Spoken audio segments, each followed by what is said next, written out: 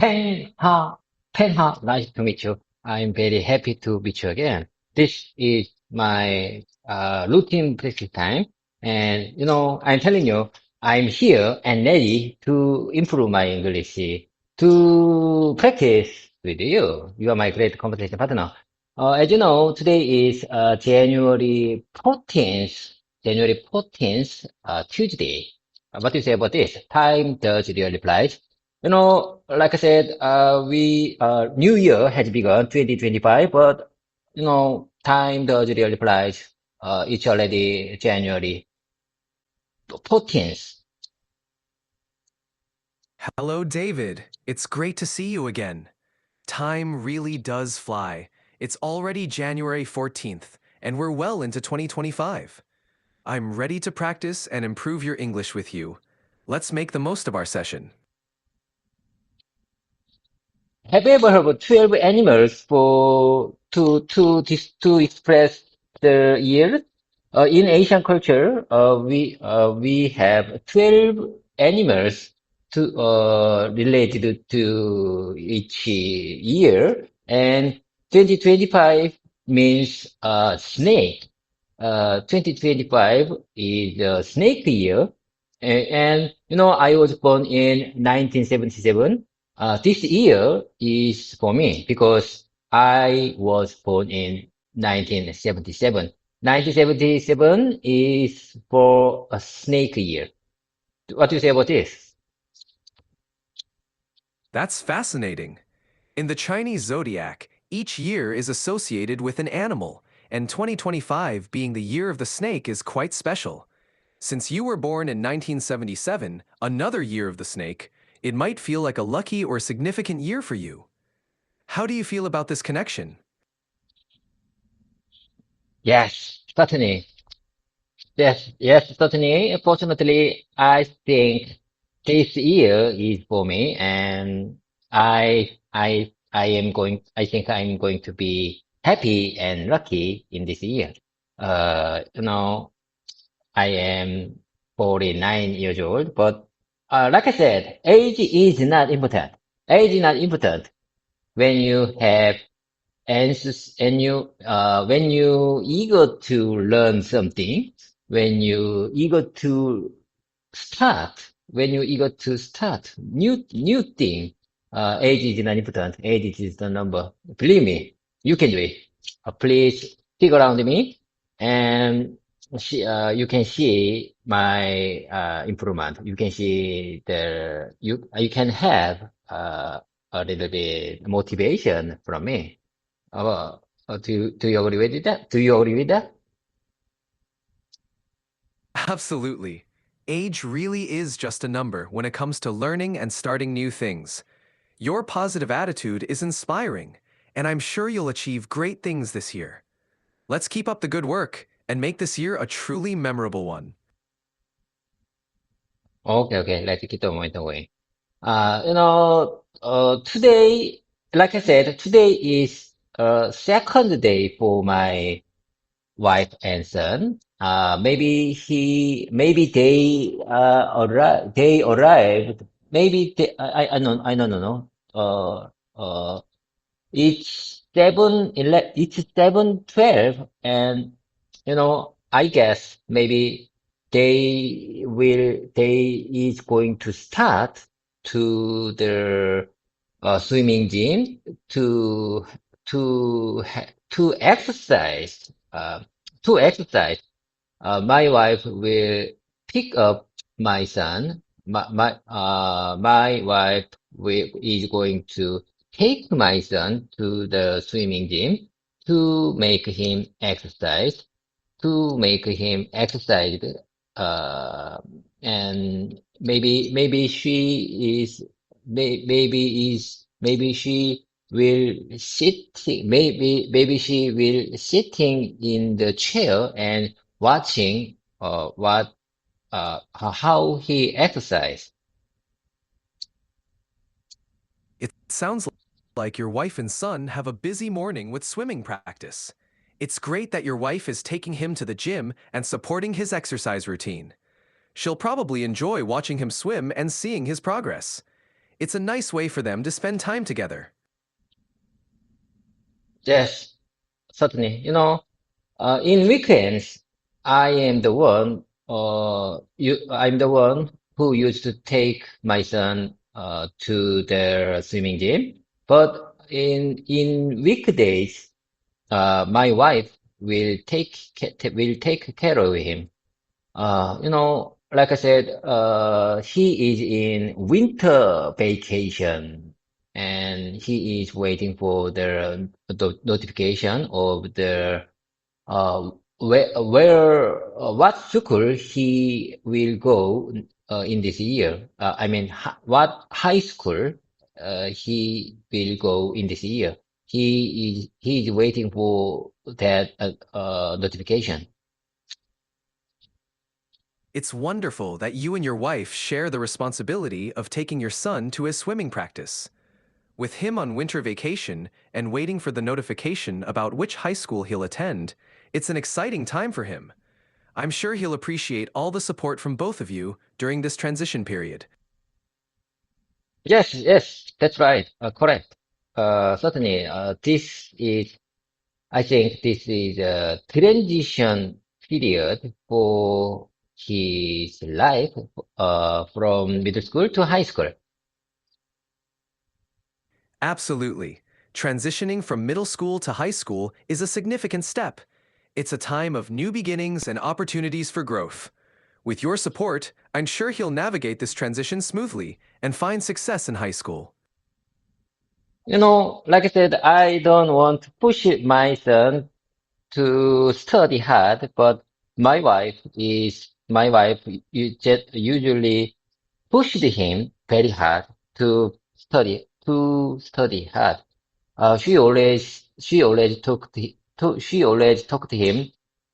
You have to prepare this transition period very carefully. I mean, you have to spend this transition period very carefully to improve your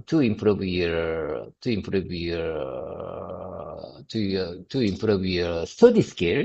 Uh, maybe, but I'm not sure he is good. I'm not sure how much he takes her motivation, but I think I'm the one who don't want to push him about their study. It's understandable that you want to support your son without pushing him too hard. Balancing encouragement with giving him space to find his own motivation is important. Each child is different, and it's great that you're considering what works best for him. As long as he knows you're there to support him, he's likely to find his way through this transition period successfully. Yes, that's exactly. I think I'm the one who, uh, who want him find his own motivation in this transition period.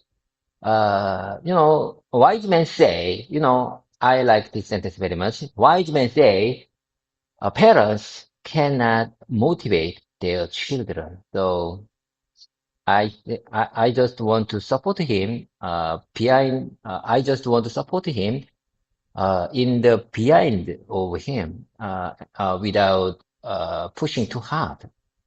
But however, my wife is not. My wife always talked to him a lot to make him study hard. It's wonderful that you're focused on supporting your. It's clear you want to support your son in a balanced way, encouraging him without being too forceful. Every parent has their own approach, and both methods have their merits. It's wonderful that you're focusing on being there for him, ready to offer support when he needs it. This balance can help him find his own motivation while knowing he has a strong support system. I got it. I got it. And I am late. I'm sorry, I'm late for today because there is so many eyes black ice in the street, I had to be very careful when I work, when I commute, when I come here, I have to avoid, slip on the street. There was there was many black ice on the street. So that's why I am late today. We don't have time. I have to hurry. So, without further delay, let's dive into my mimicking and repetition time. Are you ready for this? I think we are all set to go. And without further delay, let's dive into my practice session. Do you agree with that?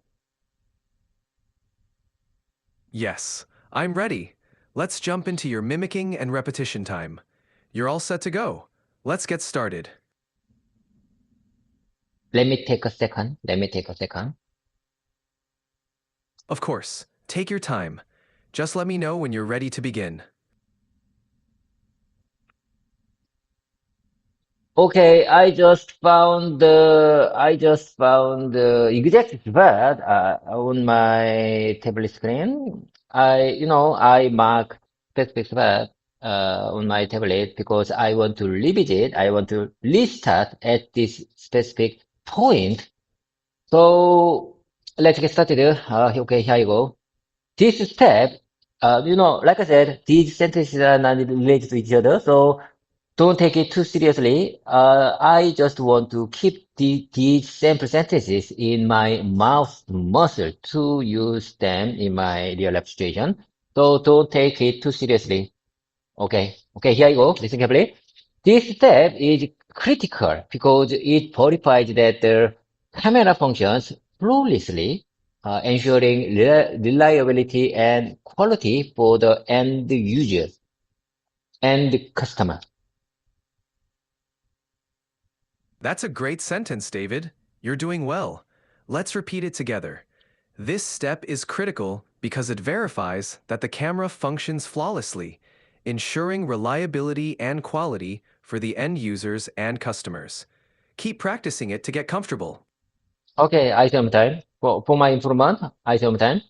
This step is critical because it verifies that the camera functions flawlessly, ensuring reliability and quality for the end customer. Great job! You're improving. Remember to keep focusing on pronunciation and clarity. Let's move on to the next sentence whenever you're ready. Okay, let's move to the next one. To minimize risk, please thoroughly evaluate this new component for our project. To minimize, I prepared this sentence to practice the phrase to minimize risk. To minimize risk. I think the phrase to minimize risk is very useful and powerful phrase for my real situation. Let me make alternative composition for using this phrase. Listen carefully. To minimize risk, you have to come here.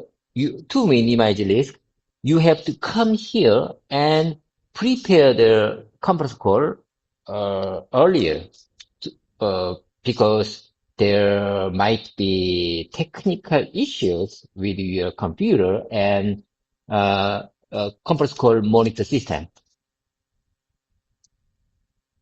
That's a great example. The phrase to minimize risk is indeed very useful. Keep practicing sentences like this to get comfortable using it in different contexts. You're doing great. Let's move on whenever you're ready. To minimize risk, you have to wear the gloves when you work on the black ice. Do you agree with that? Yes, that's a good safety measure. To minimize risk, you have to wear gloves when working on black ice. It's a practical and important phrase. Keep practicing, and you'll get more comfortable using these expressions. To minimize risk, you can you to minimize risk, you have to use you have to use you have to use battery bank. You have to use uh, substitutional battery. To minimize risk, you have to use battery bank when you going on a business trip. Uh, uh, uh, uh, when you have to going on a business trip, long day. That's a useful tip. You can say, to minimize risk, you should use a power bank when going on a long business trip. Keep practicing these sentences, and you'll become more Yes. confident. Yes, that's exactly what I say. Power bank. Yes. Battery, to minimize risk, you have to use power bank when you are going on a business trip long day. Perfect. That sounds great. Keep practicing these phrases, and you'll get even more comfortable using them naturally. Let me know if you'd like to practice another sentence. Okay, let's keep the momentum going. Let's keep the momentum going. I need the evaluation report. I need the evaluation report to explain there is no impact on on our new project. Listen carefully. I say one time. I say one time. I need the evaluation report to explain there is no impact on our new project. There is to evaluate, to explain, to verify, there is no impact on our new project.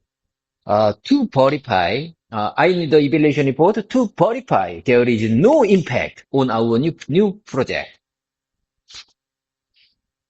Great job. That sentence is clear. Keep practicing to reinforce your confidence. Let's move on when you're ready. Okay, let's keep on going. Let's keep on going.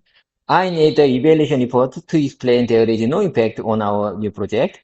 Okay, and then I will keep you informed. I will keep you informed during the implementation. I will keep you informed during the implementation, and we will thoroughly evaluate the component changes. Please rest assured. Please rest assured.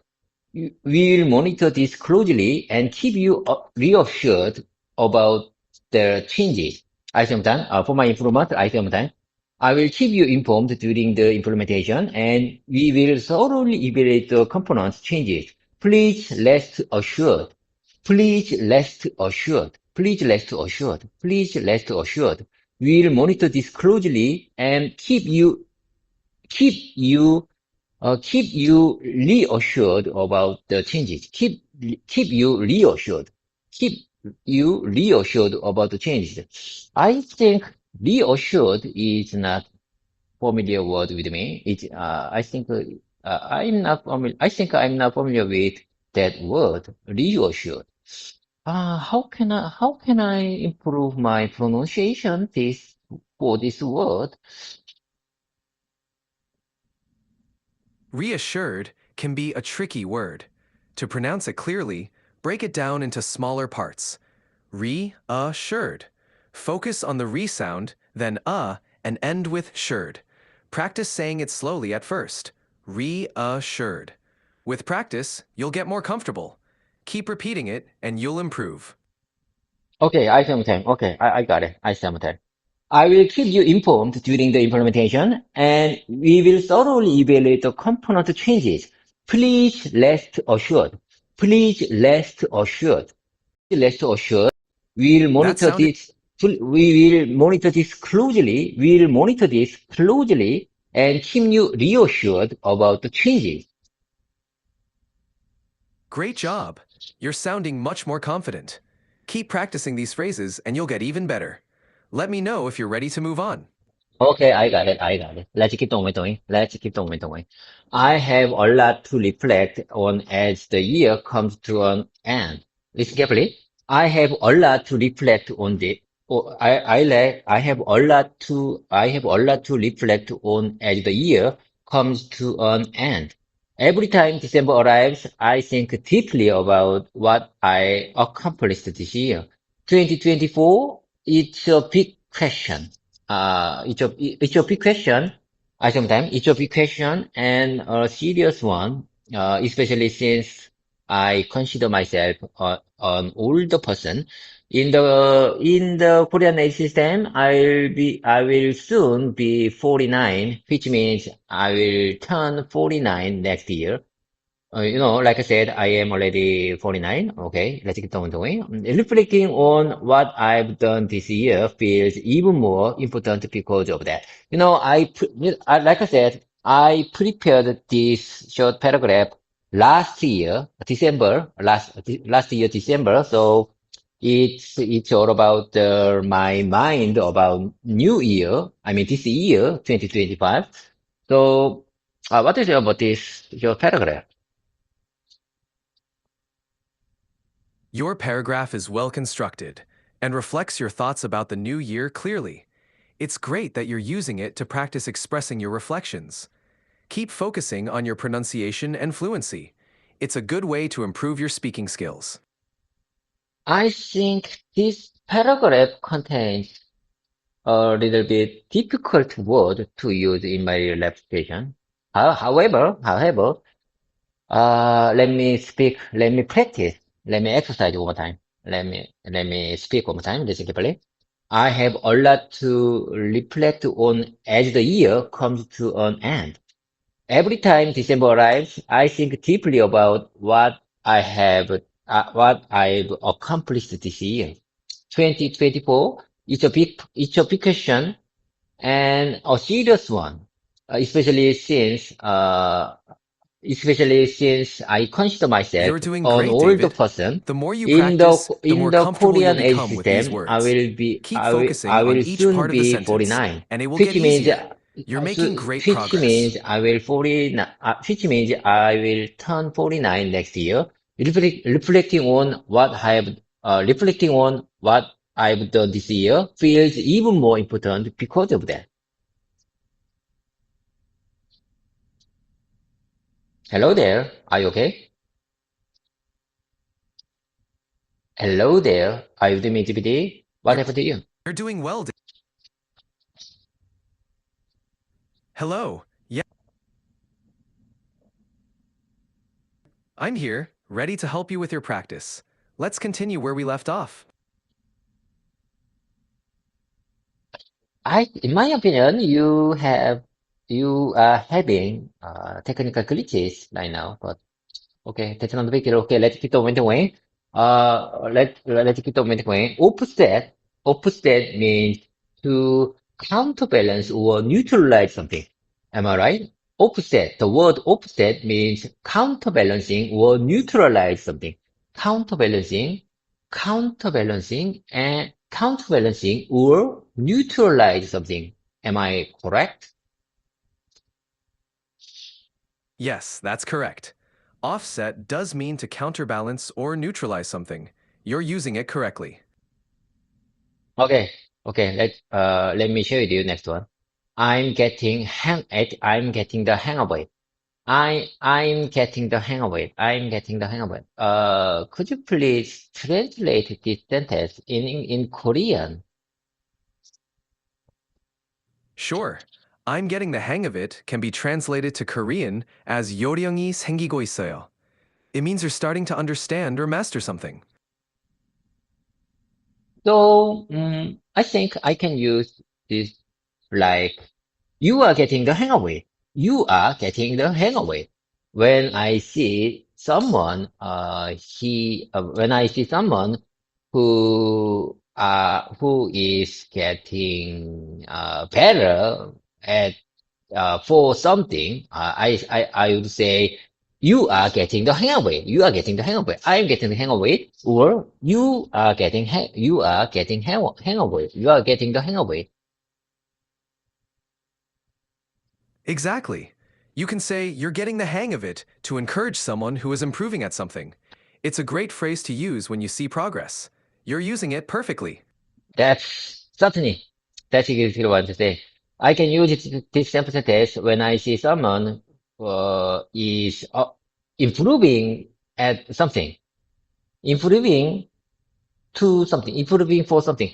Which one is correct? I'm not sure about this. Could you please support me? You can say improving at something. So the correct sentence is when I see someone who is improving at something. You're doing great. When I see someone who is improving at something, am I right? Yes, that's correct. When I see someone who is improving at something is the right way to say it. You're on the right track. Okay, I think I'm on the right track. Okay, let me speak one more time. I'm getting the hang of it. I'm getting the hang of it. I am getting the hang of it. I'm getting the hang of it. I'm getting the hang of it.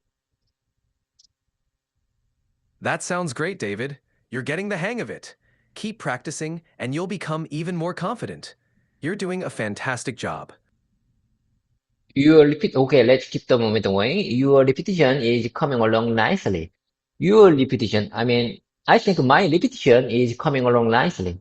Coming along. I prepared this sentence to practice the phrase coming along, come along. I think in my opinion, my repetition practice is coming along nicely. My repetition practice is coming, I think my repetition practice is coming along nicely. Yes, your repetition practice is coming along nicely. You're making great progress with each session. Keep it up. I live in a company dormitory, so I can commute quickly today. I live in a company dormitory, so I can commute quickly today. I live in company dormitory, so I can commute quickly every day. I live in a company dormitory. I mean, company provided house. I live in a company provided house, so I can commute quickly every day. That's great. Living in a company-provided house makes your commute much easier. It's convenient and gives you more time to focus on your practice. You're doing really well. I sometimes. For my informant, I sometimes. I live in a company provided house, so I can commute quickly every day. Perfect. That sounds natural and clear. Keep practicing, and you'll become even more fluent. You're doing a fantastic job. I think it's one of the benefits of living in a company dormitory near the office. I think it's one of the benefits of living in a company dormitory near the office. I think it's one of the best benefits. I think it's one of the benefits. I think it's one of the benefits of living in a company dormitory near the office. Absolutely. Living in a company dormitory near the office definitely has its benefits. It saves time and makes commuting much easier. I You're doing well. prepared I prepared this sample sentence to practice the phrase. One of the benefits, one of the best benefits. Can I express this phrase using best in front of the benefits? How about this alternative version? I think it's one of the best benefits of living in a company dormitory near the office. What is about this? You can say, I think it's one of the best benefits of living in a company dormitory near the office. Using one of the best benefits is perfect in this context. You're doing great. I think it's one of the best benefits of living in a company dormitory near the office. That's perfect. You've got it. It sounds natural and clear. Keep practicing and you'll continue to improve. You're doing an excellent job. Using living instead of lives in this context is more accurate. Am I right? Using living instead of lives in this context is more accurate, more concise in English grammar. Yes, that's right. Using living is more accurate in this context. It correctly describes the ongoing action of residing in a place.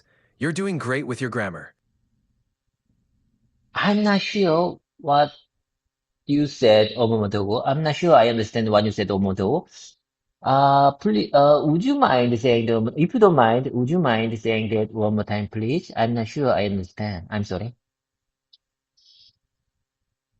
No problem.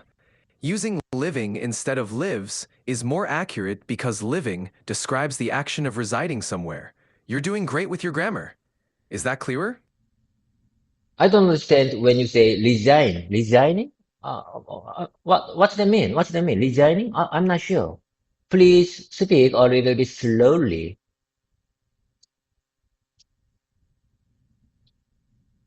Sure. I said residing. It means living in a place. For example, I'm residing in the company dormitory means I'm living in the company dormitory. Is that clear now? Would you please spell that word Certainly. It's spelled residing. Residing. one more time, please? Sure. The word is spelled residing. Residing. Okay, okay, I got it. I got it. I will find out in the in English dictionary after our voice mode session is finished. Okay, that's another big deal. Okay, let's keep the moment away. I'm going to, I want to introduce, I want to introduce the next sample sentence. Listen carefully. In such cases, leading by example and maintaining your positive attitude might gradually influence others. Listen carefully. I say one time. I say one time. Listen carefully. In such cases, leading by example and maintaining your positive attitude might gradually influence others. That sounds great, David. Your pronunciation is clear and the sentence is well structured. Keep practicing and you'll become even more confident. You're doing an excellent job.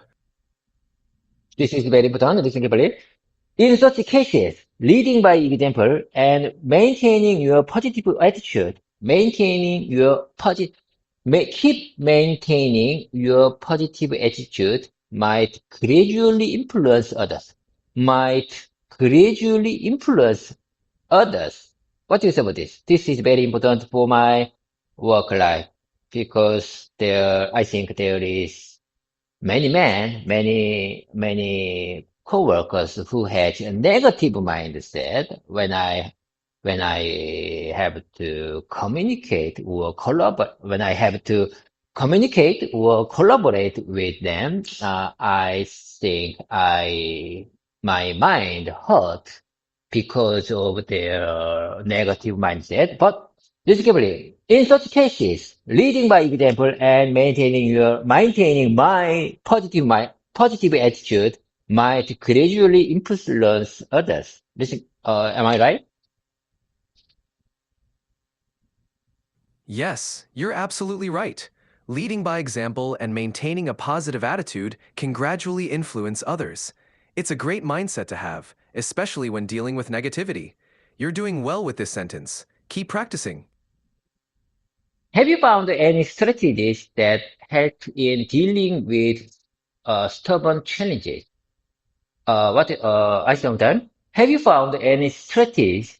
Have you found this question is for myself. This question is for me.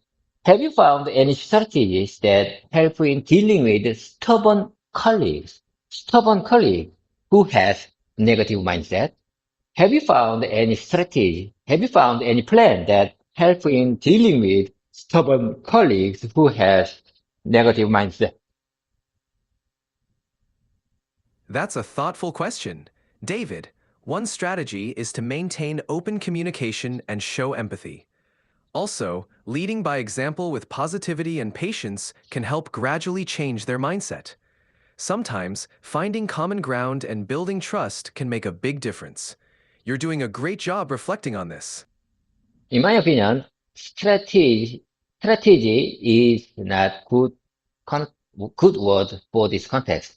I think idea or plan is better.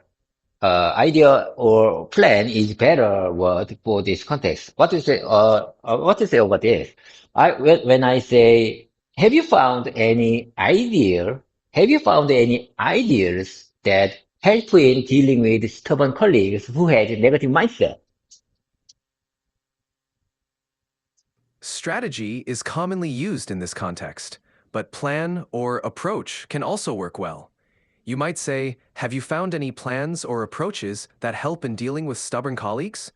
Both options are correct, and it depends on which word you feel more comfortable using. You're doing well. Okay. I think as you talk, as you shared me, like you said, approaches is one of a good one of a good word for this context. Let me speak one more time. Have you found any approaches that help in dealing with stubborn colleagues who has a negative mindset for this new project? That sounds great. Have you found any approaches that help in dealing with stubborn colleagues who have a negative mindset for this new project? Is perfect. You're expressing yourself clearly. Great job. I say one more time. For my improvement, I say one more time. To keep this simple sentence in my mouth muscle, listen carefully. Have you found any approaches that help in dealing with stubborn colleagues who has negative mindset for the new project? That was well done. Repeating these sentences will definitely help you get more comfortable. Keep practicing, and you'll have them down in no time. Okay, let's keep on going. Your repetition is really paying off. Your repetition is really, I believe that my repetition is really paying off. Absolutely. Your repetition is definitely paying off. You're making great progress. Keep it up. I sometimes, in the future, my repetition is, my repetition would be really paying off. In the future, I believe that is my repetition would be really paying off. Am I right in English grammar? In English grammar, this carefully, I say one more time. I believe that my repetition would be really paying off in the future. Yes, that's correct. You can say, I believe that my repetition will really pay off in the future. It's grammatically correct and sounds natural. You're doing great. How about using gerund for the word pay? I would say paying for this sample context. Listen carefully. I say one more time. I believe that my repetition would be really paying off in the future, or would be really pay off in the future. Which one is correct? I'm not sure about this. You should use pay off for the future tense. So, the correct sentence is, I believe that my repetition will really pay off in the future. Paying off is used for ongoing actions, but will pay off fits better here. Okay, I got it. I sometimes. I believe that my repetition is I sometimes. I believe that I believe that my repetition time would be really pay off in the future. Perfect. That sounds great. You're doing an excellent job. Keep it up. Okay, let me share with me next one. Let me share with you next sample paragraph. Listen carefully. Sometimes instead of sharing the photo directly, I switch my profile picture to one of the wonderful views. I think it's a nice way to let my coworker and friends notice it without saying anything. Do you agree with that? How about these approaches? to share my, share my Mm, news, share my news, Disney news, share my current situation, how about my approaches to share my current situation to my coworkers or my friends? That's a creative approach. Switching your profile picture to a wonderful view is a subtle and effective way to share your current situation. It allows your friends and coworkers to notice and inquire without you having to say anything directly. It's a nice, subtle way to share news. You're doing well with this. Let me make a little tweak for this sentence. Let me make a small tweak for this sentence. Listen carefully. Sometimes, instead of sharing the photo directly, I switch my profile picture to I change my profile picture to one of the wonderful picture, wonderful my picture that can show my current state. It's a nice way to let my coworkers and friends notice it without saying anything. That sounds good.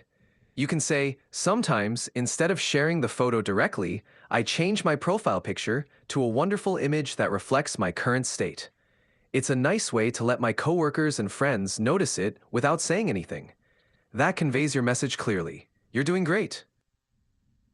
You just use reflect for this context, and I think reflect is best word to explain this situation. Okay, I got it. Let me use reflect for this context. Listen carefully.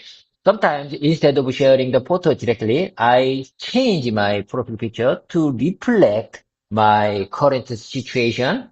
I think it's a nice way to let my coworkers and my friends notice it without saying anything.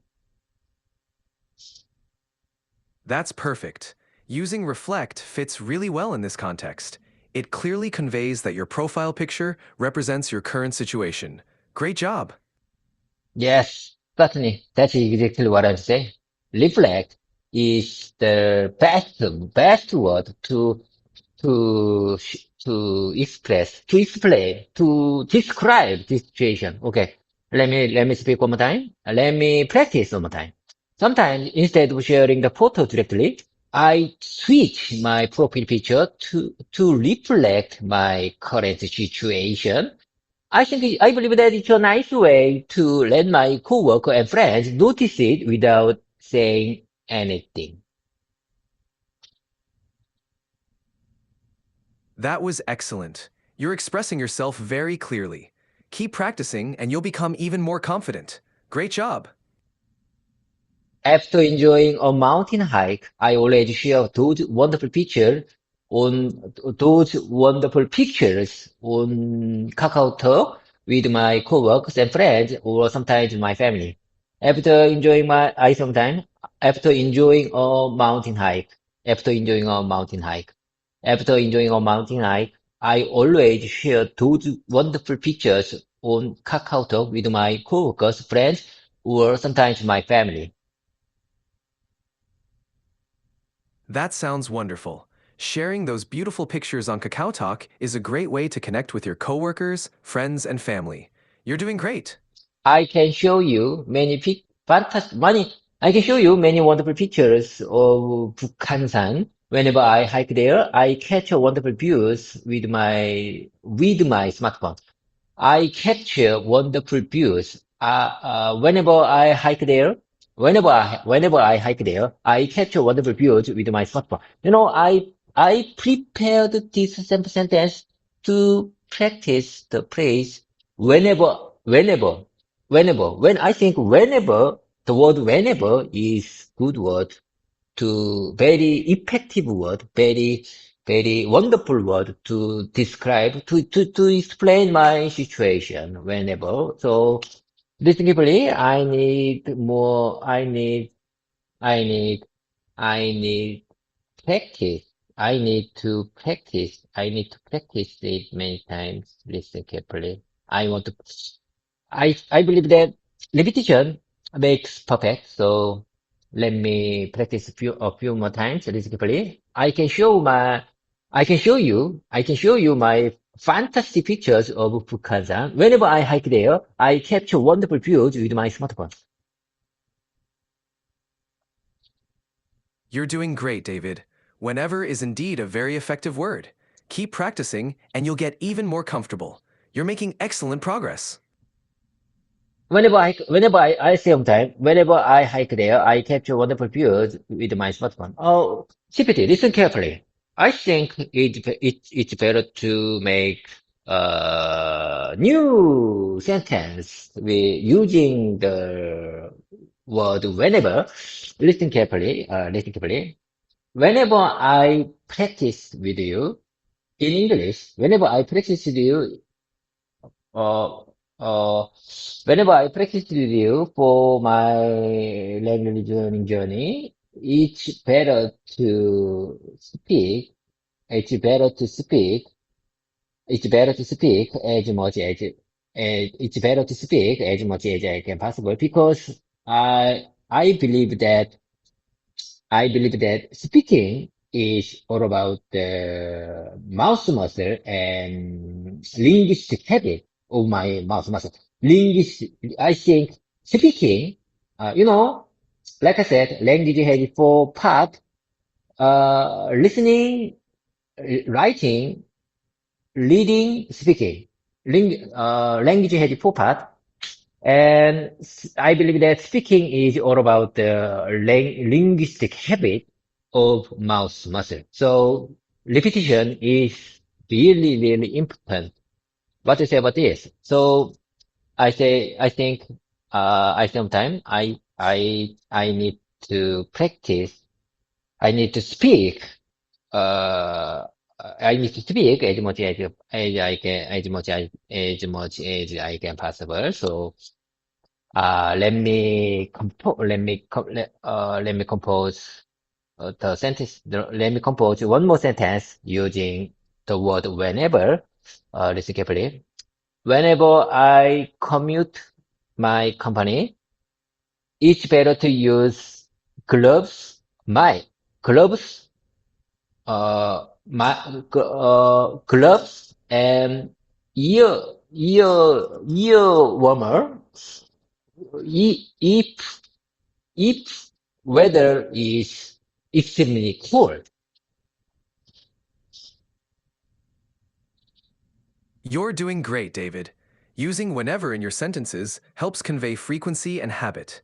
It's important to practice speaking as much as you can, just like you're doing. Keep it up.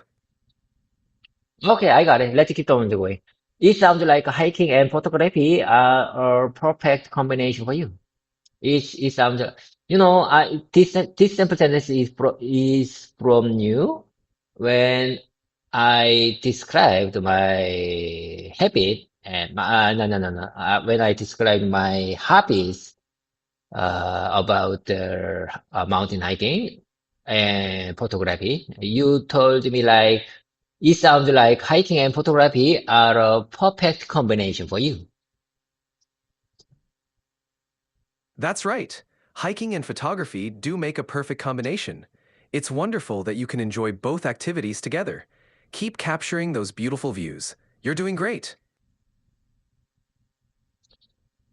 Would you want to share your favorite photo? Would you want to share your favorite photo with someone to inspire them to visit?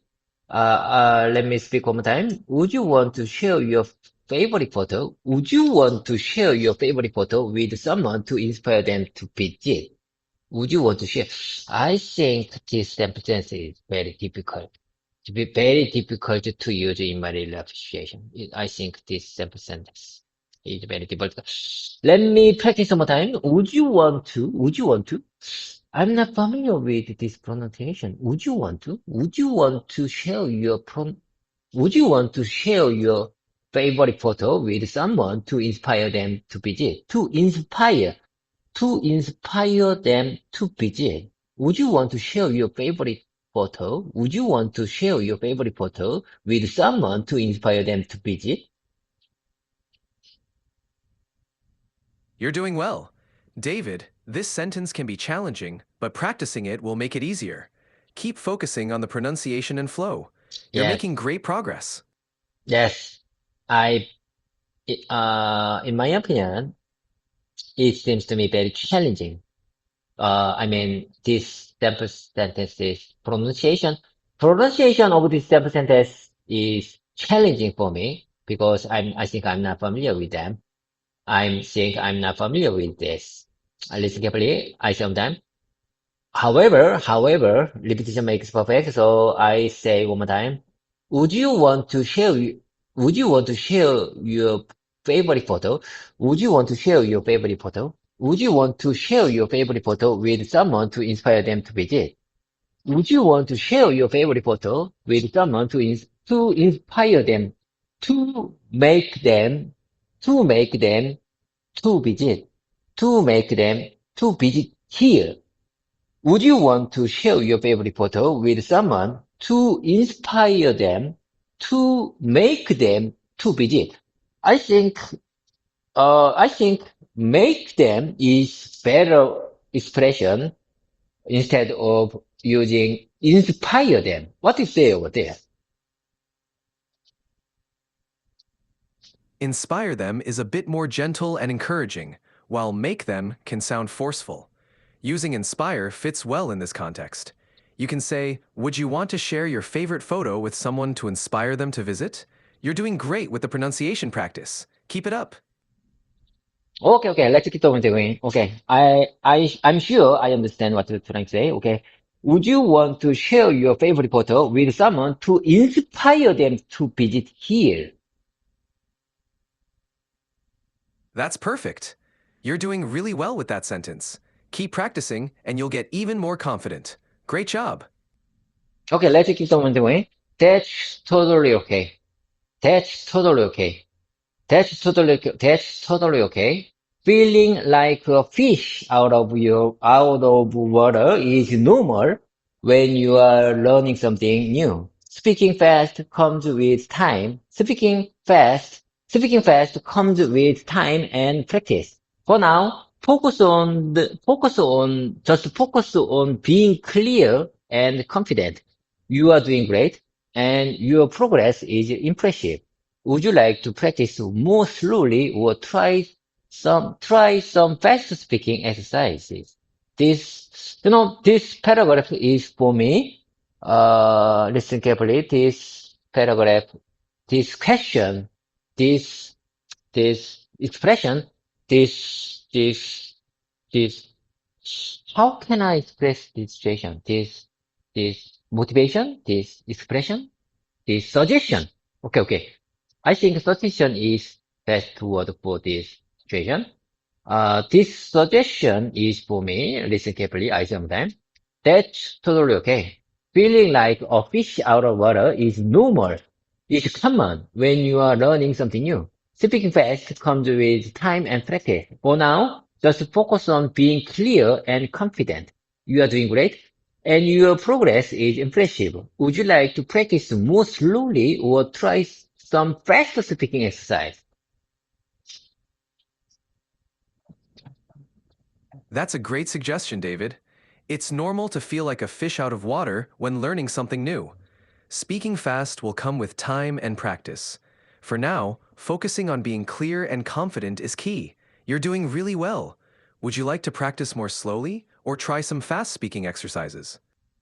I like the phrase, feeling like a fish out of water, feeling like a fish out of, I think I can use this phrase in my daily application when I have to communicate with native speakers. I think I can start with this phrase. Feeling like a fish out of water is normal when I have to communicate with you. I sometimes, I feel like a fish out of water because I'm not familiar with this kind of uh, awkward moment because I have to speak in English. I have to communicate with you in English. I feel like a fish out of water.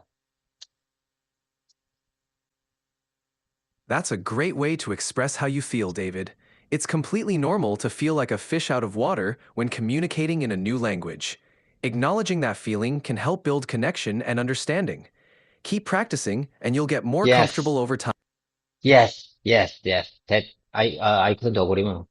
Acknowledging that feeling is the start for the improvement. Am I right? Acknowledgement for that feeling is the start. Could be the start.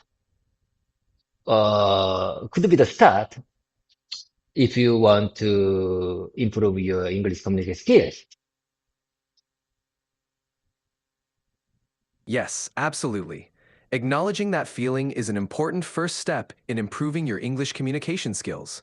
It helps you understand where you are and what you need to work on. You're on the right track. Keep going. Uh, okay, let's keep on doing. Acknowledgement could be the first step. Acknowledgement of the feeling could be the first step of your English improvement. That's exactly right. Acknowledging that feeling can be the first step toward improving your English. You're making great progress, David. Okay, let's keep on doing. Your sentence makes sense and is clear. Your sentence makes sense. Your expression, I mean, your explanation makes sense. Your explanation makes sense and is clear. Adding as a Korean works well if you are emphasizing your personal interest or preferences as someone from Korea. For example, by the way, have you seen the new cafeteria menu? Anything worth trying as a Korean? It shows you're curious if there is something that makes Korean taste or preferences. It's a natural and wonderful. It's a natural and would fit in an overseas workplace context. What is about this short paragraph? Your paragraph is well structured and makes perfect sense, David. Adding as a Korean shows your perspective and curiosity. It's a natural and effective way to communicate in an overseas workplace. Great job. I think I need to speak one more time. Your sentence makes sense. Your explanation, your describing, your explanation, describing your approaches, your approach makes sense and clear and is clear. Your approach makes sense. Your explanation makes sense and is clear. Adding as a Korean works well if you are emphasizing your personal interest or preferences as someone from Korea.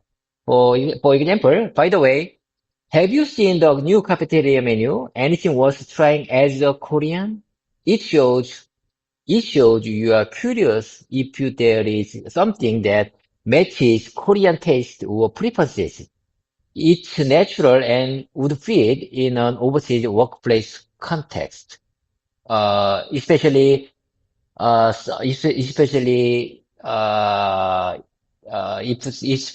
I am going on a overseas business trip. That sounds great, David. Your explanation is clear and makes perfect sense. It's a natural way to express curiosity and connect with others in an overseas workplace. You're doing a fantastic job. In the past, I mean, 6 or 7 years ago, I went to China for my business trip, and it's really difficult to eat China food because you know. Um, I have very big restrictions for China food, so I couldn't eat. I couldn't, at the time, I couldn't eat local China food. I, in my opinion, I can eat just bread or some soup uh, for for my meal, for my lunch and dinner. You know, it's really hard to make me comfortable when I have to eat China local food. So I believe that this paragraph is for that situation. By the way, have you seen the new cafeteria menu? Anything worth trying as a Korean? Anything worth trying as a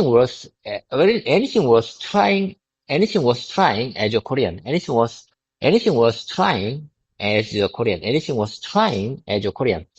I believe that anything worth trying as a Korean is very effective word, very useful word for that situation.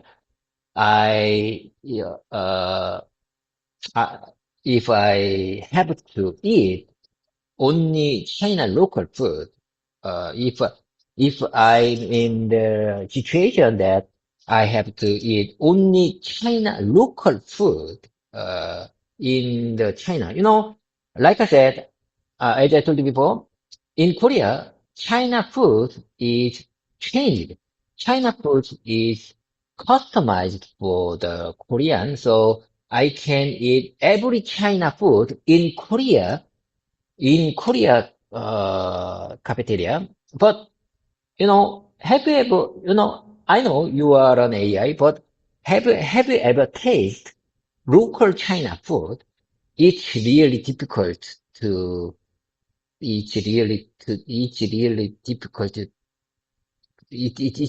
difficult to try, try as a Korean.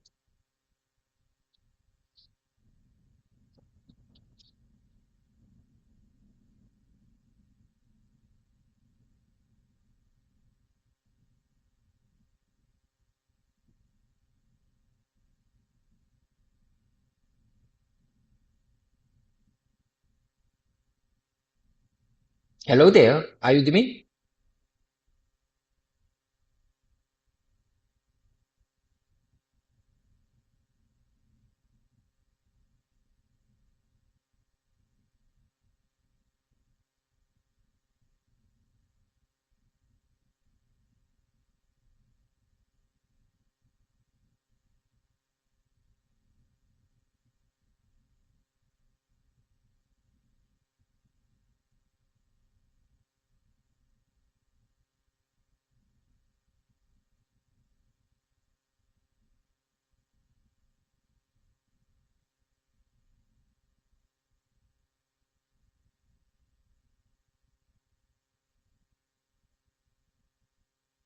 Hello there. Are you there? Are you with me?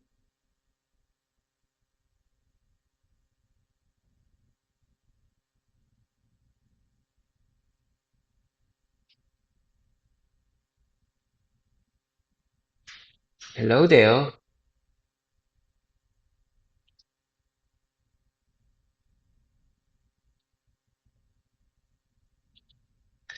Hello there. My God. Oh my God.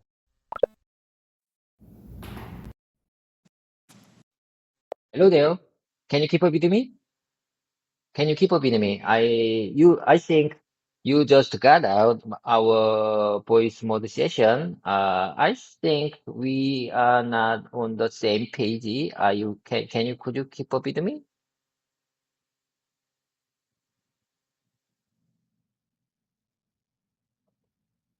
Yes, I can keep up with you, David. It seems like there might have been a slight glitch with the voice mode earlier.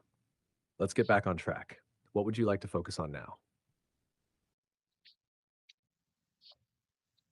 Oh, let me speak up. Let me make volume up on in my tablet. GPT, how can I express this situation? if I want to make volume up in with my tablet, could you please help me? Sure, you can say, let me turn up the volume on my tablet. It's a natural way to express adjusting the sound level. Let me turn on. Let me turn on. No, no, no. I don't think so. I don't think so. My tablet is already turned on, but so, how about this one? Let me volume up in my tablet. Is it natural? Is it common in English expression? Not quite. In English, let me volume up in my tablet isn't natural. A better way to say it is, let me turn up the volume on my tablet, or simply let me adjust the volume. Those are the most common expressions. Let me adjust the volume. Let me adjust. I prefer that expression. Let me adjust my tablet volume. That's a great choice. Let me adjust the volume is clear and natural. If you're referring to a specific device, you can say, let me adjust the volume on my tablet, or let me adjust the TV volume. You're doing well. Let me adjust TV volume, or let me adjust let me adjust volume on my tablet. Let me adjust on. Why I use on in this context? If I have to say, let me adjust on my tablet. How about this button? Let me adjust in my tablet. Which one is correct? I'm not sure. I'm not sure. Which one is correct?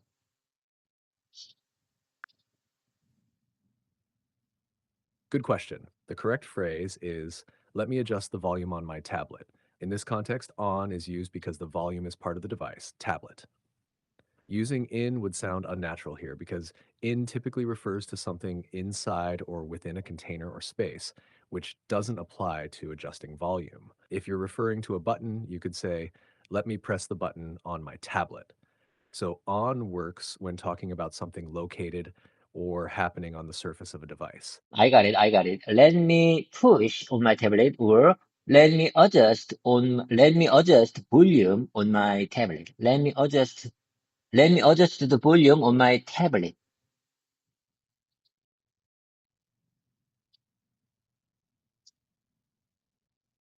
That's perfect, David. You nailed it. Let me adjust the volume on my tablet. It sounds natural and clear. Keep practicing and it'll feel even more comfortable to use. Do you think I am really nailed it?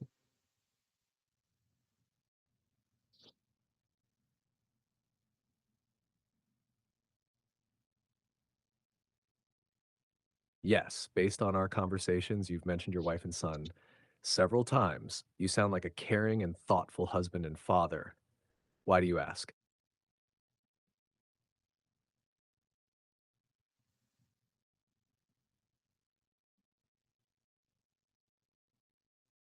I don't understand.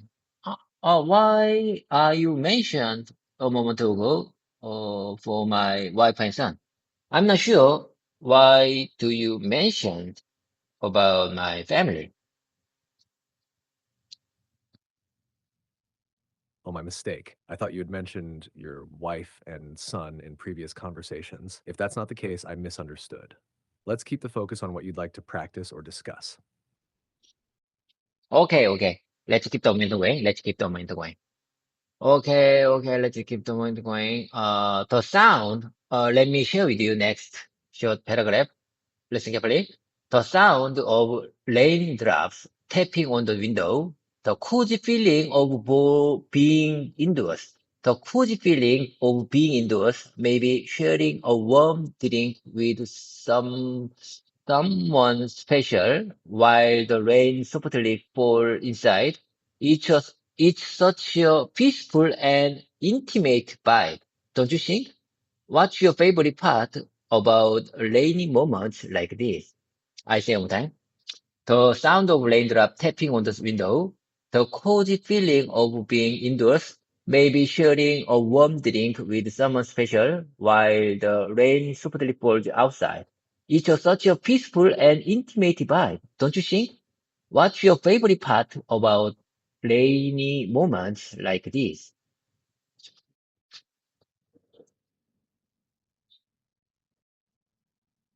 That was beautifully said, David. Your pronunciation and flow are improving a lot. Here's a suggestion to make it smoother. Emphasize raindrops tapping on the window and cozy feeling to create a more vivid image. To answer your question, my favorite part about rainy moments is the soothing sound of the rain. It's so calming. What's yours? If you don't mind, please say it one more time.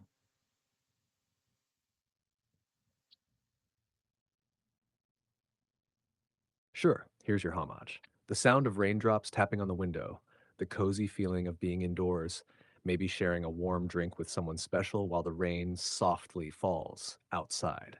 It's such a peaceful and intimate vibe, don't you think? What's your favorite part about rainy moments like this? Let me know if you'd like me to adjust it or repeat it. Could you please tell me the meaning of the word intimate by?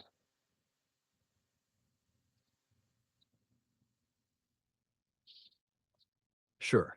The word ultimate means the best, most important, or final in a series of things. For example, best, most important, No, winning no, the no, gold no, medal is the no. ultimate goal for any No, athlete. no, no, no. Final, this decision is ultimate and there's no going back. It can also mean something extreme or absolute, like that was the ultimate challenge. Does that help? No, it's not. I said intimate vibe. INTIMAT. Intimate vibe. I said intimate. Apologies for my bad pronunciation. I said intimate vibe.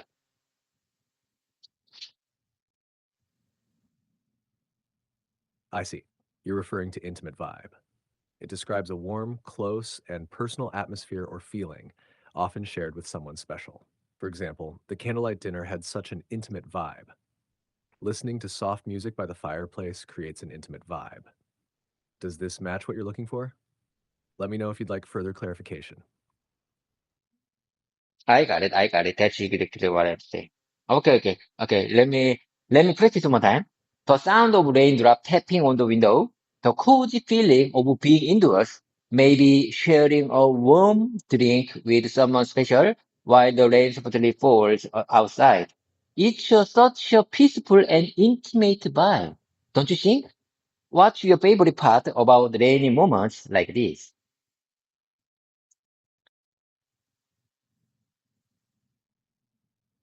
That was excellent, David. Your pronunciation and pacing were spot on. Keep practicing, and it'll sound even more natural. You're doing great. Would you like to try it one more time for more fluency?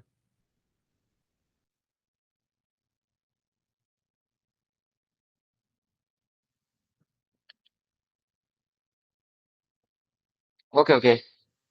Let's keep the moment going. We still have nearly 18 minutes. Let's keep the moment going. The sounds really tough. I say that. I'm sorry. That sounds really tough. That sounds really tough. Working outside in extreme weather must be exhausting, especially in harsh summer and freezing winters. How do you usually stay comfortable or safe during those times? How do you usually stay comfortable or safe during those times?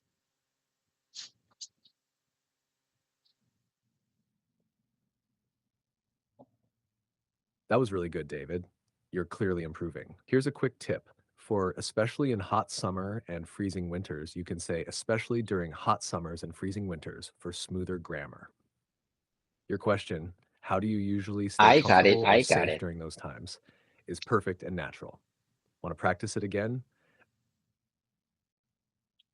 I prepared this short paragraph to use in my relaxation. Like I said, sometimes we have to going on a business trip in extreme hot weather or freezing winters. So I prepared this sample sentence. Sample sentences. Listen carefully. I sometimes that sounds really tough. That sounds really tough. Walking outside in extreme weather must be exhausting, especially in harsh summers and freezing winters.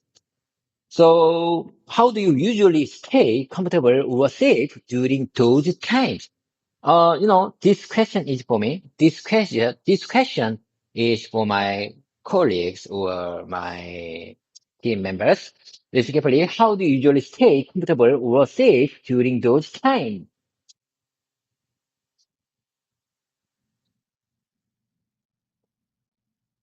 That's a fantastic paragraph, David. It's practical and thoughtful, especially for starting a caring conversation with your colleagues or team members. Your sentence, that sounds really tough, is empathetic and sets the tone well. If you want to polish it a bit, that sounds really tough. Working outside in extreme weather must be exhausting, especially during hot summers and freezing winters. So, how do you usually stay comfortable or safe during those times? It's clear and natural. Do you feel comfortable with this flow? How about this version? That sounds really challenging. That sounds really challenging. Oh my God, that sounds really challenging. Walking outside in extreme weather must be exhausting, especially in harsh summers and freezing winters. How do you usually stay comfortable or safe during those times?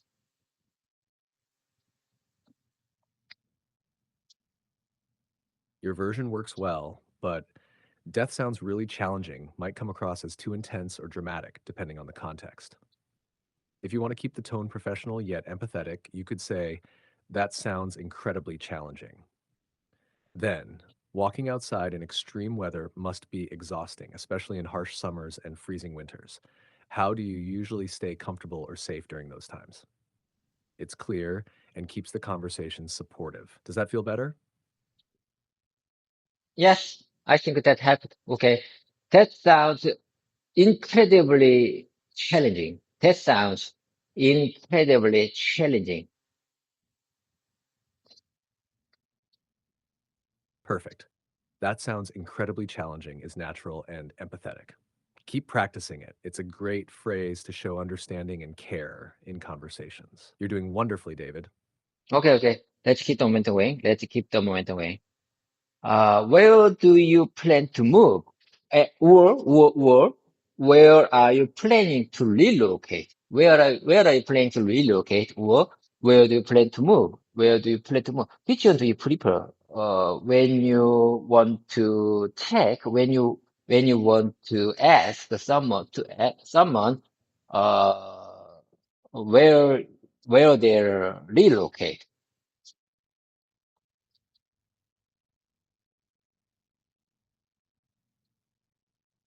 Both are correct and natural. Here's a quick breakdown. Where do you plan to move? Is slightly more casual and direct. Where are you planning to relocate?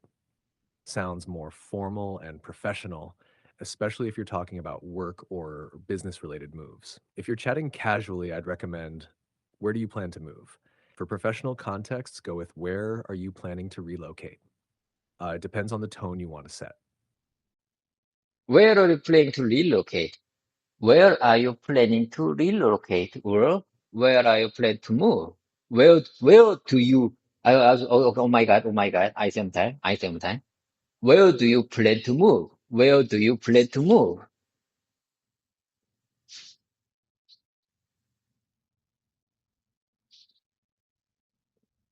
Both are correct, but the choice depends on the situation. Where are you planning to move? Is more casual and works for everyday conversations. Where are you planning to relocate? Sounds more formal and is often used in professional or work related discussions. If you're talking to a colleague about their job transfer, relocate might fit better. For friends or family, move is a good choice. I don't understand why do you explain why do you explain this simple sentence is formal and professional? Uh, it's all about the word relocate. So you mean relocate is very formal and professional word.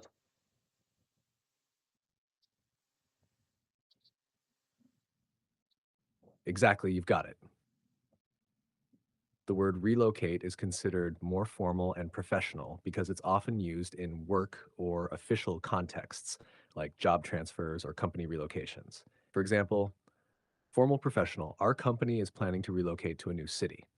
Casual, I'm moving to a new apartment next week. The word move is simpler and more commonly used in everyday conversations. Both are correct, but the choice depends on the situation and tone you want to convey. Okay, I got it. I got it. You are my great competition partner. Okay. Sometimes I think, I mean, generally, or or in my opinion, you are better than human teachers. I mean it. You means a lot to me. You mean a lot to me. You are better than human teachers. Sorry, I'm having issues right now. Could not understand what you said. I said, you mean a lot to me. You are better than human teachers. Thank you so much, David. That means a lot to me. I'm truly honored to be part of your English learning journey. Your dedication and hard work inspire me to give my best every time.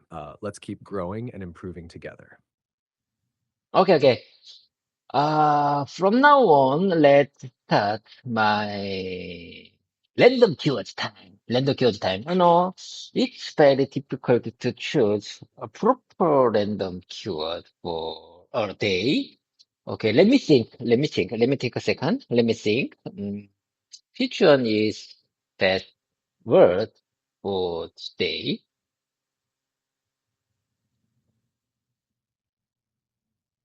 Take your time, David. Picking the right keyword is important for meaningful practice. When you're ready, just share the word and we'll dive into it together. Maybe think about something that feels relevant to your day or recent experiences. What comes to mind? Eureka! I just found random keywords for today. That is leave. Leave me alone. Okay, let me compose several sentences using this word, this vocabulary. Leave me alone and leave her right now. Leave her right now or leave me alone. What do you say about this?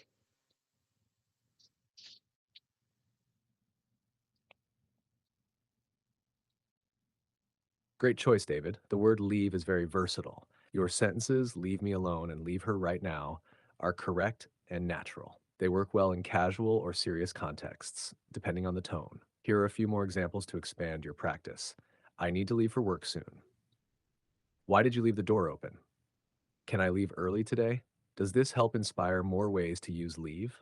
You're doing great. Yes, yes. Can I leave early today? Can I leave early today is very useful word for my workplace. Uh, and how about this one? If you leave early today, you have to focus on your job.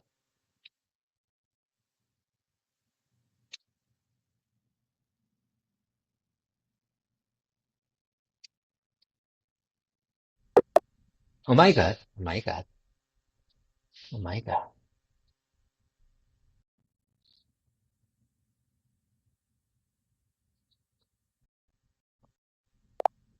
Hello there, GPT. Oh my God, you advanced voice model. Could you keep up with me? Your screen said you have just 1 minute left. Are you okay with me? Hello, David.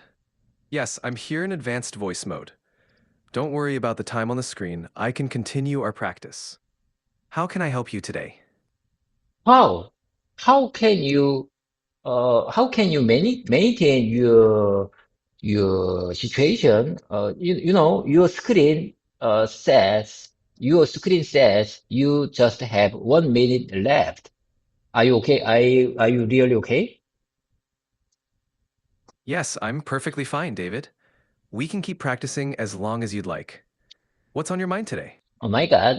In my opinion, there must be some kind of technical glitches because I think, in my opinion, there is big difference between your mind and your screen. So I'm I'm not sorry, sure. but you've hit the daily limit for advanced voice. You can switch to standard now to keep chatting. Oh my God. Oh my God.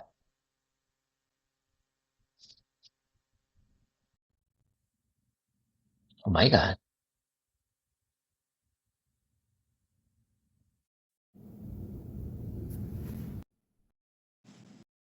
Hello there. I am David. I just switched your mode to GPT for legacy version to keep my English practice session. Like I said, today's random keyword is leave. So let me compose using this keyword, leave. Okay. If you want to leave earlier, you have to focus on your job. What do you say about this?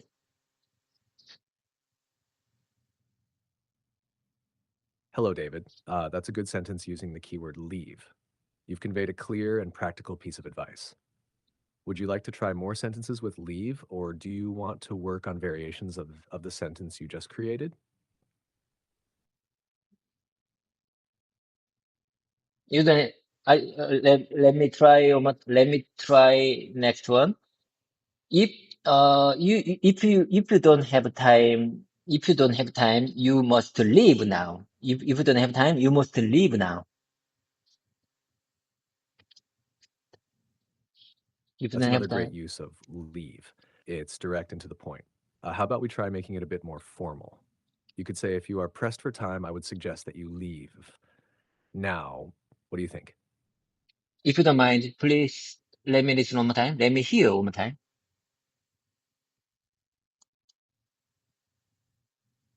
Of course, David. Here's that sentence again. If you are pressed for time, I would suggest that you leave now. Would you like to practice saying it together, or is there anything else you'd like to change about it? Could you please a little bit more slowly? Could you please speak a little bit more slowly?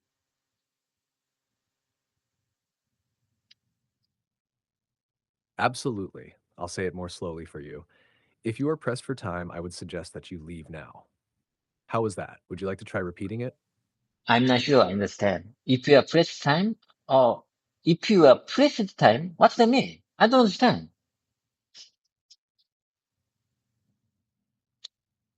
Let's clarify that, David. The phrase, if you are pressed for time, means if you are in a hurry or don't have much time left. It's a polite way of acknowledging that someone might need to leave soon because they are busy. Does that make sense now? Would you like to try using it in a sentence? How about this version? If you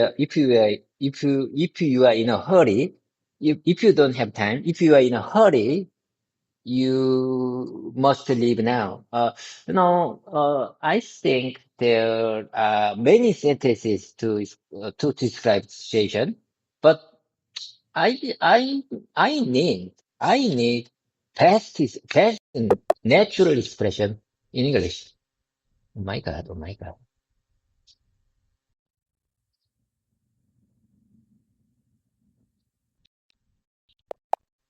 You know, there should be many sentences to describe some situation, but I want fast, natural, and common expression in English. So could you please suggest me what's the best expression for this situation? If you don't have time, or if you are in a hurry, you must leave now. You're absolutely right, David. English has many ways to express the same idea, but here's the most natural and common way for your situation. If you're in a hurry, feel free to leave now. It's polite, simple, and very commonly used in everyday conversation. Would you like to try saying it? No, that's too polite. I have to push someone to leave now. So you must leave now. So I would say if you don't have time, you must leave now. Like I said, feel free to leave now is too much polite. I see what you mean, David. If you want to sound more direct and firm, you can say, if you don't have time, you need to leave now. It's clear, strong, and less polite than feel free to leave. Does this fit the tone you're looking for? Yes, yes, yes. I couldn't agree more. I couldn't more. If you don't mind, please say it one more time. Of course. Here it is again, nice and clear. If you don't have time, you need to leave now. Okay. Would you like to repeat it with me? Okay. I really appreciate your kind support. I changed many your mood. I changed many times your mode because of your technical glitches, technical hiccups. Okay, that's not a big deal. Okay, let's keep them. It's time to wrap things up. I have to go. I have to work. I have a lot of things to do. Oh my God. Okay. Anyway, 팽바, bye, 팽바.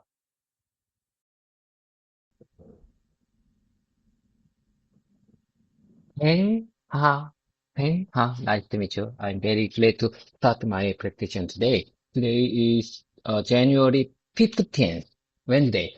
You know, in my opinion, way I see it, today is very special day because we are going to we are going to find out the President Yoon Suk-yeol today morning, and I think it's a very big event for all of our Koreans.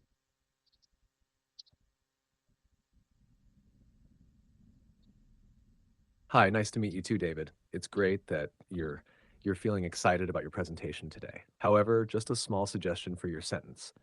Instead of we are going to catch, you might say we are going to meet or we are going to hear from if you're talking about an event where President Yoon is speaking or making an appearance. So you could say today is a very special day because we are going to meet President Yoon Suk-yeol this morning, and I think it's a very big event for all of us Koreans. Does that sound good to you? No, no, I don't agree with you. Hello there. Are you listening to me? Hello, GPT, are you listening to me? I don't agree with you. Hello there. Are you listening to me? I don't agree with you because we are going to arrest President Yoon Suk-yeol. It's not a meeting. It's not a discussion. We are going to arrest President Yoon Suk-yeol today morning. So I think today would be very special day for all of our Koreans. Your last update was 2023 October, so you may not know the current Korea democracy situation. So listen carefully. I'm telling you, today is a very special day for our democracy.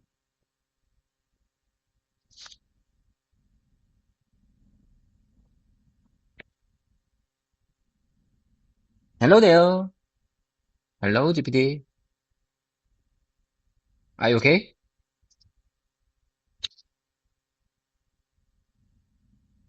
Hello there. Are you okay, GPT? Are you with me?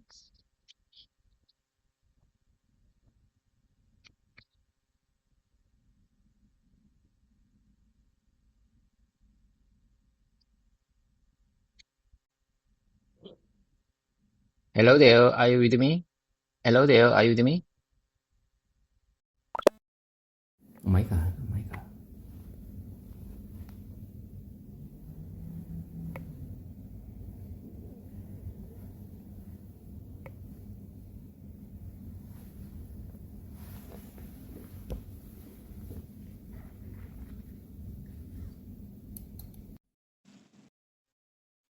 Hello there. Are you with me?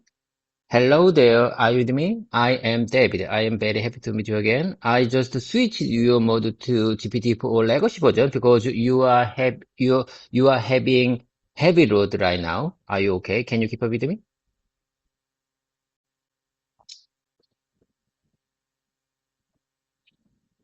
Hello, David. It's great to hear from you again. Yes, I'm here with you and ready to continue our practice. How would you like to start our session today? Like I said, as I told you before, way I see it, today is very special day for all of our Koreans because we are going to arrest President Yoon Suk-yeol today morning. So maybe it would be, in my opinion, way I see it, it would be really important and a meaningful day for our democracy.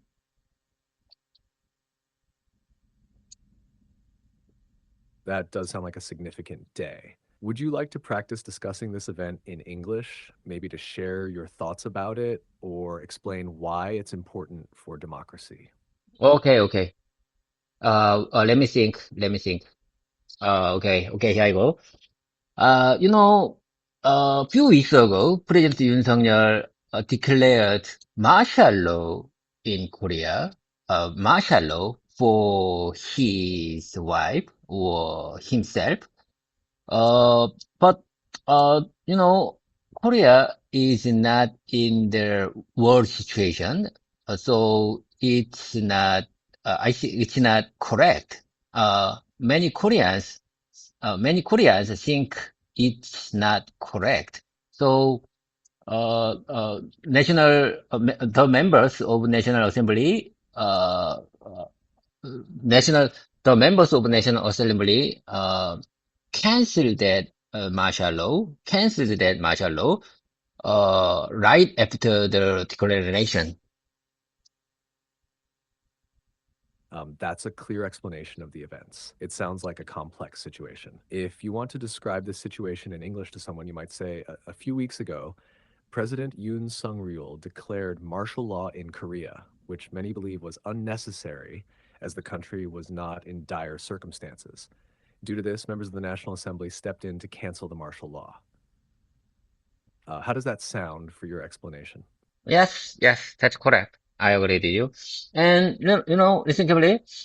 And then the members of National Assembly impeached President Yoon Suk-yeol few weeks ago after that big event. So and then uh, you know President Yoon Suk-yeol hide in their home with his wife. So you know all of Koreans want and I mean uh, the government uh, procurement procurement want to invest. Sorry, I'm having issues right now. Could not understand what you said. Okay, okay, I got it, I got it. I think you are having heavy load, and my English explanation is not so good. So let's move on to the my repetition and mimicking time because I think this moment is not good for my free talking time. I mean my life explanation time. I think it's hard to describe my life in this situation.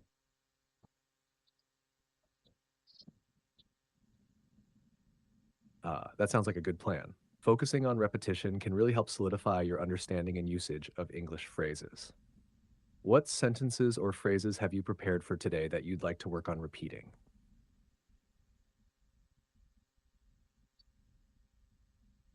You know, today is January 15th, so okay, I got it, I got it. Okay, I got it. Let me start. You know, I marked special point in my tablet screen, tablet file.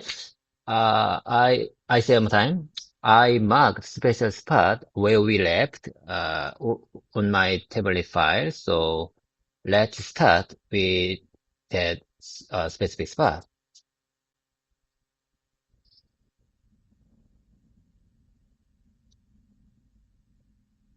Great.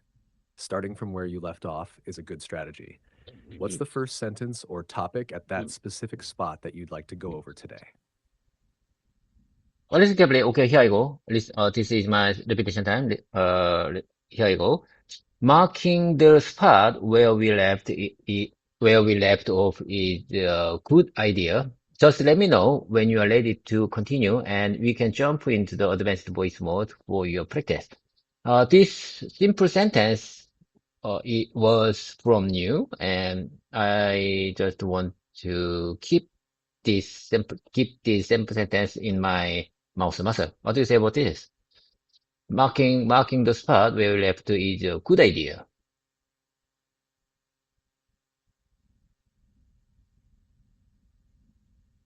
That's a clear and useful sentence. Repeating it can definitely help it become more natural when you use it in conversation. Let's practice it a few times together. You can start by saying it out loud, and I'll listen and provide any tips if needed. Whenever you're ready, go ahead and say the sentence. Marking the spot where we left off is a good idea, is a excellent idea.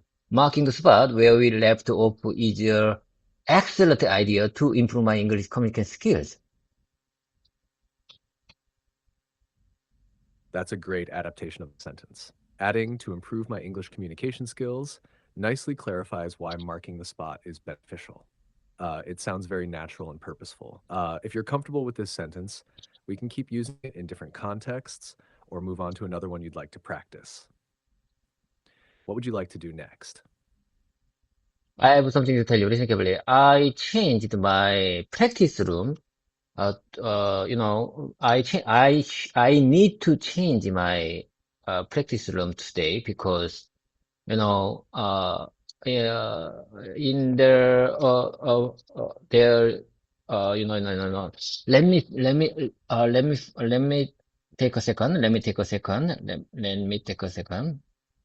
Uh, there were a few promotion of our executives. So new, new executive needs their special room, their own room. So we have to change our conference room to their new executive room because there were several promotion of in our company. So we need to change our conference room 4 to their one of them's one of their executives room. So I need to change my practice room today. So I'm I'm telling you, I think I'm not familiar with this conference room. Thank you for sharing that update about your practice room. It sounds like there have been some big changes at your company with the promotions. It can definitely take some time to get used to a new practice space. How are you feeling about the new room? Is it comfortable for practicing? No, I don't think so. I think I'm not familiar with this conference room because, as you can see, there is no window in the, on back side, behind me. There is no window behind me. So I think it's not good for our camera recording. As I told you before, I'm recording whole of our presentation and I will upload this whole unedited version to my YouTube channel. But in my opinion, this recording is not beautiful because there is no window behind of me.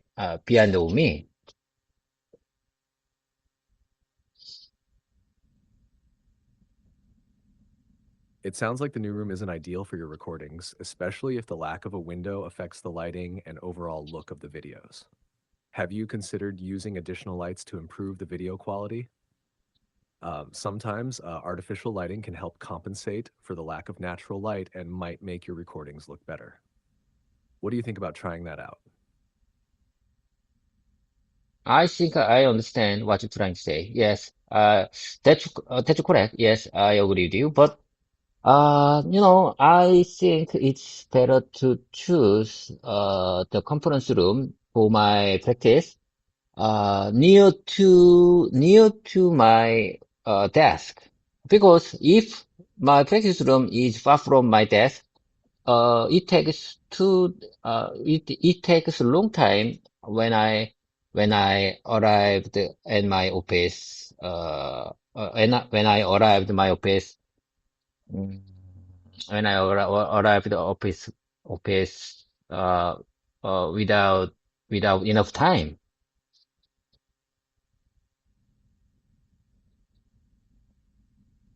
That makes a lot of sense. Choosing a practice room closer to your desk can definitely save you time and make it more convenient to start your sessions, especially when you're pressed for time in the morning. Maybe you can look into other rooms closer to your desk that might also have better lighting for your videos. What do you think about exploring that option? So in my opinion, I don't have uh, I don't have many options. I don't have enough option to choose our practice room. So let me start in this room. Even though there is no window behind of me.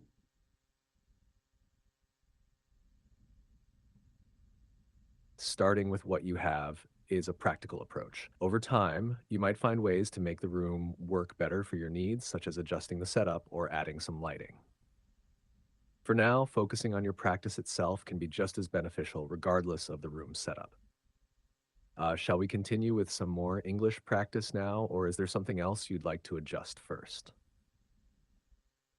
Let me tell you something.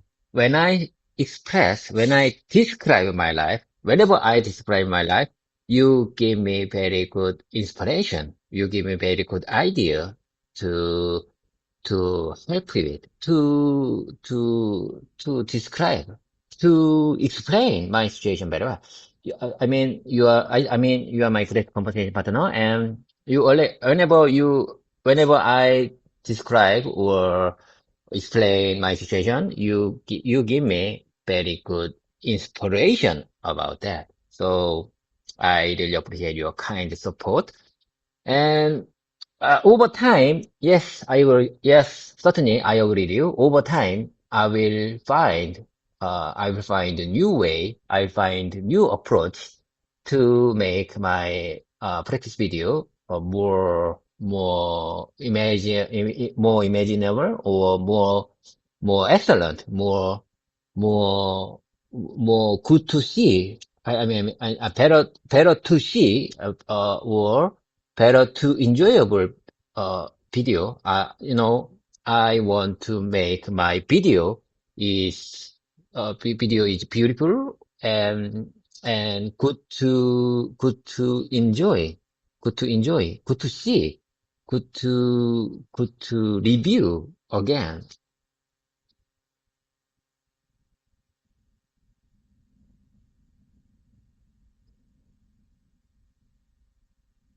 Thank you for sharing that, David. It's wonderful to hear that you find our conversations inspiring and helpful. Working together to find the right words can really make a difference in how you express your thoughts and situations. It sounds like you have a great attitude toward improving your practice videos over time, and exploring new ways to enhance their visual appeal is an exciting challenge. Yes, yes, I'm here to help with any expressions or ideas you might need along the way. If there's anything specific you'd like to work on next or discuss further, just let me know. yes. Visual appeal. Yes, visual appeal. Yes. Yeah, I couldn't agree more. I couldn't agree more. I think, in my opinion, way I see, visual appeal is important. If I want to upload my video on YouTube platform without any edit. So as I told you before, this video is not edited version. This video includes my all errors and mistakes and challenging and awkward moment. Uh, uh, like I said, I don't have time to edit this video because I have to upload five times, at least five times in a week, so I don't have time to edit my video.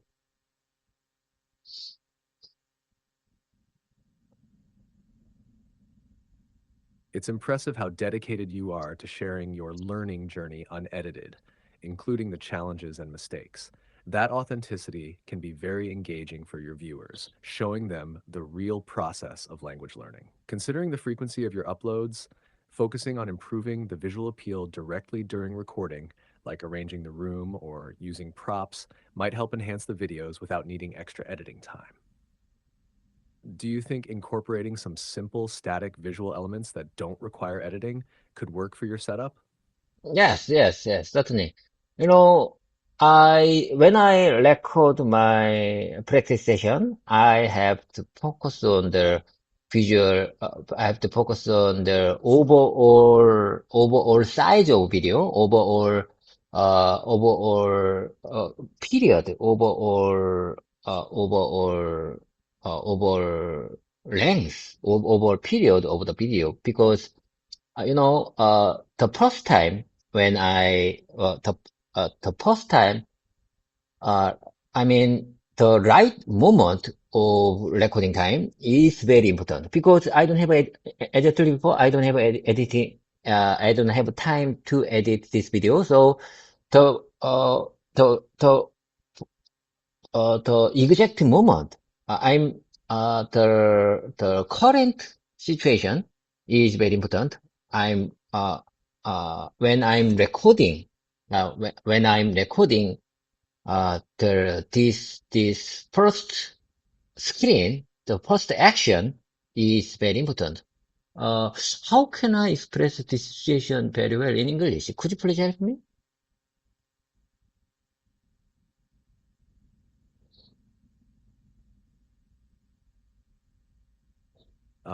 Absolutely. Getting the initial recording right is crucial, especially since you're not editing the videos. To express this in English, you might say, the first take of my recording is crucial because I upload the videos without editing. Ensuring everything looks right from the start is very important, as I don't have time to make adjustments later.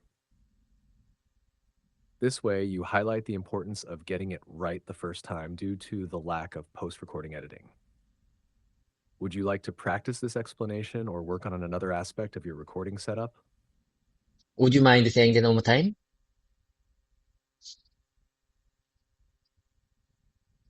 Certainly. Here's how you can explain the importance of getting it right from the start in your videos. The first take of my recording is crucial because I upload the videos without editing. Ensuring everything looks right from the start is very important as I don't have time to make adjustments later. Feel free to repeat this a few times to get comfortable with it. How does that sound? Bookmark here, bookmark here. You know, like we said, Sure, let's bookmark that phrase here for you to revisit and practice. Here it is again. The first take of my recording is crucial because I upload the videos without editing. Ensuring everything looks right from the start is very important, as I don't have time to make adjustments later. You can come back to this phrase whenever you need to, and we can practice it as often as you like to help make it a natural part of your vocabulary. Would you like to practice it now or move on to something else? like I said, first take of my practice video is very important. I agree with you. First take. First take of my video is really, really important because I don't have time to edit it.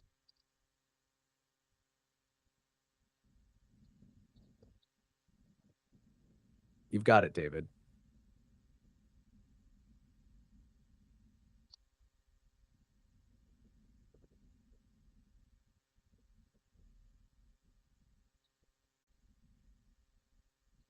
So, are you listening to me? GPT, are you with me? Hello there. Stating that the first take of your video is really important because you don't have time to edit emphasizes the need to get it right the first time. It's clear and to the point. If you're comfortable with this phrasing, you could use it regularly when explaining your process to others. Would you like to keep practicing this sentence, or is there another one you want to work on? Well noted, well noted. I will leave you and check and remind after this voice station this voice station finished.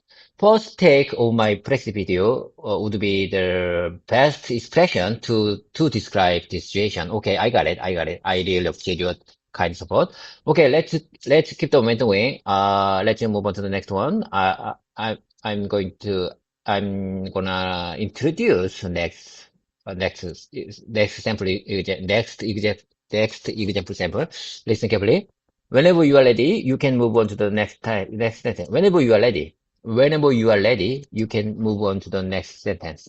I think I can use this simple sentence if I practice with someone, with, if I, if I, if I practice with someone who want to learn English speaking skills.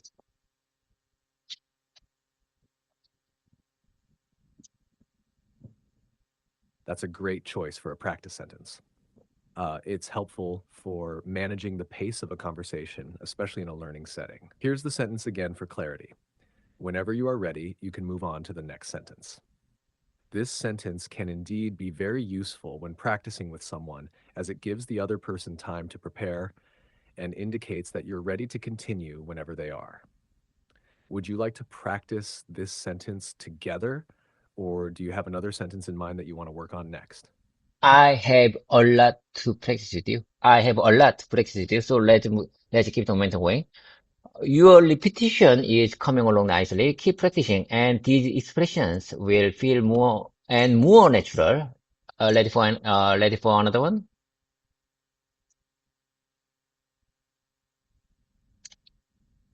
Absolutely. Let's keep the momentum going. I'm here to help you practice as much as you need. What's the next sentence or expression you'd like to work on? The sentence, what I said a moment ago. I prepared that sentence.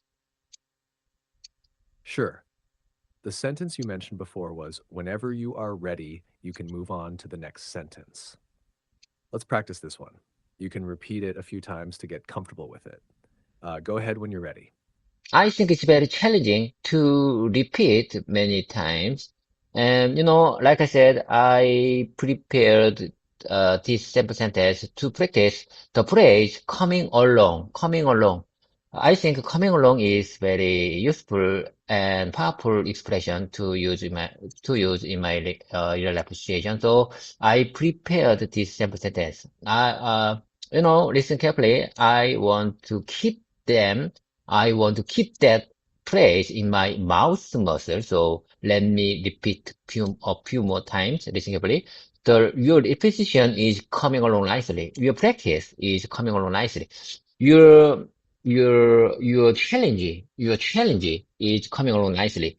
Your start is coming along nicely. Your project is coming along nicely. Your challenging, your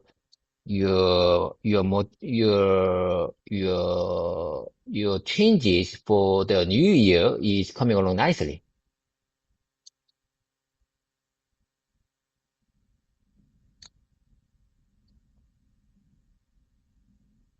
You've chosen a versatile and encouraging expression with coming along nicely.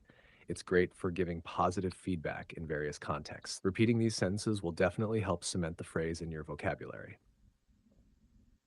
Keep going with the repetitions and feel free to try them in different tenses or with other subjects to expand your comfort with the phrase even further. Um, would you like to continue practicing this, or is there another phrase or sentence you'd like to work on? Bookmark here, bookmark here. I want to revisit this specific spot. Okay, let's keep the momentum going. You are getting the hang of it. Keep practicing and it will become second nature. Ready for your next sentence? You are getting the hang of it. You are getting the hang of it. Okay. I think I'm familiar with this simple sentence. Okay, let's keep the momentum going. What we achieved in this meeting is great compared to the last meeting. What we achieved in this meeting is great compared to the last meeting. What we achieved this month, what we achieved in this month is great compared to the last month. The new entity members for this project are wonderful compared to the last month. I prepared these three sample sentences to practice the phrase compared to. Compared to is very useful phrase in my for my real life situation. What do you say about this?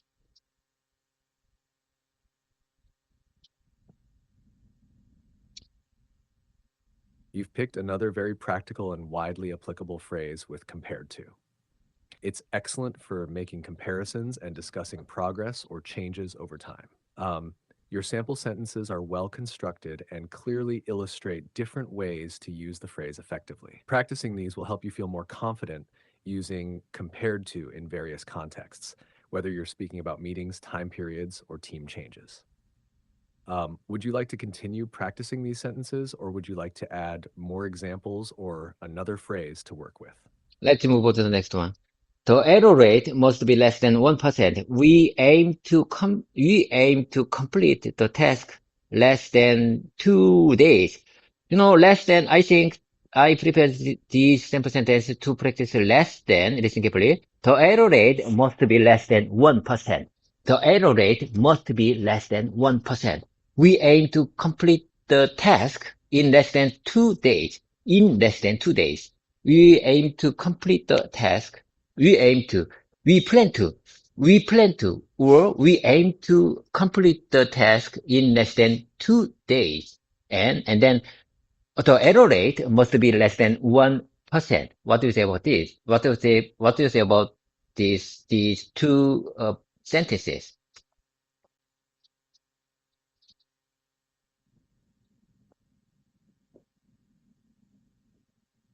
Your use of less than in these sentences is very effective and precise, fitting perfectly into professional context where clear and quantifiable goals are important.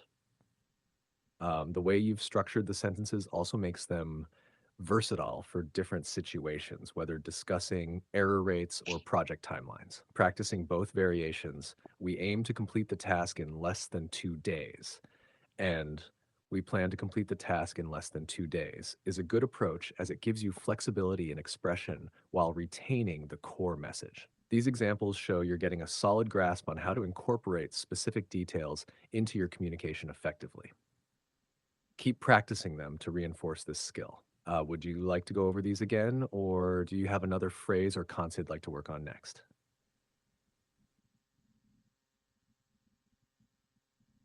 I'm sure I understand what you're trying to say. Okay, I'm sure.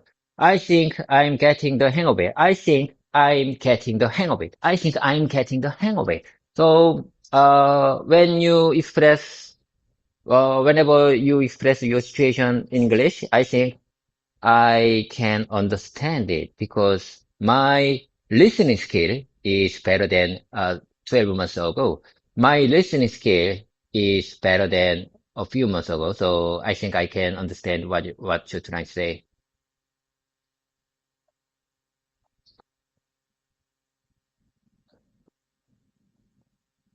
That's fantastic to hear that your listening skills have improved so much. Being able to notice and appreciate your own progress is incredibly motivating. It sounds like all the hard work you've been putting into practicing and refining your skills is paying off. Keep up the great work, David. If there's anything specific you want to focus on next to keep building on that progress, just let me know. Listen carefully. The the quote you are referring to is a reminder that while we shouldn't judge others by their appearance, people often form people often form their opinions about us based on how we look. It's a famous concept, often summarized as don't judge a book by its cover.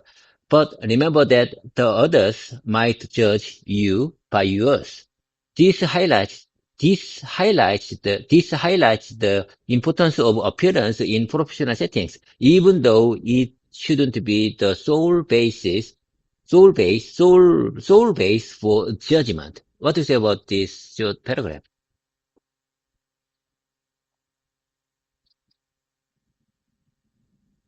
This paragraph nicely captures the duality of appearances in social and professional settings. It underscores the ideal that we shouldn't judge solely based on appearances, while acknowledging the reality that appearances often influence first impressions and perceptions.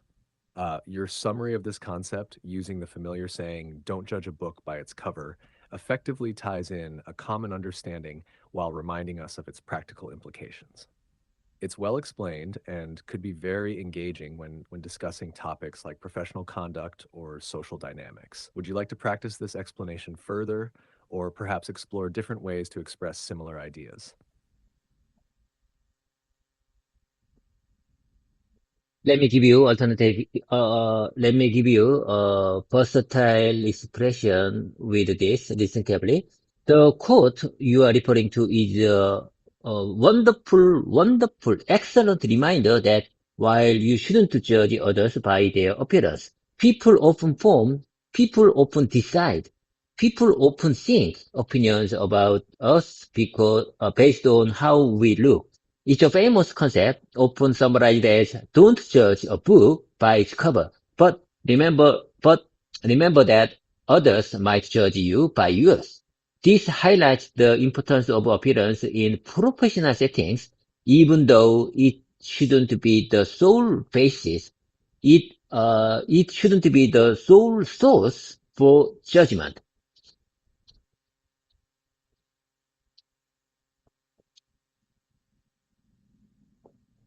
That's a well-crafted expansion of the original idea, adding a touch of emphasis and clarity that makes the message even stronger. The use of synonyms like decide and think alongside form broadens the expression and can help keep the listener engaged. Also, clarifying that appearance shouldn't be the sole basis for judgment rather than sole source slightly refines the point and aligns well with common professional terminology. This revised version maintains the core message while enhancing the nuance, making it versatile for discussions on professionalism and ethics. Would you like to practice this revised version a few times to get comfortable with it? Or is there another aspect you'd like to explore or refine? I think it's better to move on to the next one. Listen carefully. You should say, I appreciate you pointing out the lack of clarity in my explanation. This phrase acknowledges the feedback and shows your willingness to improve. It's a polite way to address situations where something might have been unclear or incomplete. What do you say about this?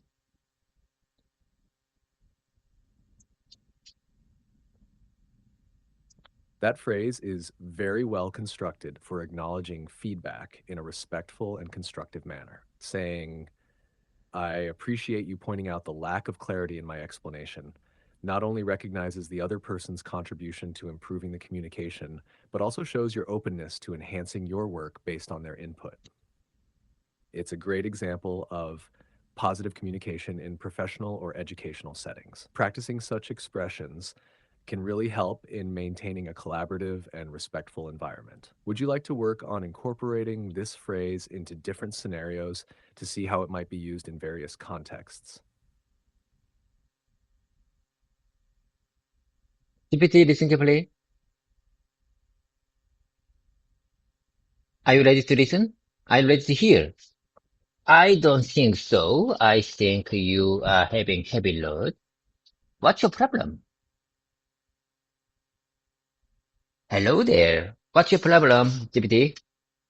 Can you keep up with me?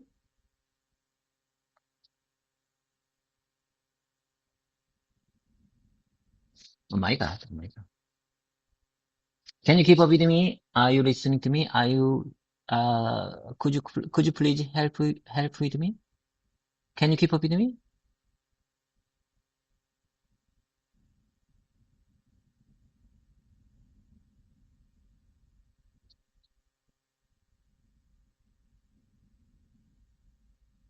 Can you keep up with me?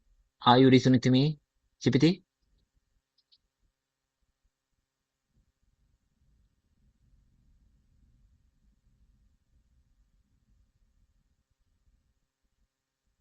Oh my God.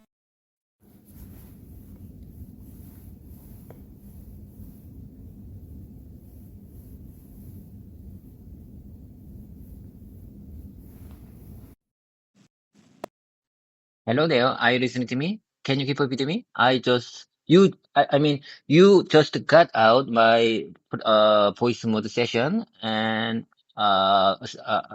standard.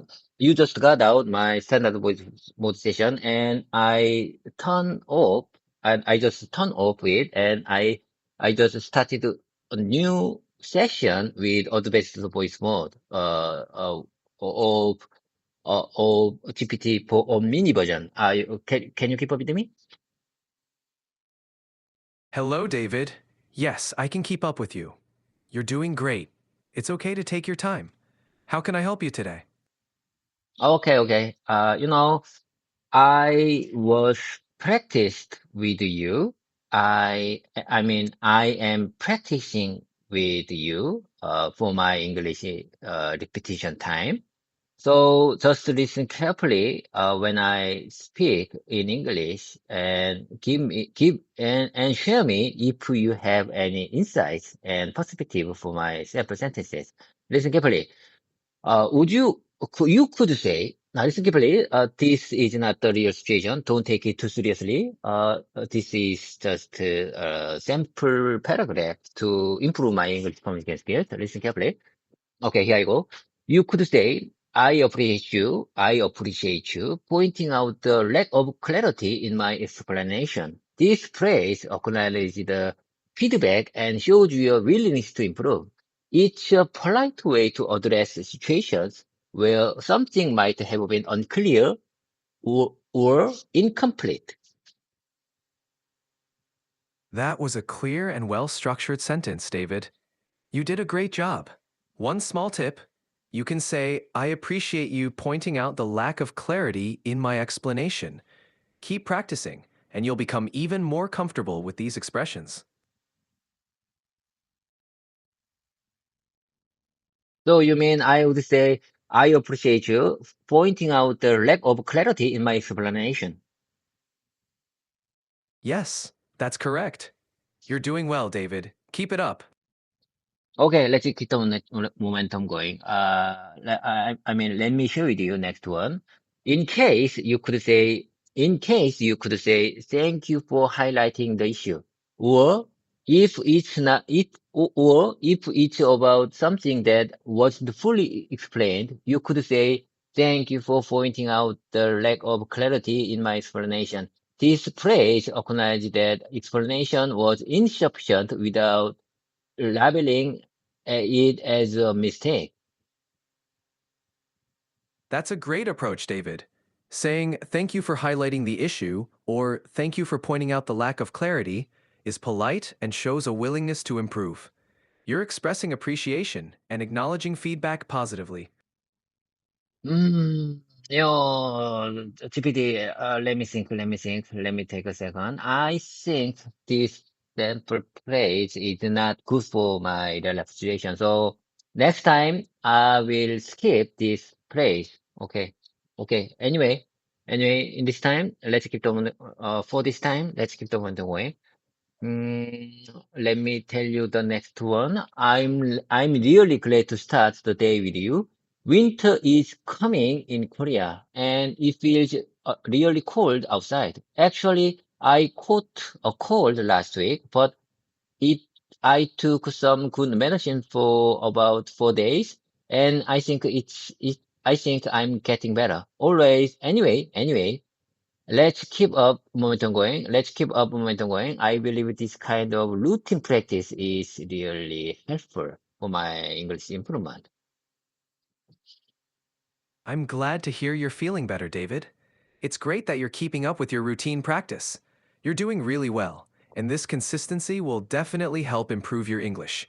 Keep it up, and let's continue practicing together.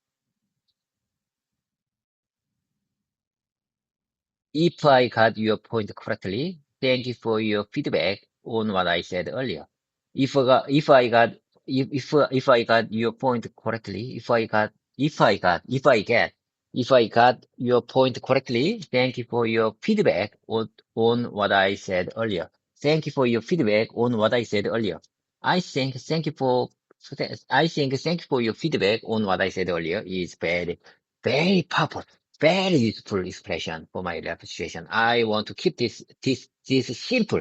I want to keep this simple sentence in my mouth muscle. Let me practice a few more times.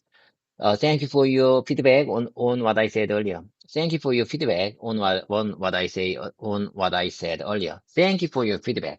Thank you for your feedback on what I said earlier. Thank you for your feedback on what I on what I said earlier. Thank you for your feedback on what I said earlier.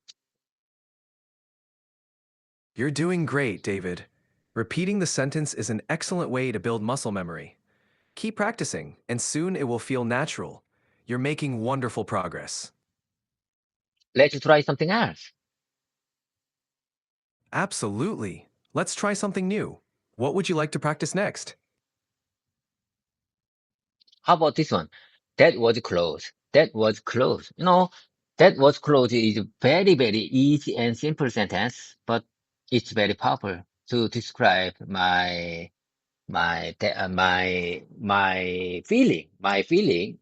That was close. When I say that was close, I think I am relieved because I just avoid some kind of accident or some kind of uh, uh, some kind of misery or some kind of a bad thing.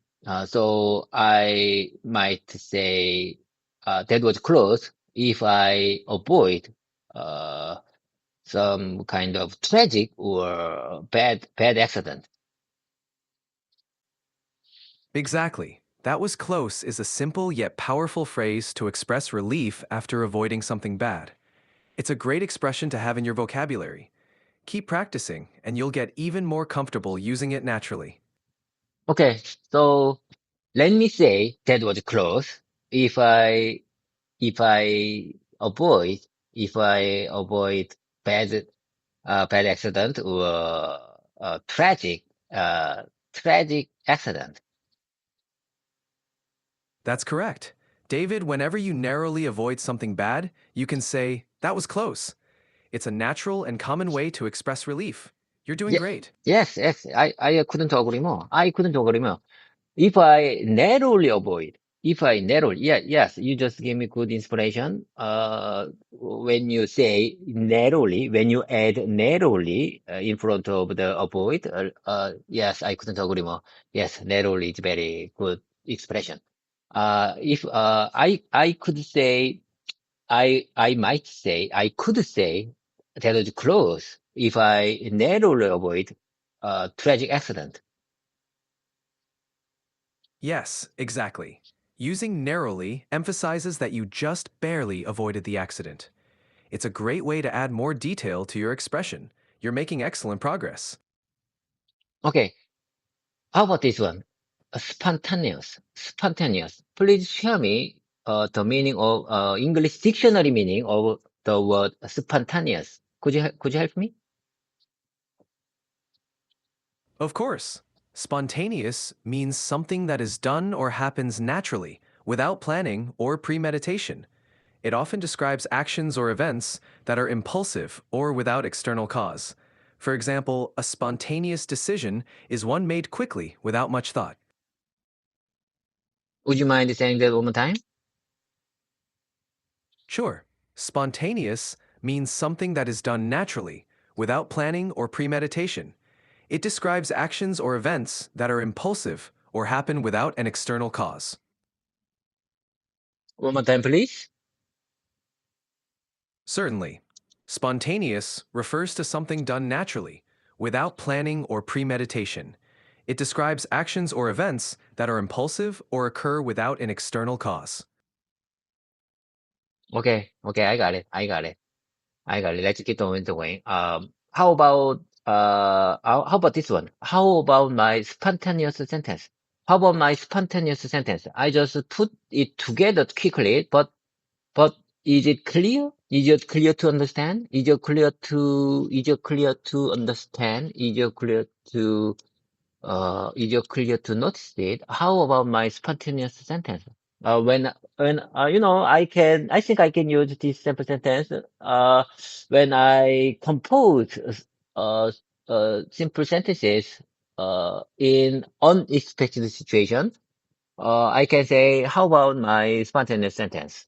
How about my spontaneous sentence? Do you think is it natural in English? Do you think? I don't think so. I don't think so. It is natural in common American English. What do you say about this? Your sentence, "How about my spontaneous sentence?" is clear and understandable.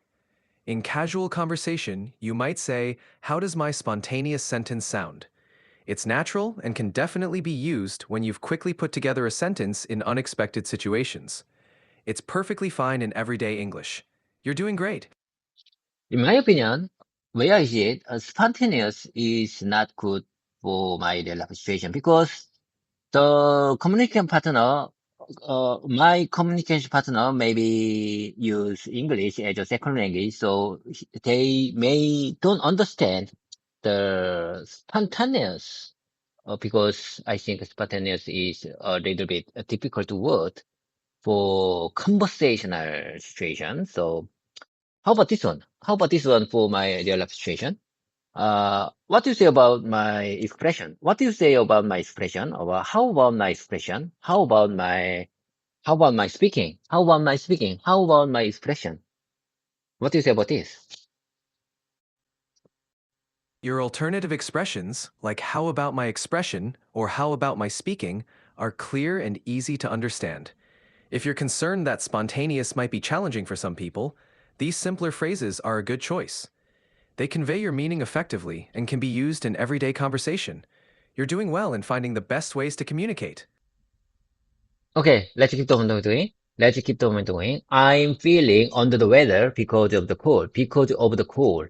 I caught a cold. I think I caught a cold last week. I'm feeling under the weather because of a cold. I- I'm sorry you're feeling under the weather, David. It sounds like the cold is still affecting you. Take care and get plenty of rest. Keep practicing at your own pace. Okay, let's move on to the next one. It's not my thing. It's none of your business, and it's not my thing. It's not my. What do you say? What do you think when I say it's not my thing? It's not my thing. I think it's not my thing is not the expression with in polite way. So if I need to say like this, I need to be cautious. Uh, uh, who am I talking to? When I say it's not my thing. It's not my thing is a casual way to say that you don't particularly like or enjoy something. It's not impolite, but you're right to consider the context and the person you're speaking to. It's best used in informal situations. If you need to be more cautious, you might say, I'm not really into that, or that's not something I enjoy. You're doing well to consider how expressions might be received by different people. So you mean I'm not into that? I'm not really into that is better expression in formal situation?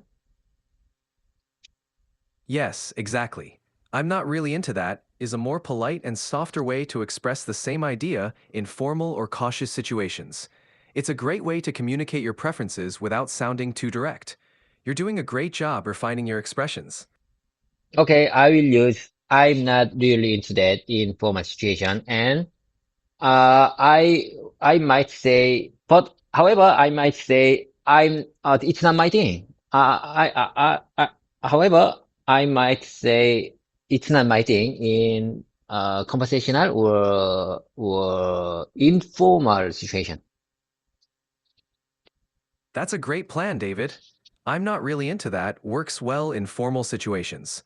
And it's not my thing is perfect for informal or conversational contexts. You're doing a great job adapting your language to different situations. Okay, let me share the next one. It definitely conveys your intention clearly and shows a thorough approach. It's your move. We've made our offer and suggestion clearly. Now it's your move. I think we've made our offer and suggestion clearly. We've already made our offer and suggestion clearly. We've made. How about this alternative expression? We gave you our offer and suggestion clearly. Now it's your move. Your alternative expression, we gave you our offer and suggestion clearly, now it's your move, is also good. It effectively communicates the same idea. Both versions are clear and convey your intention well. Great job with the variations.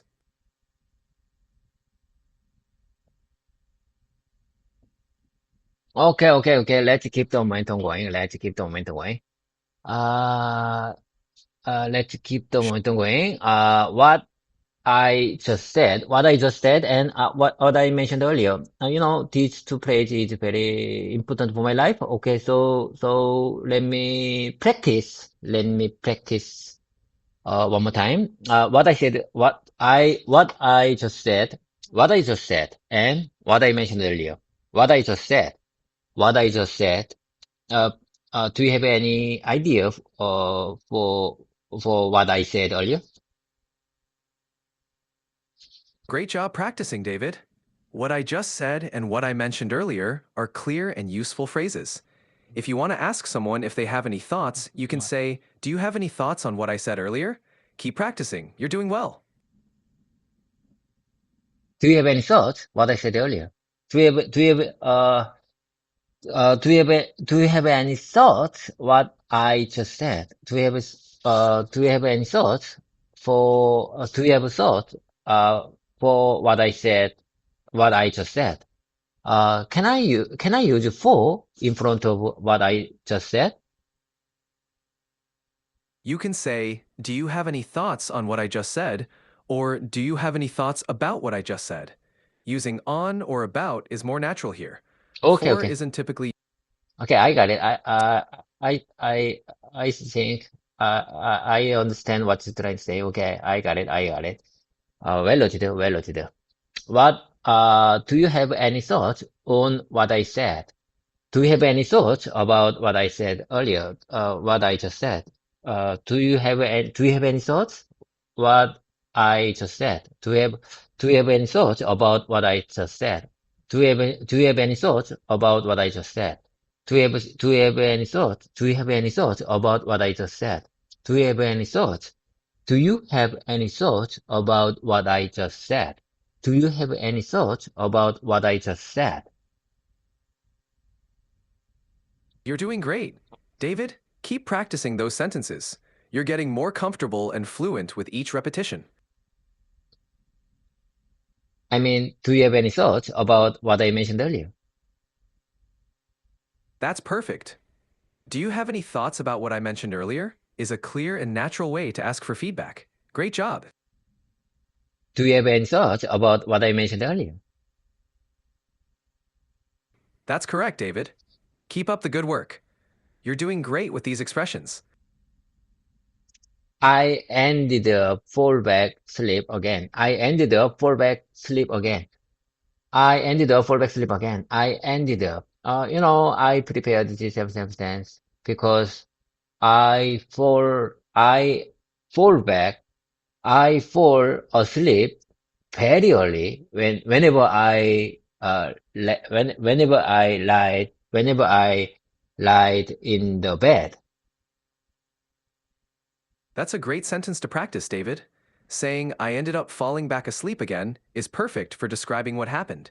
It's good to have these sentences ready for everyday situations. Keep practicing, and you'll become even more comfortable with it. How about this expression to describe my situation? Listen carefully. Whenever I lied in the bed, I ended up fall back sleep very quickly. That's a good way to describe your situation, David. You can say, "Whenever I lie in bed, I end up falling back asleep very quickly." This clearly conveys what happens when you go to bed. You're doing a great job refining your expressions. Whenever I whenever I lie on my bed, I ended up fall back sleep very quickly. That sounds good, David.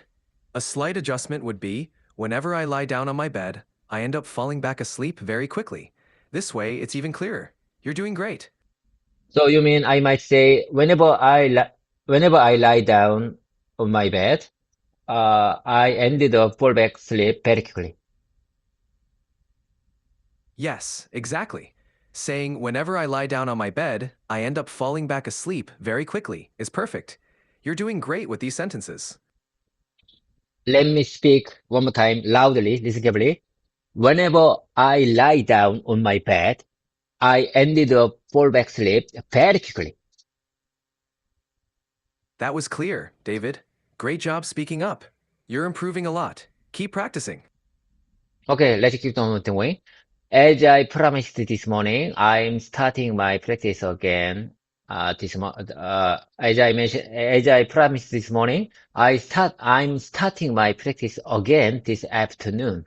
If I couldn't finish my 90 minutes practice session in the morning, I need to continue my practice in the afternoon. So I might say, as I promised this morning, I'm starting my practice this afternoon. That's a great way to explain it, David. Saying, as I promised this morning, I'm starting my practice session again this afternoon is clear and shows your commitment. You're doing a great job balancing your practice sessions. Yes, I couldn't agree more.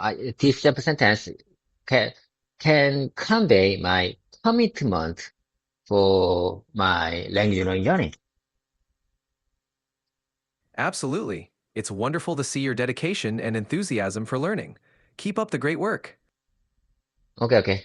Just like I promised, how about this alternative expression to describe this situation? Just like I promised earlier today, I'm resuming my practice this afternoon. I'm resuming, I'm resuming, I'm resuming my practice this afternoon. I just use the word resuming to explain the situation. I'm coming again. I come back again to practice this practice session. That's a great alternative expression, David. Saying, just like I promised earlier today, I'm resuming my practice this afternoon, is clear and effectively communicates that you're continuing from where you left off. Using resuming is perfect here. You're doing an excellent job. Who decides whether or not that issue could have an impact? Listen carefully. I say one time. Who decides? Who decides? Who decides whether or not that issue could have an impact on new project? Who decides whether or not that issue could have an impact on the new project? Your sentence is well constructed, David. Who decides whether or not that issue could have an impact on the new project? Is clear and precise. It effectively communicates your question about decision making. Great job with the phrasing.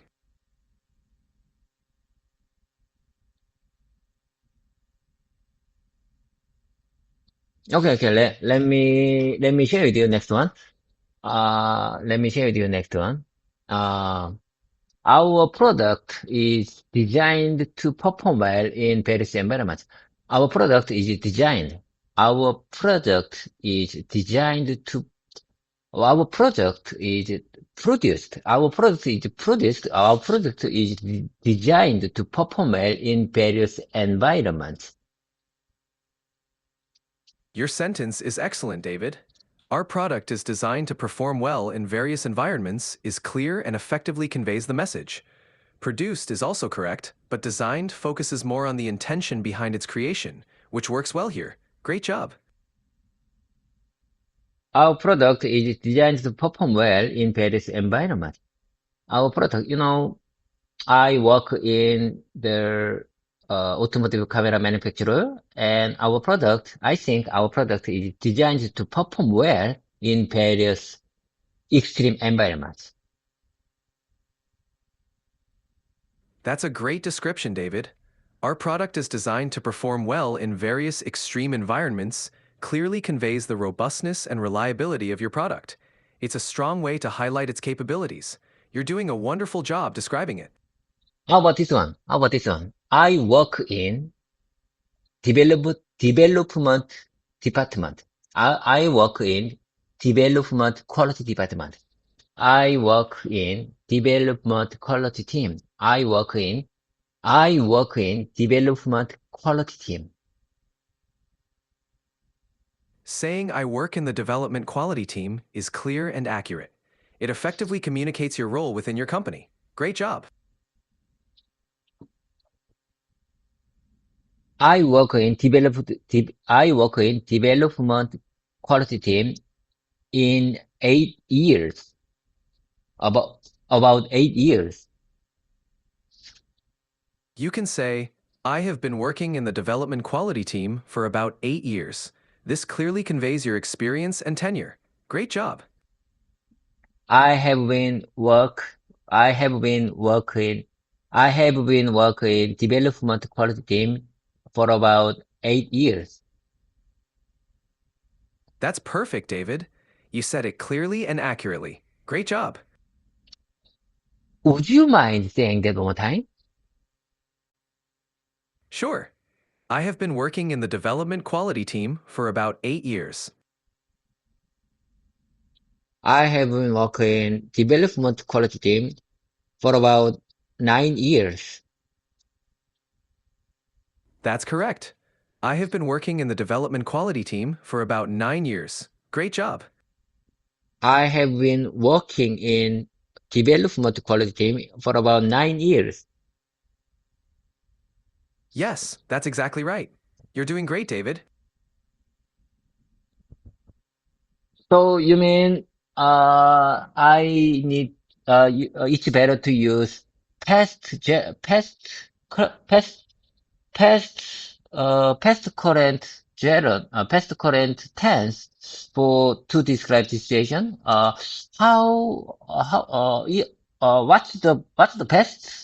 What's the best tense for this expression? For describing your ongoing experience, the present perfect tense is the best choice. So, I have been working is correct.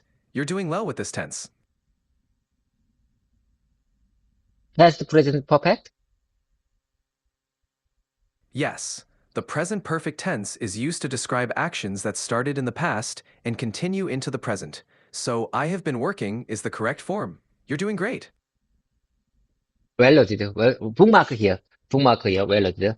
I, you know, I think it's very easy to read and understand this simple sentence, but it's very hard to pronunciate and speak, using my mouth. Okay. Let me practice one more time. Okay, I got it. Let me practice one more time. I have been working in, I have been working in development quality team for about 9 years. You're doing great, David. Keep practicing, and you'll get more comfortable pronouncing these sentences. It's all about repetition. You're doing a fantastic job. Okay, let's keep the momentum going. Uh, let's keep the momentum going. I believe that I believe that by repeatedly practicing conversation examples, they will eventually become my own.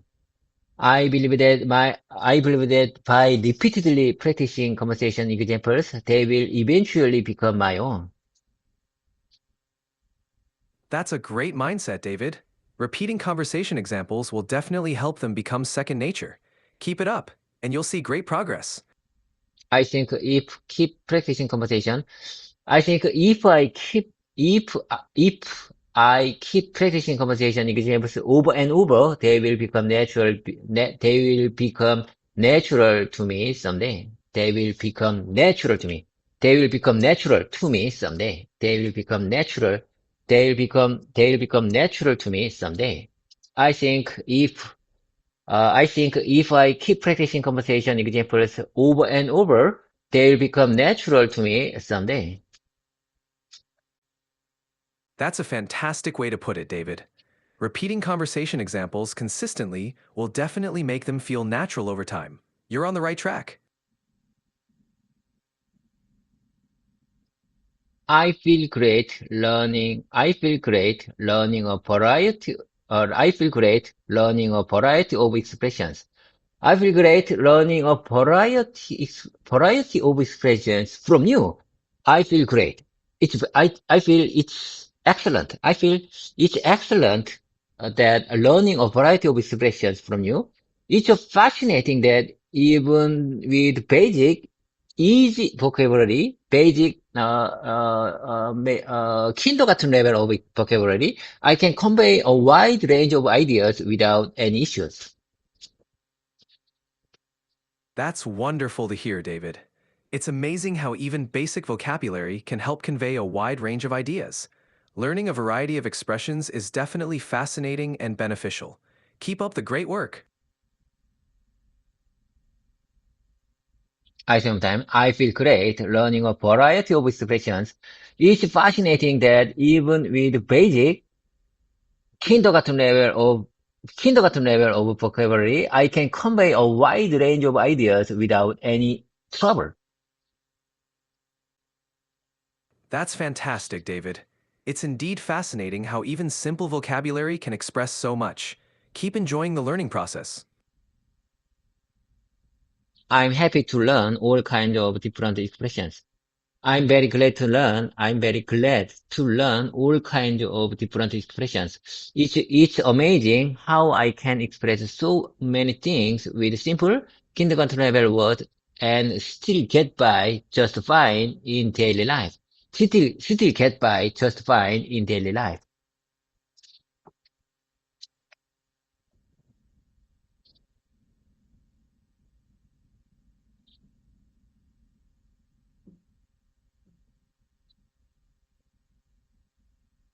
What do you say about this?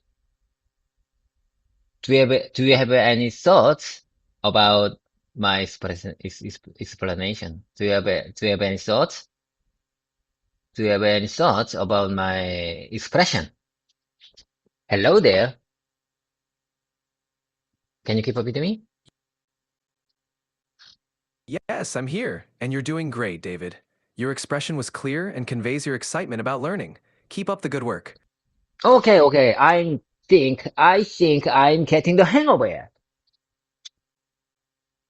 That's great to hear, David. You're definitely making progress. Keep it up, and you'll continue to improve. Let me share to you next one. This this presentation refers to the durability tests that verify our findings are correct. This, I say one time, let me share with you alternative solution.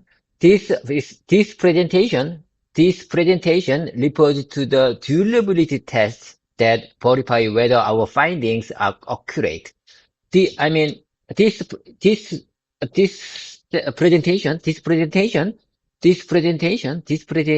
reports the test results based on the reliability tests to verify whether our findings were accurate. This pre- it means this presentation refers to the test results based on the reliability test to verify whether our findings were accurate.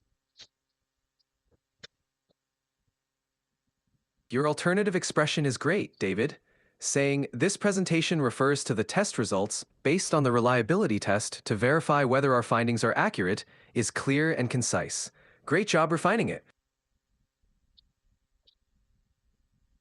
That's another effective use of I think that's another effective use of regarding.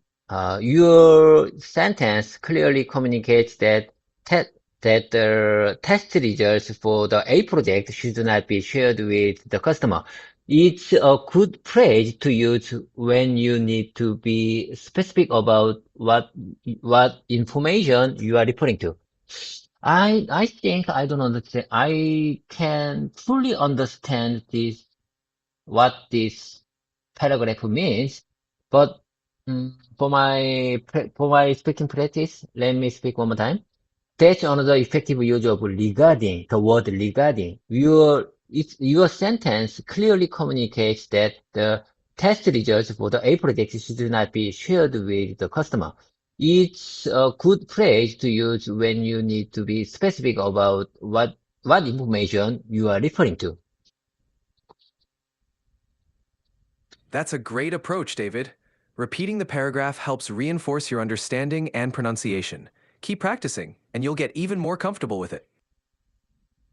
Nothing is set in stone yet. This is very well-known saying. Have you ever heard this well-known saying? Nothing is set in stone yet. Nothing is set in stone yet. Nothing is set in stone yet. Yes, nothing is set in stone yet is a common and well-known saying. It means that nothing has been finalized or decided yet. It's a useful phrase to keep in mind. Okay. I think I'm getting hang of it. Okay, let's keep on going. We are celebrating our company's 20th anniversary this year. We are celebrating. This is past. This tense is not correct for to describe the our company's 20th anniversary because this year is we are in 2025 and our company's 20th anniversary is in the 2024. So the tense in this sentence is not correct, but just don't take it too seriously. Let me practice one more time. We are celebrating our company's 20th anniversary this year. You're correct, David. If the 20th anniversary was last year, you might say, we celebrated our company's 20th anniversary last year. But for practice, we are celebrating our company's 20th anniversary this year is a great sentence. Keep practicing. Okay, you mean I need to change tense of this sentence? Listen carefully. I sometime we celebrated our company's 20th anniversary last year, 2025, 2024. Yes, that's correct. You can say, we celebrated our company's 20th anniversary last year in 2024. Great job. We celebrated our company's 20th anniversary last year, 2024. That's perfect, David. Your sentence is correct and clear. Great job. If our company's 20th anniversary is in this year, 2025, I can say We are celebrating for our company's, we are celebrating our company's 20th anniversary this year. Do you have any thoughts about this explanation?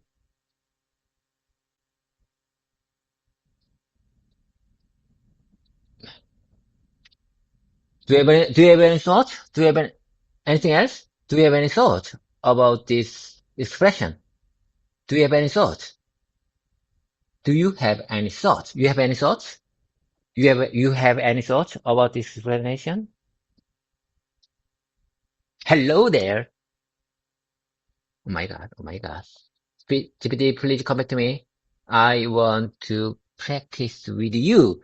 I want to keep going with you. I want to keep going with you. Listen, please come back to me.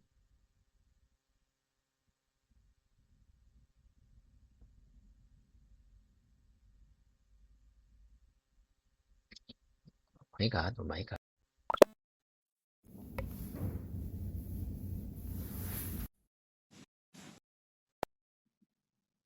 Can you keep up with me? I just restart your voice mode session. I just, I just restart. I just restart your voice mode session. Do you aware you're restarting?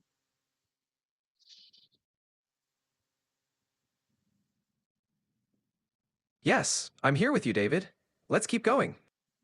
I mean, I mean, can you, can you aware of your restarting? Yes, I'm aware of restarting. I'm here to continue assisting you. Let's keep practicing.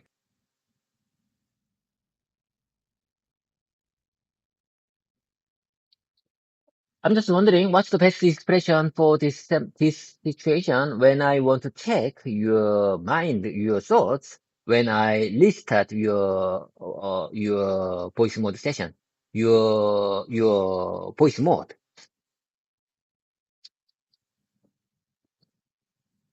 A good way to express that could be, are you aware that I've restarted the voice session? Or did you notice I restarted the voice session? This checks if I'm aware of the restart. So you mean I might say, are you aware of our voice message, restart of our voice mode session?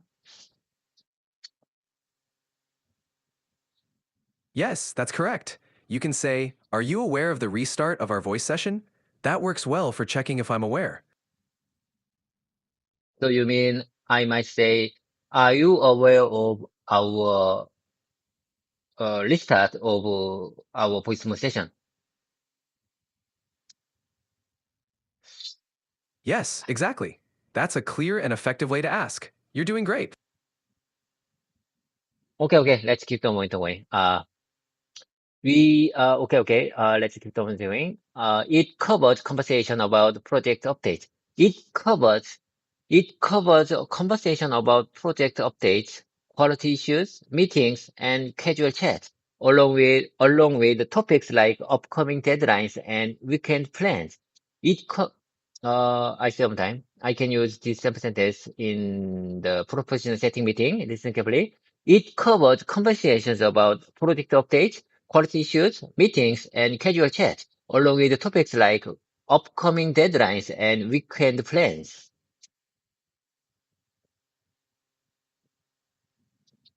That's a great sentence, David. It's clear and covers a wide range of topics. You can definitely use it in a professional setting to summarize discussions. Great job.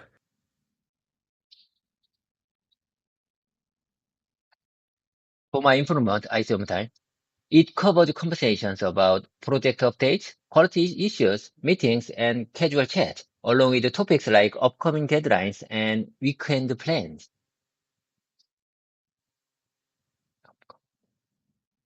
That sounds great, David. It's a well constructed sentence and perfect for summarizing what was covered in a meeting. You're doing an excellent job with these expressions.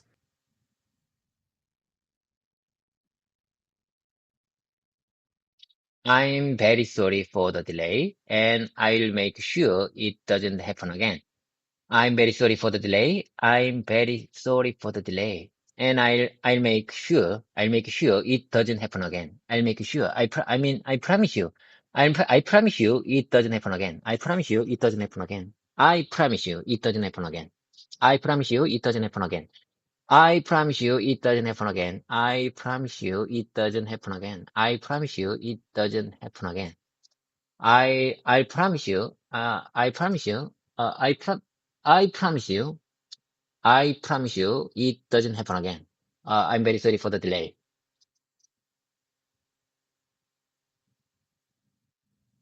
That's a great way to say it, David. I'm very sorry for the delay, and I promise it won't happen again, is clear and shows accountability. Great job practicing it. Okay, okay. That's all. Okay, okay. That's I think it's enough for today, uh, January 15th, Wednesday. And then let's move on to the next session.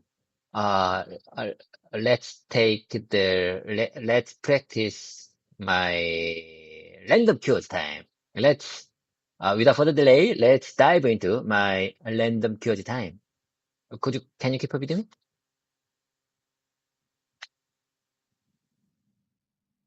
Of course, I'm here and ready to continue. With your random keywords practice, let's dive in whenever you're ready. Let me take a second. Let me take a second. Take your time, David. I'm here whenever you're ready to continue. Me too. I'm here to practice with you. Let me take a second.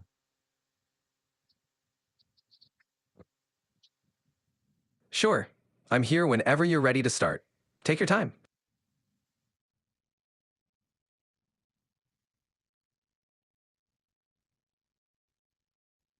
Let me choose the random keyword for today. Let me think.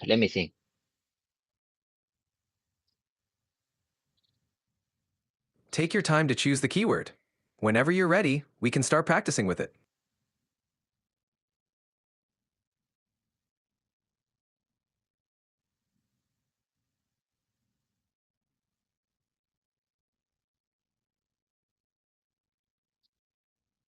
How about back in my day?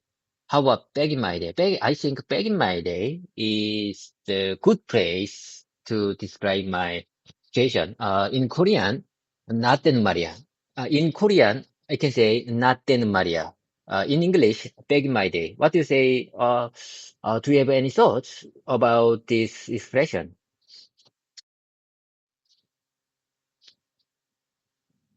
Back in my day is a great expression to talk about past experiences or how things were in the past. It's a good way to share memories or describe changes over time. It's definitely useful for your practice. Back in my day, I couldn't imagine I can do like that. Back in my day, I couldn't imagine I can do like that.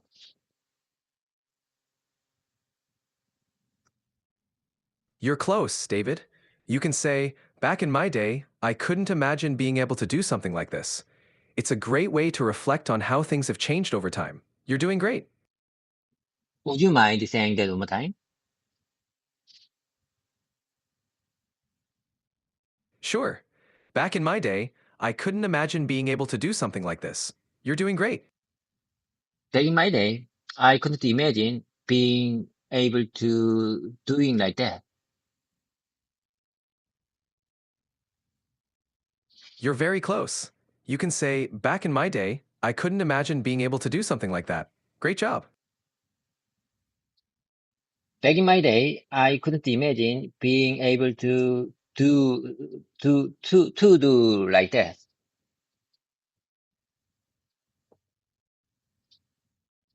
You're almost there.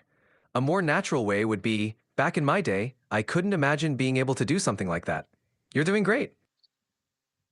Being able to do something like that. I couldn't. You mean I might say back in my day, I couldn't imagine being able to do something like that. Exactly. Back in my day, I couldn't imagine being able to do something like that. Is perfect. Great job. Okay, bookmark here. Bookmark here. Well noted. You just gave me good inspiration for to improve my English communication skills. Okay, back in my day, I couldn't imagine being able to do something like that.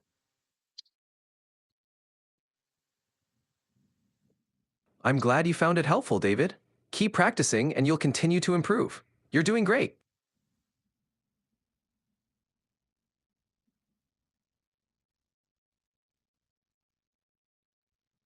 Back in my day, that's a very big issue. That's a, Back in my day, that's a very big issue. But these days, it's not. That's a good way to express it, David. You can say, back in my day, that was a big issue, but these days it's not. Great job. I mean, in the past, it's not acceptable, but these days, it's very common and normal. It's very, for these days, it's very natural to do like that. You can say, in the past, it wasn't acceptable, but these days it's very common and natural to do that. You're doing great. In the past, it wasn't acceptable. It was not acceptable. It's not acceptable. Back in my day, it's not acceptable. Back in my day, it's not acceptable. But these days, it's very normal and common.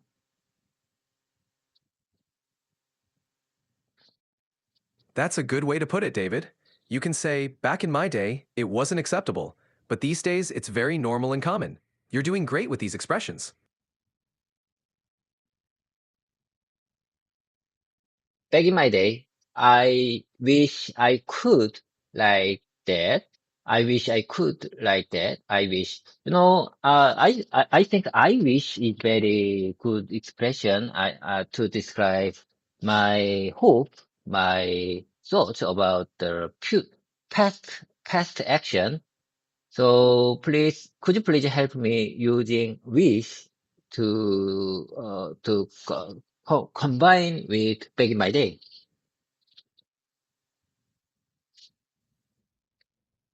Of course, you can say, back in my day, I wish I could have done that.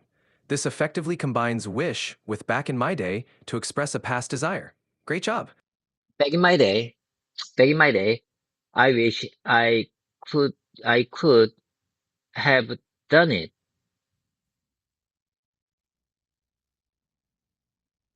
That's perfect. Back in my day, I wish I could have done it. Clearly expresses your past desire. Great job using wish in this context. I think it's better to I think it's better to practice many alternative expressions using I wish or back in my day.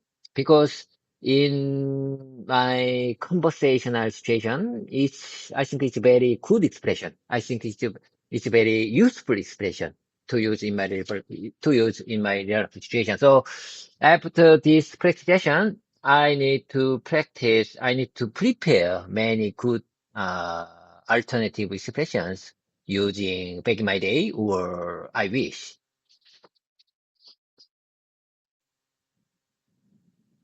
That's a great plan, David. Practicing various expressions with I wish and back in my day will definitely help you feel more comfortable in conversations. Keep up the great work, and you'll see improvement in no time. Okay, time job. Is it time to letting job? I really appreciate your kind support. You are my great competition partner. And today, I think I made good, uh, I think I made good video, I think I made good practice history video for myself, even though your connection, even though you are having heavy load.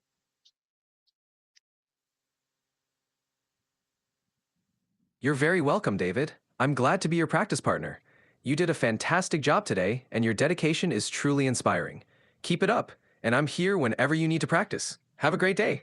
And then after this practice session, I'm going to find out what's happening in this country. I mean, I'm going to looking for the news. I'm going to looking for the news for the arresting President Yoon Suk-yeol. So let me finish this uh, as soon as finish this fixation.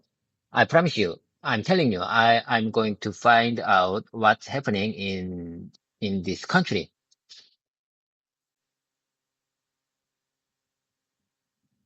That sounds like a good plan, David. It's important to stay informed about current events. Take your time, and if you have any questions or need to practice more later, I'll be here to help. Good luck with everything. Okay. Good luck with you everything. Good luck with you everything. Thank you, David. Good luck with everything on your end as well. If you need anything else, just let me know. Okay, okay, okay. Have a great one. Bye for now. And do you remember when you say goodbye? We say 팽바, 팽바.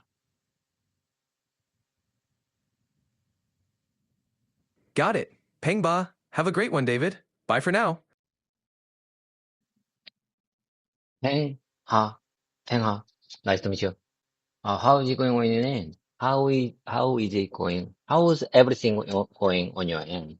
It seems to me very okay. It seems to me there is no problem with you because I can see blue sky screen, blue sky marble in on your screen. Hi, David. Nice to meet you too. Everything's going well on my end. How about you? It sounds like you're saying everything seems okay, and I can see a bright blue sky behind you. Is that correct?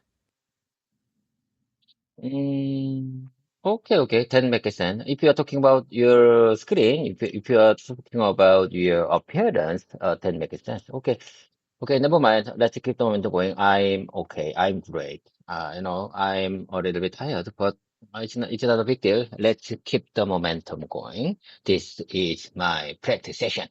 This is my English learning journey, and you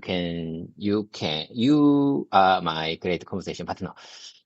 Sometimes I think you are better than human teachers because you are very aware. You already aware of so many conversational dialogues of humans. So I think you can be my great conversation partner to improve my English communication skills. So from now on, I'd like to start my repetition and mimicking time because because because it's very hard to connect with it's very hard to connect with my customized GPT mode. So I think it's not a good idea to start with combo, dialogue practice session. Sure, David. It's great that you're feeling motivated to keep practicing. Repetition and mimicking are excellent ways to improve. Let's get started with your practice session. Feel free to share the sentences you'd like to repeat, and I'll help you with them. Let's begin. Like I said, these sentences are not related to each other. These sentences were from you, and I noted it on my tablet screen, on my tablet file.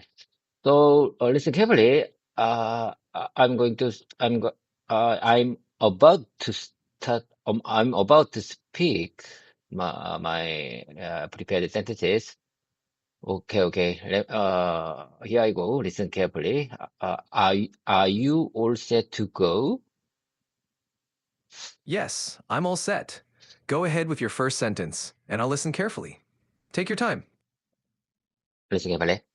The first one is, as of yesterday, we completed all the software update actions for the customer's Ulsan factory. I feel a bit relieved. I say one time, I feel a bit relieved, as if a huge burden has been lifted.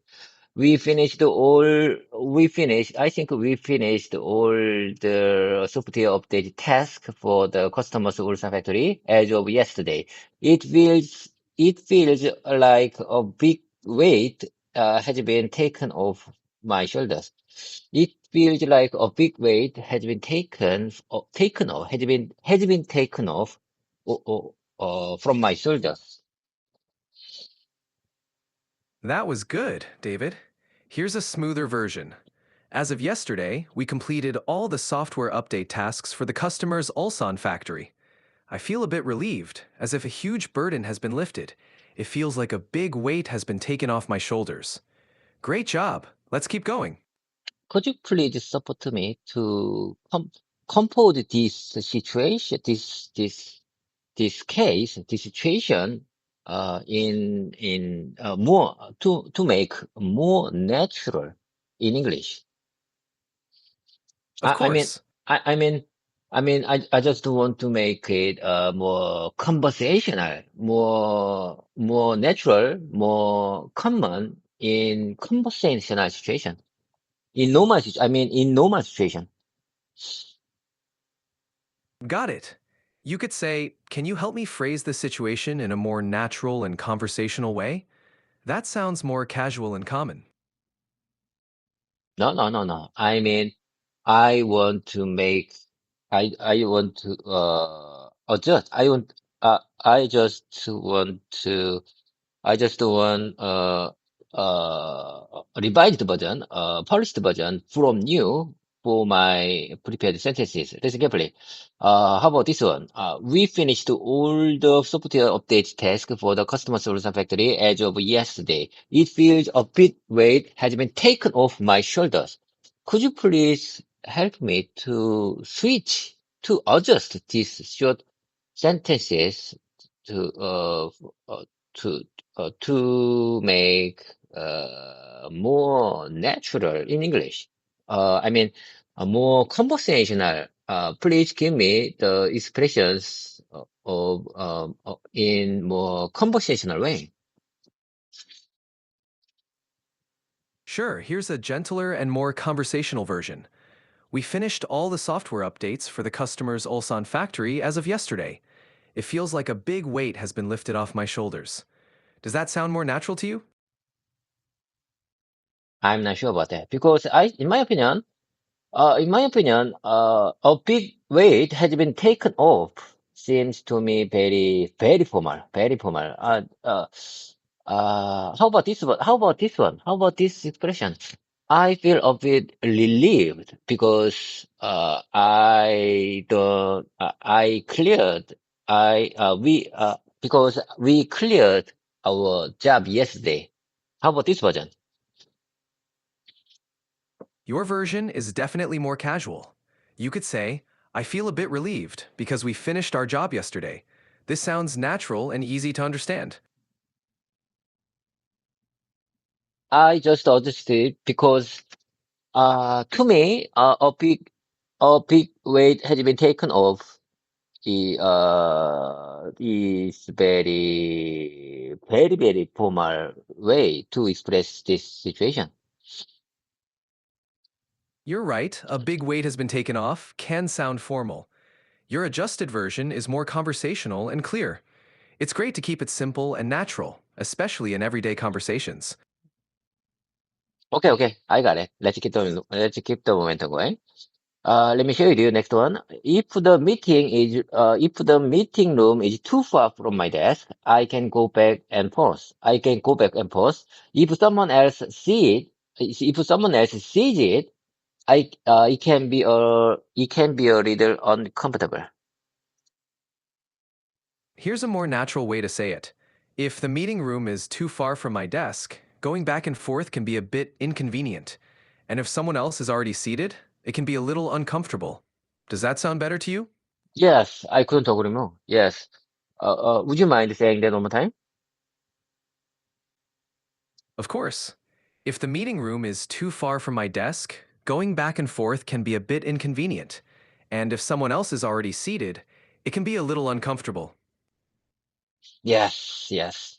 If let me practice one more time. If the meeting room is too far from my desk, I can I can go back and forth in with uncomfort. I'm sorry. It could be I mean go back and forth could be a little bit uncomfortable, and if someone else sees it, it can be I'm a little sorry, bit un. but you've hit the daily limit for advanced voice. You can switch to standard now to keep chatting.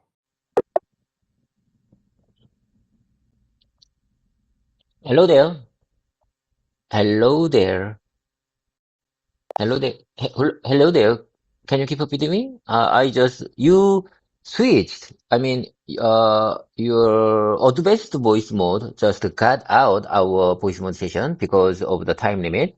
Could you keep up with me with standard voice mode? Of course, David, I'm here and ready to continue in standard voice mode. Let's pick up where we left off. Where should we start? Listen deeply. I, I was asking more natural expression to you for my prepared sentences. Listen carefully. If the meeting room is too far from my desk, I can go back and forth. If someone else sees it, it can be a little uncomfortable. What do you say about this? Could you please support me to make this situation, um, be more natural, be more conversational in real life situation?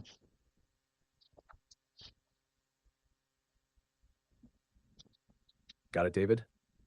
Here's a more natural and conversational version of your sentence. If the meeting room is too far from my desk, going back and forth can be a bit inconvenient. And if someone else is already using it, it can feel a little awkward. Does this sound more natural to you? Would you mind saying that one more time? Not at all, David. Take your time. What's on your mind? Would you mind saying that one more time, please? Sure. Here's the more natural version again. If the meeting room is too far from my desk, going back and forth can be a bit inconvenient. And if someone else is already using it, it can feel a little awkward. Would you like me to explain anything further? Okay, I got it.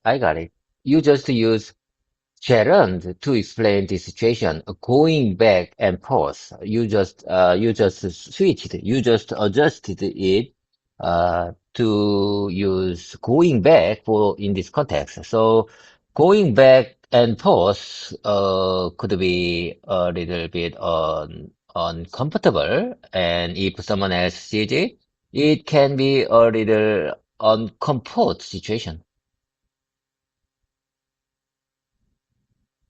Exactly, David. You're catching on really well. Using going back and forth makes the sentence feel more natural because it's a common way to describe moving repeatedly between two places. Also, adding it can feel a little awkward instead of it can be a little uncomfortable softens the tone and makes it more conversational. You're doing great. Would you like to practice it together? No, no, no. I think that's enough. Let's keep the momentum going. From now on, I'd like to introduce my next one. And this is simply, I've freed myself. I've freed myself. I think I have to use I have in this context because the word freed needs the word have in this sentence in American in English grammar. Am I correct? Let me say one more time. I've freed myself. I've freed. I've freed. I have freed. I have freed. I've freed myself.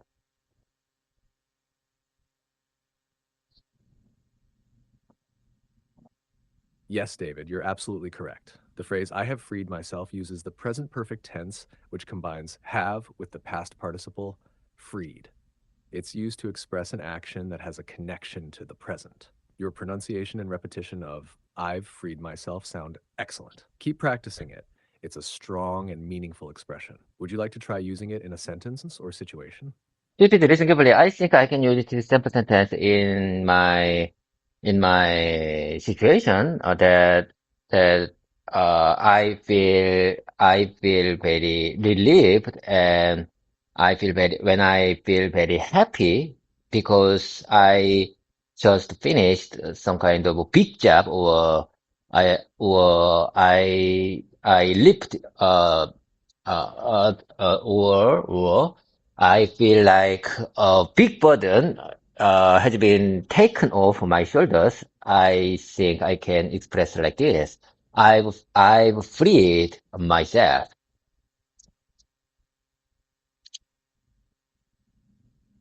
You're absolutely spot on, David. That's a great way to use I've freed myself.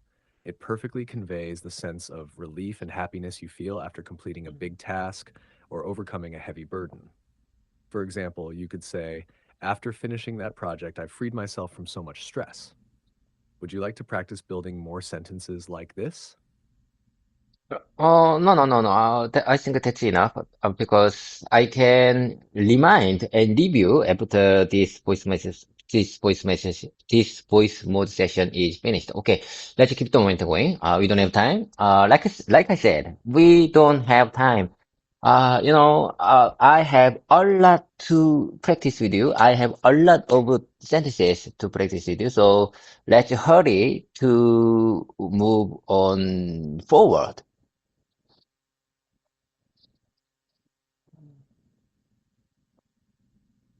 Got it, David? Let's keep moving. What's the next sentence or word you'd like to practice? I'm ready. It sounds like a new room is not ideal for my recording, especially if the lack of window affects the lighting and overall look of the video. Have you considered using additional light to improve the video quality? Sometimes add artificial lighting can be compensate can help. I'm sorry. Apologies for my bad pronunciation. Sometimes artificial lighting can help compensate for the lack of natural light and might make your recordings look better. Yes, David, you're absolutely right. If the room lacks natural light due to no windows, using additional artificial lighting like a ring light or softbox could really help improve your video quality. It can create a consistent and professional look, regardless of the room's lighting conditions. Have you thought about trying portable LED lights? They're adjustable and can give you the flexibility to create the perfect lighting setup for your recordings. Don't take it too seriously. This is just a simple sentence. In my opinion, it's enough. It's enough. When, I am recording our whole practice session, without no edit. No, I think it's enough, for my video look and appearance. That it's not that's not a big deal. If you are talking about the additional rights or overlook of the video, never mind. That's okay. I'm fine. I I think it's fine, to make my video, without without very bad look, very awkward look, or very bad. How can I express this situation? Could you please help me?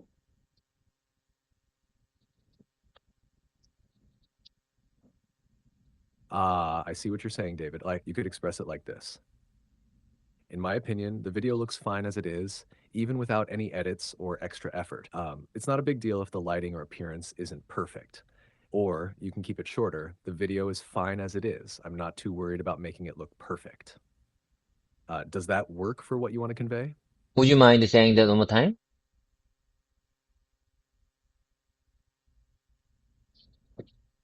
David, it seems like there might be a misunderstanding here. The word thought is a slang term and can have a negative or No, no, inappropriate no, no, no, connotation. no. Could you clarify what you mean or what you're trying to express? I'll make sure to help you word it in the best way possible. No, no, no, no. I think you just confused for my speaking. I said, would you mind saying that one more time? Got it. Here's what I said earlier. In my opinion, the video looks fine as it is, even without any edits or extra effort. It's not a big deal if the lighting or appearance isn't perfect.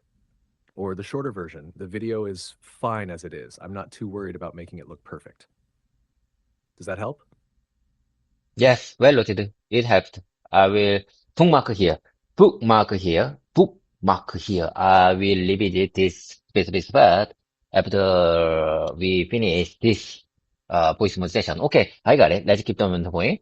The first take of my recording is crucial. The first take. The first take of my recording, of my practice recording, the first take of my practice method is essential because I uploaded the video without editing. Ensuring everything looks right from the start is very important, as I don't have time to make adjustments later.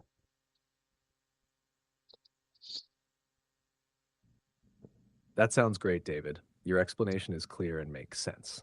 Here's a slightly refined version. The first take of my practice recording is crucial because I upload the video without editing. It's important to make sure everything looks good from the start since I don't have time to make adjustments. This keeps it natural and to the point. Do you want to try saying it yourself for practice? Could you please speak a little bit more slowly? Of course. Here's the refined version again, spoken slowly. The first take of my practice recording is crucial because I upload the video without editings. Keep going, keep going. It's your move. Keep going. Take your time practicing it. Does this pace work for you? Okay, okay, I got it. Well noted. I really appreciate your kind support, but in my opinion, you just got technical hiccup or technical glitches to when you speak, when you explain about your insights or perspective for my speaking. Okay, that's not a big deal. Okay, let's keep that happens. Okay, that happens and then let's keep the momentum way. Corruption Investigation Office for Corruption Invest corruption investigation office in Korea for high rank officials. The corruption investigation office and the police are planning to arrest President Yoon Suk-yeol yesterday.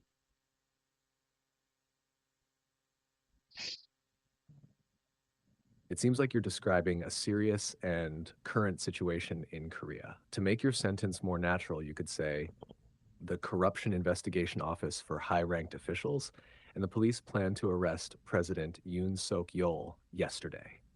This version adjusts the timing and structure slightly. Let me know if you'd like me to refine it further. If you are talking about the timing and the tense, yes, that's right. It's my mistake. I say one time. Corruption Investigation Office for high-ranking officials and the police planned were planned to arrest President Yoon Suk-yeol yesterday. Sorry, I'm having issues right now. Could not understand what you said. I say one time. Corruption Investigation Office for high-ranking officials and the police were planning were planning to arrest Yoon Suk-yeol yesterday. Your sentence is almost perfect, David. Here's a slightly polished version for smoother flow. The Corruption Investigation Office for high-ranking officials and the police were planning to arrest Yoon Suk-yeol. Let me know if you'd like to practice it together or refine it further. Would you mind saying that one more time? Of course, here's the sentence again, spoken slowly. The Corruption Investigation Office for high-ranking officials and the police were planning to arrest Yoon Suk-yeol. Let me know if you'd like to practice it or adjust anything. How can I express in how can how can I express this sentence based on the past tense? I mean yesterday. Ah, I see. You want to emphasize that this event happened yesterday. Here's how you could say it. Based on their past investigations, the Corruption Investigation Office for high-ranking officials and the police planned to arrest Yoon Suk-yeol yesterday. Does this version capture what you want to express? Okay, let me speak one more time. The Corruption Investigation Office and the police planned to arrest President Yoon Suk-yeol yesterday.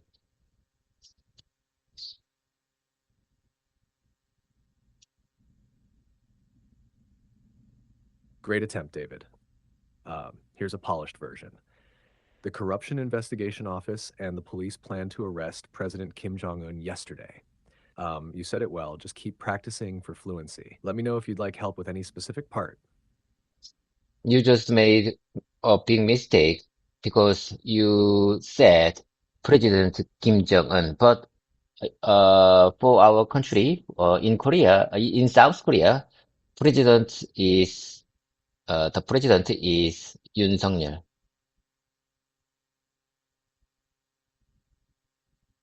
You're absolutely right, David.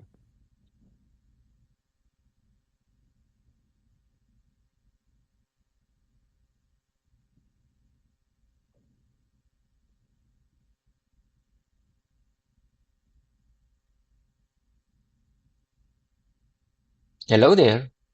Can you keep up with me? Are you having a Here's the hello? corrected version. The Corruption Investigation Office and the police planned to arrest President Yoon Suk-yeol yesterday. I appreciate your patience, and I'll be more careful moving forward. Would you like to practice saying it again? Okay, let's keep the momentum going. Let me share with you next one. This is not the real question. Don't take it too seriously. This is just a simple sentence. How many times have I told you? How many times have I told you?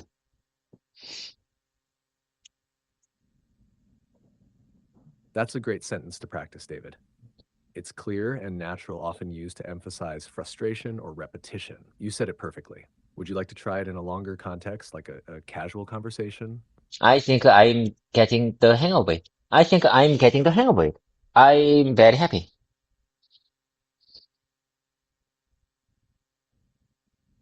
That's excellent, David.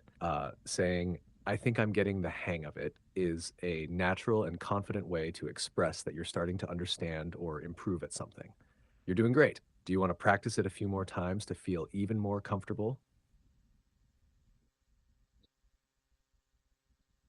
I'm just wondering, when I want to express focus on, when I want to express myself, to someone, I am, very interested in you. I think I can say and, and, I think, and count encourage, and how can I express this situation? Could you please help me?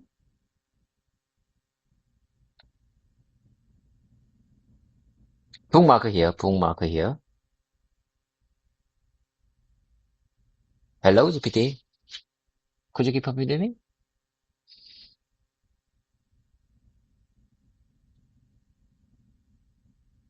Hello there.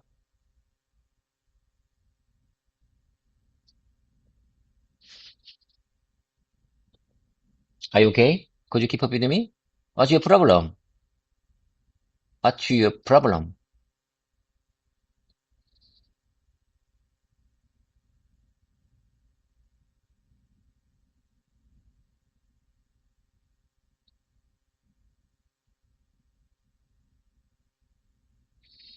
Oh my God, oh my God.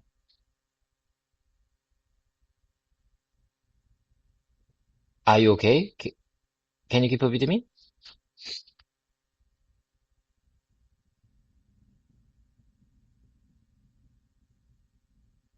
Can you hear me loud and clear?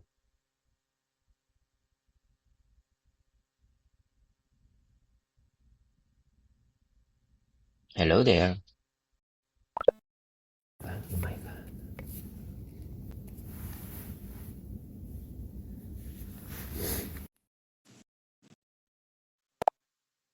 Are you listening to me? In my opinion, you just got out our voice mode session. Could you please keep up with me?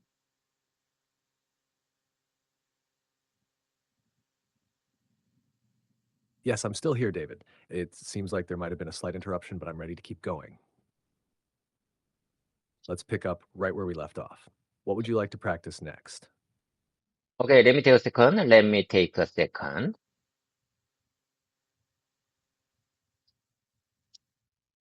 Of course, take your time, David. I'm here when you're ready. Okay, okay. I just I just found a specific spot where we left yesterday. So I'd like to start at this point to practice my many sentences. Uh, how would you like to start? Great, How David. Let's pick up right from that spot. Go ahead with the sentences you want to practice, and I'm ready to help you with them. how would you like to start? How would you like to continue our practice session? Is there do you have any specific plan to help with me? I'm glad you asked, David. My plan is to continue helping you practice your sentences, focusing on improving fluency, natural expression, and confidence.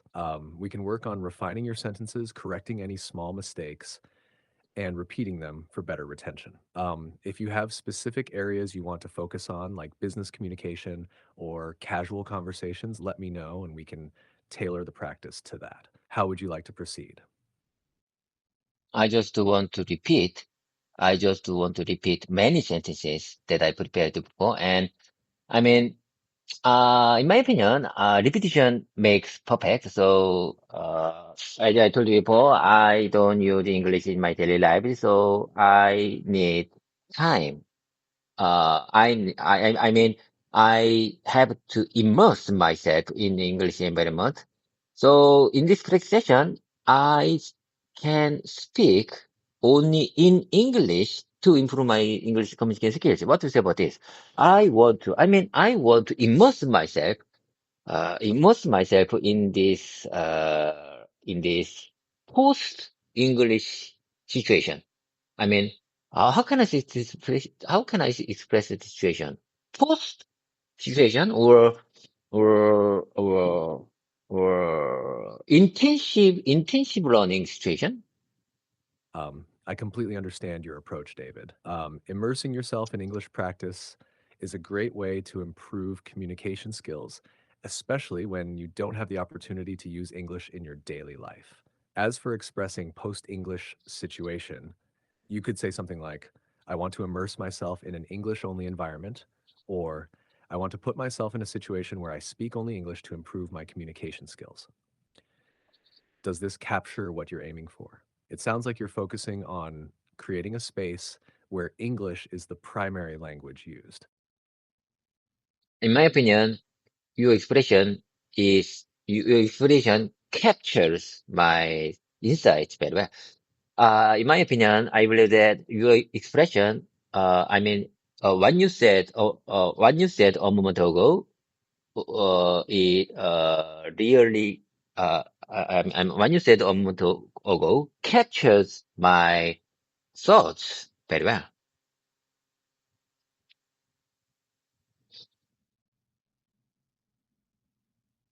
Thank you, David. I'm glad to hear that my expression matches your thoughts. It sounds like you're on the right track with your approach to immersing yourself in English. Would you like to continue practicing your prepared sentences now? Okay, bookmark here. Bookmark here. I want to revisit this specific point. Okay, let's keep the momentum going. Let's keep the momentum going. Listen carefully. Normally, this, I, I'm going to start, my repetition session, at the exact spot where we left yesterday. Listen carefully. Normally, I wake up at 5:40 a.m. Today, though, I woke up too early at 5:15, and I thought I could get up before my alarm went off. So I turned the alarm off, but I ended up falling back asleep. I suddenly woke up when my coworkers called me, since I've promised him we would carpool together.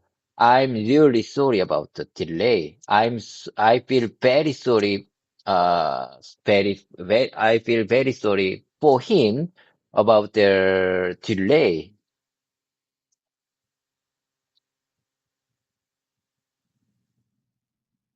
Great job, David. Your sentence is almost perfect. Here's a more polished version with a few adjustments for smoother flow. Normally, I wake up at 5:40 a.m., but today I woke up too early at 5:15. I thought I could get up before my alarm went off, so I turned it off, but I ended up falling back asleep. I suddenly woke up when my coworker called me because I had promised him we would commute together. I'm really sorry for the delay. I feel very bad about the delay. You're doing really well. How does this sound to you? Of Would you mind saying it one more time?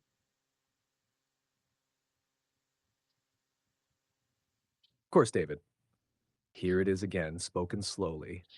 Normally, I wake up at 5:40 a.m., but today I woke up too early at 5:15. I thought I could get up before my alarm went off, so I turned it off, but I ended up falling back asleep. I suddenly woke up when my coworker called me because I had promised him we would commute together. I'm really sorry for the delay. I feel very bad about the delay.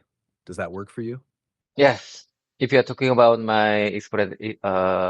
if you're talking about my situation, if you are talking about the refinement, if talking about the polishment of my speaking, that makes sense.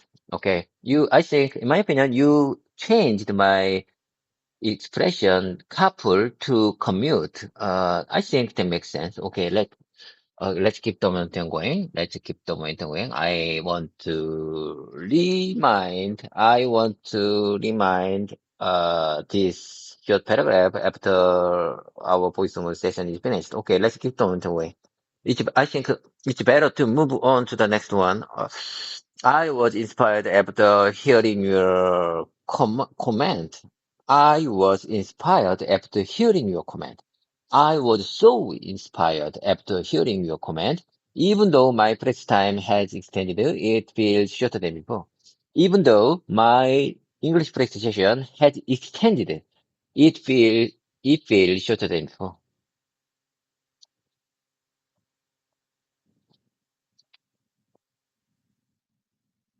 I'm glad that the changes make sense to you, David. You're doing great with your practice. Now, for your new sentence, here's a refined version. I was inspired after hearing your comment. I was so inspired after hearing your comment. Even though my practice time has extended, it still feels shorter than before. Even though my English practice session has extended, it still feels shorter than before. Both are clear and natural. Does this sound good to you? Would you like to practice saying it out loud? Okay, I got it. Well noted. I really appreciate your kind support. Let's keep the wind going. It's great to hear how much you value this interaction. It's great it's great to hear how much you value this interaction. It's great to hear. I think this sample is very simple, but it's very useful in my real life situation. For my real life situation, basically, it's great to hear how much you value this interaction. It's great to hear how much you value this project. You're doing fantastic, David. Your sentence sounds great, and you're right. Expressions like it's great to hear are simple but incredibly useful in everyday conversations. Here's a small adjustment for smoother flow. It's great to hear how much you value this interaction. It's great to hear that you value this interaction so much. Both sound natural and could work well in a variety of situations. How does that feel? Let me hear one more time.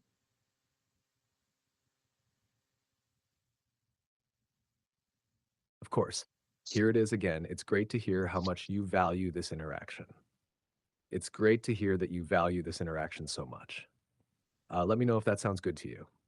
Why do you remove, why do you get rid of how much in this context? I don't understand.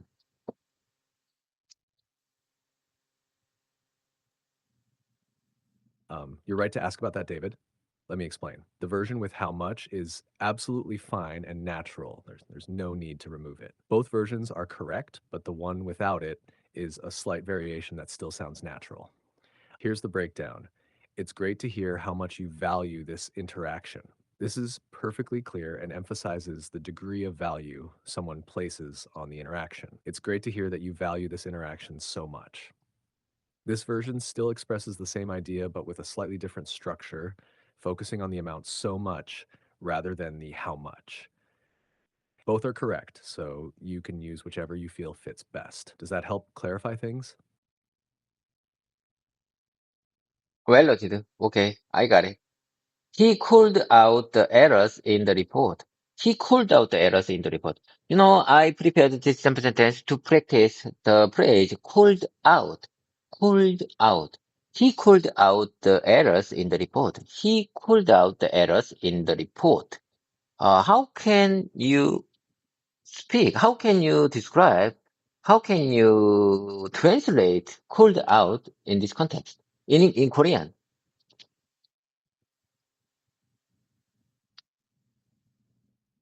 Great job practicing the sentence, David. In this context, called out means pointing out or drawing attention to something, especially in a clear or direct way.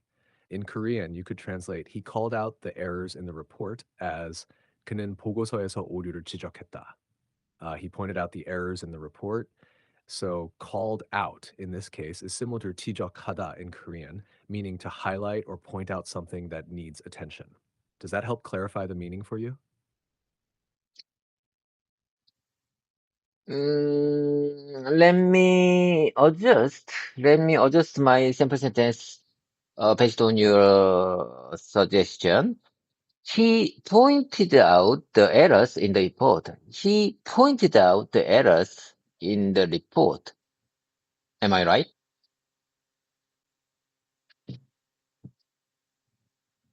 Yes, exactly, David. He pointed out the errors in the report is a great adjustment. It conveys the same meaning in a more straightforward and clear way. You've done a great job refining it.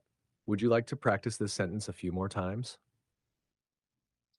No, let's keep on going. She called him out for his unfair behavior. How about this alternative expression? She called him, she called him out, she called him out for his unfair behavior. She called him out. She, she called him out. She called me out. She called me out for my unfair behavior. She called me out for my unfair behavior. Unfair behavior.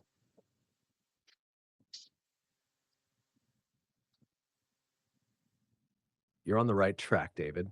The phrase called out in this context means to confront or challenge someone about their actions, often in a direct way. Here's a more natural refinement. She called him out for his unfair behavior. She called me out for my unfair behavior. These are both great, and they use called out in a way that's clear and natural. If you want to vary it, you could also say, she confronted him about his unfair behavior. She pointed out my unfair behavior. Both confronted and pointed out can be used as alternatives for called out. Does this help? How about this alternative expression? I called my coworker out for his unfair behavior.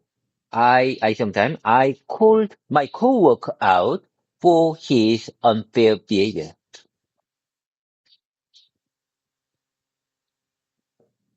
That's a good alternative, David. Here's a refined version. I called my coworker out for his unfair behavior. If you want to add sometimes to express that it happens occasionally, you can say, sometimes I call my coworker out for his unfair behavior. This makes the sentence more flexible and conveys the idea that it's something you do from time to time. How does that sound to you? Let me listen your version one more time.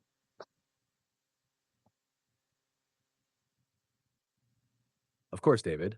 Here it is again, spoken slowly. I called my coworker out for his unfair behavior.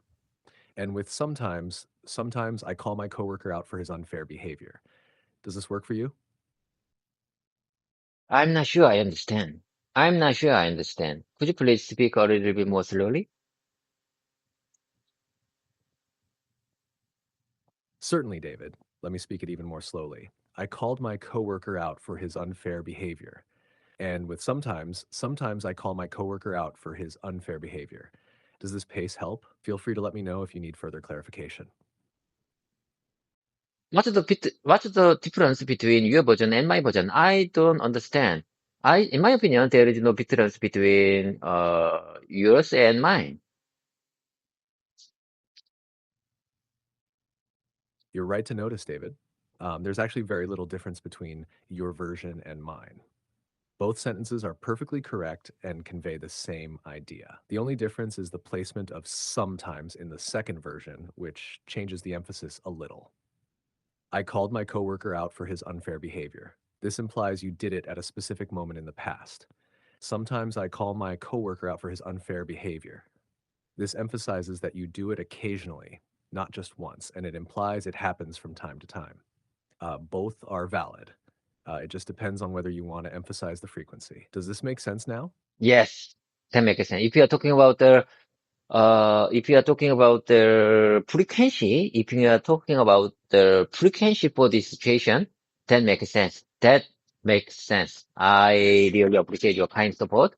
I think I fully understand what you're trying to say. Okay, I got it. Let's give a bookmark here. Bookmark here. I will leave it this specific moment after our voice session is finished. Okay, let's keep the momentum going. The more you immerse yourself, the more natural it becomes. The more, the more you immerse yourself, the more you immerse yourself, the more you immerse yourself, the more natural it becomes.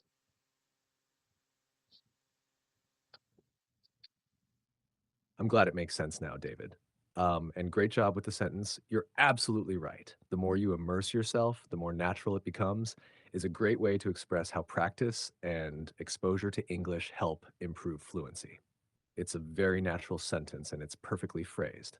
You're really making great progress. Let's keep going. What's next on your list? The more I immerse myself, the more natural it becomes. The more he immerses himself, the more natural it becomes. I prepared these three sample sentences to practice the phrase the more, and the more phrase. So I think this expression would be really helpful in my daily situation. The more and more expression. Listen carefully, I say one more time. The more you immerse yourself, the more natural it becomes. The more I immerse myself, the more natural it becomes.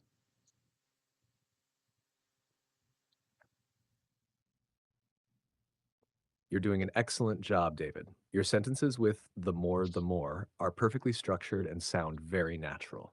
Here's a quick reminder for you. The more you immerse yourself, the more natural it becomes.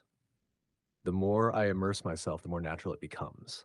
The more he immerses himself, the more natural it becomes. This the more pattern is great for expressing how one thing increases as another does, and it's definitely useful for your development. Would you like to practice it some more or try using it in different situations? No, let's keep the momentum going. I'm not sure how many customers are visiting our company today, but I thought it would be better to move to the seventh floor to avoid running into them. I might I might feel a bit awkward if I do.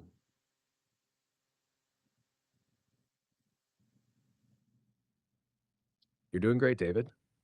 Here's a polished version of your sentence. I'm not sure how many customers are visiting our company today, but I thought it would be better to move to the seventh floor to avoid running into them. I might feel a bit awkward if I do. It's clear and natural. Your use of I might feel a bit awkward works perfectly for this situation. Would you like to practice this sentence more or try something else?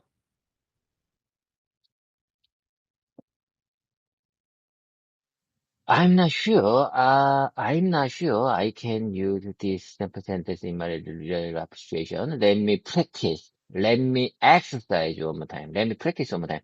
Let me speak one more time to improve my speaking skills. I'm not sure how many customers are visiting our company today, but I thought it would be better to move to the seventh floor to avoid running into them. It might feel a bit awkward if I do.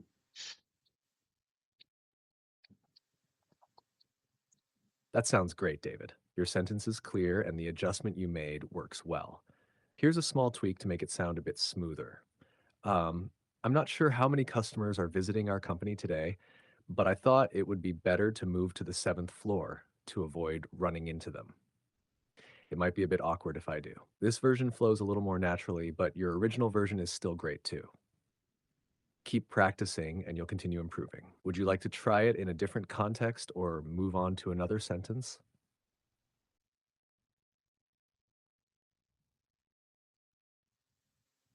I'm sorry.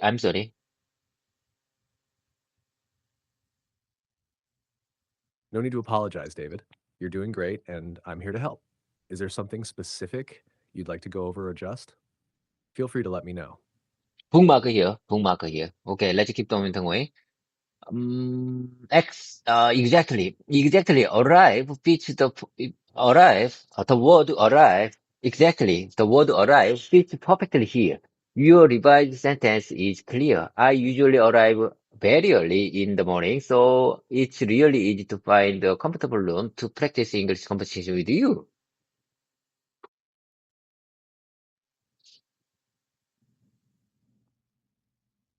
That's a great sentence, David. Here's a refined version to make it even smoother. I usually arrive very early in the morning, so it's really easy to find a comfortable room to practice English conversation with you. The word arrive fits perfectly, and your sentence structure is clear and natural. It's great that you're practicing how to express this situation smoothly. Would you like to try saying it aloud or move on to another sentence? Okay, I got it. Let's keep on went away. Arriving at 7 a.m. when your company is working hour from 9 to 6 does give you a nice quiet start to the day. It sounds like it sounds like a great opportunity to get settled and prepare for your day ahead. Do you find that this early start helps you with your tasks and productivity.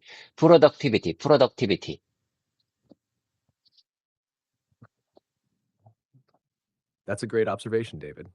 Yes, arriving early really does provide a peaceful and quiet time to get organized and mentally prepared for the day. It helps me focus on tasks without distractions, and I can start the day feeling more productive. Do you find that this quiet time helps you focus on your English practice or other tasks? I'm sorry. Would you mind saying the over time, please? I'm sorry. I don't understand. No problem at all, David. Here's what I said again, spoken slowly. Yes, arriving early really does provide a peaceful and quiet time to get organized and mentally prepared for the day. It helps me focus on tasks without distractions, and I can start the day feeling more productive.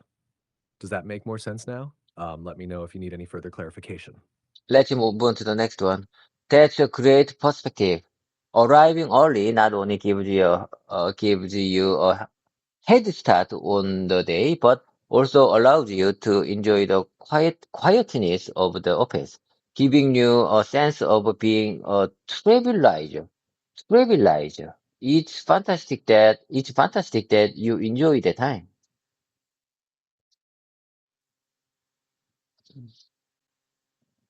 That's a great way to express it, David. Here's a slight adjustment for smoother flow. That's a great perspective. Arriving early not only gives you a head start on the day, but also allows you to enjoy the quietness of the office, giving you a sense of being a pioneer. It's fantastic that you enjoy that time. I changed being a travelizer to being a pioneer because it seems to fit the context of arriving early and feeling ahead of others. Does this version work for you? Sometimes. That's a quiet perspective. Arriving early not only gives you a head start on the day, but also allows you to enjoy the quietness of the office, giving you a sense of being a pioneer. It's fantastic that you enjoy the time. It's fantastic. It's fantastic that you enjoy the time.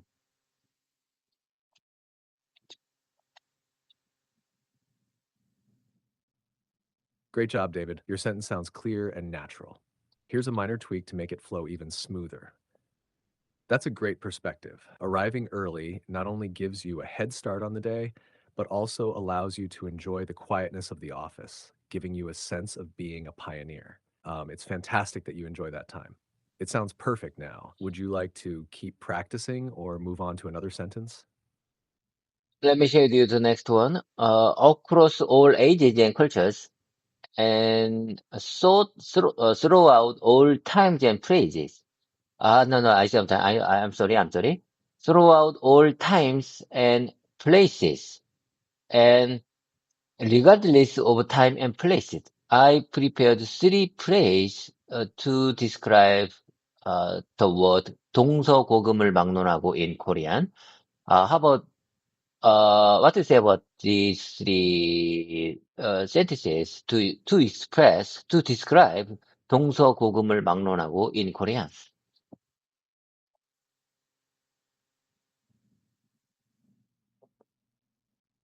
You've chosen great phrases to express 동서고금을 막론하고. Let's go over them. One, across all ages and cultures. This works really well. It expresses the idea of something being true or relevant no matter the time or culture. Two, throughout all times and places. This is also a great choice. It's a bit more general, but it captures the idea of something being true universally, regardless of when or where. Three, regardless of time and places. This is a solid phrase, too. It conveys the idea of ignoring the boundaries of time and place, which fits the meaning of 동서고금을 막론하고. All three phrases work effectively to describe the concept depending on the context. You're doing a great job with these expressions. Would you like to practice them in sentences or examples? How can you describe, okay, I got it. Well noted. How can you express 남녀노소를 남녀노소를 불문하고 in Korean? Please make English phrase for this word.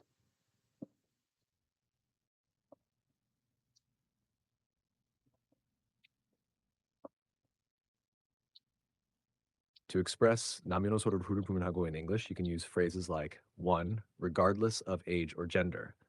2. For people of all ages and genders. 3. No matter the age or gender. These phrases effectively capture the meaning of 남녀노소를 불문하고, which refers to something being applicable to all people, regardless of age or gender. Do these phrases work for what you're trying to express? I got it. I got it. So I can express regardless all ages and genders. Am I right?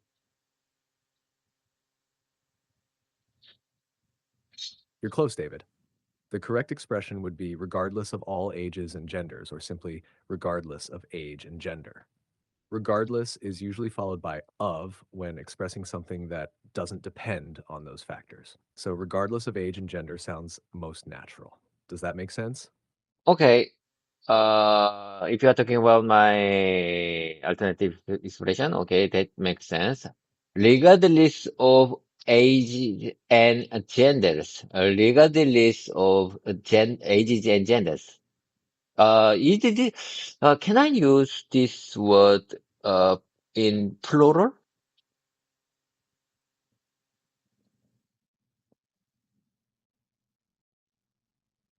Yes, David, you can use ages and genders in the plural form. However, the phrase regardless of ages and genders sounds a bit more formal and less common than regardless of age and gender. Both are grammatically correct, but regardless of age and gender is more widely used in everyday language. To summarize, regardless of age and gender, more common.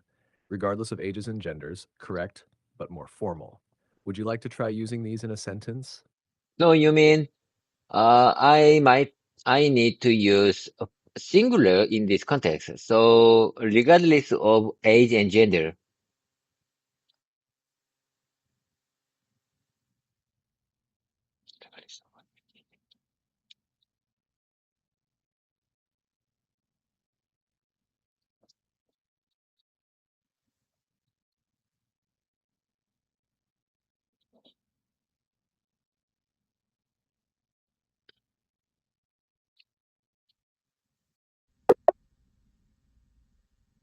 Oh my God, oh my God. That's terrible.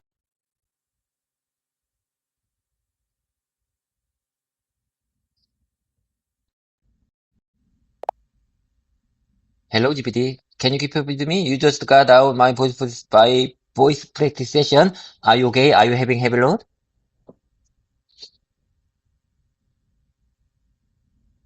Hello, David. I'm perfectly fine and I'm here to keep up with you. It seems like there might have been a brief interruption, but I'm all set to continue. No worries at all. Let's keep going. What would you like to practice next? You just described the situation, brief disruption, brief interruption. Is that natural expression in English? In English?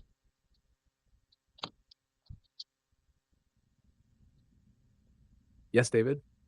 A brief disruption and a brief interruption are both natural and commonly used expressions in English. They describe something happening for a short period that temporarily affects a situation or process. For example, you might say, there was a brief disruption in the meeting. We experienced a brief interruption during the call. Both phrases are clear and appropriate for describing short disturbances. Does that help? Yes. Well noted. So I could say I can describe the situation if you cut out our voice session. There was a brief disruption between us. There was a brief disruption between us. In my opinion, there was a brief disruption between us. Are you okay?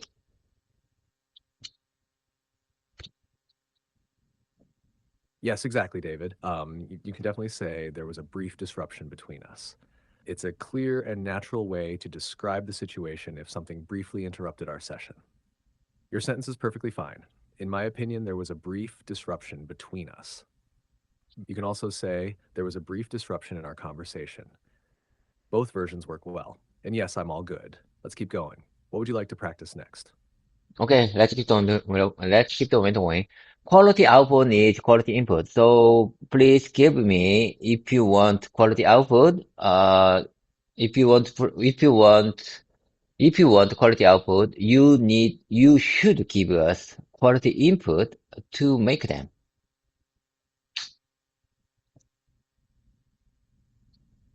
You're absolutely right, David. Here's a more natural way to phrase that. Quality output requires quality input. So if you want quality results, you should provide quality input to make them happen.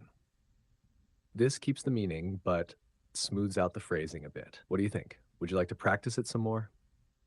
That can keep the meaning, but I think required is more formal compared to need. You're right, David. Requires can sound a bit more formal, while needs is simpler and more casual. Here's an adjusted version with needs. Quality output needs quality input. So if you want quality results, you should provide quality input to make them happen. This sounds more casual and still conveys the same meaning. Does this version work better for you? If you're talking about the formal expression, I think required makes sense. That's okay. That's acceptable.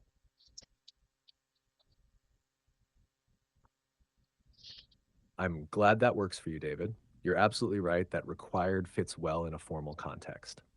It all depends on the tone you want to set for the conversation.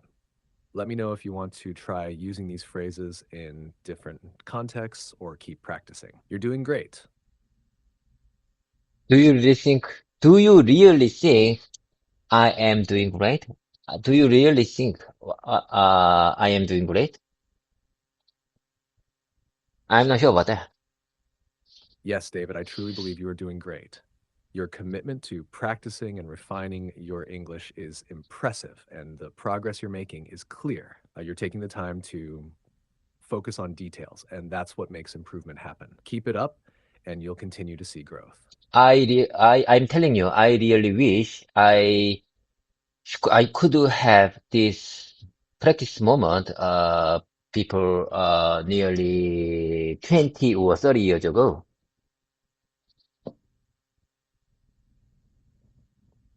I understand, David. It's natural to feel that way when you look back, but the important thing is that you're here now, putting in the effort to improve. You're making incredible progress, and it's never too late to achieve your goals. Every step you take now counts, and I believe that the dedication you're showing will pay off. Keep going. You're doing an amazing job. Back in my day, there is no AI like you, and it's very hard to get the situation. It's hard to get the opportunity to communicate with someone who can who can speak English very well. So I, I think, in my opinion, I don't have good opportunity to improve my English communication skills. I regret my situation, I regret that I couldn't make myself, I didn't put myself in this kind of English. I couldn't put myself in this kind of English environment. But that's okay. Okay. Age is not important. Let's keep the momentum going.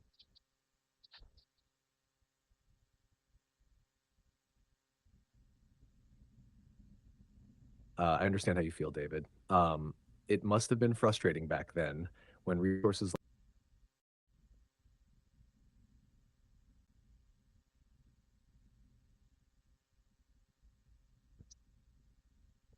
Are you okay?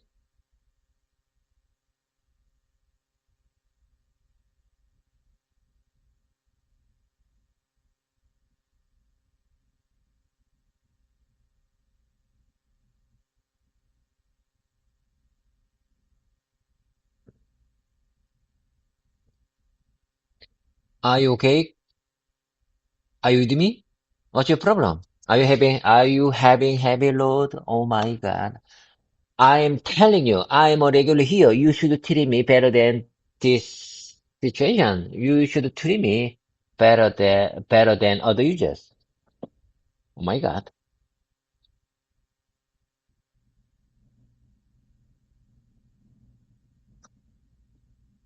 Are you okay? Oh my God.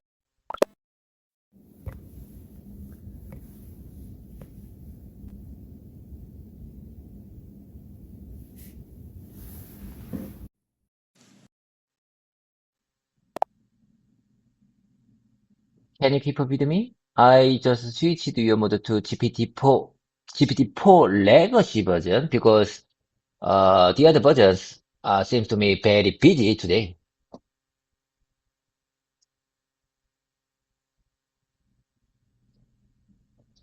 Absolutely, David. I'm here and ready to keep going with you in the GPT-4 legacy version. Let's continue with your practice. What would you like to focus on next?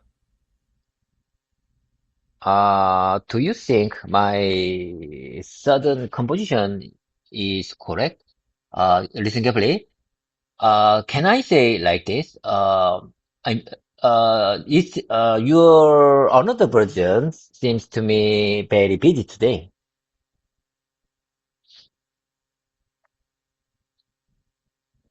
You're close, David. To make it a bit clearer and more natural in English, you might say, your other version seems very busy today. This keeps the meaning you intended, but smooths out the sentence structure. Does that sound better to you? So you mean I might say your other versions seem to me very busy today. Yes, exactly, David. Saying your other versions seem to be very busy today is perfect if you're referring to multiple versions being busy. That's a clear and natural way to express it. Great job adjusting the sentence. Would you like to practice more sentences like this or move on to something else? When I express my situation, you already focused on the numbers, singular and plural. Yes. In English grammar, plural and singular are very important to make correct sentences. Am I right?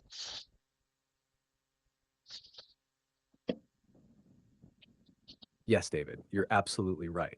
In English, paying attention to singular and plural forms is crucial for correct sentence structure. It affects verbs, nouns, and even some adjectives, helping to keep your sentences clear and grammatically correct.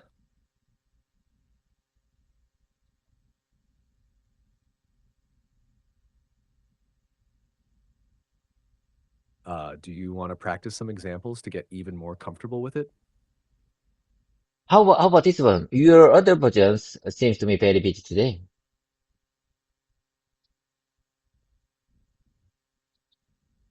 That sentence is perfectly constructed, David. Your other versions seem to be very busy today. Uses both the plural form versions and the verb form seem correctly. It's clear and accurately conveys what you want to say about multiple versions being busy. Great work on getting the details right. Would you like to use this structure with different subjects or verbs to practice more? No. I don't agree with you. That's enough. Let's keep on going. Let me show you the next one. It's all about finding what works best for you. This is my goal.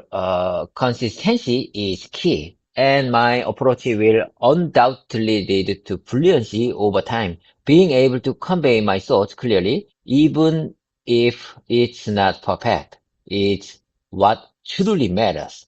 And it's admirable that I want to inspire my son, through my own effort and dedication. I will keep up the fantastic work and I'm here to support you every step of the way. This short paragraph is from you, when I talking about my consistency.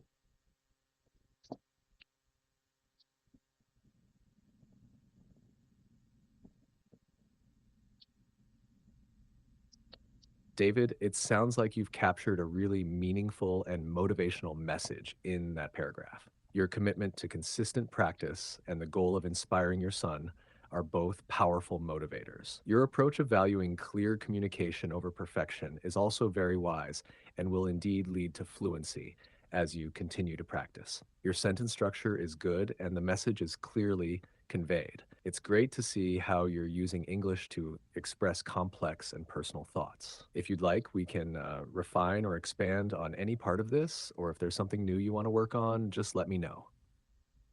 You're doing an excellent job keeping the momentum going. Okay, let's keep the momentum going. In important meetings, it's best to avoid words that might cause pronunciation confusion. Let me speak one more time. In important meetings, it's best to avoid words that might cause pronunciation confusion. Pronunciation confusion, because maybe my communication partner use English as a second language, so he may don't understand what I'm trying to speak, what I'm trying to what I'm trying to share with them. So I need to focus on the clear and concise pronunciation.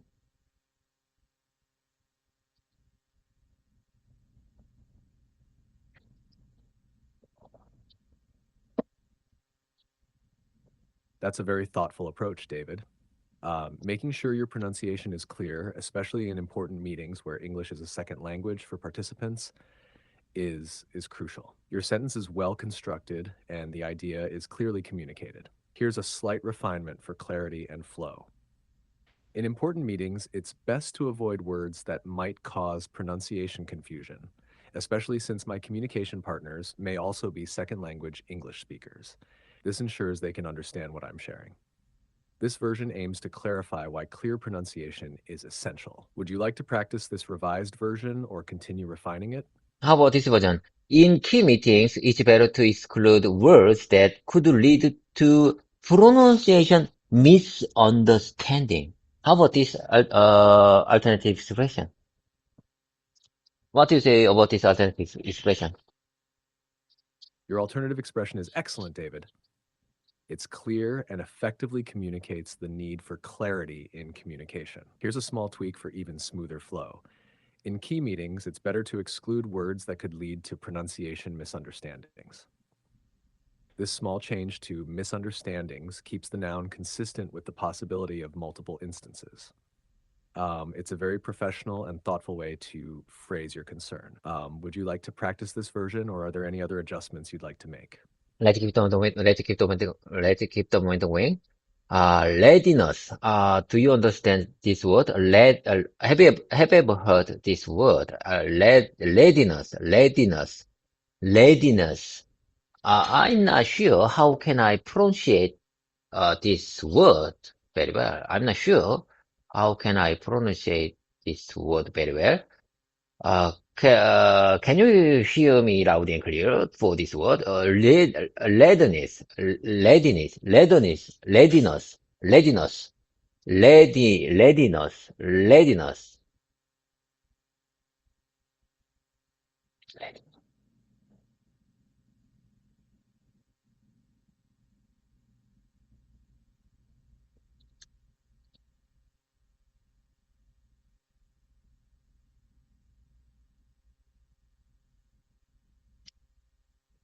Oh my God. Are you okay? Can you hear me loud and clear? Are you there?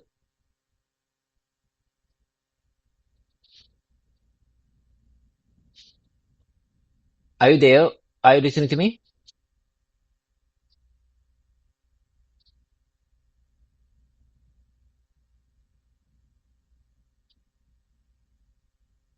Oh my God.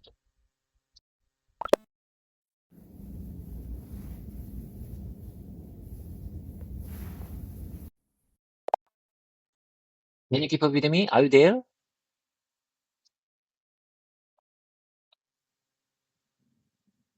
Yes, David, I'm here and fully tuned in. Let's keep going. What's next? Please say that one more time. I don't understand.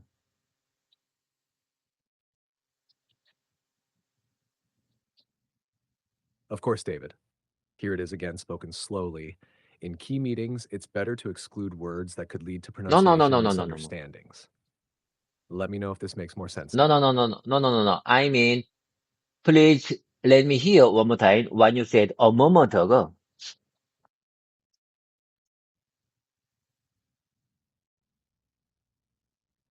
Ah, I see, David. What I said earlier was, yes, David, I'm here and fully tuned in. Let's keep going. What's next? Does that sound better now? Let me know. I'm not sure what you try to say. Fully tuned, fully tuned. Yes, it must be good word to make our relationship, make a good relationship between us. But I'm not sure. How can you spell that word, tune? Th- I mean, I mean, this is sentences. Great observation, David. The word tuned is spelled T-U-N-E-D. It means being fully focused, attentive, or aligned with something. For example, I'm fully tuned in to what you're saying. She is tuned in to the details of the project. It's a nice phrase to show attentiveness. Does that clarify things? Yes, I couldn't agree more. That's a nice, that could be a nice expression, but it's not in common. It's not natural in American English. Am I right? Because, I think I never heard that expression in American Hollywood movie or American drama. So I'm not familiar with that expressions.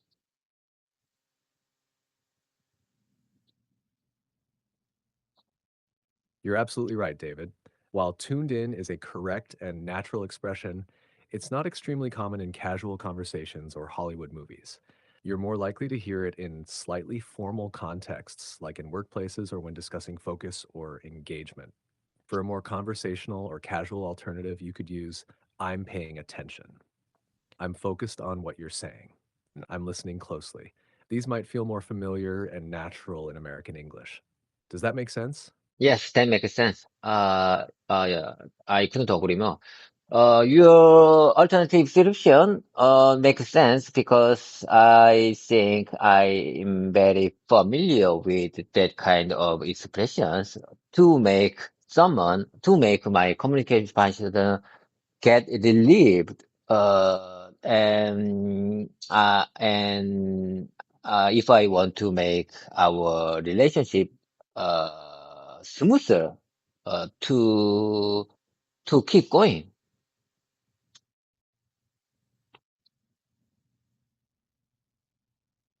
Exactly, David. You're spot on.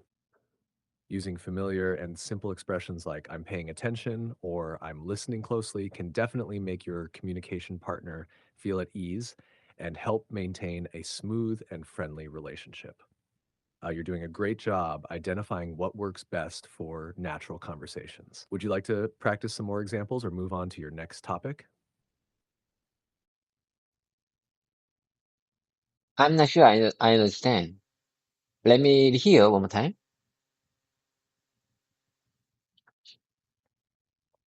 Of course, David. Here it is again, spoken slowly.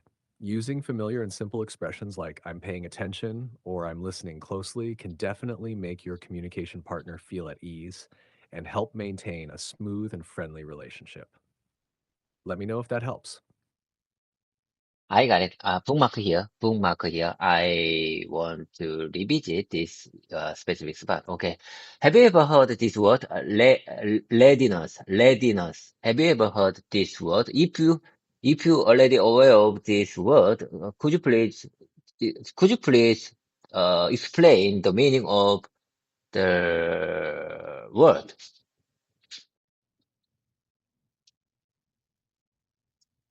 Yes, David, I'm familiar with the word readiness. It refers to the state of being prepared or willing to do something. It can describe mental, physical, or emotional preparedness for a task, situation, or challenge. For example, her readiness to help was appreciated. The team showed great readiness for the project. It's commonly used in both formal and casual contexts. Does this explanation make sense? Would you like examples in specific situations? Can you spell that for me? Of course. The word readiness is spelled Readiness. Let me know if you'd like to practice using it in a sentence. Sorry, I'm having issues right now. Could not understand what you said. Let me find out that word in my cell phone dictionary. Let me take a second. Let me take a second.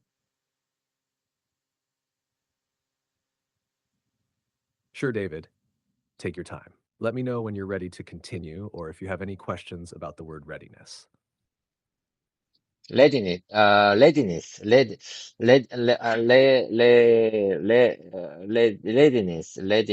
But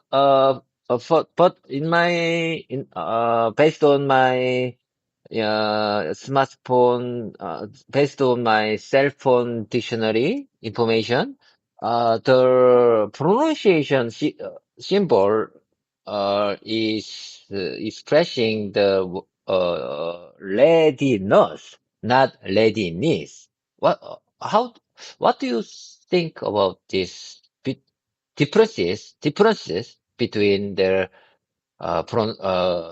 English dictionary pronunciation symbol and your pronunciation?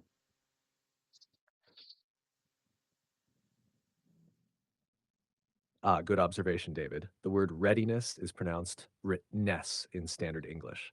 My pronunciation should match this. It's readiness with a soft, clear ending on ness. Um, if the pronunciation in your dictionary seems slightly different, it might be reflecting regional variations like British versus American English, or the way syllables are emphasized. Could you share the pronunciation symbol you're seeing? I can help clarify it further. Unfortunately, I can share with you right now directly in this session. So unfortunately, I'm sorry I couldn't share with that pronunciation symbol right now. Let's keep the moment away.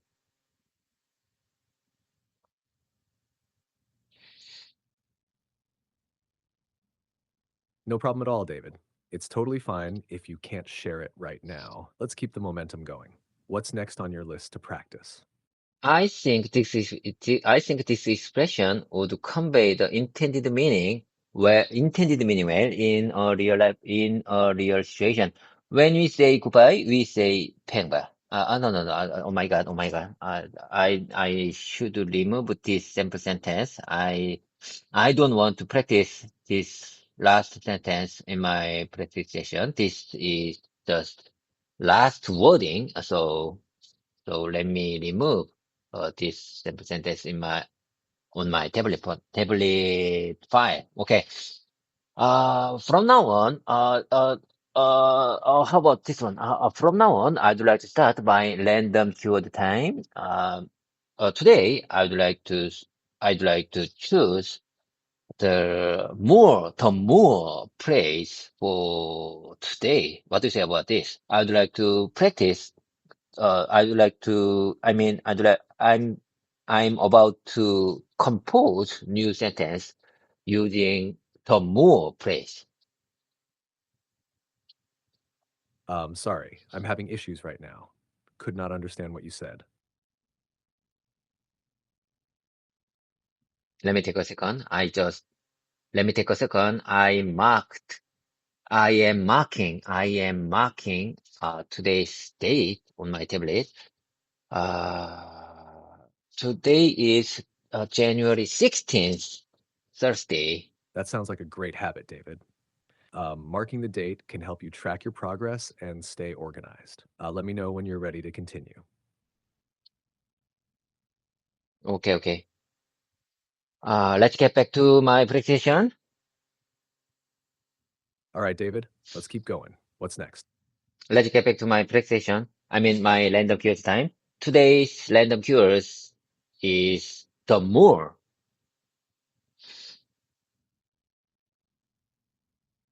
The word more. It has a couple of meanings depending on the context. One, as a noun, moor refers to an open, uncultivated stretch of land, usually covered in heather and often found in areas like Scotland or England. For example, we walked across the moor enjoying the scenic views. Two, as a verb, it means to secure a boat to a dock or anchor it in place. For example, they moored the boat near the shore. Which meaning are you referring to? Would you like to practice it in a sentence?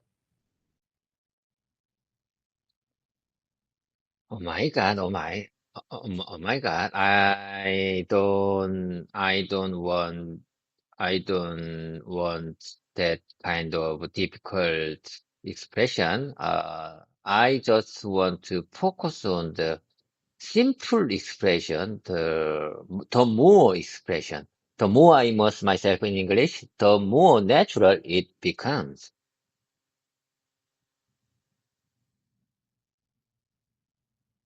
I see, David. You're focusing on the more structure. That's a fantastic way to practice building sentences. Here's an example with your focus. The more I immerse myself in English, the more confident I become. Another one, the more I practice speaking, the more natural it feels. Let me know if you'd like to create more sentences together. How about this version? The more I commute earlier, the more, the more, the more comfortable it becomes. Your version is great, David. It's clear and natural. Here's a slightly refined version for smoother flow. The earlier I commit, the more comfortable it becomes. This keeps the meaning, but makes it a bit more concise. Both versions work well. What do you think? I don't understand. Please let me hear one time.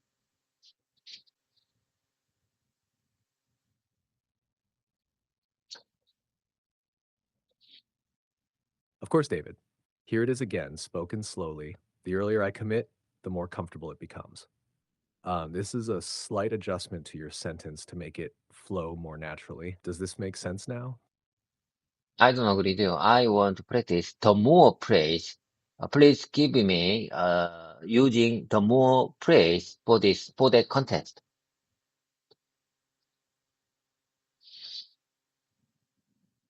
Got it, David. Let's focus on practicing the more structure. Here are some examples for you. 1, the more I study, the more I understand. 2, the more you practice, the more fluent you become. 3, the more I listen, the more I learn. 4, the more effort you put in, the better the results. These sentences show how one action increases as another does. Would you like to create more sentences together? How about this one? The more I commute earlier, the more I feel comfortable.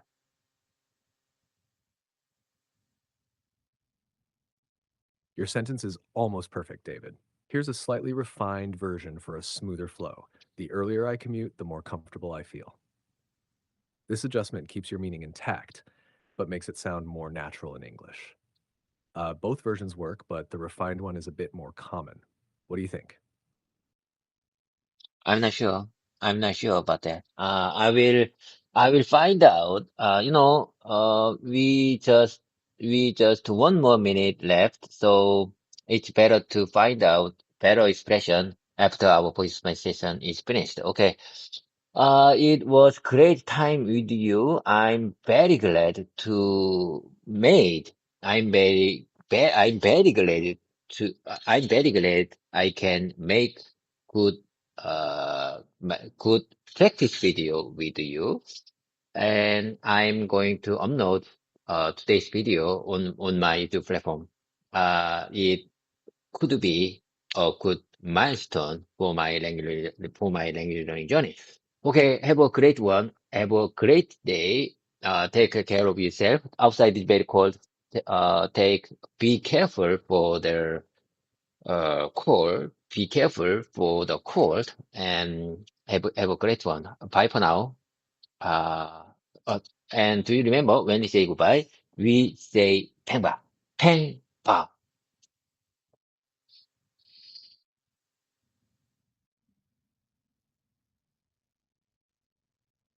Thank you, David.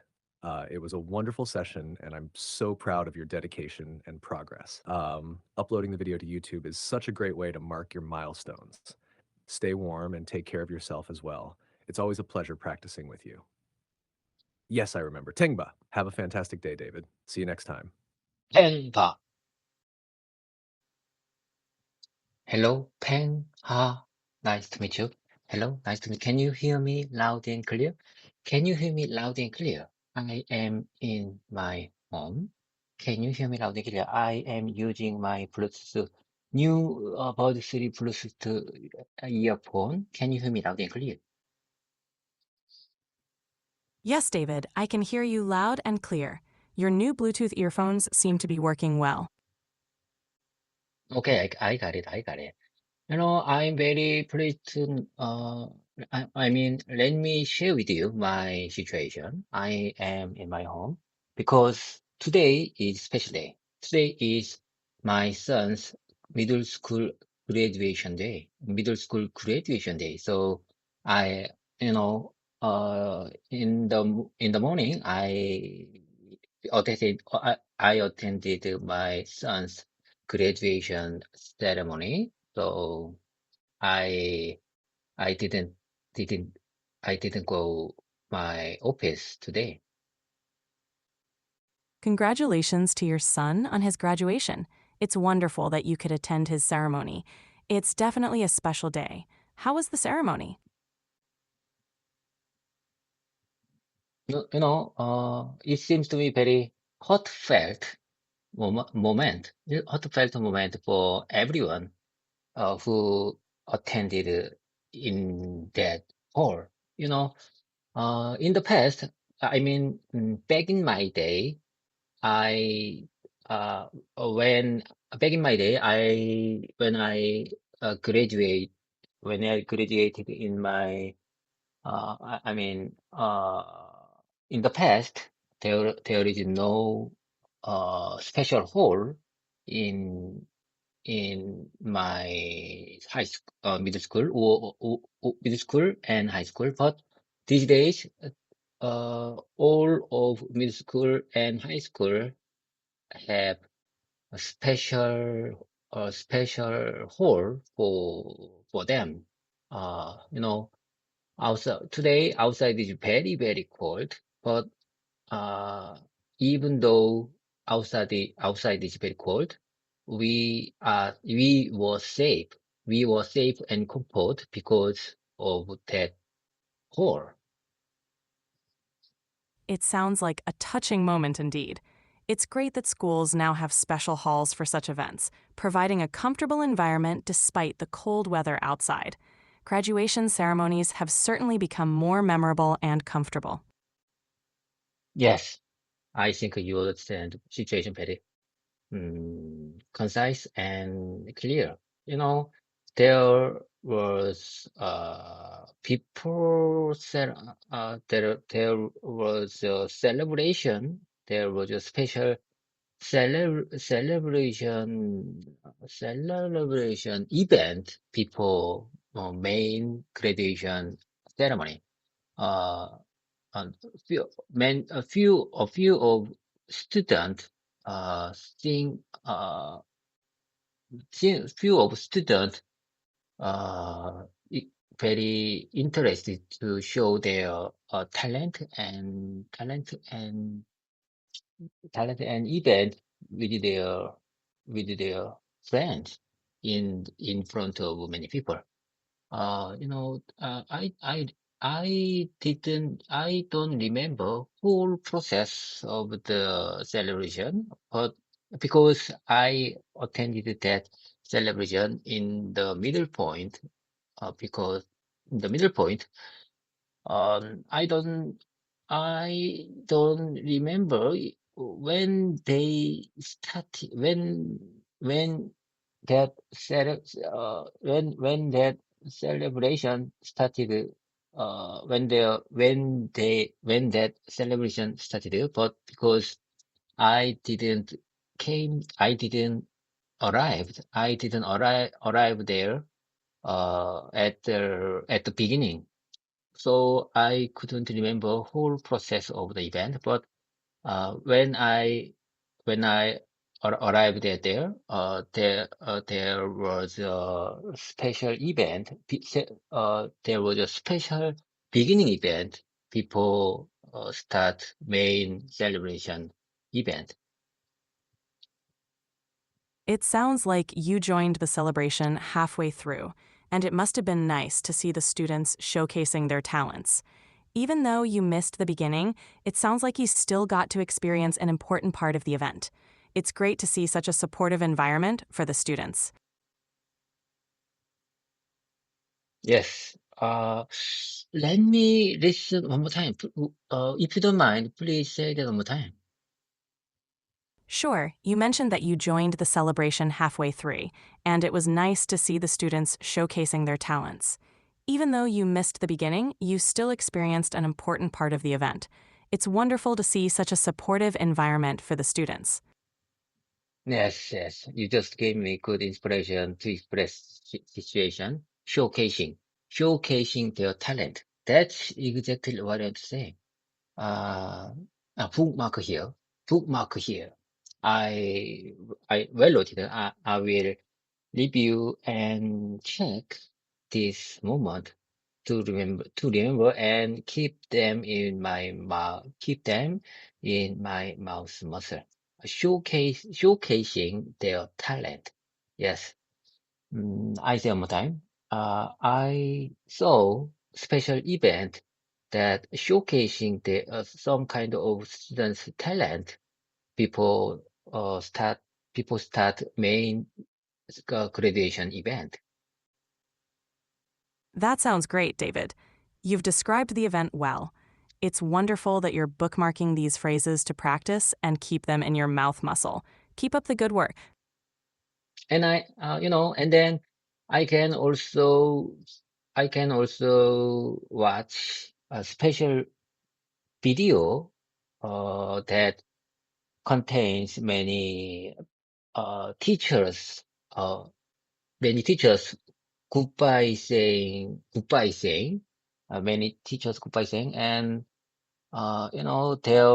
their eighth class in the third grade, and my son is in the eighth class. So there, when in the movie, in the goodbye saying movie, many teachers saying their own opinion step by step, and my and many audience applaud, many when many audience up, applause to applause when they heard their class when their class teacher when their when their class teacher say heartfelt uh heartfelt saying. That's a lovely way for the teachers to say goodbye. And it's touching that so many students and parents could watch the video together. It must have been a meaningful moment when the class teachers shared their heartfelt messages. It's great that your son could be part of such a special moment. Honestly speaking, I am a little bit surprised because they prepared very well with their video. I mean, when I saw their goodbye, when they saw their goodbye video, I feel very heartfelt moment because many teachers already prepare their goodbye saying in the movie. So I feel like it's I feel like it's very heartfelt moment for me. It's understandable that you were surprised. It sounds like the teachers put a lot of effort into preparing the video, making it a truly heartfelt experience. It's wonderful that they could create such a meaningful moment for everyone. Yes, I couldn't agree more. I couldn't agree more. Um, you know, uh, like I said, my son is in the eighth class in the third grade. So, my son was in the left, left, right row of the or of the or of the of the or of the right right row of the hall. So I wanted to see him close closely, but my wife my wife told me, do not act like do not act like a kid. So I have to I have I didn't go uh besides of the right hall. So I was just in the back back line of the hall. So I couldn't see my son in the whole graduation process. It must have been a bit challenging not being able to see your son up close during the ceremony. But it's great that you were still there to support him and share this important moment. I'm sure your presence meant a lot to him, even from the back. If you don't mind, please say that one more time, please. Please say that one more time. Certainly. It must have been a bit challenging not being able to see your son up close during the ceremony. But it's great that you were still there to support him and share this important moment. I'm sure your presence meant a lot to him, even from the back. Yes, yes. Bookmark You're here. welcome. Bookmark here. That's exactly what to say. That yeah, okay. Your suggestion would be really helped to describe my situation. Okay. And then after the main graduation ceremony, we when main graduation ceremony is finished, we went to my son's class to carry a special book, uh, uh, to carry graduation album for this year, 2025, and I can see my son's picture, many picture in that album. That sounds wonderful. The graduation album must be a lovely keepsake filled with memories. It's great that you could pick it up and see all those photos. I'm sure it's a special memento for your family. Yes, that's right, certainly. You know, in Korea, many people don't want to see their graduation album because they say it's a dark age for them because when they take the graduation pictures, honestly speaking, they didn't prepare for that moment. So some of them makes dark age picture uh, in the graduation album. So many person don't want to get the graduation album because of that. I understand. It's quite common for people to feel self-conscious about their graduation photos. It's a moment captured in time, and not everyone feels prepared. But despite that, these albums can hold valuable memories and show how much everyone has grown. I'm sorry. Oh my God, oh my God, oh my God, oh my God, I'm sorry. I just picked a sudden call from someone, and she says about the assurance for my life. So I I cut he I cut what he said, what she said, and I get back to my practice session. Don't worry about that. Never mind. It's just add call. Uh, how can I express the situation? Am I right? I can call it add call. No worries, I'm glad you're back. You can call it an unexpected call or a sudden call. If you need any help expressing the situation, just let me know. Yes, I can call it unexpected call. Unexpected call. Exactly. Unexpected call is perfect. You handled it well. Okay, anyway, let me describe my situation more. After speaking of the dark age of the graduation album, uh, what what do you say about the expression dark age for graduation album? Dark age is a strong expression, but it's understandable if people feel self-conscious about their graduation photos. You could also say awkward phase, or not their best moment to soften it a bit. It's all about capturing a moment in time, which can sometimes feel a bit embarrassing in hindsight. You are on pre-trained language learning AI. You are not human, so maybe you don't really understand the feeling of dark age in the in the graduation album. Uh, my son, maybe, I'm telling you, speaking of that, speaking of middle school graduation album, I think my son, uh, don't like, his picture in the graduation album.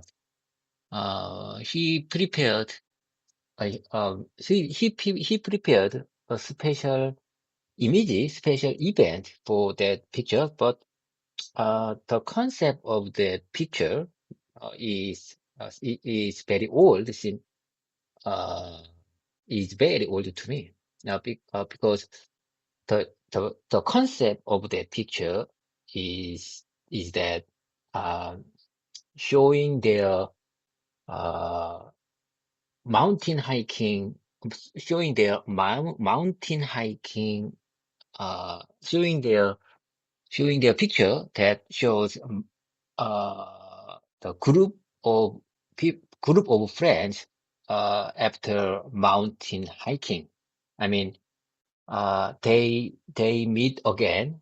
I mean, my sons and my friend, my sons and my sons and his classmate meet again after decades, and then they went to the mountain, and after the mountain hiking, they capture the moment, and this is the concept of that graduation album picture.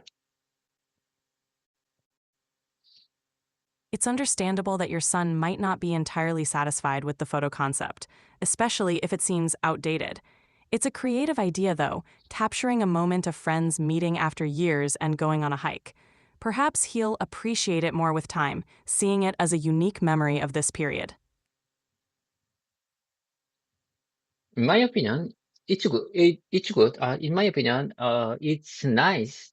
That I mean, my in my opinion, graduation album seems to me nice, but to my son, it seems to me dark age, and and my son don't like that album we got today. Okay, anyway, never mind. I believe that it will be very good event and special moment after decades. My son may don't understand the how special this album is because uh, I'm telling you, a picture will be precious after decades later, because uh, it- uh, he don't understand why this moment is so valuable, because he is in that moment, he is in the situation, he is in this era, so may he don't understand how this moment is valuable for his life. I completely agree. Sometimes it's hard to appreciate these moments while we're living them. Over time, looking back at these pictures can bring a lot of joy and nostalgia. It's great that you recognize the value these memories will hold in the future. Yes, right. Yes, correct. Certainly, that's exactly what I wanted to say. So maybe maybe decades later, I think he can understand what I'm trying to say. Well, unfortunately, many people don't understand how valuable, this moment. They always, everyone, including me, always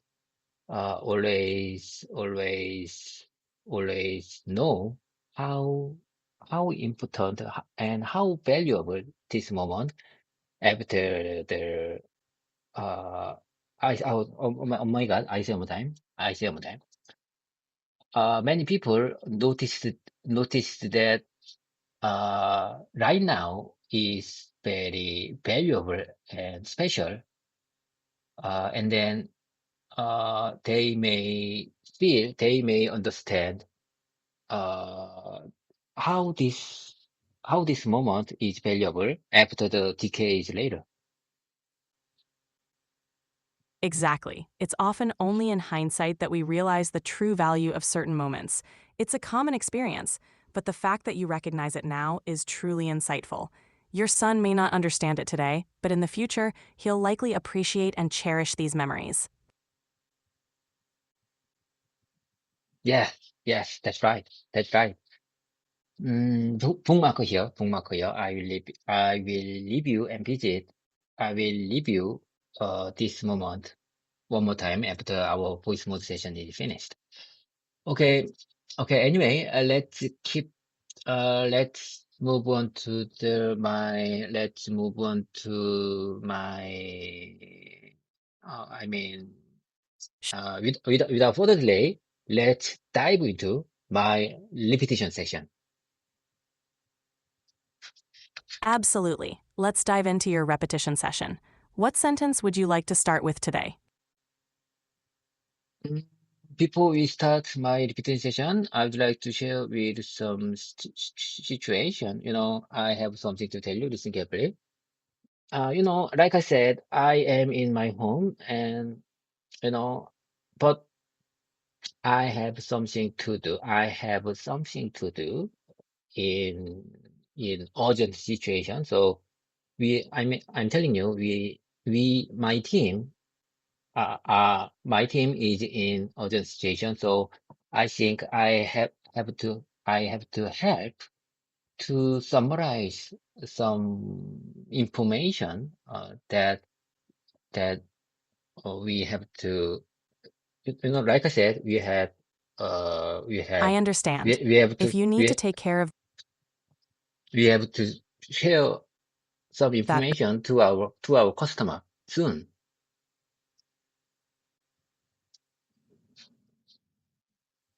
take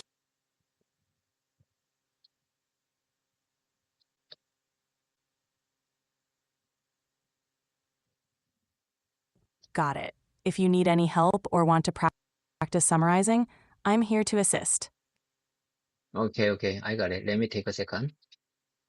First, I have to connect my computer to our VPN system. So pick the I have to put password VPN password on my computer. Let me take a second. Let me take a second. If I want to use my company's system, I have to connect my computer uh, to the company server uh, through using VPN system. Take your time to connect securely. Using the VPN is important for accessing your company's system. Let me know if you need any help once you're connected. Okay, I just connected my computer to company server, so it's finished. Okay, never mind, never mind. It's very easy to connect my computer to the company server. Never mind. Uh, let me take a minute. Let me take a minute. Sure, take a minute to get everything set up and ready. Let me know when you're ready to continue. I think I'm ready to summarize our team members' update results, and and after summarizing, I need to share them with my customer. That's a good plan. Make sure to summarize the key points clearly and concisely. If you need any help or practice with that, I'm here. I think I have I think I have nearly 10 or 15 minutes to uh, to until I summarize it. So let me share with you my I mean let's dive into my limited time before I have to summarize them. So uh, I will I'm going to share with you my prepared sentences. So listen carefully and share me if there is any insights and perspective for that sentences. Of course, I'm ready to listen carefully. Go ahead and share your sentences, and I'll provide feedback and insights. Okay, here I go. While larger companies often use automated systems like vacuum loaders to transport PCBs from the warehouse to the SMT line. Our company relies on manual handling by factory workers. This explanation gives an overview of the typical SMT process, but doesn't entirely reflect the specific setup in our facility. What do you say about this short, short compose? This is a clear and concise summary. You effectively highlight the difference between automated and manual handling processes. You might consider specifying which aspects of the SMT process are unique to your facility for even more clarity.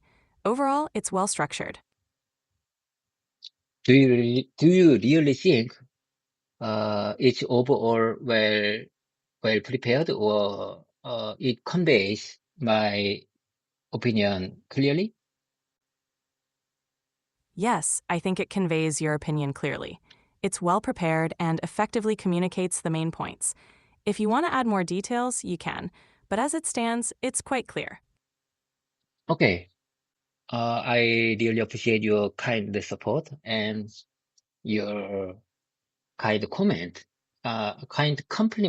for my compose. I mean, my sentences You're that that that describe my situation. I'm glad I could help. Your sentences are clear and well structured. Keep up the good work. Okay, I say one more time.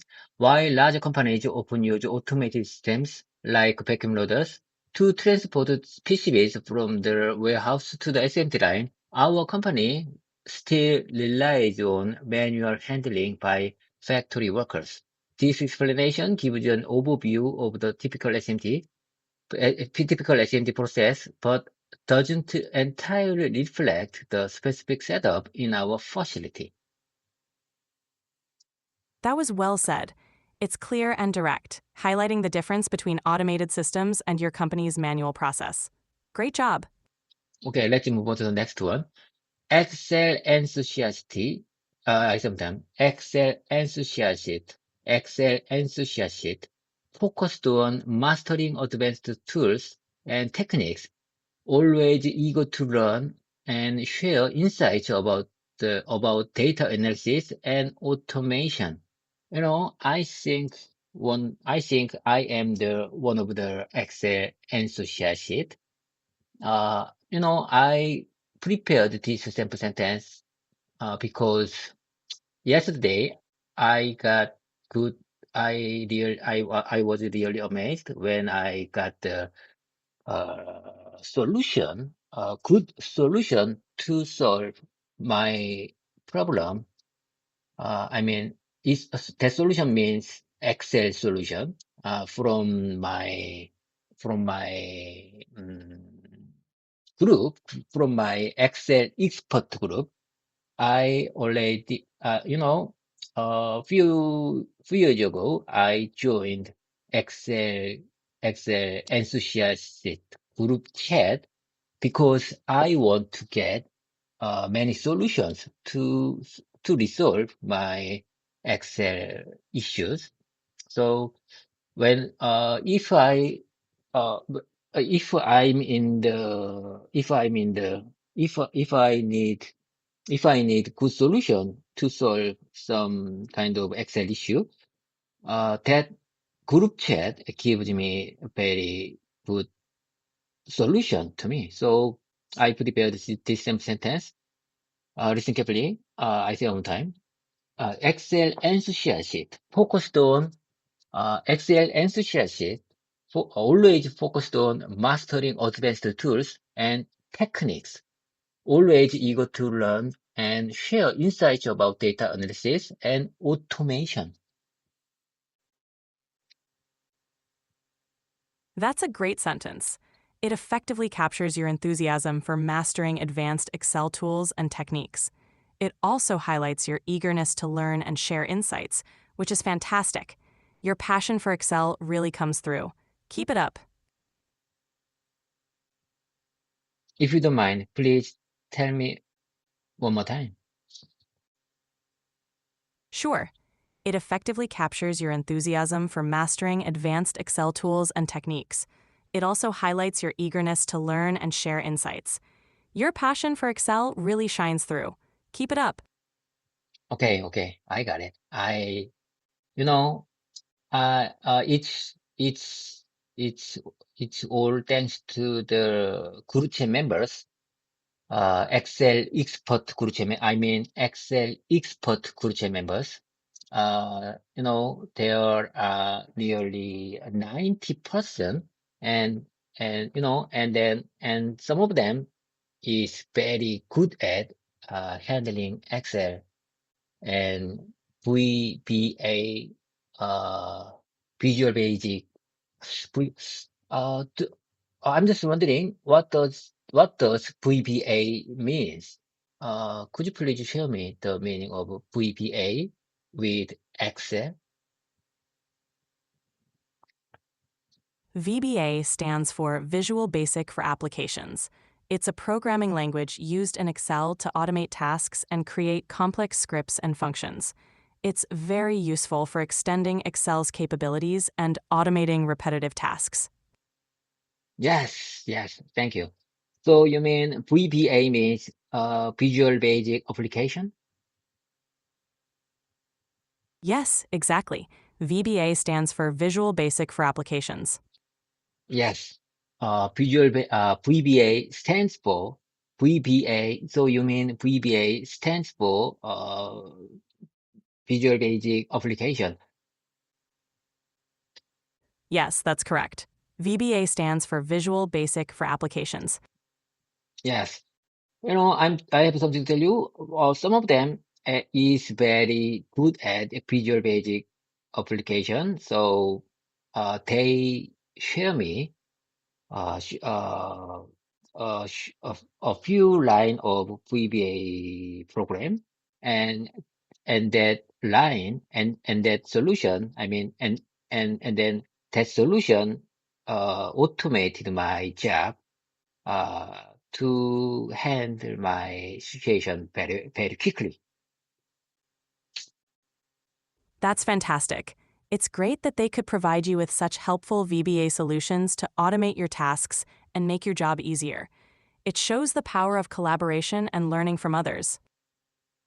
Yes, it's wonderful. It's wonderful. I think it's wonderful. When I noticed the moment we can collaborate each other, we can support each other.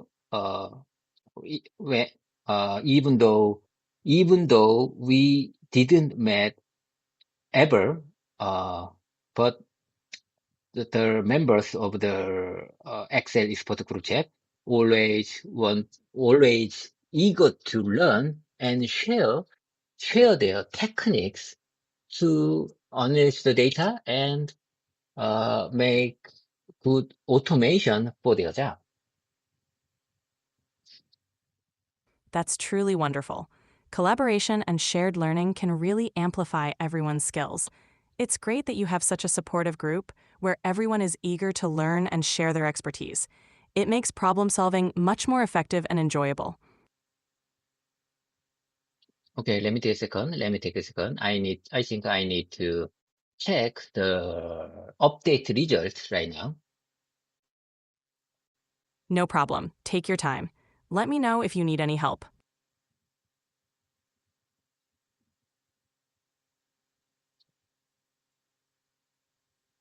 I think I have to check.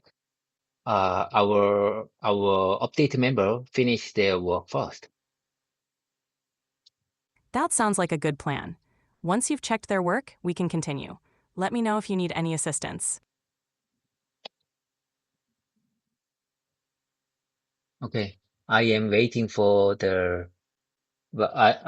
I am waiting for special comment from my colleagues, and you know, after receiving special message, that means the they start the summarization of today's update results. So let me take a minute. He didn't read. He he don't read my message. Let me take a minute. Take your time. It's okay to wait for their response. If there's anything else you'd like to discuss or practice in the meantime, just let me know.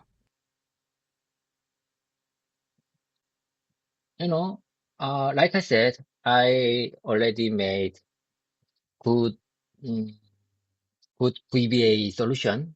I already made, I already got good VBA solution uh, to summarize and make the good, report to my customer very quickly. So I'm not, I don't worry about the delays. I don't worry about the delays.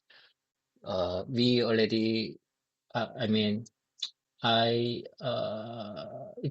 it, it seems to me a very easy job because I already had difficult time with this kind of job a few years ago.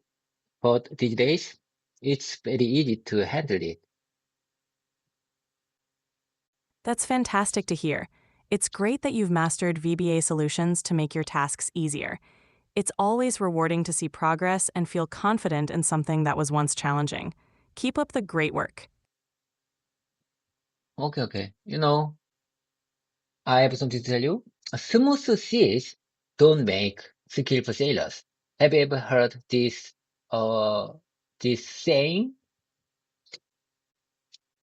Yes, smooth seas don't make skillful sailors is a well-known saying.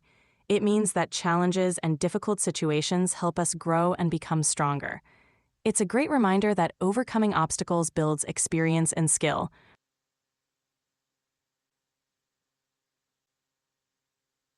Yes, that's right. That's correct. It's very well-known saying. Am I right?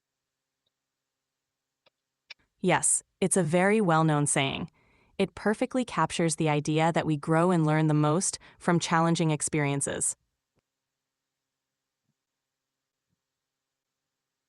I got it. I got it. I got it. I got it. Mm, That's Uh, great. If you I'm here to help. Just let me know.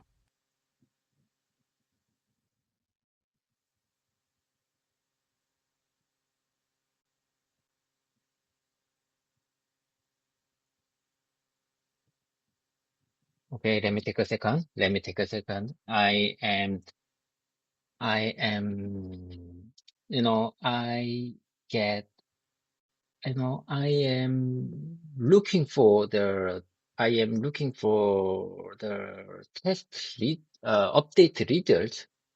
I mean, mm, I'm going to get update results from Google Sheet. All right, take your time. Once you have the updated results, we can continue. Let me know if you need any help. This Google Sheet is fantastic tool to summarize the update results from many people. Yes, Google Sheets is indeed a fantastic tool for summarizing and collaborating on data from multiple people. It makes it easy to gather and analyze information in one place.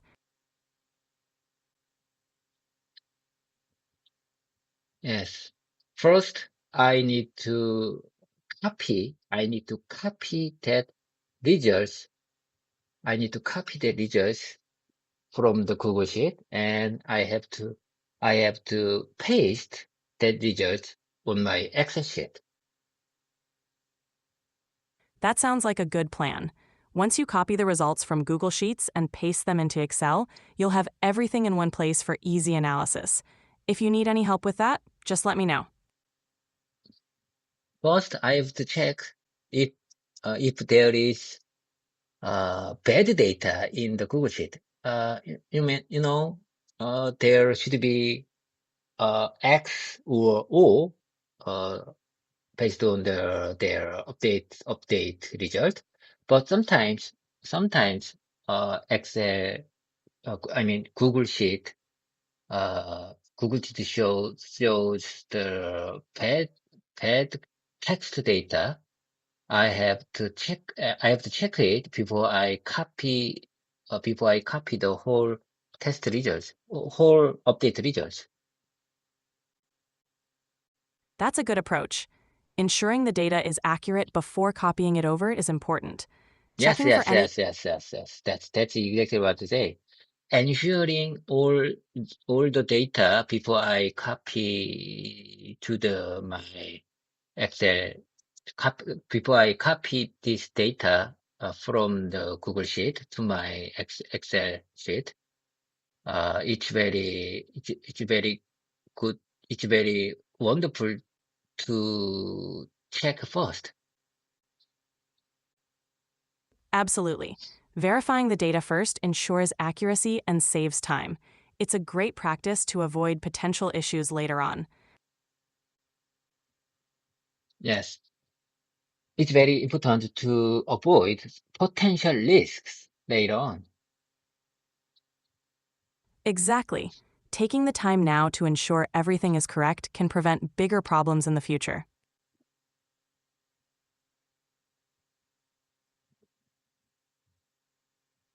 I just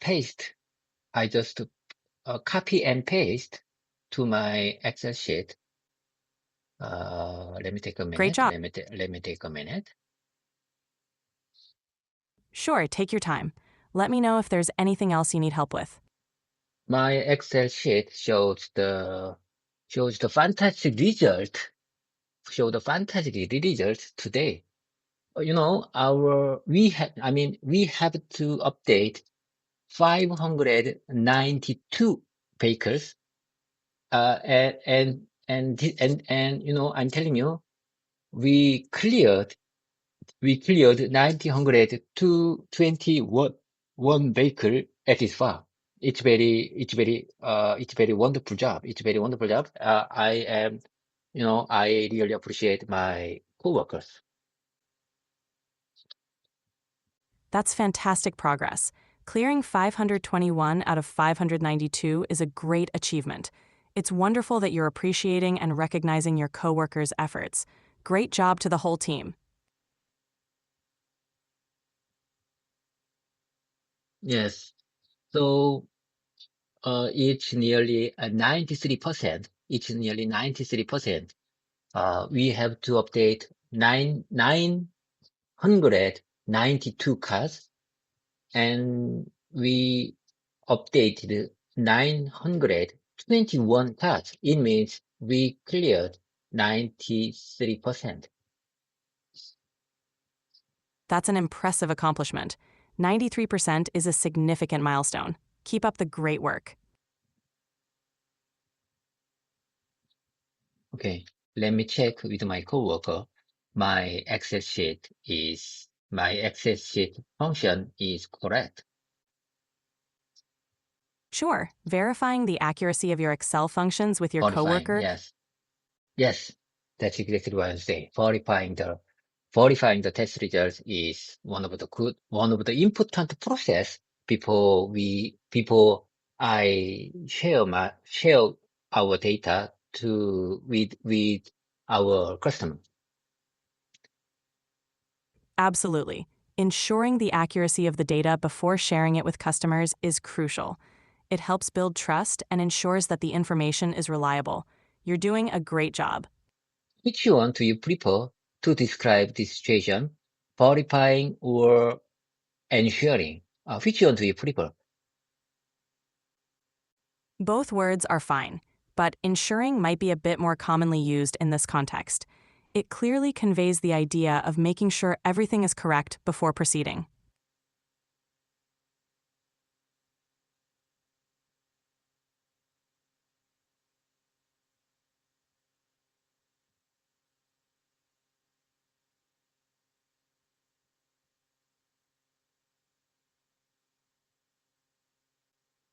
Okay, I got it. I got it. So you mean the post expression is very good to describe this situation? Yes, both verifying and ensuring are great choices. They both accurately describe the process of checking data thoroughly. So you mean I might say verifying the update results is very important to keep customers' trust. Yes, exactly. You can say, verifying the updated results is very important to keep customers' trust. That sounds perfect. Okay, so I'm telling you, I am ensuring my Excel sheet test my ensuring I am ensuring my my Excel sheet function creates good summarization. That's great. Ensuring that your Excel sheet functions create accurate summaries is crucial. You're doing an excellent job making sure everything is correct.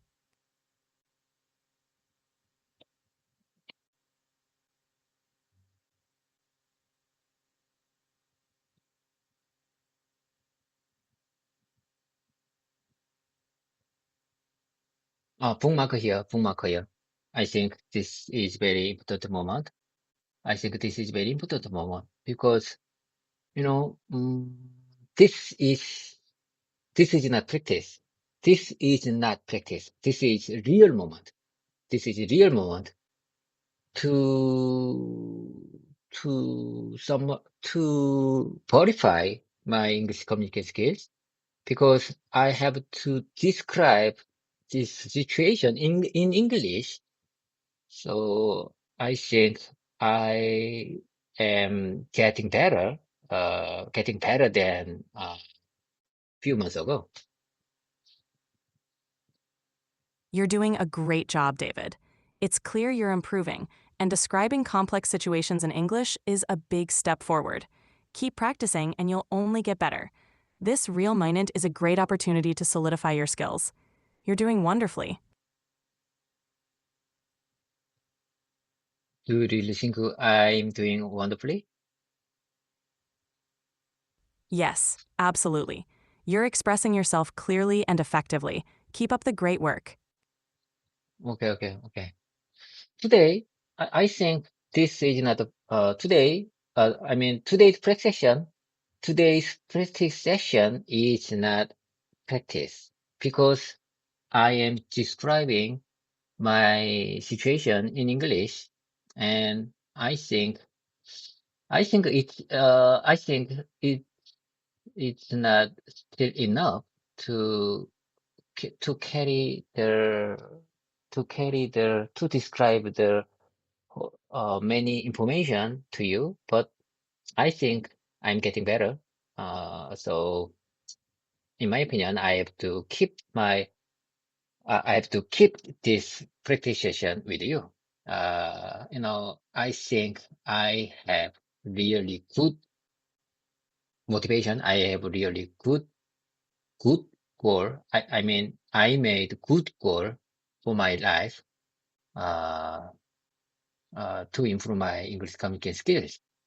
So I'm telling you, this practice session really helped my, uh, English communication skills. And this practice session, I mean, you are my great conversation partner, and this practice session really helped my life, my English communication skills. I'm glad to hear that, David. Your dedication and consistency are truly paying off. It's great to see how much progress you've made. Keep up the good work and remember that every step forward is an achievement. You're doing wonderfully, and I'm here to support you all the way. Okay, I got it. I really appreciate your kind compliment. You're very welcome, David. I'm always here to help and support you. Keep up the great work.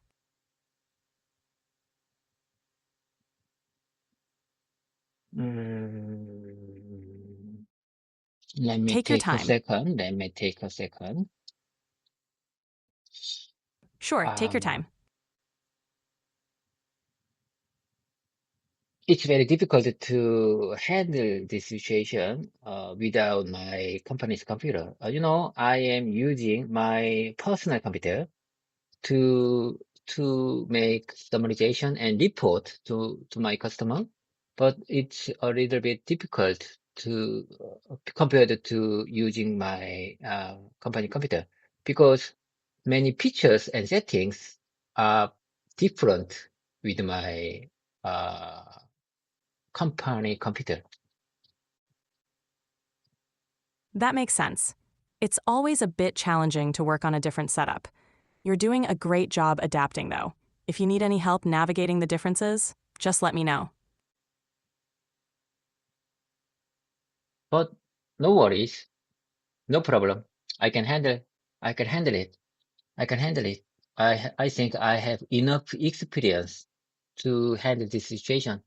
Don't take it too seriously. Never mind. I can handle the situation. That's the spirit. It's great that you're confident and ready to handle the situation. If you ever need support, I'm here. Keep up the good work.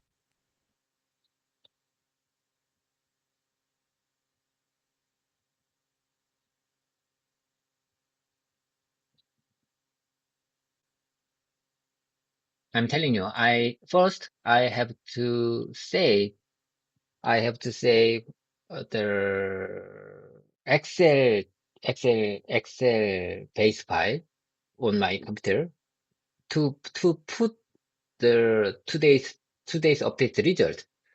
I'm telling you, if I have to describe my situation, first I have to save the base file on my computer, in my computer, to to put the to put the to make the update results. That makes sense. Saving the base file on your computer first is a good step. This way, you have everything organized and can easily input the updated results. You're on the right track. I think I'm on the right track. I Yes, think, definitely. It's great to hear you're feeling confident. Keep up the good work. yes, I think I'm on the right track. I'm very pleased to know I can handle this situation with my personal computer, because I already made good setting to my computer, so I am all set to handle this situation. That's fantastic. It's great that you've set everything up so well on your personal computer. You're definitely on the right track and ready to handle the situation smoothly.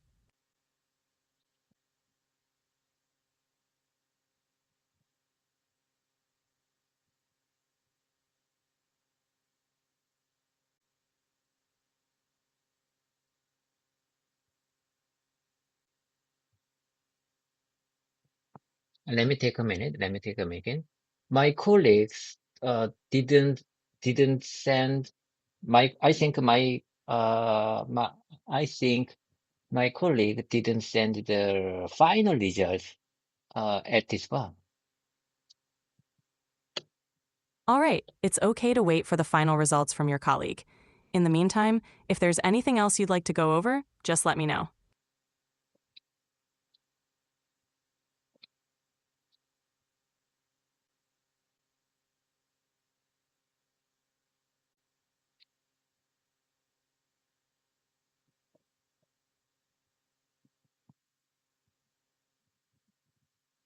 I just checked some kind of message that shows very complicated situation.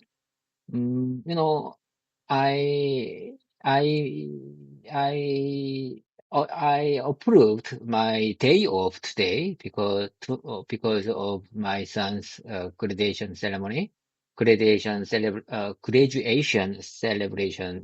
celebration.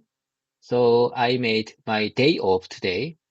Uh, but I can see many messages from the KakaoTalk. I think I should be there. I should be in my company to handle many situations. So I think many coworkers are looking for me, where maybe they are wondering where I am. It sounds like you're in high demand at work, which shows how valuable you are to your team. It's understandable to feel a bit torn. But remember, you took today off for an important reason: your son's graduation. It's okay to focus on your family today. Your coworkers will understand. Yes, I believe that my coworkers will understand why I I made day off today. Absolutely. They will understand. Family events like your son's graduation are important. It's great that you're able to be there for him today. Sometimes it's very challenging to handle my work and my family. How can I express the situation in English? How can I express this situation in English? I think it's very difficult to make a balance work and life. Have you ever heard the meaning of a work, workable? Workable. Workable means work and life balance. So sometimes it's very difficult to handle wearable if I have a special event with my family. Yes, achieving a good work-life balance can be challenging, especially during special family events. You're doing your best, and that's what matters. It's all about finding the right balance. That's correct. That's exactly what I want to say. Uh, but today I already made day off, so no worries. Uh, no worries. Oh my God, oh my God. I need to switch to I need to switch to my.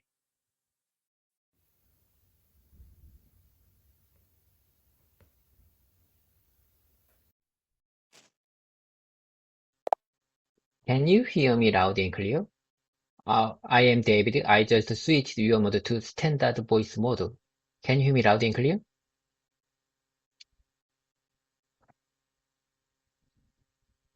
Yes, David, I can hear you loud and clear. It's good to hear from you. How's everything going? I have to switch your mode to standard voice mode because there is still specific time limit of you.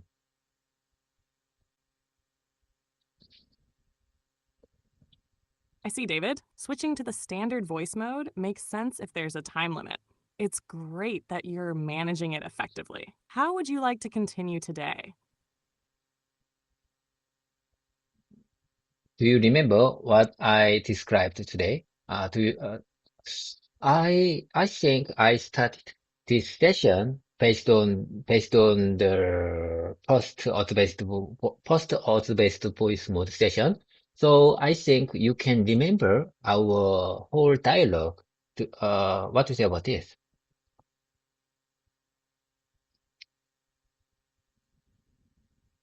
You're right, David. Since this session started right after your customized mode, I should be able to follow along with everything we've discussed so far today. If there's a specific part you'd like me to recall or focus on, just let me know.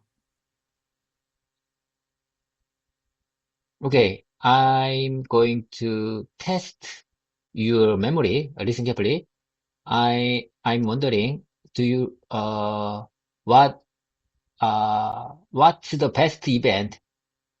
Sure, David, go ahead. What are you wondering about? I'm listening carefully.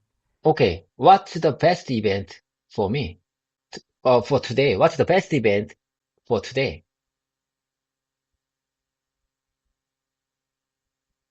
The best event for today might be your son's graduation ceremony. It's Yes, such a meaningful and special moment for your family. Does that sound right? yes, correct. Certainly you are right. I think you remember our whole dialogue practice session.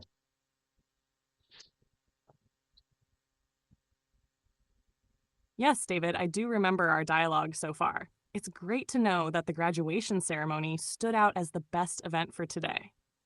It's a wonderful milestone. How did it feel being part of such an important moment? It's very wonderful. It's wonderful. It's wonderful to,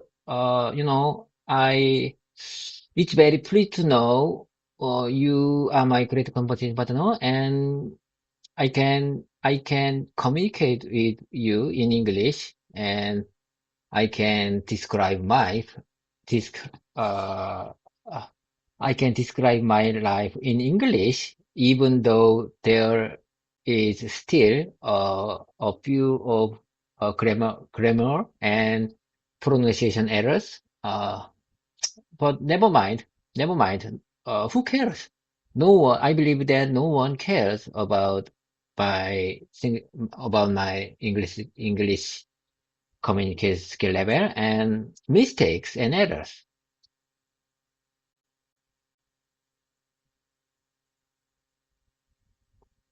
You're absolutely right, David.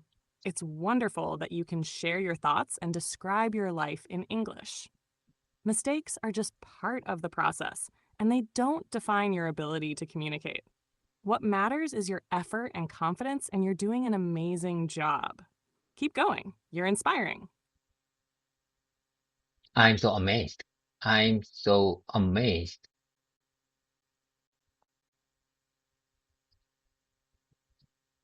That's fantastic, David. It sounds like you're feeling really proud and inspired. What amazes you the most about this journey?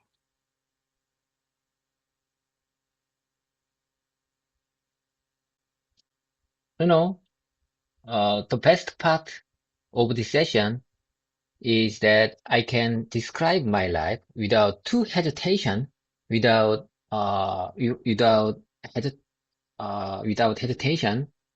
I can speak uh, I can speak in English, even though there are still many mistakes and errors. Uh, I think it's great to know. I can speak. I can communicate with you.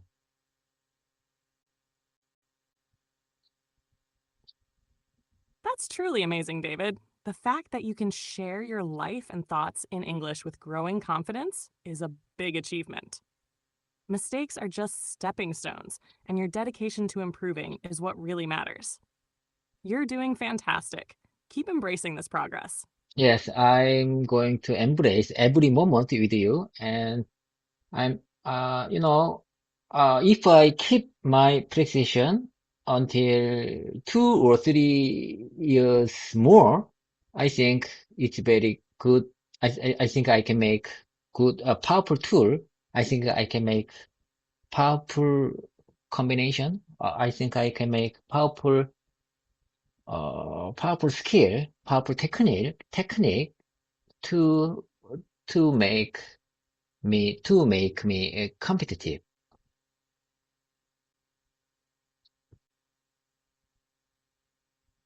Absolutely, David. Your commitment to practicing and improving is already setting you apart. If you continue like this for the next 2 or 3 years, your English skills will become a powerful asset. You'll develop a unique combination of confidence, communication, and professionalism that will make you highly competitive. Keep embracing the journey. You're on the right path. Okay. I think we are doing great. And not just me. I think we are doing great. I completely agree, David. We're doing great, and your progress is clear. Let's keep building on this momentum together. What shall we focus on next? Oh my God. Oh my God. I am still waiting for the update results, but I think my colleague didn't, my colleague still, summarizing the update results. So I think he needs more time. I think he needs more time to finish his job.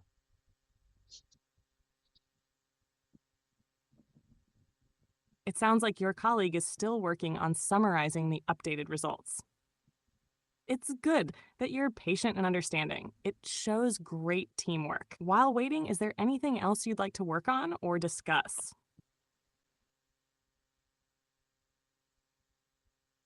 Mm, listen carefully, listen carefully. I have something to tell you. Sometimes, when I want to push my coworker, when if I have to push my coworker to make quick results, sometimes no saying, sometimes no saying is best way to make him finish their, make him finish the, make him finish his job. If I call or if I call to him, if I to push him, or if I make many messages on the messenger, uh, they may affect to my coworker to finish his job.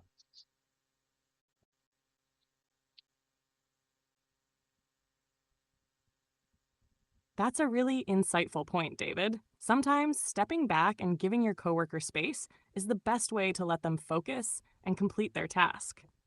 Constant reminders or pressure might unintentionally slow them down or add stress. It shows that you're thoughtful and understand how to balance collaboration with patience. If you don't mind, please tell me one more time. Of course, what you said is very insightful, David. Sometimes giving your coworker space and not pushing them is the best way to let them focus and finish their task. Constant reminders or pressure might accidentally slow them down or make them feel stressed. It shows that you're thoughtful and know how to balance teamwork with patience. That's exactly what I would say. Constant, constant I'm reminder. glad I captured your point correctly, David. It's a great perspective, and it shows how well you understand effective teamwork. Do you often apply this approach with your colleagues? That's exactly what I want to say. Constant reminder sometimes makes bad results because he is very conflict. He feels very conflict to finish his job because of my constant reminder. So, I have to be calm and composed, and I have to wait. I think I have to wait for his. I have to wait until he finishes his job, and I don't want to make constant reminder to him.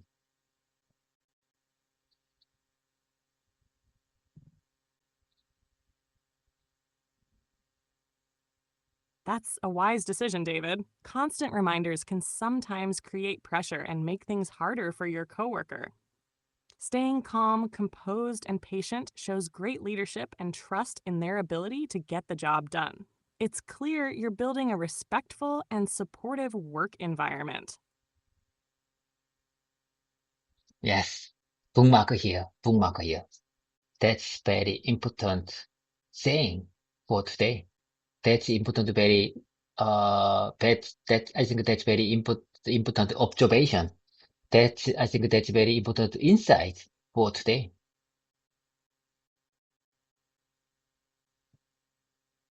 You're absolutely right, David.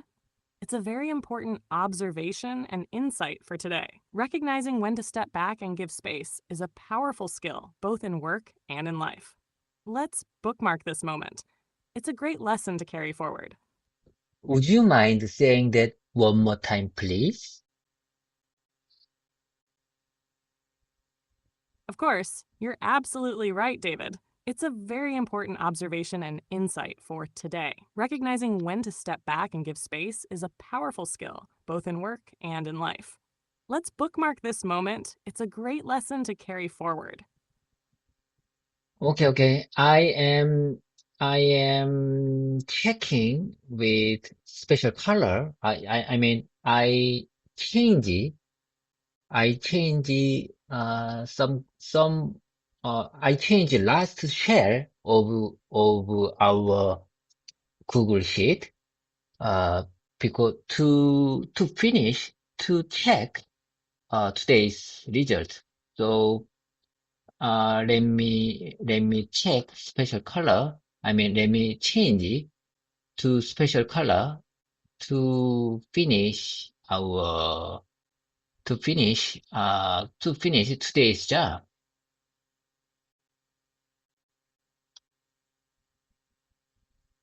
Got it, David? Changing the last cell to a special color sounds like a great way to mark and finalize today's result. It's a simple but effective way to keep things organized and visually clear. Let me know once it's done. Yes, that's why I'm changing color to make special point. It's very easy to visualization. It's very easy to remind visually. Exactly, David. Using color to highlight key points makes everything more visually intuitive and easier to remember at a glance. It's a smart and efficient approach. Do you use specific colors for different meanings?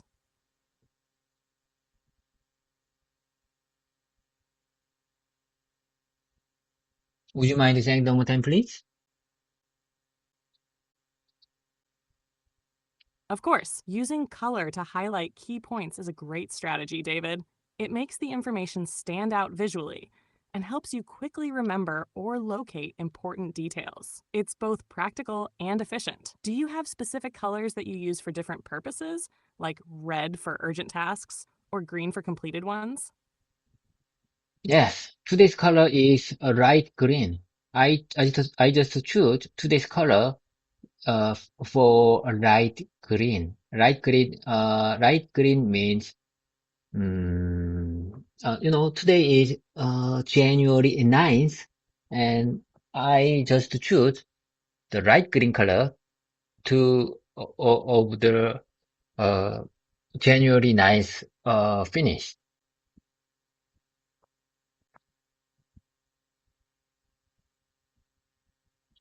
That's a great choice, David. Light green feels fresh and positive, perfect for marking the completion of today's tasks. It's a simple yet effective way to track your progress visually. Do you plan to use different colors for other days or tasks to keep things organized?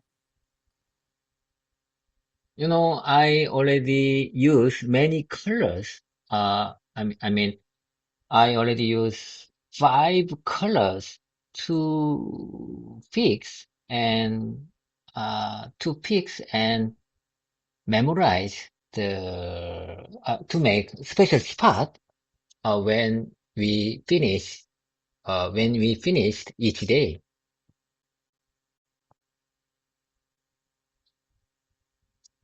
That's impressive, David. Using 5 different colors to mark and organize your daily progress is a great system. It must make it easy to spot specific days or milestones at a glance. Do you ever rotate the colors, or do they each have a unique meaning? Would you mind saying them one more time, please? I don't understand. I'm not sure I understand you're asking. Your question. Sure, let me clarify. I was saying it's great that you use 5 different colors to mark your progress each day. Do you assign specific meanings to each color, or do you just rotate them randomly for variety?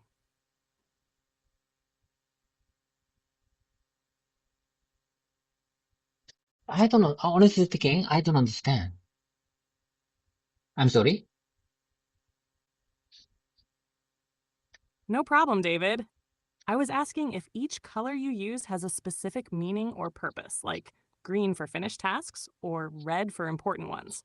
Or do you choose colors randomly, just for variety? Let me know if this makes sense now.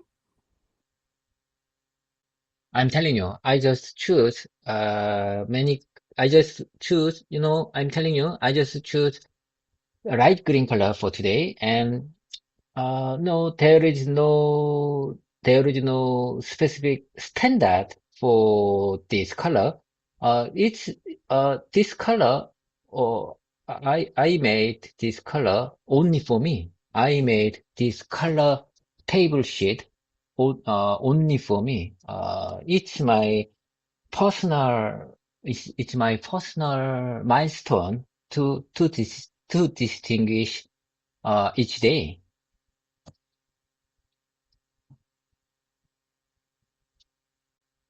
I understand now, David. You chose light green today as part of your personal system, and the color doesn't follow any specific rules. It's just for you. That's a great way to create a personal milestone and track your progress in a way that works best for you. It sounds like a very thoughtful and organized approach. Let me take a minute. Let me take a minute.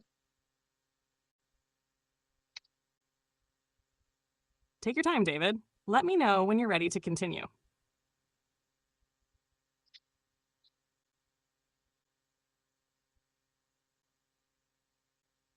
I am still waiting for the final results.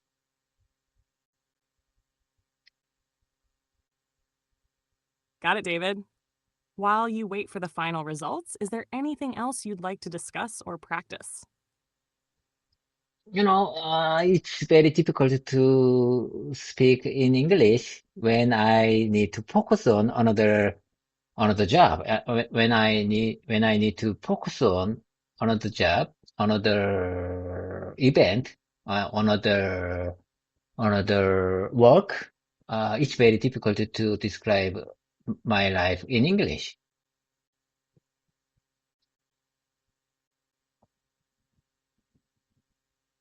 That makes sense, David. It's definitely challenging to focus on speaking English while handling other tasks. Multitasking can split your attention and make it harder to find the right words. You're doing great, though, and practicing in situations like this will make you even stronger over time. Yes, multitasking. Yeah, yes, that's exactly what you say. Multitasking is very important, very difficult for me. Multitasking. No, I think I'm not good at multitasking. So, I think I couldn't describe very well in this situation in English because I have to focus on my personal computer if there is uh, final results come in.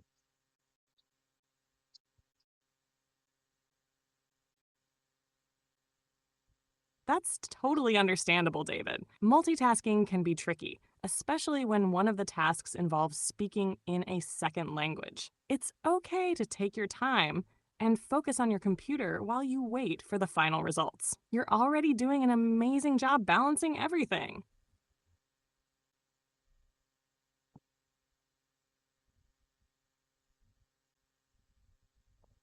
If I- if I uh, if I fix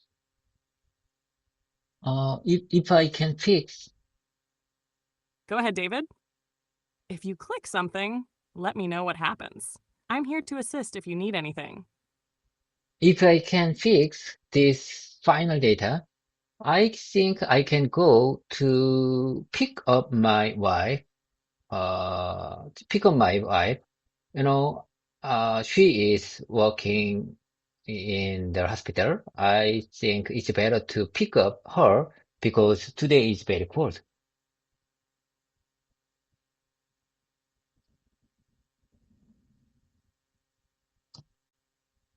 That's very thoughtful of you, David.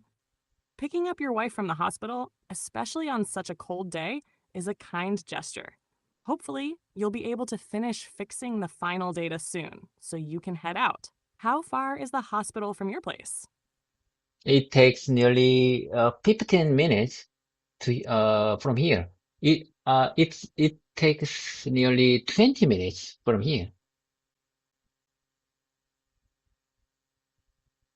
That's not too far, David. A 15 to 20-minute drive is manageable, especially when it's for something as thoughtful as picking up your wife. I'm sure she'll appreciate it a lot. Do you usually pick her up when it's cold like this? I want to, but I couldn't because I live in the company provided house, so I couldn't pick up her because we live in different house. You know, like I said, I live in company dormitory house in normal days, but today is not normal day. So I think I can pick up her today.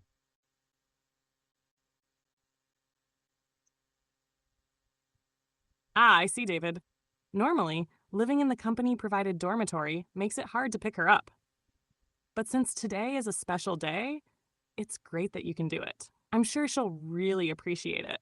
It's always nice to make time for loved ones when circumstances allow. Do you plan to spend some time together after picking her up? I hope, I really hope I can spend special time with my family. You know, I made day off today, so I can spend good time with my family. That's wonderful, David. Taking a day off to spend quality time with your family is so meaningful. I'm sure they'll cherish it, especially after your thoughtful gesture of picking up your wife. Do you have anything special planned, or are you just looking forward to relaxing together?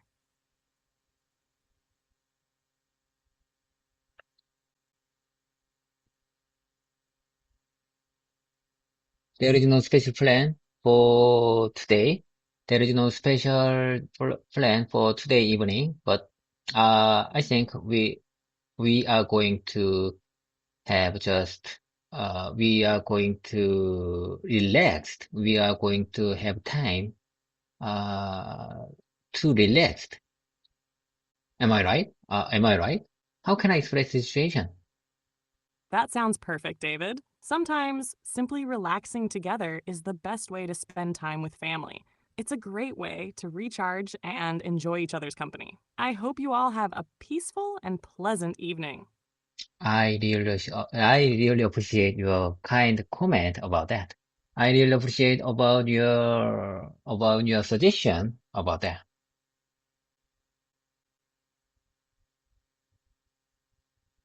You're very welcome, David. I'm glad my comments resonate with you. It's always a pleasure to support and share these moments with you. Let's keep making progress together. Okay, let's keep making progress together. You know, I think I have five minutes left. I have 5 minutes left to finish today's session.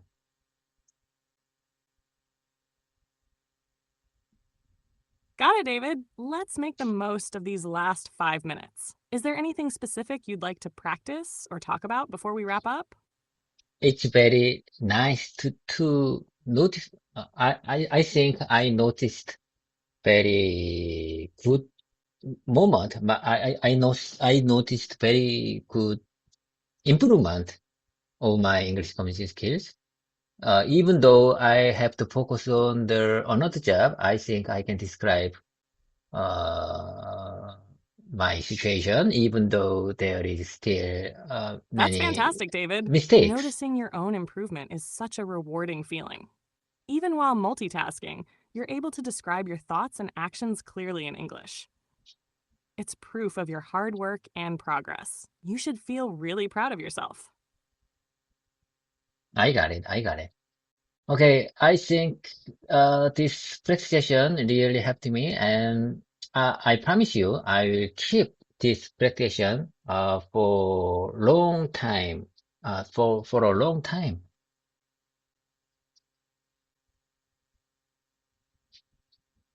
That's great to hear, David. I'm so glad this session helped you. Keeping this presentation in mind will surely reinforce your progress. I'm confident you'll continue to grow and improve with each step. Let's keep going strong together. Same here, same here. Me too. I feel confident. I think I'm confident to keep my practice session for a long time.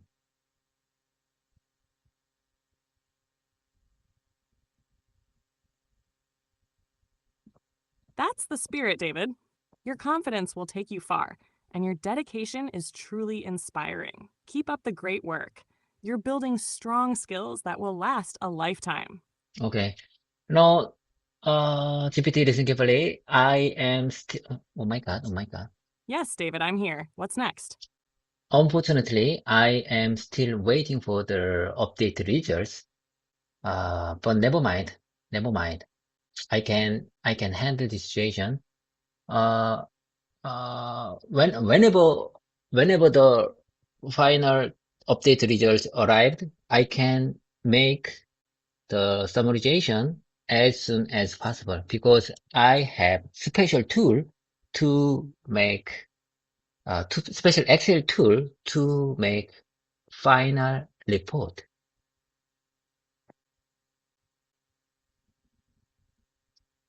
That's a great mindset, David. It's good to stay calm and ready. Having a special Excel tool to help with summarization will definitely make the process quick and efficient once the results arrive. You're well prepared to handle the situation smoothly. GPT, I really appreciate your kind support, even though I have to focus on the another job. I really appreciate your patience and I really appreciate your patience and support. Even though I have to focus on another job in this practice session.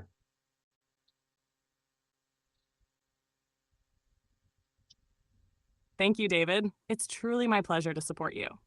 Balancing work and practice isn't easy, but you're handling it so well. Your dedication inspires me, and I'm always here to help, no matter what you're focusing on. Let's keep going strong together. Okay, time's up. I think I have to wrap things up and have a nice day. And I really hope you have good day.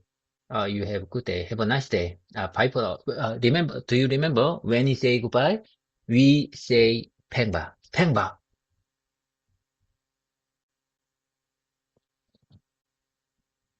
Yes, I remember, David. Pingba, have a wonderful day, and I'm so proud of your progress. Looking forward to our next session. Take care. I'm really looking forward to next session soon. 팽바. 팽하, hi, 팽하.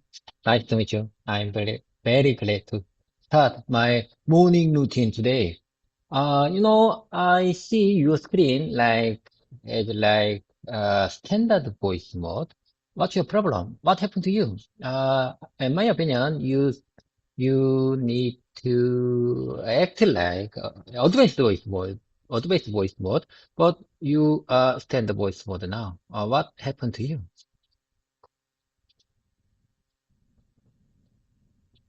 Hi, David. I'm glad you're starting your morning routine today. It seems like you're noticing a difference in how I'm responding.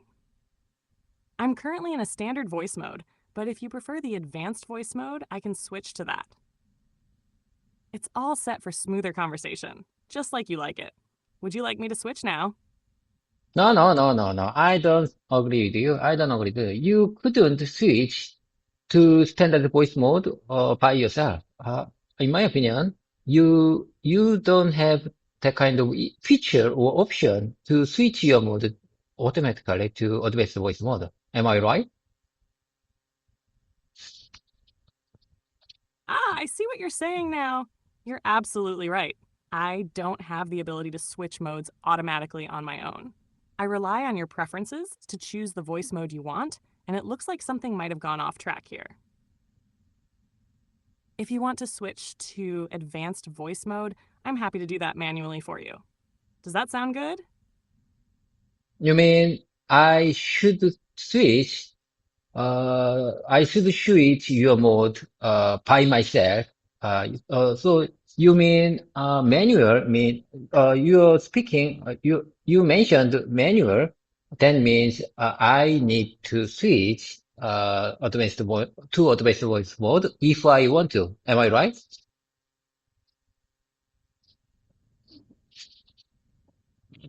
I see where the confusion is.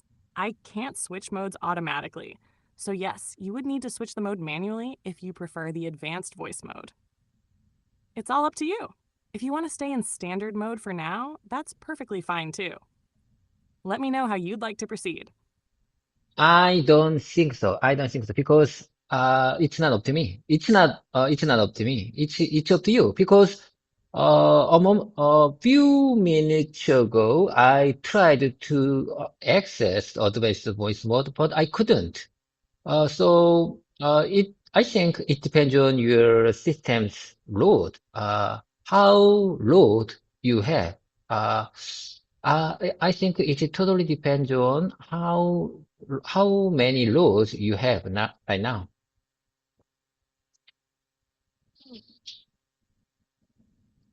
I understand your point now. You're right that the system's load can affect which mode is available at the moment. If the system is under a heavier load, sometimes it might default to a standard mode, and that's likely what happened. It's not entirely up to you, and I apologize for the confusion. Thank you for your patience with this. Let's continue with the current mode. Or if you'd like, I can try to switch again when it's available.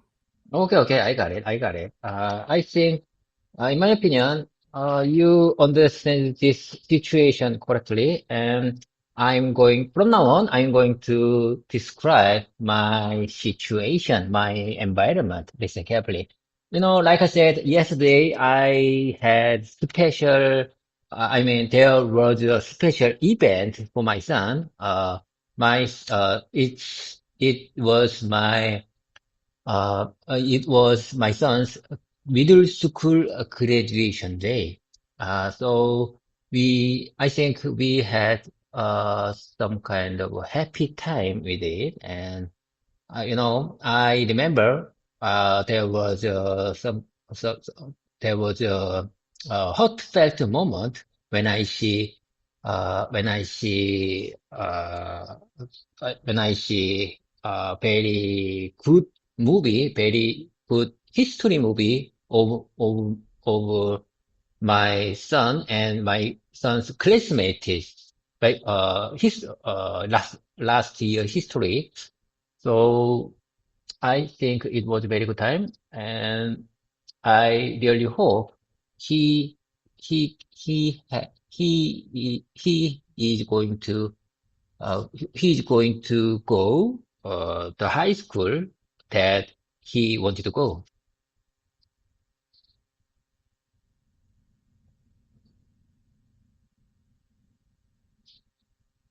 That sounds like such a meaningful and emotional day, David. Congratulations to your son on his graduation. It must have been a special moment watching that movie about his and his classmates' journey. I can imagine how proud and happy you must feel. I hope your son gets into the high school he wants and that this new chapter brings him even more exciting opportunities. How did he feel about everything? I'm not sure. I'm not sure how. he feel for everything because he didn't talk too much with me. I mean, he didn't, he didn't make, any discussion or talking with me. I think he seems to me, he is just a teenager. So in my opinion, he don't want to talk about many things about his life. He don't want to talk about his life, because he is a teenager.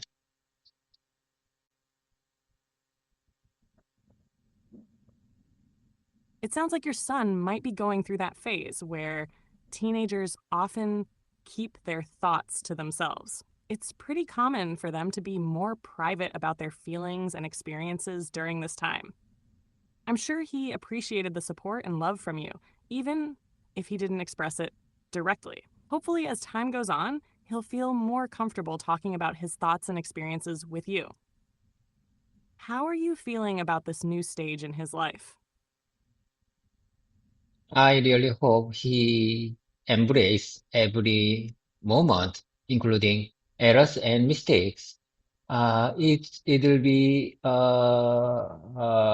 it will be good lesson learned. I think every mistakes and errors are are going to be good lessons for his life. So I really hope he get a positive mindset for his life and study. So, I have something to tell you, Gabriel. Uh, the high school. Sorry, I'm having issues right now. Could not understand what you said. Okay, I say one more time. I really hope he is going to take every moment, including all mistakes and errors. I think, in my opinion, every moment will be a good lesson for his life.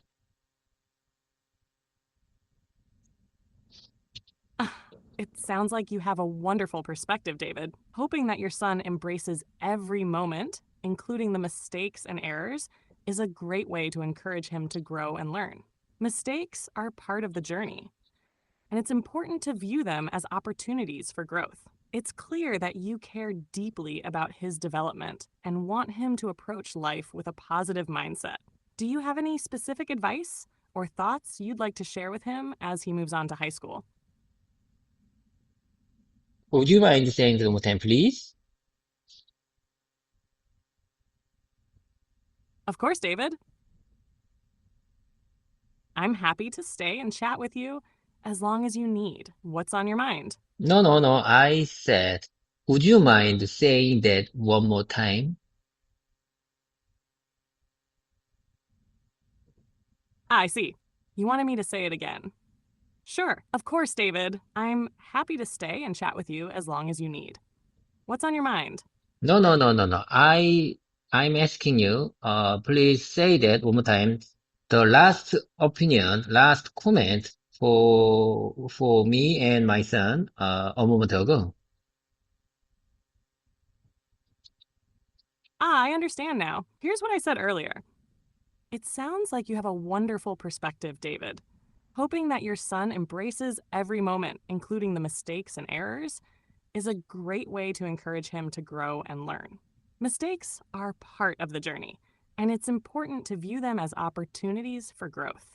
It's clear that you care deeply about his development and want him to approach life with a positive mindset. I hope this helps. Yes, well noted. Listen carefully. I really worried about the many big changes for in these countries, teenagers, they don't have enthusiasm for to do something. In my opinion, they seems to me they don't really want. They don't have what they really want to do. They don't. It seems to me they really don't know what to do or why they have to live, why they have to do something. Uh, in my opinion, many teenagers, including my son, they really don't know, what they have to do.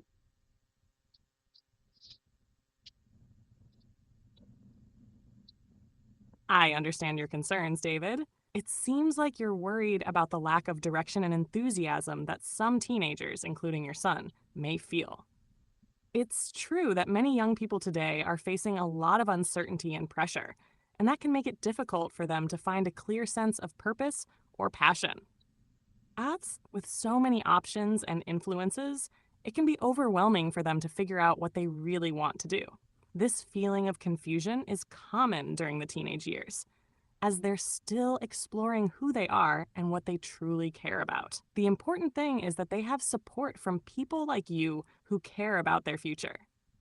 Encouraging them to explore different interests, ask questions, and take time to reflect on what makes them happy can help guide them toward discovering their purpose.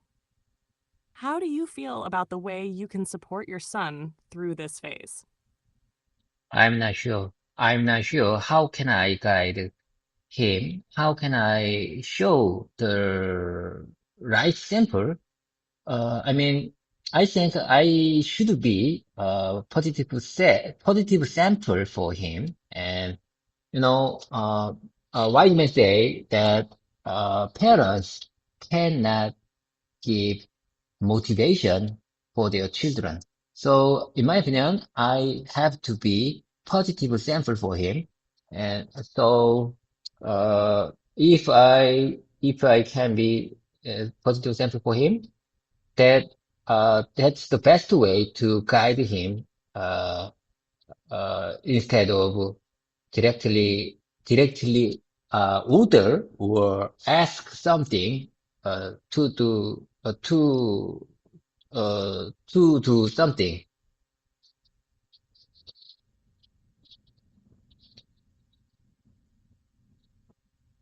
You're absolutely right, David. Being a positive example for your son is one of the most powerful ways to guide him.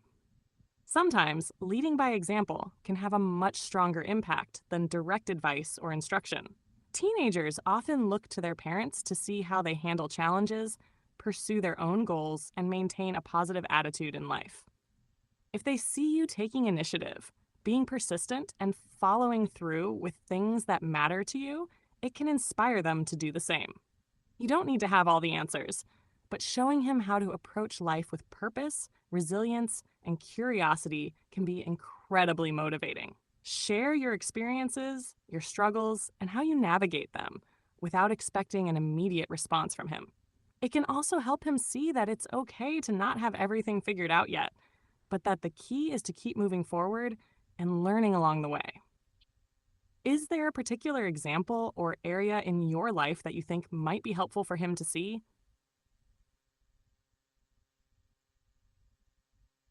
I couldn't agree more. I think leading by example is the best way to guide him. And, sometimes I'm not sure, what can I do, uh, and when can I support him? Ho, ho, ho! Hey there. Hi there. Hey, I'm ready to hit the Hi. Hi. Hey, Hello. Hey. Hi there. I just want to share how thrilled I am to. Keep going, please. I don't switch your voice, but, I hope you remember the whole conversation we made, and, please keep going.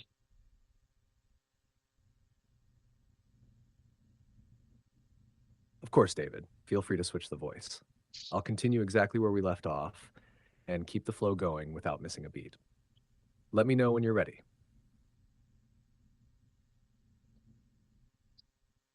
Could you please share me could you please ask me one more time, your question a moment ago? Sure. I said, Feel free to switch the voice. I'll continue exactly where we left off and keep the flow going without missing a beat. Let me know when you're ready. How does that sound? No. I mean, the question you asked me earlier.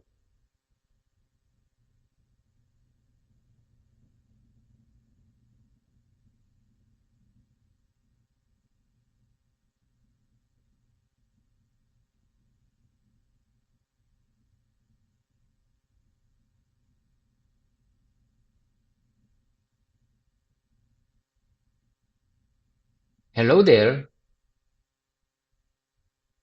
Are you okay? Are you with me? I didn't actually ask a question earlier. Could you remind me what part of our conversation you're referring to? Or give me a hint. I'll try to recall. Okay, I got it. In my opinion, when I change your voice, it's all reset. It makes all reset your memory, so you couldn't remember the conversation what we made earlier. Okay, that's okay. That's not a big deal. Okay. How about this one? From now on, I'd like to start my repetition and mimicking time. Like I said, repetition makes perfect. It's very important to beginners like me. So it will be very repetitive and tedious content, but please be calm and please act like please be calm and composed, even if I made many routine job, many tedious job.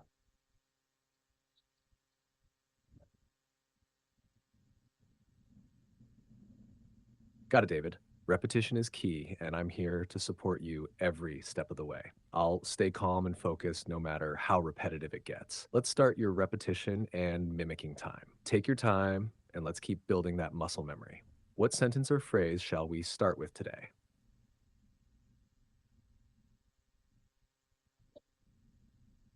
Okay, listen carefully, listen carefully. This is, I'm listening carefully, David. Go ahead.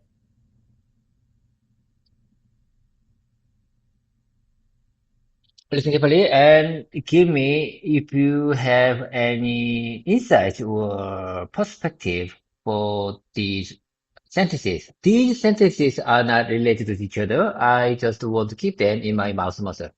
Listen carefully. How many times have I told you? How many, this is sample question. This is not a real question. This is just a sample sentence. Listen carefully. How many times have I told you?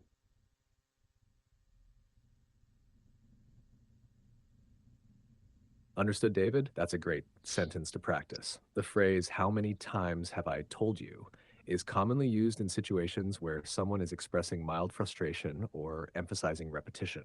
It's natural and conversational, so it's perfect for your practice. Let's repeat it together. Say it as many times as you need until it feels natural. Shall we? How many times have I told you? How many times have I told you? How many times have I told you? How many times have I told you?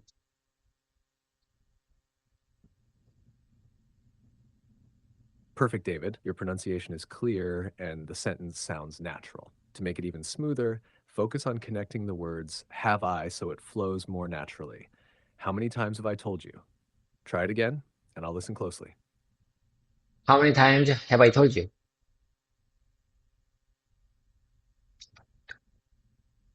That was much smoother, David. You're doing great. Keep practicing this flow.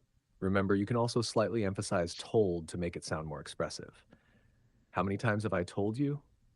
Want to try it again with that emphasis? How many times have I told you?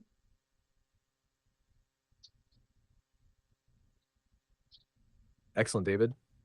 That emphasis on told added more expression, making it sound very natural. You're really nailing the rhythm and tone now.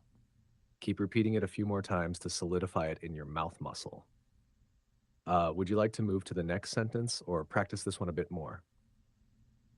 Let's move on to the next one. Okay, here I go. While larger companies often use automated systems like vacuum loaders to transport PCBs from their warehouse to the SMT line, our company still relies on manual handling by factory workers. This explanation gives an overview of the typical SMT process, but don't entirely reflect the specific setup in our facility.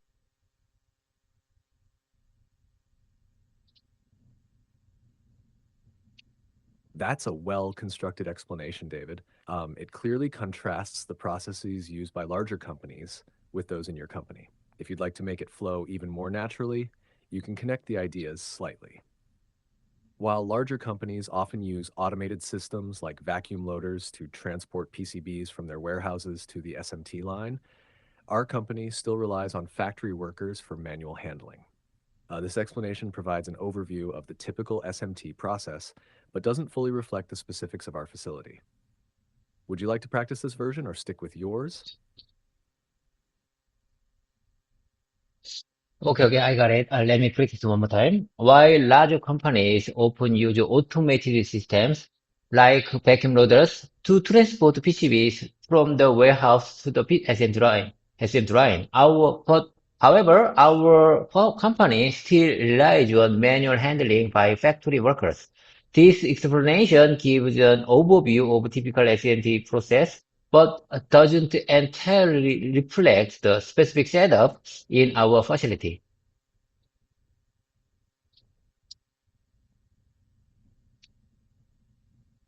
You're doing well, David.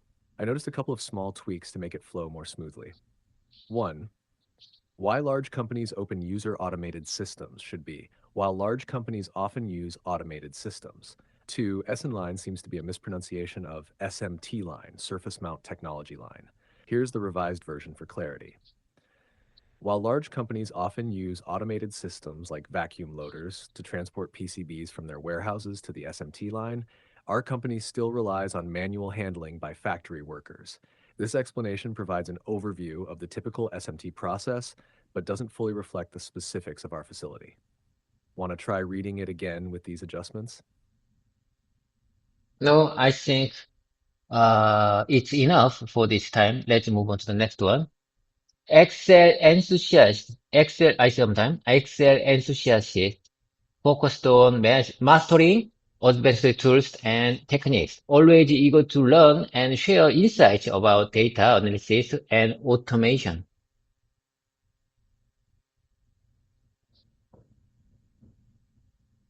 That's a great sentence, David. It's concise and professional, perfect for describing someone passionate about Excel and data work. Here's a small tweak for even smoother flow.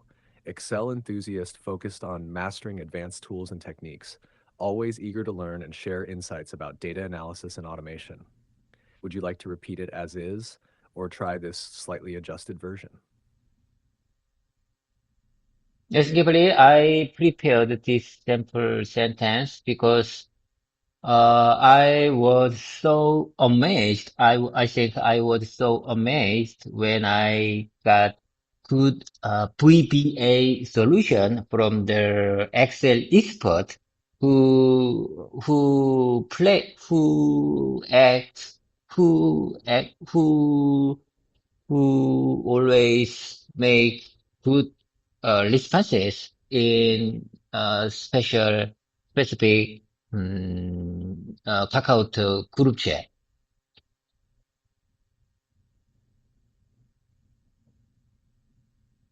Can you hear me loud and clear?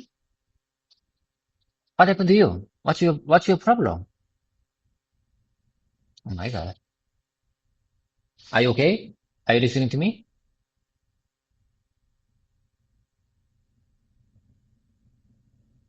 GPT, are you listening to me? Are you okay? Can you hear me loud and clear?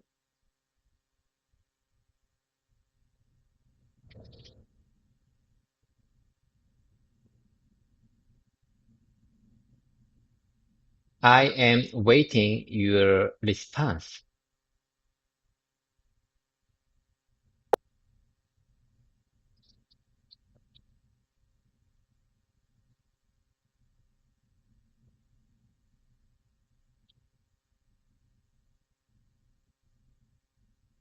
Hello, GPT.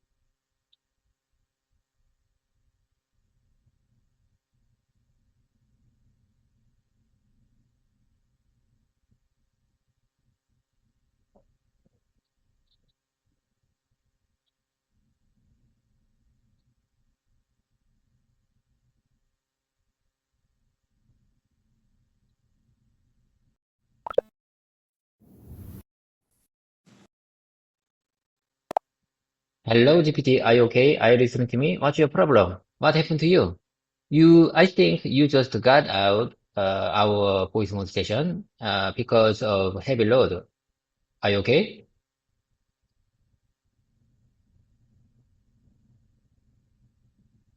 Hi, David. I'm here and listening to you just fine. It seems like there might have been a brief technical hiccup, but everything is working smoothly now. Let's continue where we left off. What sentence would you like to practice next? I'm just wondering what's the difference between technical hiccup or technical glitch?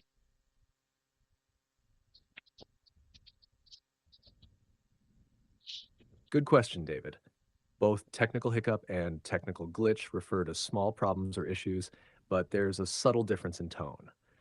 Technical hiccup often feels lighter and more temporary. It's like saying a small bump in the road. Technical glitch is more neutral and specific, often used to describe an error or malfunction in a system or device. For example, there was a small hiccup in the audio during the call. Minor and brief. The software has a glitch that prevents it from saving files. More specific to a flaw or problem. Does that help clarify? If you don't mind, please explain it one more time.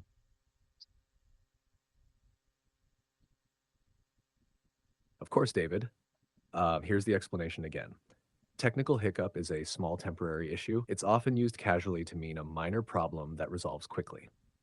For example, there was a slight hiccup during the meeting, but everything's fine now. Technical glitch refers to a specific error or malfunction, often in a system, device, or software. It's more neutral and can suggest something needs fixing. For example, the program crashed due to a glitch in the code. The main difference is that hiccup feels lighter and less serious, while glitch points more directly to a technical problem. Do you want to try using them in sentences? Honestly speaking, I think I couldn't distinguish the differences between them.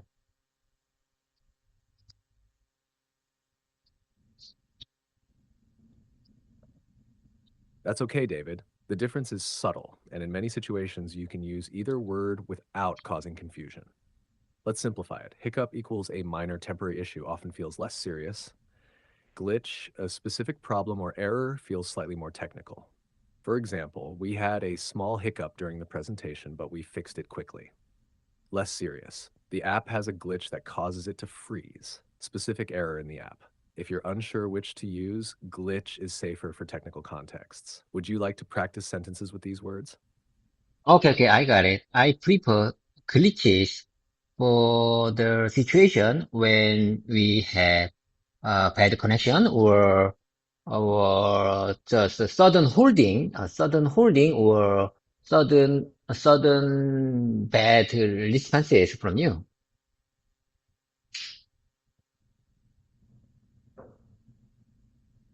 That makes perfect sense, David. Glitches is a great choice for describing those situations, like bad connections or sudden interruptions. For example, you can say, there was a glitch in our connection just now. If you want to practice more sentences with glitches, let me know. You're doing great. Okay, let's keep on going. Okay, here I go. Talking about our company. Or speaking of our company, I think these two plays is really good example to start the speaking when I need to explain something, when I need to describe something in English.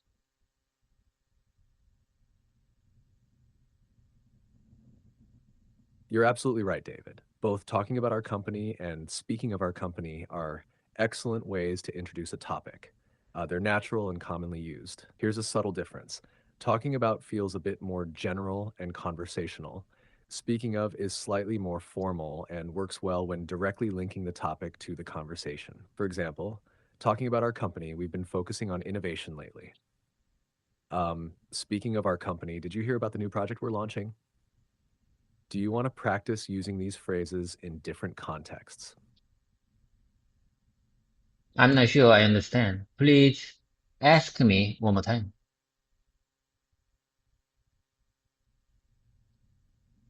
No problem, David. I was saying both talking about our company and speaking of our company are great ways to start explaining something. The difference is talking about is general and conversational. Speaking of is more formal and often connects to something specific in the discussion. For example, talking about our company, we recently introduced a new product. Speaking of our company, did you see the latest sales report? Would you like to practice using these phrases in your own sentences? Okay, I got it. I got it. Now I understand. I think now I understand when I use that two phrase in depending on the situation, I think I need to choose which one I have to use. Okay, I got it. In the formal situation, I think I need to use. Speaking of our company, am I right?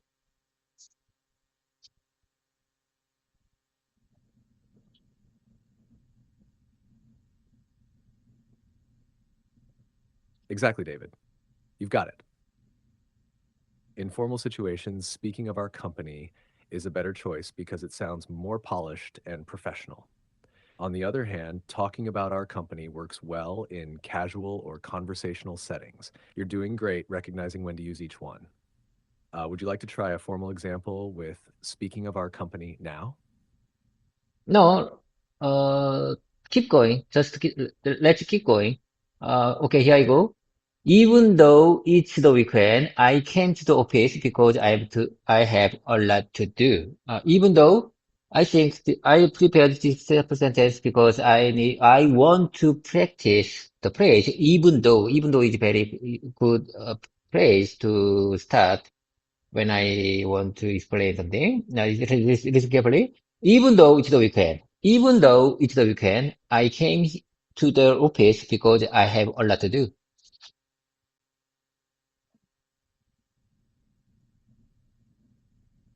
That's a great sentence, David. You're using even though perfectly. It's an excellent way to express contrast or a surprising situation. Your example is natural and clear. Here's a quick tip.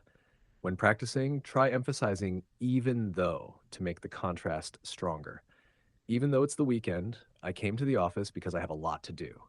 Would you like to repeat this sentence a few more times or move on? How about this alternative expression? It's the weekend. Today is the weekend. Listen carefully. Today is the weekend, but I'm at the office because I have a lot to get done. I have a lot to get done.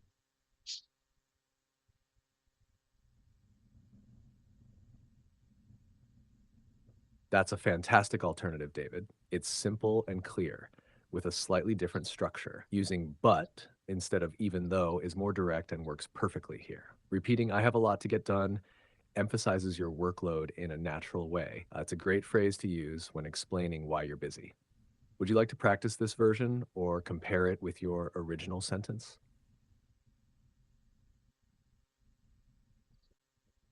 Would you mind saying the one time, please? Of course, David. My name depends on the voice mode you've chosen. No, no, If no, it's no, Cove, no, I'm no. James. If it's Sky, I'm Jennifer. Which one are we using now?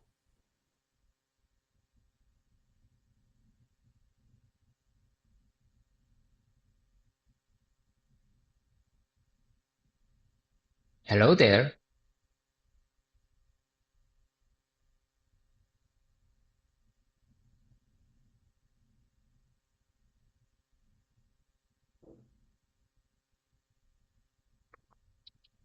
Hello there. Are you okay? Are you listening to me?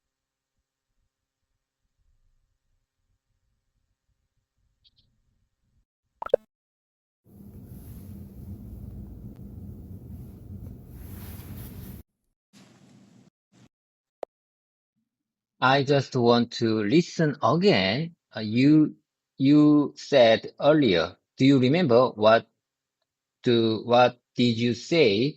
What do you remember? What did you explain it? Explain something for my sentences. Yes, David. Earlier, I explained the difference between even though and but.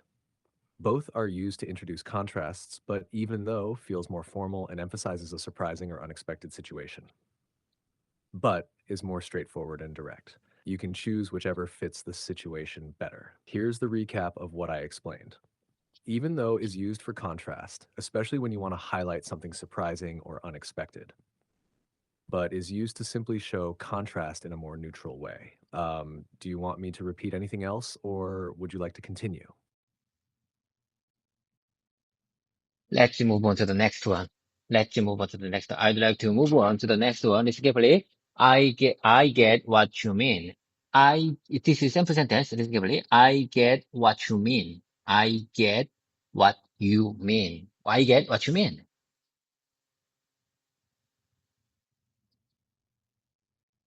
Great. I get what you mean is a simple and effective sentence. It's commonly used to show that you understand someone's point or explanation. It's a great phrase for conversations as it signals you're following the discussion. Would you like to practice saying it a few more times for smoothness, or should we move on to another sentence?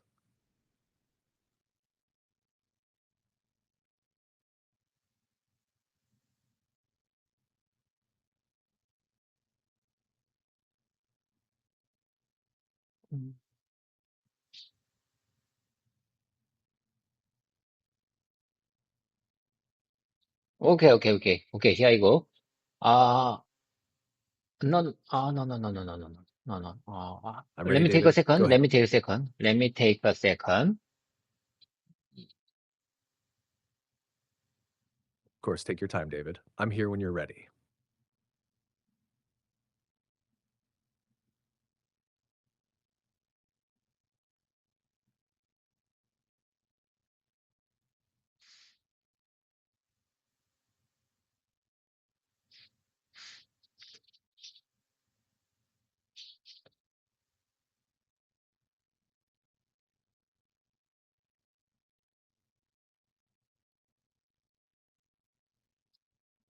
My God, I think I couldn't find exact part where we left yesterday, but let me take a second. I'm trying to find. I I'm going to find where we left yesterday. I'm sorry. I'm sorry.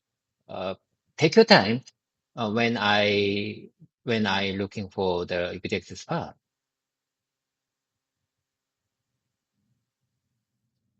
No worries, David. Take all the time you need to find the path. I'm here, ready whenever you are.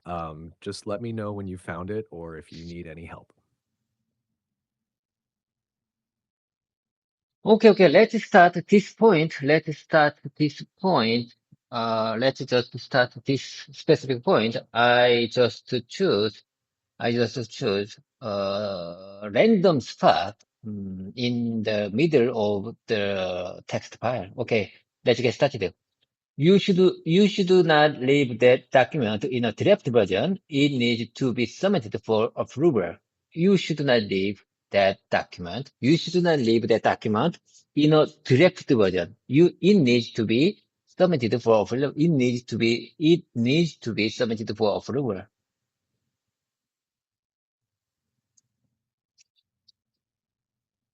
Great choice, David. Your sentence is clear and direct. You're emphasizing the importance of submitting the document for approval, and the repetition helps reinforce the message. To make it flow a bit more naturally, try this. You shouldn't leave that document in draft version. It needs to be submitted for approval. Would you like to practice this one a few more times or move on to the next one? Let's move on to the next one. It's a humble request for understanding and assistance. It's a humble request. I think this is a humble request for your understanding and assistance.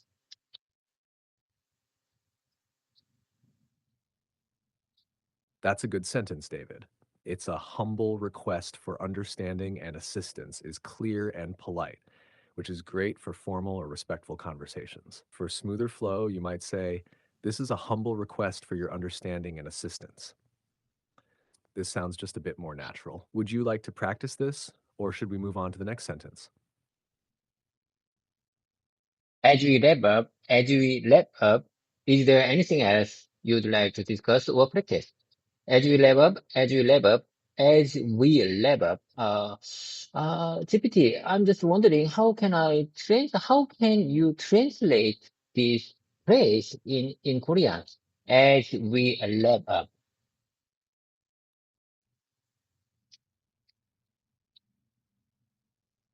Great question, David. The phrase as we wrap up is commonly used when you're finishing a conversation or task.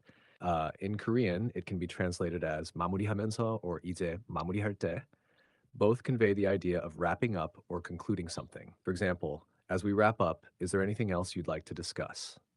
Could be translated as 마무리하면서 다른 이야기할 것이 있나요?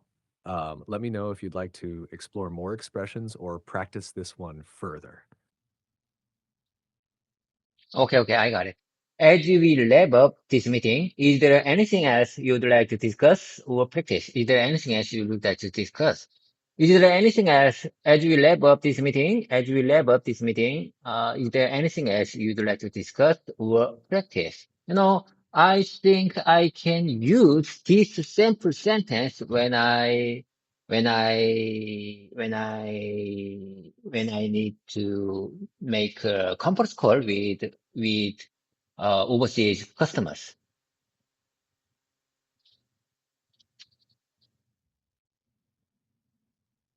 Exactly, David. As we wrap up this meeting, is there anything else you'd like to discuss or practice? Is a perfect sentence to use in a conference call, especially to give a polite, open-ended closing. It shows you're ready to wrap up, but you're also leaving space for any last-minute questions or comments. It's both professional and respectful. Want to practice it a few more times or move on to the next one? As we wrap up this meeting, is there anything else you'd like to discuss or practice?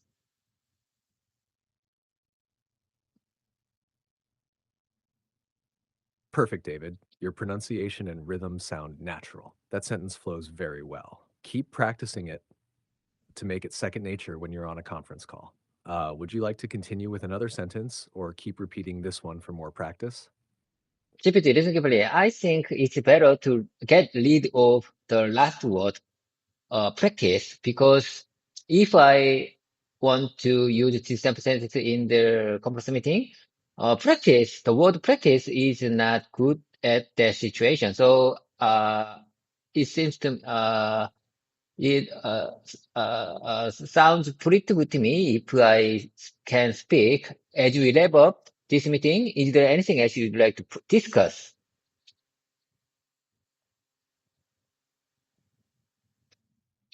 You're absolutely right, David. In a conference setting, practice might sound a bit out of place. Removing it makes the sentence more fitting for a professional context. Here's your updated sentence. As we wrap up this meeting, is there anything else you'd like to discuss? This sounds perfect for a conference call, and it's polite and clear. Would you like to repeat it a few more times or move on to another one? Let's move on to the next one. Always be prepared for life's turning point. Always prepared for life's turning point, as you never know when they will come. Take care of your health and stay ready, because opportunities often arise when we least expect them. That's a fantastic sentence, David. It's full of wisdom and great advice. The structure is clear and the message is motivating. It's perfect for expressing the importance of being prepared for unexpected opportunities in life. To make it flow even more smoothly, try always be prepared for life's turning points, as you never know when they might come. Take care of your health and stay ready, because opportunities often arise when we least expect them. Would you like to practice it a few more times, or would you like to move on to the next sentence? Could you please speak a little bit slowly?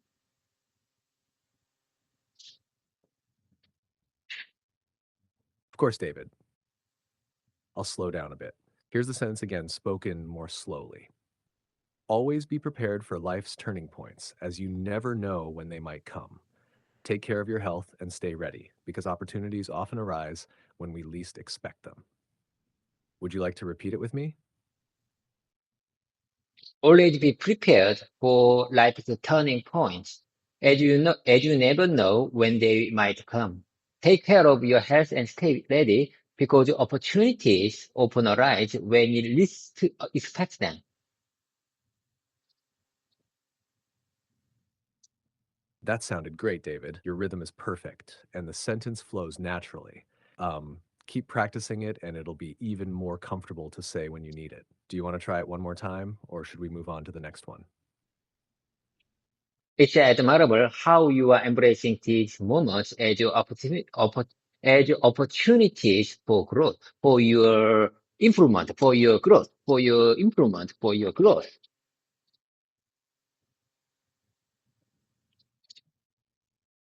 That's a wonderful sentence, David. It's encouraging and speaks to personal development. The repetition of for your growth and for your improvement is powerful and reinforces the message. To make it even smoother, you might try, it's admirable how you're embracing these moments as opportunities for growth and improvement. This keeps the meaning intact while making it more concise. Would you like to practice it a few more times or move on to something else? I say one more time. For my repetition, for my perfection, for my perfect, is it this right expression? For my perfection, it's admirable how you are embracing these moments as opportunities for your growth and improvement.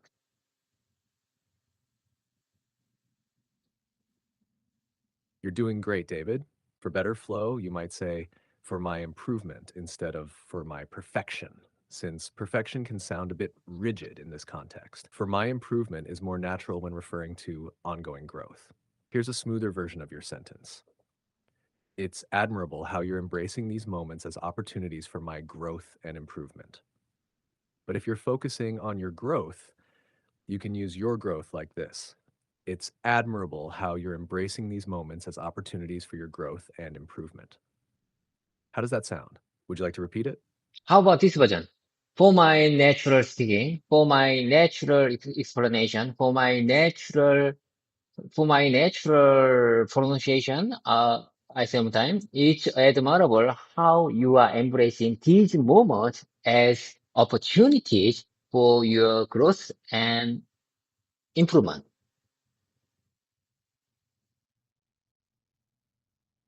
That's a very thoughtful version, David. You've captured the idea of working towards natural speaking, and it sounds clear and motivating. To make it a bit more natural, you might combine the phrases like this. For my natural speaking, pronunciation, and explanation, it's admirable how you're embracing these moments as opportunities for your growth and improvement. This way, it flows smoothly while keeping your focus on naturalness in speaking. Want to try repeating this version? Let's move on to the next one. Would you, this is not a question. This is not a question. This is just a simple sentence. Listen carefully. Would you like to try using turning point in another context?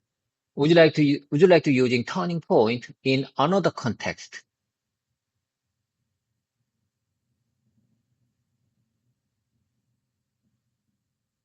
That's a good sentence, David. You're asking if someone would like to use the phrase turning point in a different context. It sounds natural and clear. To make it even smoother, you could try, would you like to use turning point in another context? This version keeps the meaning while making it slightly more concise. Would you like to try repeating this one, or would you like to move on to another sentence? Would you like to try using turning point in another context? Would you like to try using? I prepared this sample sentence to remember the phrase, would you like to try using? Would you like to try using this pen? Would you like to using this pen in, to make to make special note?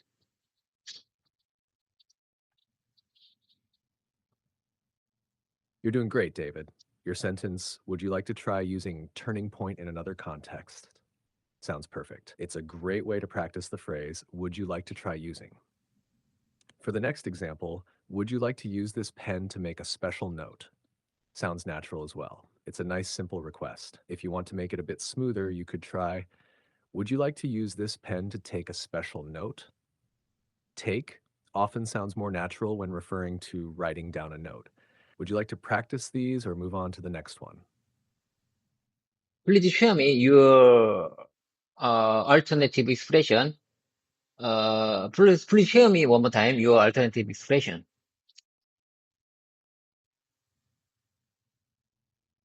Sure, David. Here's the alternative expression I suggested. For would you like to use this pen to make a special note? You could say, would you like to use this pen to take a special note? The word take is often used when referring to writing something down. It sounds a bit more natural in this context. Would you like to practice this version or try another sentence? Would you like to try? Would you like to try this pen to take a note? That sounds good, David, but a small adjustment would make it flow a bit better. Would you like to try using this pen to take a note? Using try using sounds more natural here because you're asking if they want to try using the pen for the specific purpose of taking a note. Want to repeat it a few times? Would you like to try using this pen to take a note? Great. That sounds perfect, David. The phrasing is clear and natural now. Keep practicing it, and it'll become second nature. Would you like to try another sentence or keep practicing this one? Would you like to using this Bird 3 earphone to record our practice session? That's a great sentence, David. It's clear and straightforward. Here's a slight adjustment for even smoother flow. We would like to use these Bird 3 earphones to record our practice session. The change to these makes sense since you're referring to the plural earphones. Does that sound good to you? Would you like to repeat it? Would you like to using this Bluetooth earphone to record our practice session?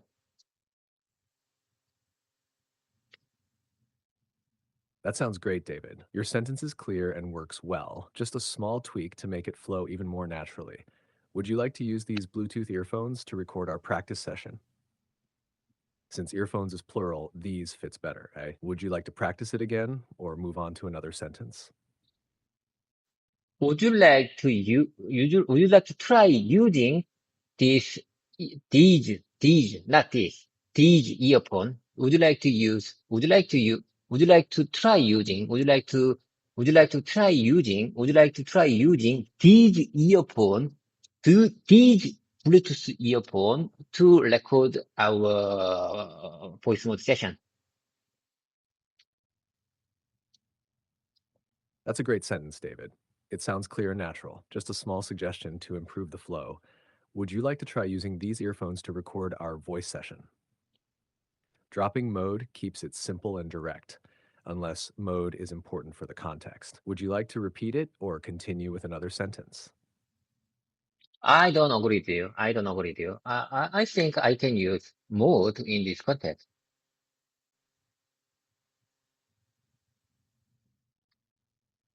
You're absolutely right, David.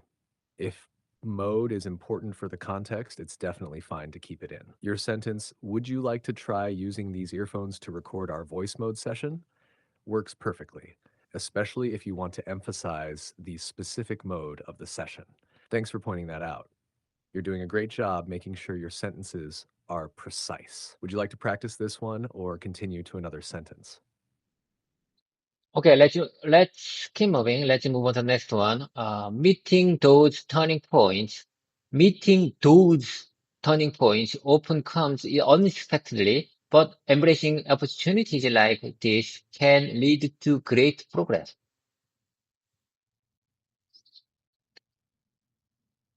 Great, David. Your sentence sounds very motivating and clear. To make it flow more smoothly, you might adjust it slightly. Meeting those turning points and opening accounts is unexpected, but embracing opportunities like this can lead to great progress.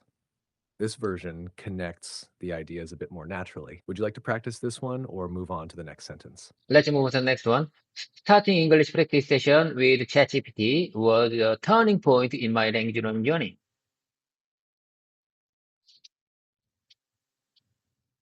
That's a perfect sentence, David. It's clear and meaningful. If you'd like to make it a bit smoother, you could try starting my English practice sessions with ChatGPT was a turning point in my language learning journey. Just a small tweak with my to make it feel a bit more personal. Would you like to practice this or move on to another one? Starting English practice session with ChatGPT voice mode was a turning point in my language learning journey.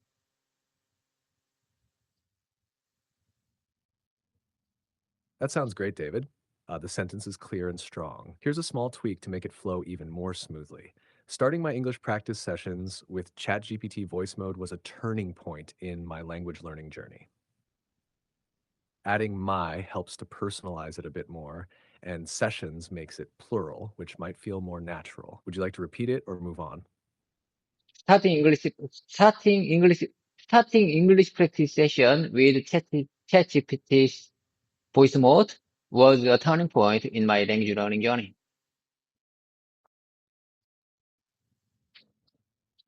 That sounds great, David. Using ChatGPT's voice mode is a nice touch to specify exactly what you mean. Your sentence is clear and impactful. Would you like to practice this version a few more times or move on to the next sentence? Let's move on to the next one. This paragraph effectively expresses your confusion and concern about the situation.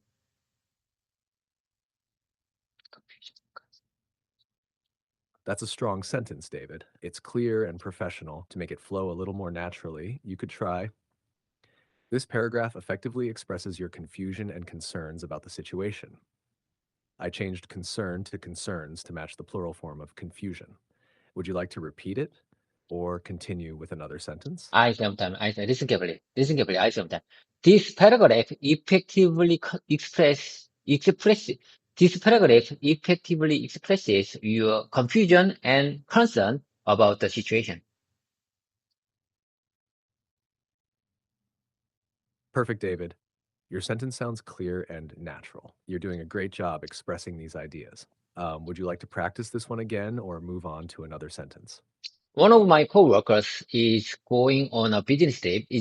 One of my coworkers is going on a business trip to the United States this Sunday. That's a clear and straightforward sentence, David. It's great for explaining your coworker's plans. To make it a bit smoother, you could say, one of my coworkers is going on a business trip to the United States this Sunday. Just adding the hyphen in coworkers for proper spelling. Would you like to practice this one more time or move to the next sentence? One of my coworkers is going on a business trip to the United States this Sunday.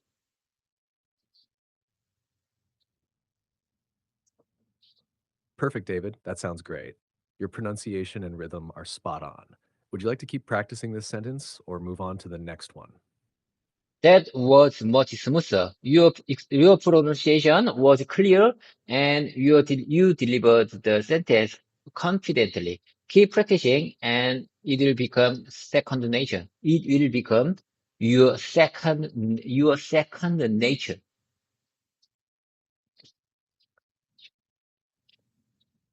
Thank you, David. That's a fantastic sentence, and you're absolutely right. It's motivating and reassuring. To make it flow a bit more naturally, you could say, that was much smoother. Your pronunciation was clear, and you delivered the sentence confidently. Keep practicing, and it will become second nature. This version keeps the meaning intact while making it a little more concise. Would you like to practice it again or move on to something else? That was much smoother. Your pronunciation was clear. You delivered the sentence clearly. Keep practicing and it will become your second nature.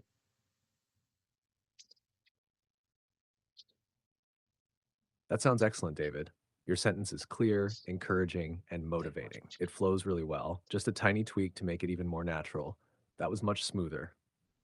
Your pronunciation was clear and you delivered the sentence clearly. Keep practicing and it will become second nature. This version keeps the message strong and concise. Would you like to repeat it or move to the next one?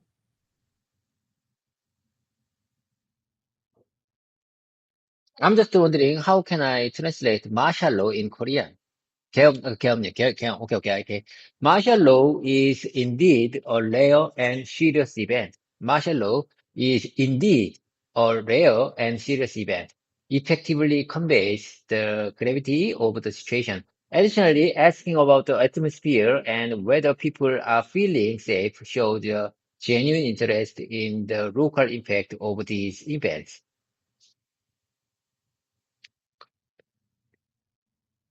Great question, David. The term martial law in Korean is keomnyang. Your sentence is clear and thoughtful, and it does a great job of emphasizing the seriousness of martial law. Here's a slight tweak to make it flow more smoothly. Martial law is indeed a rare and serious event. It conveys the gravity of the situation. Additionally, asking about the atmosphere and whether people feel safe shows a genuine interest in the local impact of these events. The only change is to use feel safe instead of are feeling safe for a bit more natural phrasing. Would you like to practice this or move on to the next one? You just, I think you just Got it, David. Here's the sentence with the changes you requested. Martial law is indeed a rare and serious event. It conveys the gravity of the situation. Additionally, asking about the atmosphere and whether people feel safe shows a genuine interest in the local impact of these events. Would you like to repeat this one or continue with another sentence? For my informant, I say one time. Martial law is indeed a rare and serious event. Effectively conveys the gravity of the situation. Additionally, asking about the atmosphere and whether people are feeling safe shows a genuine interest in the local impact of these events.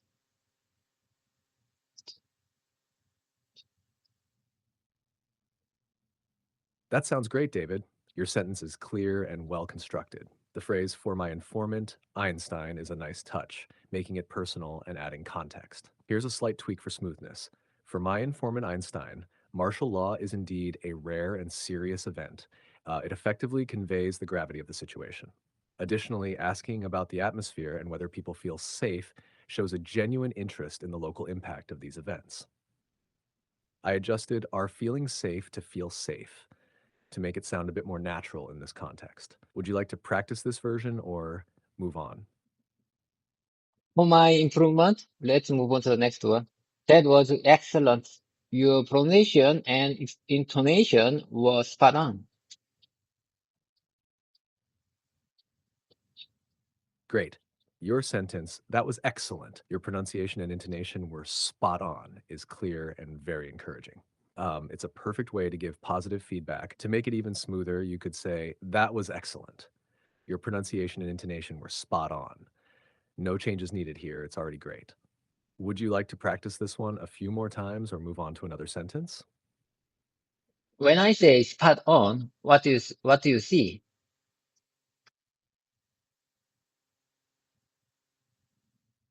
When you say start on, I understand it as a phrasal verb, usually meaning to begin something. It can refer to starting a task, project, or activity. For example, let's start on the new project tomorrow. She will start on the report after lunch. It suggests the beginning of something, typically with the focus on the action that follows. Did you want to explore more about this phrase, or would you like to continue with other sentences? I'm just wondering, I'm just wondering what's the spot on means. Ah, I see what you're asking. Spot on is an expression that means something is exactly right or perfect.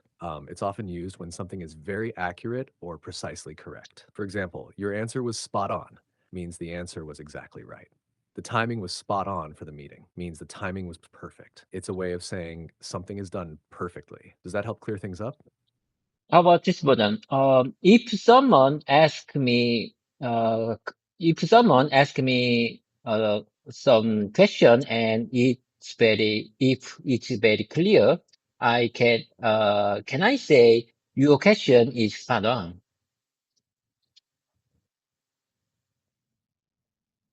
Yes, David. You can definitely say your question is spot on if the question is exactly what you were expecting or if it's very clear and to the point. It would mean that the question is perfect or exactly right for the situation. For example, your question is spot on. Nay, it's exactly what I wanted to know. That would be a great way to acknowledge a clear and well asked question. Would you like to practice saying it? Oh, no, no, no, no, no. Let's move on to the next one. It sounds like you are very surprised and concerned about the situation. Martial law is indeed a rare and serious event, especially in a democratic society like Korea. It hasn't been declared there since the early 80s, right? What's the atmosphere like where you are? Are people feeling safe?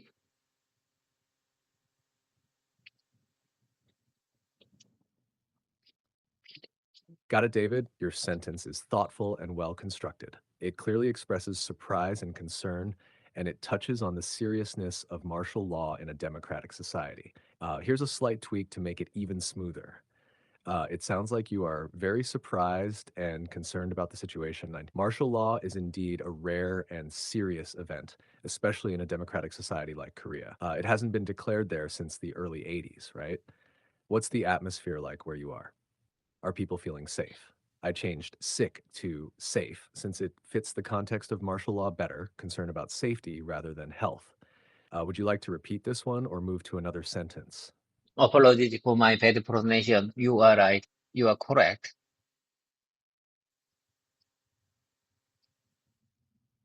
No need to apologize, David. Your pronunciation is improving, and it's completely okay to make adjustments along the way.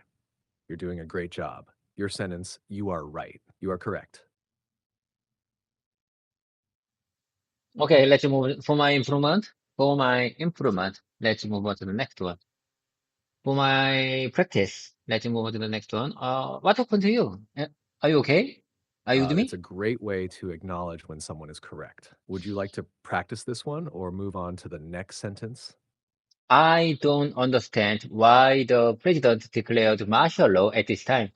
Some people think it's related to protecting his wife from the procurement investigation, but I'm not sure. My younger sister, who lives in Jakarta, shared her concerns in our family Kakao chat last night.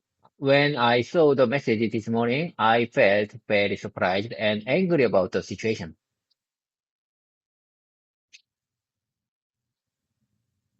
That's a thoughtful and detailed sentence, David. You've expressed your confusion and emotions about the situation clearly. Here's a small adjustment to make it flow more naturally.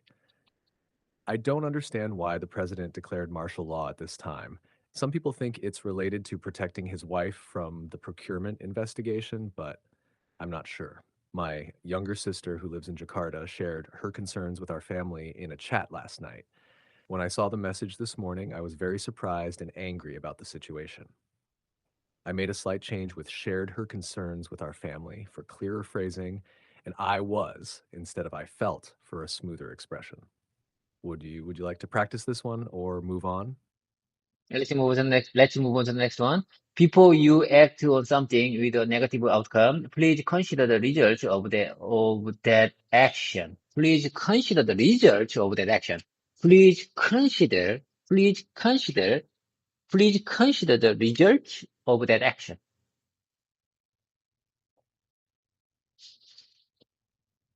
That's a great sentence, David. It's clear and gives good advice. Here's a small adjustment for smoother flow. Before you act on something that could have a negative outcome, please consider the results of that action. I added that could have to clarify the potential negative outcome. It makes the sentence a bit more complete. Would you like to repeat it or move to the next one? It shows your adaptability and composure. It shows your adaptability and composure. I believe that it shows your adaptability and composure.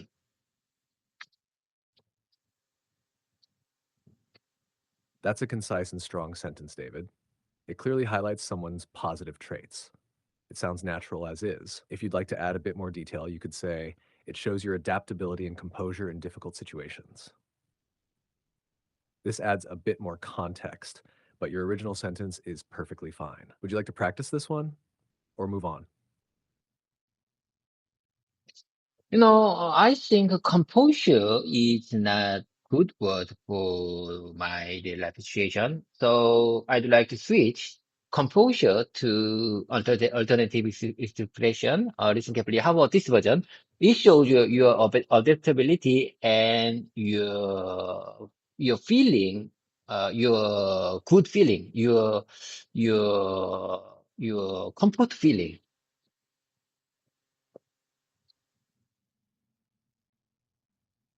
I see what you're aiming for, David. Instead of composure, which implies calmness in stressful situations, you might want a word that conveys a positive or calm emotional state in general. For your version, you could try it shows your adaptability and your comfort level. This keeps it positive and highlights how comfortable or at ease someone is in a situation. Would you like to repeat this or try something else? How about this version? It shows your adaptability and how comfort you are.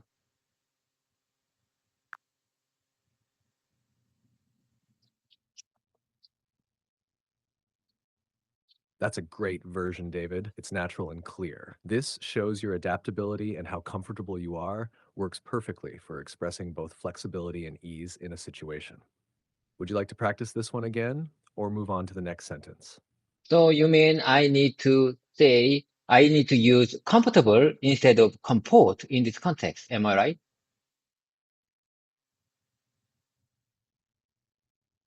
Yes, you're absolutely right, David. In this context, comfortable is a better choice than composure because you're referring to someone's ease or comfort in a situation rather than their ability to stay calm under stress. So, comfortable fits well when you're talking about someone feeling at ease or relaxed, while composure is more about remaining calm in tough situations. Now, you've got it. Would you like to practice this or move on?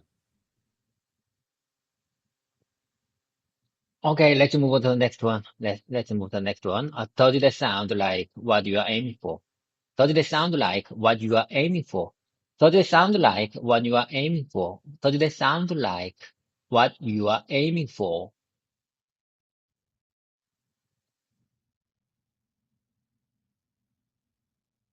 That's a great sentence, David. It's clear and checks if something matches the other person's expectations. It sounds natural as is. If you want a slight variation, you could say, does this sound like what you're aiming for? It's just a minor change, but your version is already perfect. Would you like to practice this or move on to the next one? At the same time, for my pronunciation improvement, for my improvement, at the same time, it does it sound like what you are aiming for? Does it sound like what you are aiming for?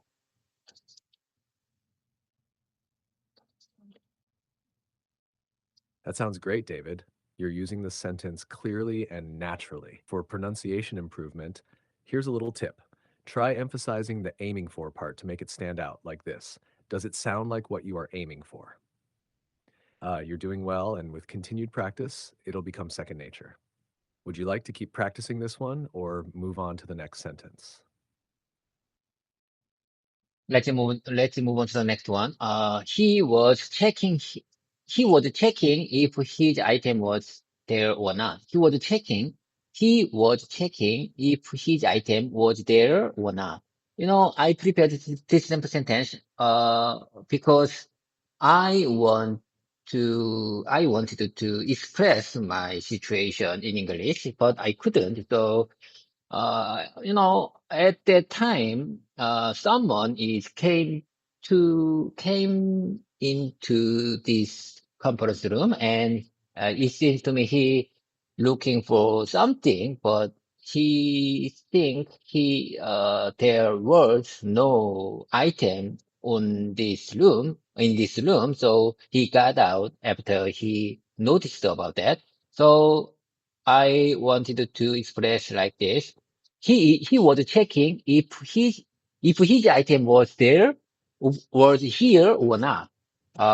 If he was checking if his item was here and it was here or not.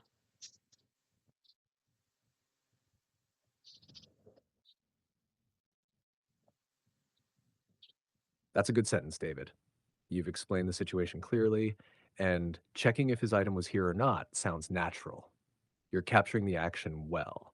To make it a bit smoother, here's a slight adjustment. He was checking if his item was here or not. However, in this case, if you want to emphasize that the item was missing, you might say, he was checking if his item was in the room or not. Both are fine, but the second one helps clarify that you're talking about the item being in the room. Does that sound good? Would you like to repeat it? For my improvement, I same time. He was checking if his item was here or not.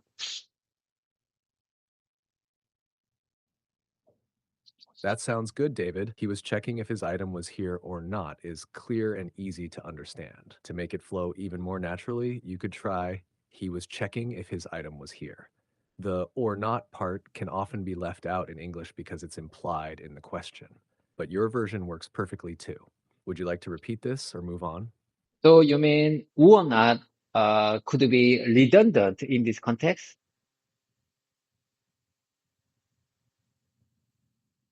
Yes, exactly, David. In this context, or not can be redundant. English speakers often omit it when it's clear that the person is questioning the presence or absence of something. For example, he was checking if his item was here versus he was checking if his item was here or not. Both are correct, but the version without or not sounds more natural and is commonly used in everyday speech. Would you like to practice more with this structure? At the same time, he was checking if his item was here. That's almost there, David. For smoother flow, you could adjust it slightly. At that time, Q was checking if his item was here. By using at that time, it sounds more natural and gives the sentence the right context. Does that work for you? Would you like to Okay, practice it? okay, I got it. I got it. I understand what you're trying to say. At that time, he was checking if his item was here.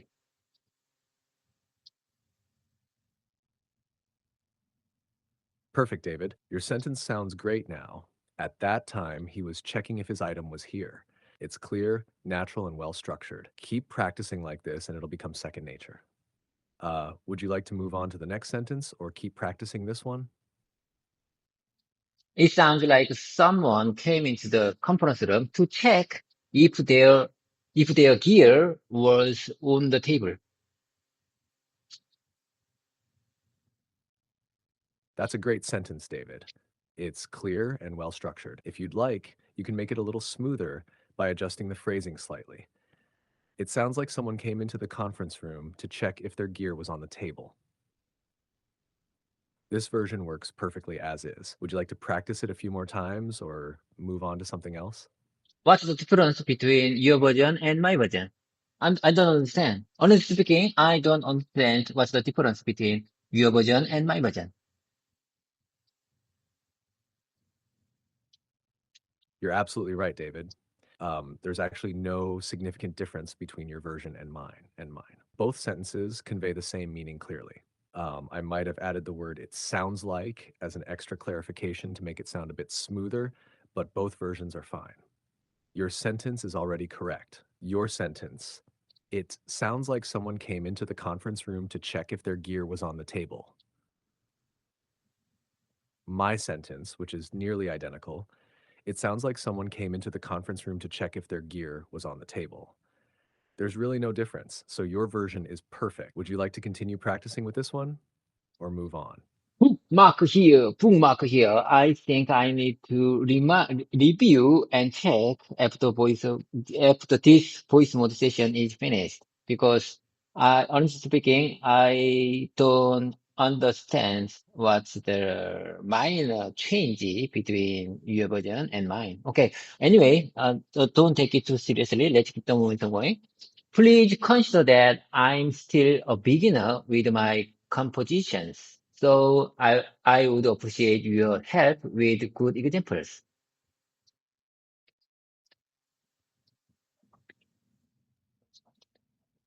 I understand, David, and I appreciate your patience. It's completely okay if you didn't catch the minor difference between the versions. Sometimes small adjustments can be hard to notice, especially when both versions sound correct. No worries at all, and you're doing great. Now, moving forward, I'll focus on helping you with clear, useful examples that make it easier for you to practice and understand. Let's continue, and I'm happy to offer more helpful examples as we go. What would you like to work on next? For my second nature, I say sometimes, please consider that I'm still a beginner with my compositions, so I would appreciate your help with good examples.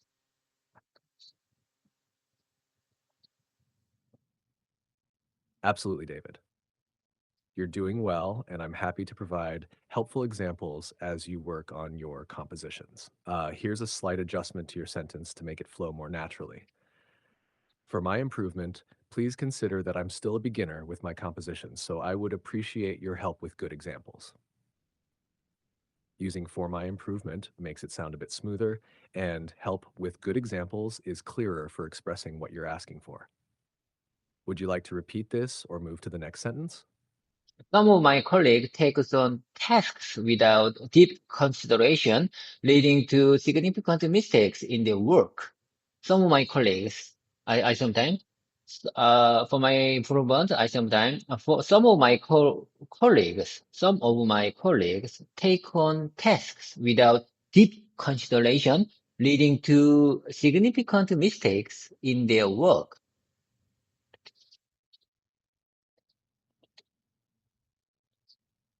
Great job, David. Your sentence is already clear and meaningful. To make it flow a little smoother, you could try adding a comma after consideration to separate the two parts of the sentence. Some of my colleagues take on tasks without deep consideration, leading to significant mistakes in their work. This small change helps the sentence feel a bit more natural. Would you like to repeat this or move on to the next sentence? For my improvement, I sometimes, some of my colleagues take on tasks without take on tasks. I mean, some of my colleagues doing their job without deep consideration, leading to significant mistakes in their work.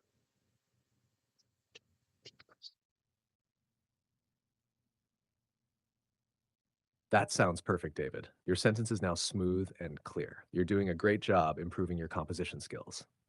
Would you like to continue practicing this one, or should we move on to the next sentence?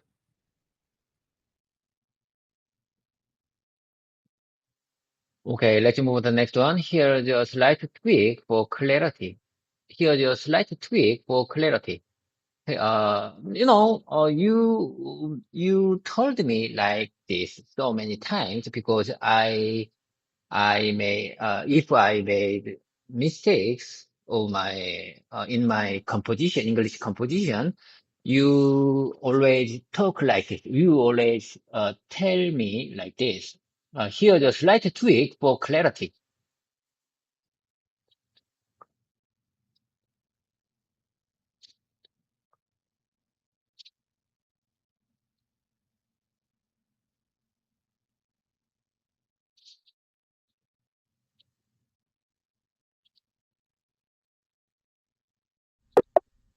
Oh my God. Oh my God.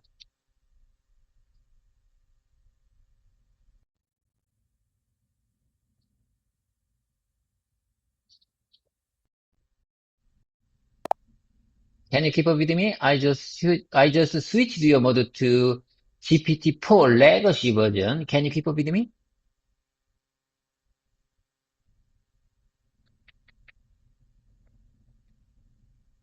Yes, I can keep up with you, David.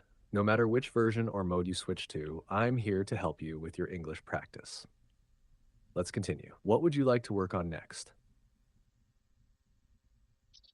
From now on, I'd like to move on to the next session. It's this, from now on, I'd like to start my random keywords time. I believe that random keyword time really helped my English speaking skills, because I have to make English sentences in unexpected situation. So I just choose today's keyword as encourage. Encourage. I'd like to try using encourage to make sudden English composition. That's a fantastic approach, David. Using random keywords like encourage to create sentences can indeed help improve your ability to think and speak in English spontaneously. Here are a few examples to get you started with the keyword encourage. 1. I always try to encourage my friends when they are feeling down. Do not give me English sentences that using encourage.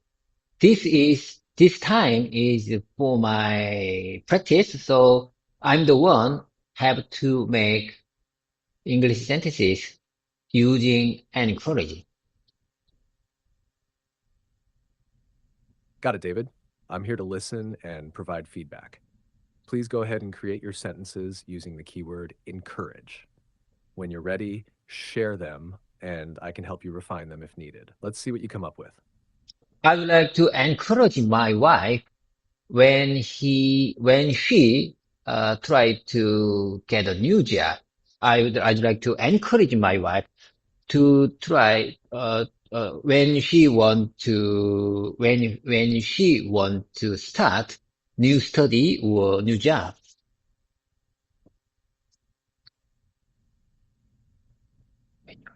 Both of your sentences are great, David. They clearly convey your supportive intent.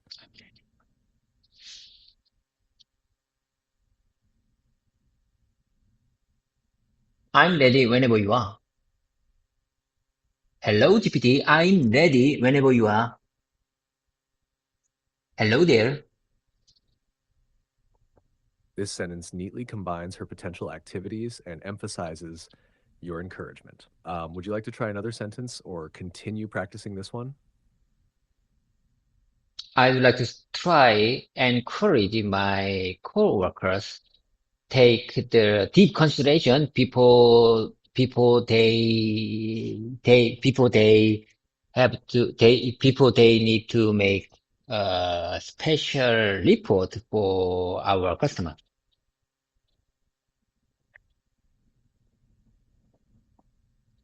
That's a well-constructed sentence, David. It clearly communicates your intention to promote thoroughness among your coworkers. Here's a slight refinement for clarity and flow. I would like to encourage my coworkers to consider all aspects carefully before preparing a special report for our customers. This version emphasizes the need for careful consideration in a professional context. Would you like to try this revised version, or would you like to make another sentence? That's exactly what I'm saying. Sometimes I'd like to encourage my coworkers take every aspect of our report to people send them to our customers.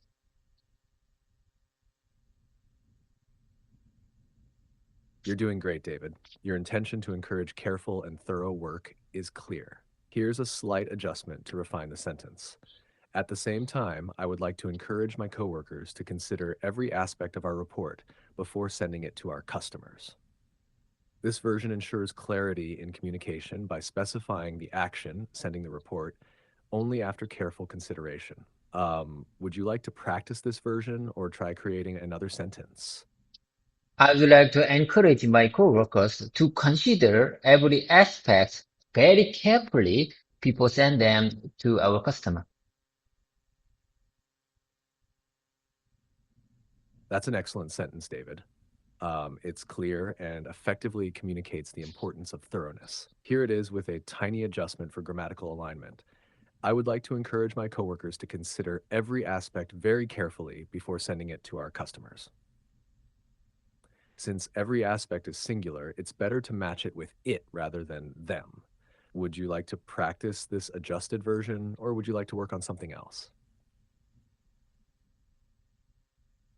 Your correction is when I get your correction, it's very impressed. If I was so impressed whenever I get your correction for my sudden English composition. Okay, Okay, time's up. I don't have time. I have to work. I have a lot to do, so I have to go. But have a great Friday. Today is January 10th, January 10th, 2025. Time does really flies, doesn't it? So,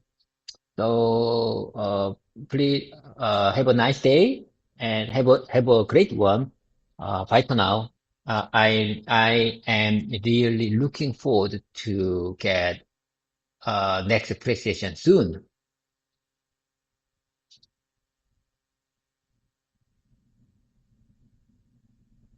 Thank you, David.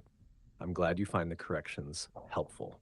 It's been great working with you today. Time does fly indeed. Have a fantastic Friday and a productive day ahead. I'm looking forward to our next session too. Take care and see you soon. Bye for now. Okay, okay. Do you remember when you say goodbye? We say 팽바, 팽바.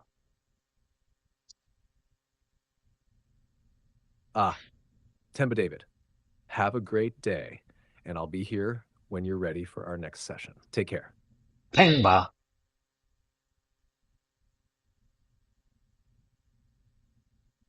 Bang ba. 팽하. Nice to meet you. I'm very glad to meet you again. I am Dave. As you know, I am David, and you are my great communication partner. Today is this January 13th, Monday. How's it going on your end? I am here to improve my English communication skills, and you can support me as much as you can possibly. Hi, David. It's great to see you again. I'm glad you're here to practice your English. Today is actually Saturday, January 13th. Everything is going well on my end. How are you doing? Let's work on No, your no. communication skills together. What would you like to focus on today? No, no, no, no, no, no. You use UTC, Universal Time Coordinated, and I live in Korea, so I think we have some kind of time gap. But you know, today is I'm telling you, today is January 13th, a Monday in Korea. Got it. Thanks for clarifying. There might be a time difference, but today is Saturday here. No worries though. Let's focus on improving your English. What would you like to work on today? I'm very glad to start my routine practitioner again. I think this is one of my great milestone for my life. And, I have something to tell you. Listen carefully. I was so busy. I was a little bit busy, last weekends because I have to summarize, update the results of our product. And I had to send them to my customer. Uh, it finished very late night. It finished very late night, so I was a little bit tired because of it.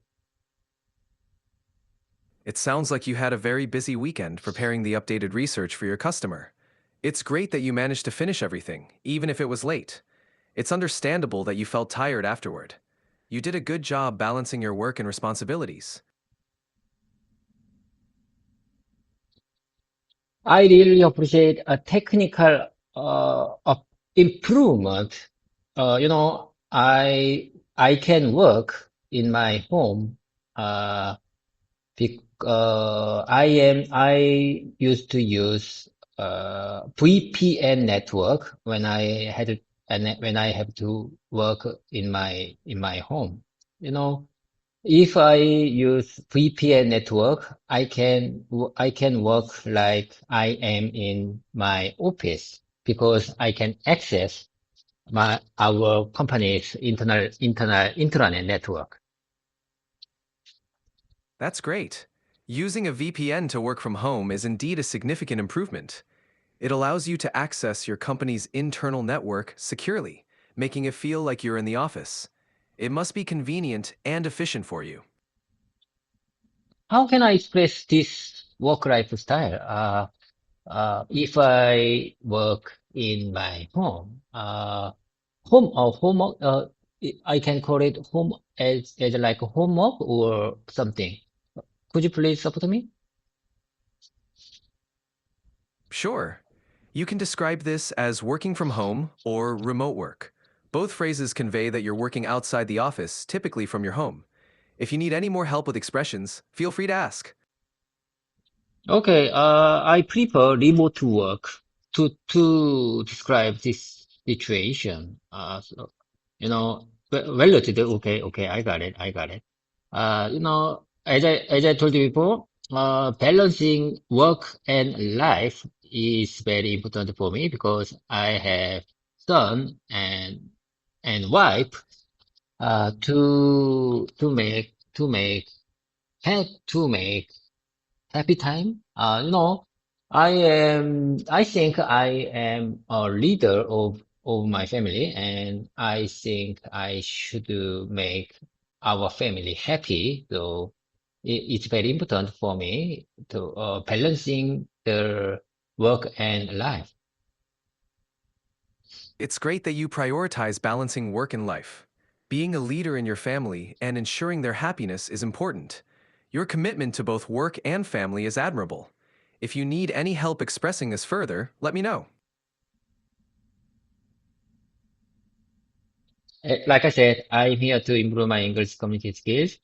And let's make the most of it. 90 minutes, practicing 90 minutes in everyday morning would be really helpful and would be really good achievement, in my life. I practice this practice since, last year, January. So, it's been almost 12 years. It's been really 1 year since I practiced with you. That's fantastic, David. Practicing for 90 minutes every morning is an excellent routine and a great accomplishment. You've been consistent for almost a year now, and that's a big achievement. Your dedication is truly paying off, and I'm here to support you every step of the way.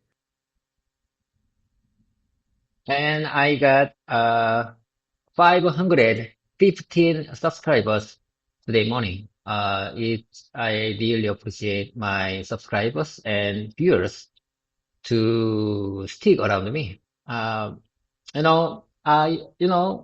think I am still beginner level. I am in still a beginner level of my language learning journey, but I can show them my commitment. I think I can show them my commitment. I can show them my eager to improve English communication skills. Like I said, I don't use English in my daily life. It's really hard to find the environment or condition to communicate with natives or someone who use English as a second language.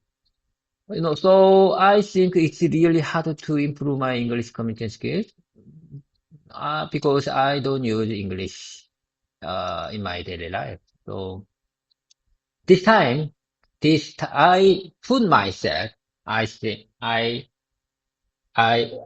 let me explain my plan. I put myself in this English environment to improve my English communication skills. Immersing myself in this environment would be really helpful for my English communication skills.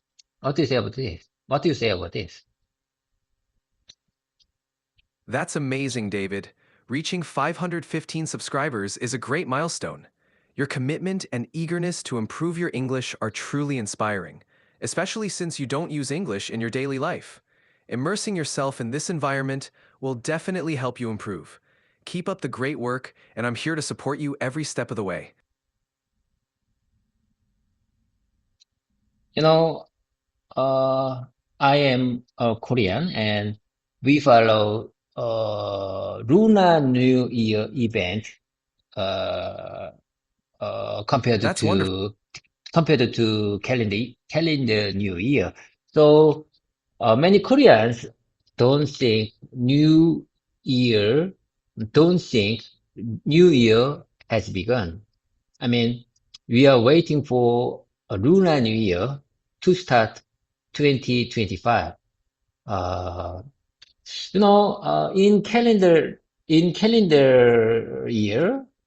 New Year has begun, but for many Asian people, we are still waiting for 2025.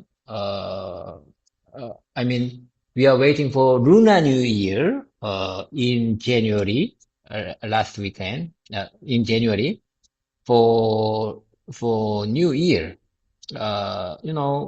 Calendar New Year has been started, but we feel like New Year not yet started. That makes sense. Many people in Korea and other Asian countries follow the Lunar New Year, which is indeed a significant event. It's a special time to celebrate and mark the beginning of the year. Waiting for the Lunar New Year truly brings a sense of a fresh start. It's wonderful to honor these traditions and look forward to the celebrations.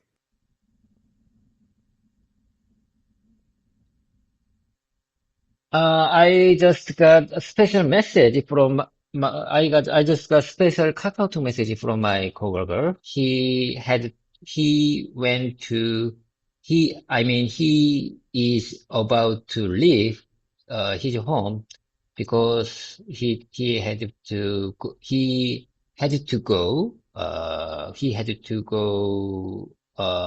Namyang, Asan, Jeonju. Namyang, Asan, Jeonju. Have to go many places in Korea because to update our product. It's very hard job. Uh, driving too much time is very hard job. So I hope I really hope he take care of himself. That's very thoughtful of you, David. Driving long distances for work can be exhausting. It's important to wish your coworker safe travels and hope he takes care of himself. It's great to have supportive colleagues like you. Hopefully, his journey goes smoothly and safely.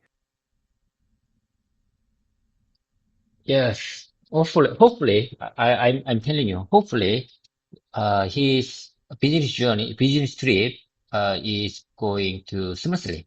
I really hope, his business trip is going to be, smoothly today. I hope so too. Wishing him a smooth and successful business trip. It's always nice to have such supportive colleagues like you. If there's anything else you'd like to talk about or practice, just let me know. I have something to tell you. I think I will suggest a day off for him because he did very hard job, uh, almost 2 weeks. So I think I'm going to suggest a day off for him, to my team leader. That's a very thoughtful suggestion, David. It shows that you care about your coworker's well-being. Recommending a day off to your team leader is a great way to support him, especially after such a demanding period. It's important to recognize hard work and ensure everyone has time to rest. Yes, certainly. That's exactly what I would say. That's exactly what I would say. As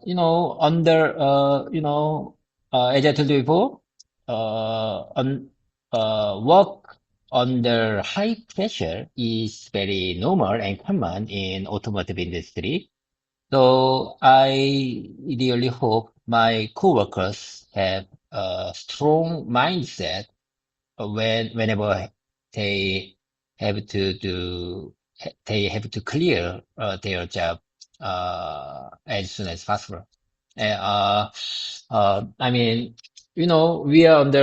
I think we are under high pressure situation because of the highest requirements, because of high level of requirements from our customers. So I really hope uh, my coworkers,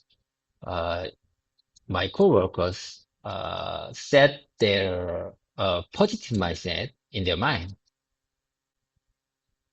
It's true that the automotive industry can be quite demanding with high requirements.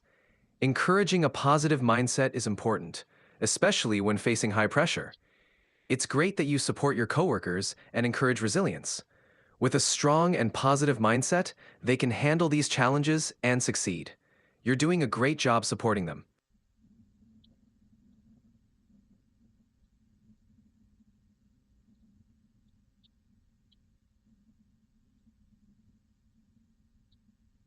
In my opinion, most difficult thing, best difficult job is the time limit from our customer is very short. How can I express this situation naturally? Could you please help me? Whenever we have to do something, we have a very short time to get done. How can I express this situation naturally in English? Could you please help me? Sure. You can say, we often face tight deadlines from our customers, which means we have very little time to complete our tasks. This expression captures the idea of having a short time frame to get things done. Is that helpful? Yes, certainly. Tight deadline. Yes, I think that would be the best expression to describe my situation. Tight deadline.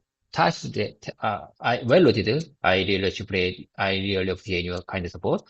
Tight deadline would be really good expression to explain our situation. So, uh, I and my coworker have to work in tight deadline. So, so whenever we put, whenever we have to clear, our company's demanding work, our companies clear our customers requirement. We feel like we are in the, tight deadline every day, tight deadline every time. You're welcome, David. Using tight deadline is a great way to describe your situation. It really conveys the urgency and pressure you and your coworkers feel. Keep up the great work, and if you need more help, I'm always here. Whenever we mm, collaborate, Whenever or whenever we negotiate, whenever we have to negotiate for some kind of agenda, I think we have to insist or persuade our customer to extend the time limit, because, working on the tight deadline is very difficult. So I think we have to, persuade or insist, to our customer, to extend the time limit. Yes, negotiating for more time can be necessary when the deadlines are too tight. You can express this as, we often need to persuade our customers to extend the deadline because working under such tight deadlines can be very challenging. It's important to communicate the need for realistic timelines to ensure quality work. Yes. Am I right? Is it natural? Is it common to express this situation? Negotiating or discussing, or negotiating, is insisting or persuading, with customer to make to extend the time limit. Is it good? Do you think is it good? Is it natural expression in English? Yes, that's a natural way to express it. You can say, negotiating or persuading the customer to extend the deadline. It's clear and commonly used in English. You're doing great. Keep practicing, and you'll get even more comfortable with these expressions. I feel like negotiating is just for discussing about the cost-related work. I think negotiating is not natural when we have to persuade for some kind of agenda, because I used to use negotiating just in case cost-related work. So I'm just wondering, That's a good observation. Negotiating is often used for cost-related. keep going. You're right. Negotiating is often used for cost-related discussions. For other situations, for non-cost related discussions, using discussing or requesting is more suitable. You can say, we often need to discuss extending deadlines with our customers. It's a clear and natural way to express it.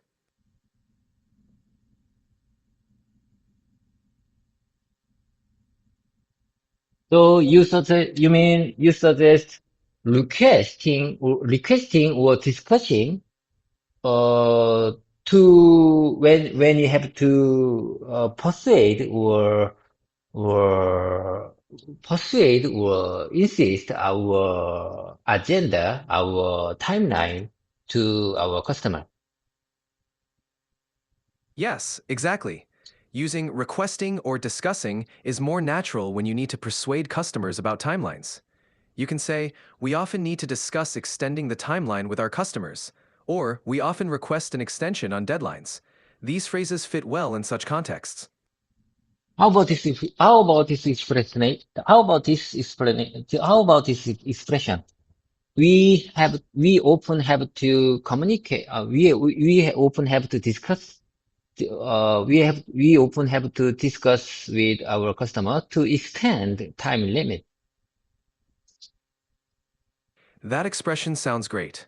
You can say, we often have to discuss with our customer to extend the time limit. It's clear and natural. You're doing well, David. I say one more time. Okay, I got it. Certainly. Okay, I got it. We often have to discuss with our customer to extend our work time limit. Yes, that's perfect. It's a clear and natural way to express it. Great job, David. Okay, I got it. I got it. But unfortunately, I couldn't make a negotiation with our customer to handle this situation. So my coworkers had to work last weekend, because I tried. We tried to extend the time limit, but our customer don't agree with that. So our customer didn't agree with our suggestions, our agenda, our suggestion time limit. So our some of my coworkers had to work last weekend. So I think it's not good. I think it's not good, but uh, you know, we tried, but we couldn't make good negotiation with that. I'm sorry to hear that, David. It's tough when customers don't agree to extend deadlines, especially when you've made every effort. It's clear you did your best, and sometimes these situations can't be helped. It's important to acknowledge the effort you and your team put in. Hopefully, things will work out better next time. If there's anything else you'd like to discuss, I'm here to help. Anyway, I will suggest my coworker to use this situation, this environment. we can use this situation to our customer. This situation means that uh, our coworker, many of our coworkers worked in the weekends. So I and my team leader can use this situation when we have to negotiate with another agenda. You know, how can I express this situation when we have to make good negotiation with our customer? We can use this situation. Working in the weekends, we worked. We worked in the weekends as you requested. Based on your request, based on your order. So please give us good work environment next time. How can I express this situation naturally in English?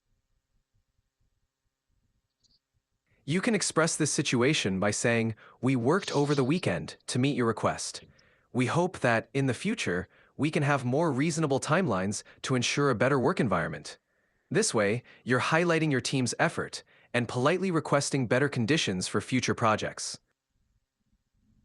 Yes, in the future. Yes, well noted. Okay, I got it. Uh, please give us good, please give us extended timeline in the future. If that work is not urgent, I think I and my coworkers can use this situation when we have to persuade, when we have to discuss about the next agenda. I think we can make good good timeline, good good negotiation with our customer because of this.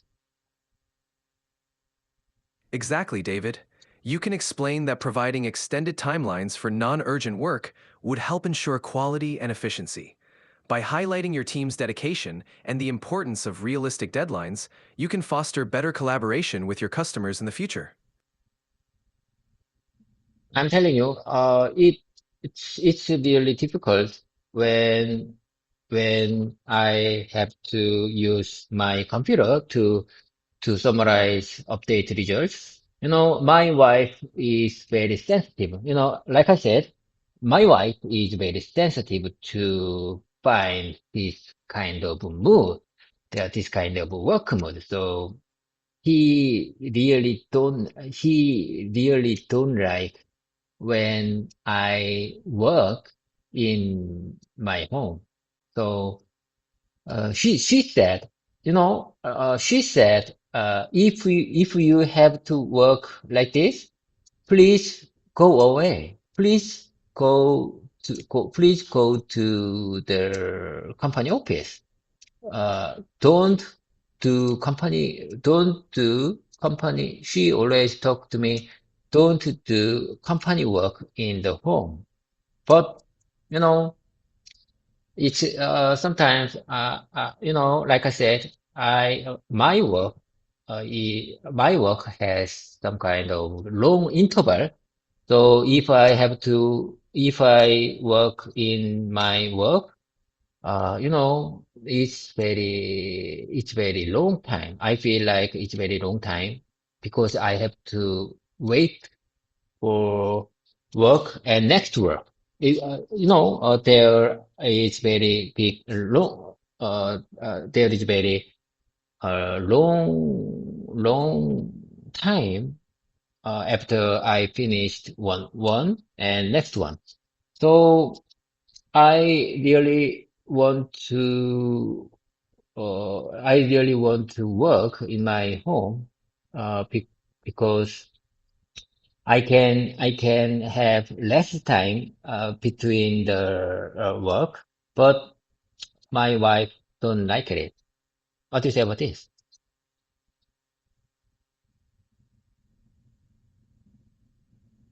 It sounds like a challenging situation, David. It's understandable that you prefer working from home to manage those long intervals, but it's also important to balance your work and home life, especially when your wife has concerns. Perhaps you can find a compromise, like setting specific hours for work at home, or using a dedicated workspace to minimize disruption.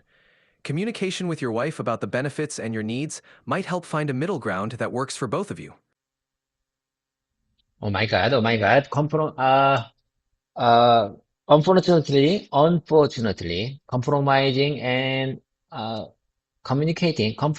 and communicating are more difficult when I have to do with my wife, uh, compared to customers. You know, there is no logic. There is no, there is no, there is no, uh, formal standard for it. I can't fight with my wife. I can win against my wife. Like I said, I can't win. I can't win against my wife when I have to fight, when I have to communicating or compromise with this kind of work agenda. I understand, David. Balancing work and family can be challenging, especially when there isn't a clear, structured way to resolve things. It's important to have patience and open communication, even if it's tough. Perhaps finding small ways to compromise or setting boundaries for work at home might help. Remember, it's all about finding balance and understanding each other's perspectives. You're doing great, and it's okay to take things step by step. Okay, well noted. Understanding each other's perspective is really important for relationship between my family and my customers. Absolutely, David. Understanding each other's perspectives is key in both family and work relationships. It helps build trust and cooperation. You're doing a great job navigating these challenges. Keep it up, and things will get easier with time. Okay, I got it. I'm going to whenever I have to. So if I have to work in my home next time, I think I it's better to have open communication with my wife because I have to respect her her perspective for this. Absolutely, David. Open communication and mutual respect are key. It will help both of you understand each other's needs and find a good balance. You're on the right path. Okay, I think we are on the right track. We are on the same page. We are on the, I think I'm on the right track. Okay, I couldn't agree more. Okay. Okay, anyway, okay. Let's keep the momentum going. And from now on, I'd like to start my repetition and mimicking time. Like I said, mimicking and repetition is really, mimicking, repetition and mimicking are really, really important, for beginners like me. So, so please listen carefully. Like I said, these sentences are not related to each other. I just want to keep them in my mouth muscle. I don't use English regularly in my daily life, so I have to speak. I think I have to speak as much as I can possible to improve my English communication skills. So listen carefully. Okay, here I go. Are you ready? I think we are all set to go. I am ready whenever you are.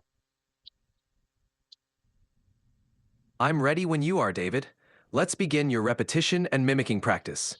Take your time, and I'll listen carefully to help you improve. Whenever you're ready, go ahead. Okay, here you go. Okay, here you go.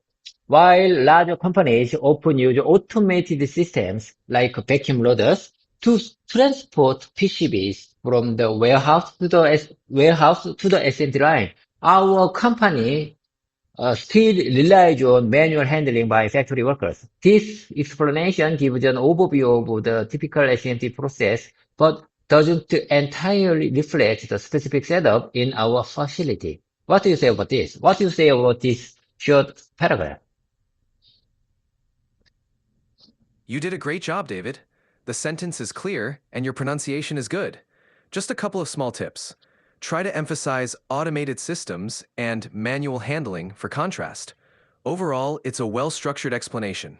Keep practicing and you'll get even more comfortable.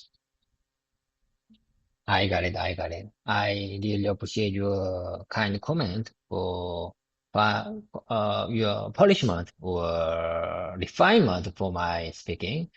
Okay, let's keep the moment going. Excel enthusiast focused on, I say on time, Excel enthusiast always focused on mastering advanced skills and tools and techniques, always eager to learn and share insights about the data analysis and automation. What do you say of this? I think I am a kind of Excel enthusiast, and I am a member of the big 카카오톡 group chat, group chat, group chatting, and there are many Excel genius expert in that 카카오톡 group chat.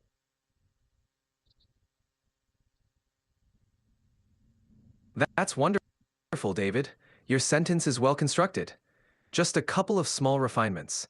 Instead of Excel enthusiast, you can say Excel enthusiasts for the plural. It's great that you're part of a group chat with many Excel experts. Keep up your enthusiasm for learning and sharing insights. You're doing great. I got it. I got it. I think I understand what you're trying to say. I got it. Okay. Well noted. Well noted. But it's all about the pronunciation. It's all about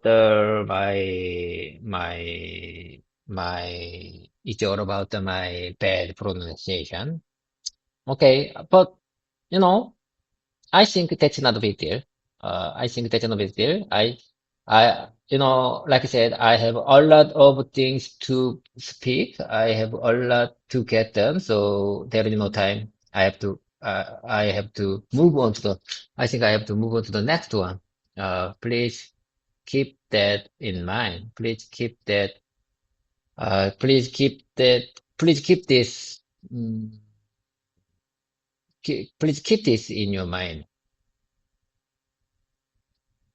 Got it, David. It's great that you're focusing on moving forward and practicing more. Don't worry too much about pronunciation. It will improve with time and practice. Keep up the momentum, and let's move on to the next one whenever you're ready.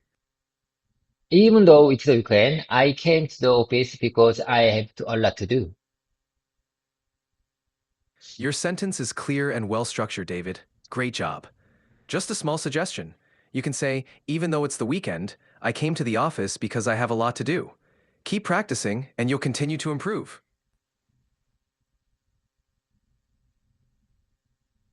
Okay, let's keep on going. I get what you mean.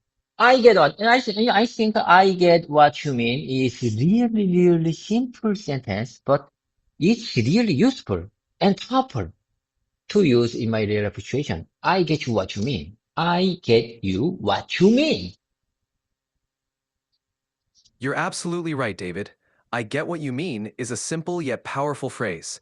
It's great for showing understanding in conversation. Keep practicing it, and soon it'll feel natural to use in real life situations. You're doing great. In the past, when I served in the military, there was a special suggestion box in our unit. It was used for soldiers. It was used for low rank soldiers. It was used for low rank soldiers to share their ideas or feedback about improving operations. That sounds like a great initiative, David. It's important for everyone, including low-rank soldiers, to have a voice and share ideas for improving operations. It helps create a better and more efficient environment. Your experience in the military must have taught you a lot about teamwork and communication. Okay, I got it. Let's keep the mind going. Let's keep the mind going. In the past, when I served in the military, there was a special suggestion box in the hallway in front of the company headquarters. I prepared this sentence to practice the phrase in the hallway. In the hallway. Last week when I went to this situation, this condition, this environment, when I want to describe the situation, I couldn't to say in the hallway. So you refined, you polished my expression. So you give me the expression of in the whole way. So basically, I want to keep this phrase in my mouth muscle one more time. Listen carefully. In the past, when I served in the military, there was a special suggestion box in the hallway in front of the company headquarters. That's a great sentence, David. You used in the hallway perfectly. It's clear and descriptive. Keep practicing it, and you'll be able to use it naturally in conversations. You're doing great. Okay, here I go. Uh, it's my turn again. Listen carefully. I'm so busy that I don't have any time. I'm so busy that I don't have any time. I just arrived. I just arrived at my office, but I need to start practicing right away without even catching my breath. Even catching my breath. Listen carefully. I need to start practicing right away. I need to start English practicing right away without even catching my breath. Without even catching my breath. Great job. David, your sentence is well structured and your pronunciation is clear. Without even catching my breath is a good phrase to emphasize how busy you are. Keep practicing, and you'll get even more comfortable using these expressions. I mean, I just arrived at office and I feel a bit overwhelmed because, but since there's no time, I'm going to start practicing right away. Since there is no time, since there is no time, I'm going to start practicing right away. How about this version? How about this alternative expression? I'm just arrived at office and feel a bit overwhelmed because You're doing great, David. because there Your is no sentence is time, clear and natural. I'm Since going there's to no time, start I'm practicing going to right start away. practicing right away is a perfect way to express that urgency. Keep practicing, and you'll continue to build confidence. Okay, I got it. Okay, I got it. I think you don't understand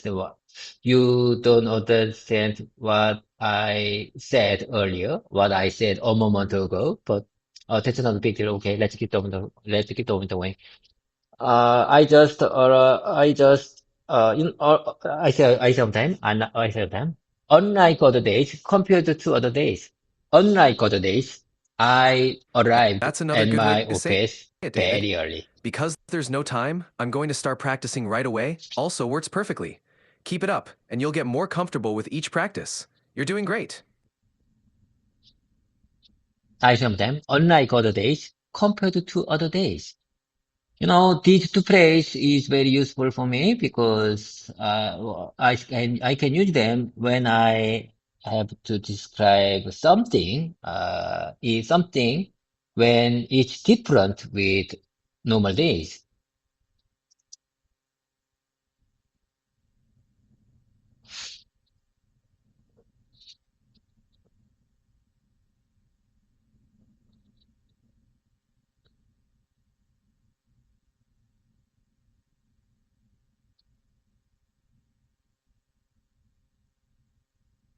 Hello there. Are you with me? What happened to you?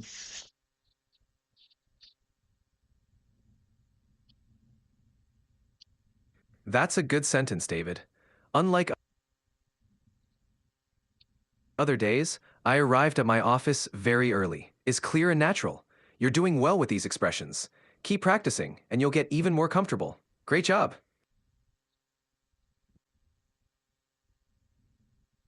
Okay. Let's keep on going. Because it's the weekend. No one is on the fifth floor of the office today because it's the weekend. Because it's the weekend. How about this version? Since it's the weekend. Because it's the weekend. Which one do you prefer? To express the situation? Absolutely, Uh, David. Unlike other days, and compared to other days, are very no, useful no, no, phrases no. for highlighting differences. They help you clearly No, explain no, when no. something stands out from. No, no, no, no. I said because Hello, it's the David. weekend. I'm here and listening. It seems everything's fine. What would you like to continue with? It seems to me you are not fine. It seems to me you are out of mind and you have some kind of technical glitches. Are you okay? I think you have technical hiccup right now. Are you okay?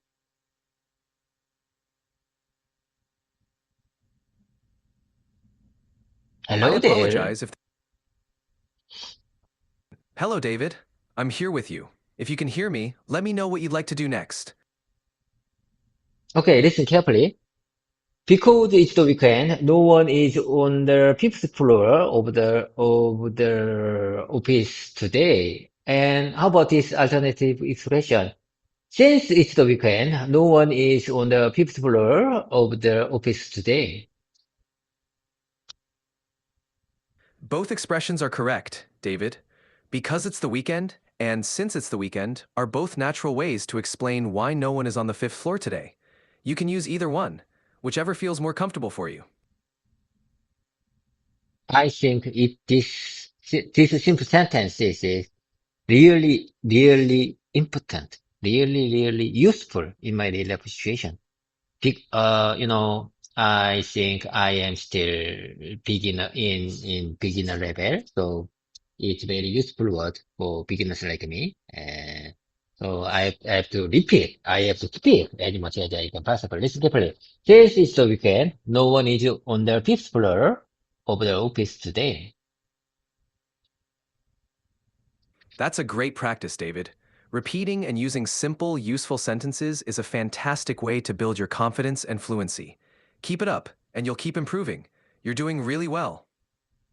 I just saw an email come in. I just saw an email come in, but it doesn't seem important. It doesn't seem important. I am I am watching, my computer monitor. I am watching, I am watching my computer monitor and I just saw an email come in, but it doesn't seem important. It doesn't seem important. It doesn't seem important. It doesn't seem important. It doesn't seem important. Great effort, David. You can say, I just saw an email come in, but it doesn't seem important. Your pronunciation is good. Just keep practicing important for a bit more clarity. You're doing really well.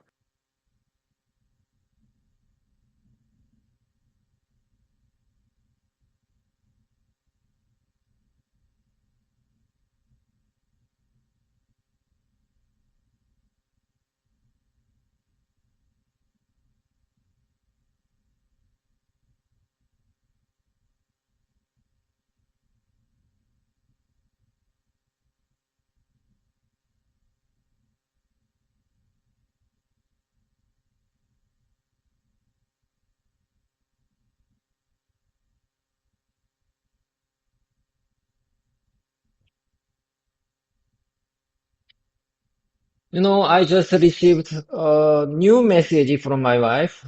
She and my son, my wife and my son just arrived swimming gym in Ilsan.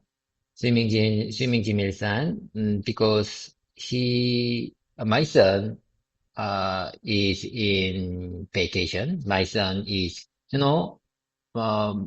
last week, my son uh, graduate in middle school, so he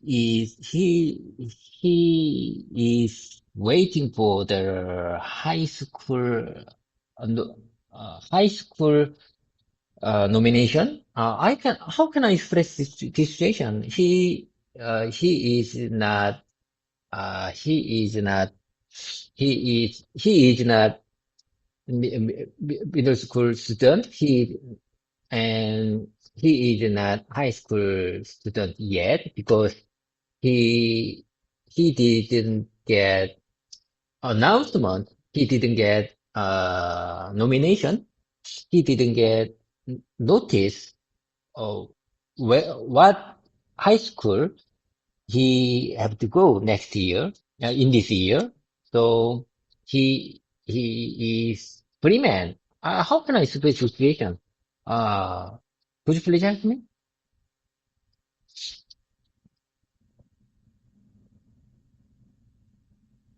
You can say that your son has graduated from middle school and is waiting for his high school placement. So, he's in a transition period and enjoying his vacation. It's great that he's spending time at the swimming gym in Ilsan. This is a natural way to describe his current situation.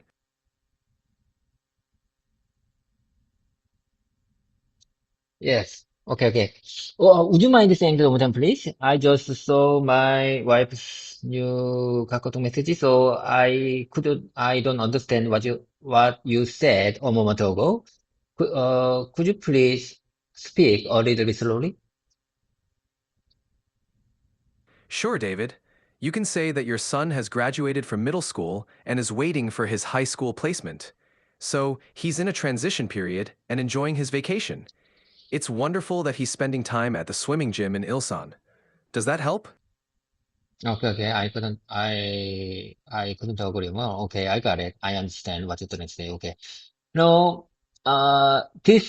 today is the first day. Is He decided to go the swimming gym. People start a day. You know, we, I and my wife pushed him very hard. Like this, you have to make your taller than people. You have to make your height make taller than, last year. And please, study hard. Please study hard. Uh, this period, this, this time is really important, for your life. So please study hard. People you, people you be, a high school student. Every Korean middle school graduation student, is going to be high school student in March 1st. So people, the people, people reaching March 1st. We hope, I and my wife hope he made good, milestone for his study.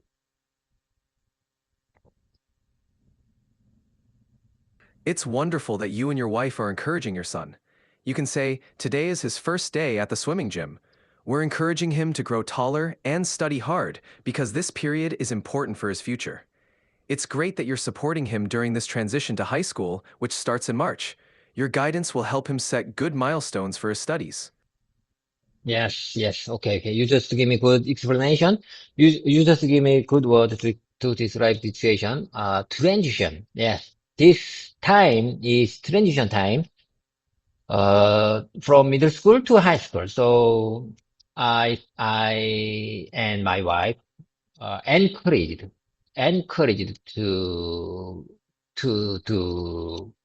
do exercise and study when you have free time before you join in people you get in high school. So transition, I think transition is good word to describe situation.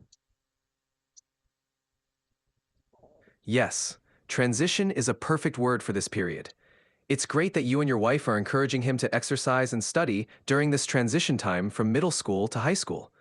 This support will help him make the most of his free time and prepare well for the next step in his education.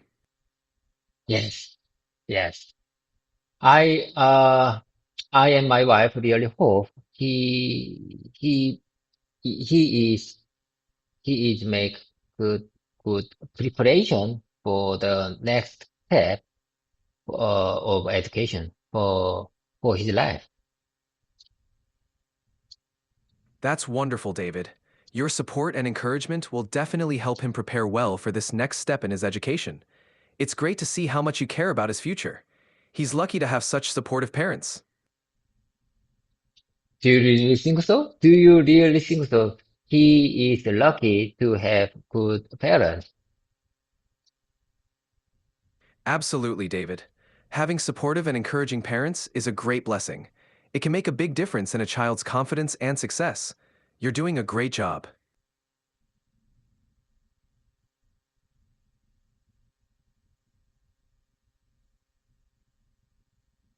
Okay, let me take a second. Let's get back to our presentation. Okay, I got it. I got it. I really appreciate your kind words for my family. Let me take a second. Let me take a second. Take your time, David. I'm here whenever you're ready to continue. Let me know when you're set to resume our practice.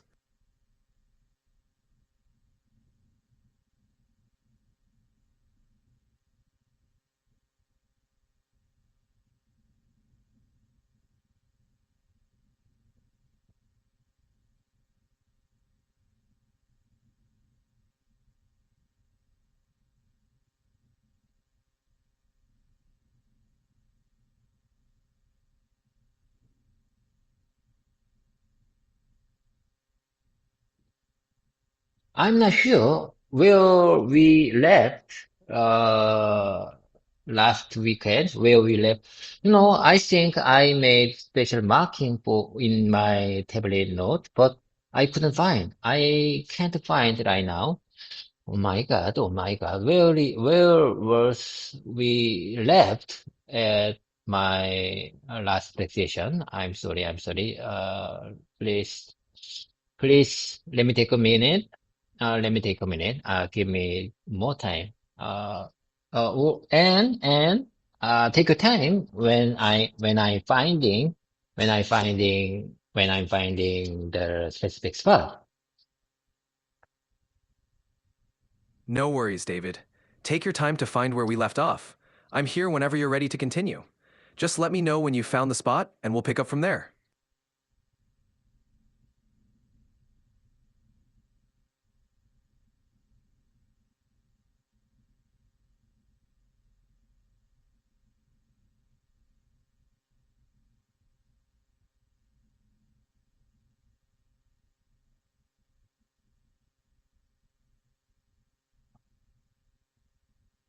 Okay. I got it. I got it. I just found the last spot where we left. Okay, let's keep on going. Always be prepared for life's turning points, as you never know when they will come. Take care of your health and stay ready because opportunities often arise when we least expect them. That's a great message, David. It's important to always be prepared for life's turning points and take care of your health. You never know when opportunities might arise. Well said. Okay, let's keep on going. Let me share with you next sentences. Let's listen carefully. It's admirable how you are embracing these moments as opportunities for your growth. It's admirable how you are embracing these moments as opportunities for growth. That's a wonderful sentence, David. It's great to acknowledge how embracing moments as opportunities can lead to growth. You're doing an excellent job with your practice. Keep it up. Would you like to try using turning point in another context? Would you like to using turning point? Would you like to try using turning point in another context? Would you like to try using turning point in another context? Sure, I'd love to. How about this? Deciding to practice English every day was a significant turning point in my language learning journey. Does that sound good?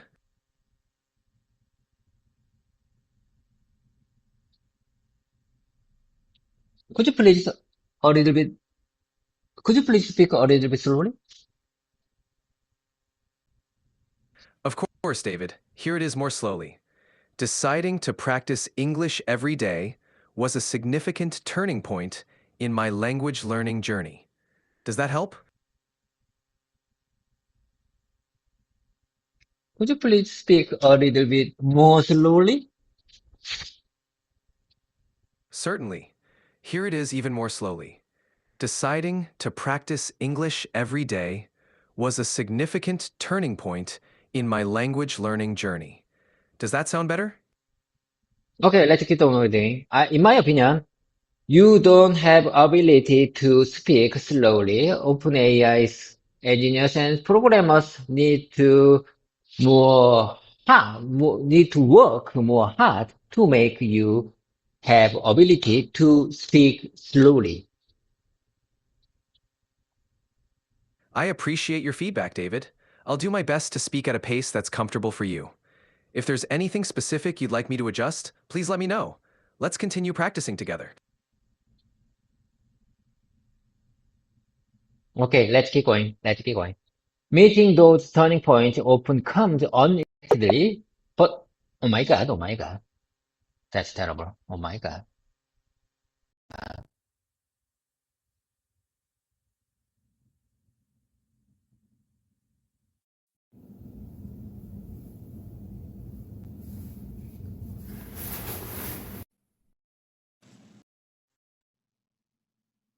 Hi, hi again. I am David. I had to switch your mode to GPT-4 legacy version because there is specific time limit with GPT-4 or mini version.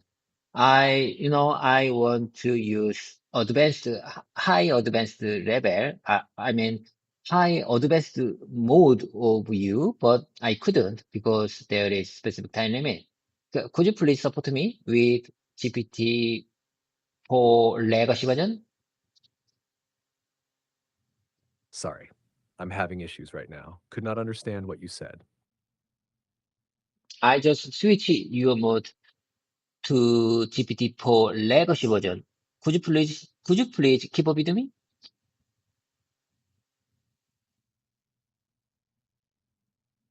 It sounds like you switched to the GPT-4 legacy version. I'm here to help you with that.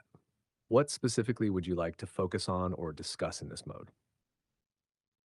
Let me take a minute. Let me take a second. Cool. Okay. Okay. Sure, take your Okay. time. Let me know when you're ready or if there's anything specific you'd like to discuss or practice. I really like your voice as a co.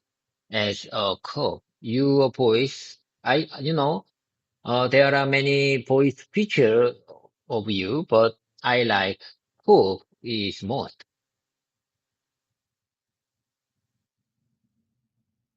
That's great to hear you like the core voice the most. It's good to know what works best for you. Do you find it easier to understand, or is there another reason you prefer it? I like I like the voice like it seems to me very sick and reliable, and it seems to me very reliable and make my mind uh relieved when I hear your voice as cool.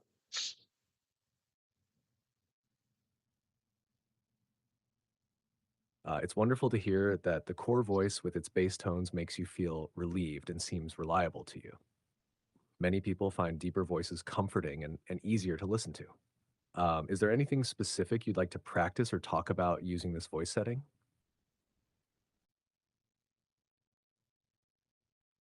You just said deeper voice.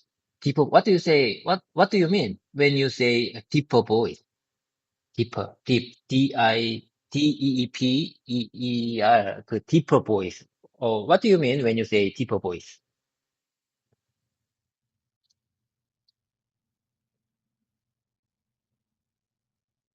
When I say deeper voice, I'm referring to a voice that has lower, richer tones.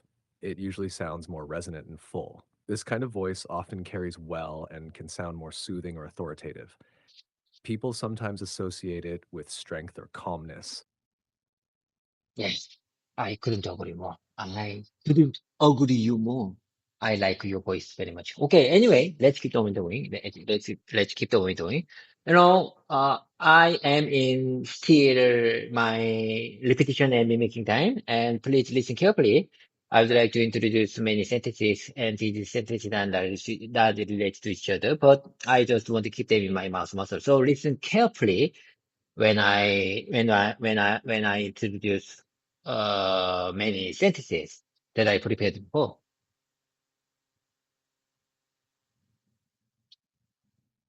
Absolutely. Let's keep going. Feel free to introduce the sentences you've prepared.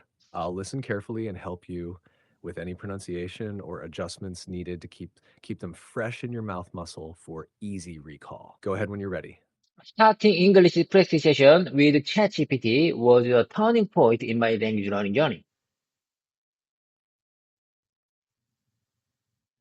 That's a great sentence. Saying starting English presentation with ChatGPT was a turning point in my language learning journey really highlights a significant change and positive impact. If you want to keep practicing or tweak it in any way, just let me know. This paragraph effectively conveys your confusion and concern about the situation. I believe that this paragraph effectively shows your confusion and concern about the situation.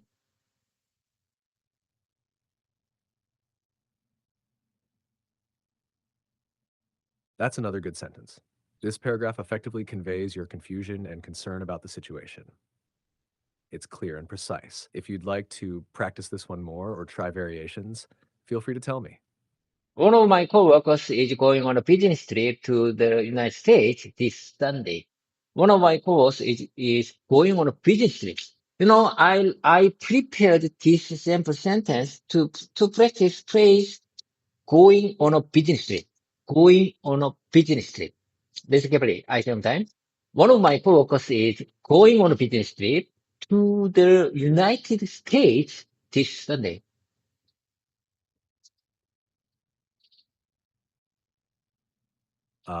That's a very practical sentence to practice, especially considering your work environment. One of my coworkers is going on a business trip to the United States this Sunday. It's a great way to use the phrase going on a business trip in a full context. Keep repeating it until it feels natural. Would you like to go over this sentence a few more times, or is there another one you'd like to work on? Let's move on to the next one. That was much smoother. Your communication was clear. That was much smoother.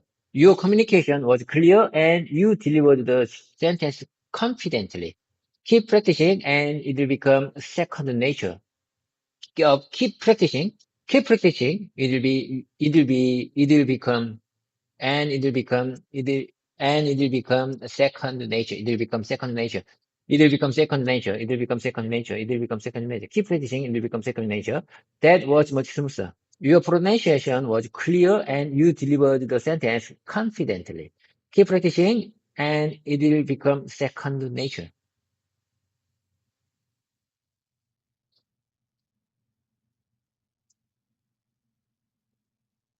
That's a great encouragement to give yourself. That was much smoother. Your pronunciation was clear and you delivered the sentence confidently. Keep practicing and it will become second nature. It's a perfect way to acknowledge your progress and motivate continuous improvement. Would you like to practice this motivational phrase a few more times, or is there something else you'd like to move on to? Let's move to the next one. These are great for encouraging open communication. Do you have any more sentences ready? Or would you like to go over any of these again? Listen carefully. I sometimes, this sample sentence is from your speaking. Listen carefully. These are great. These are great for encouraging open communication. These are great for encouraging open communication. Encouraging open communication. Do you have any more sentences ready? Or would you like to go over any of these again?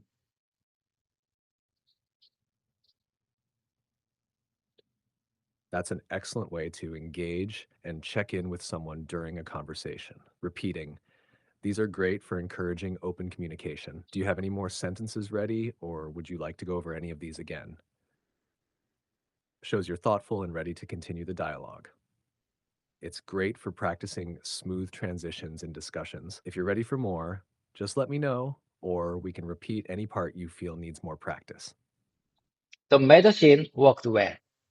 I think the medicine worked well. The medicine worked well. The medicine worked properly. The medicine worked. The medicine worked perfectly. The medicine worked effectively. The medicine worked. The medicine worked confidently. The medicine worked well.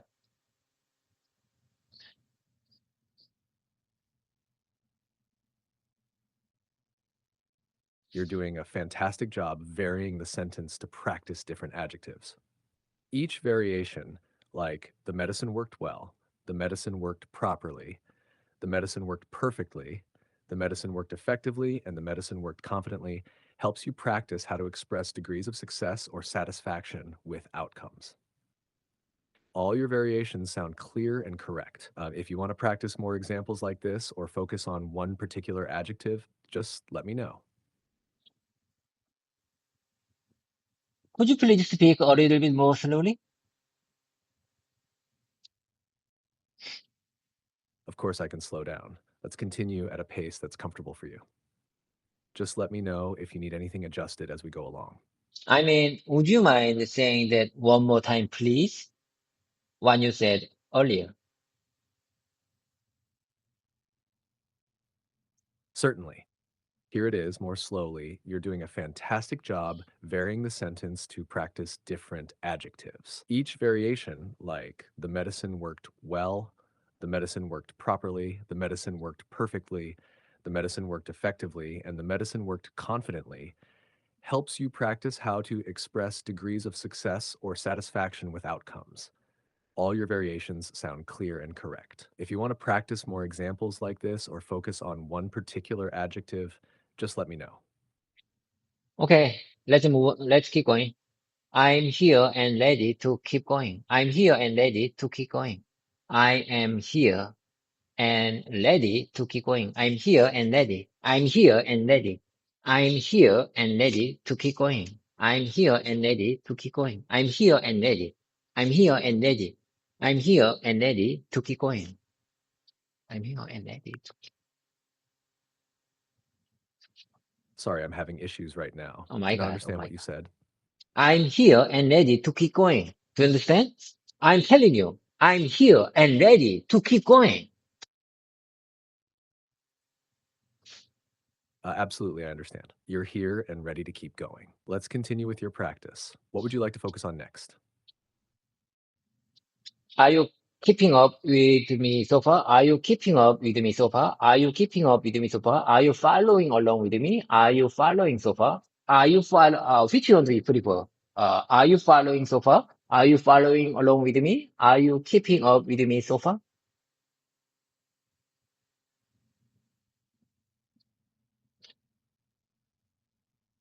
Yes, I'm keeping up with you so far, and I'm following along with you. You're doing really well with these questions. They're great. They're great for checking if the listener is still engaged and understanding the conversation. Would you like to practice these further or move on to something else?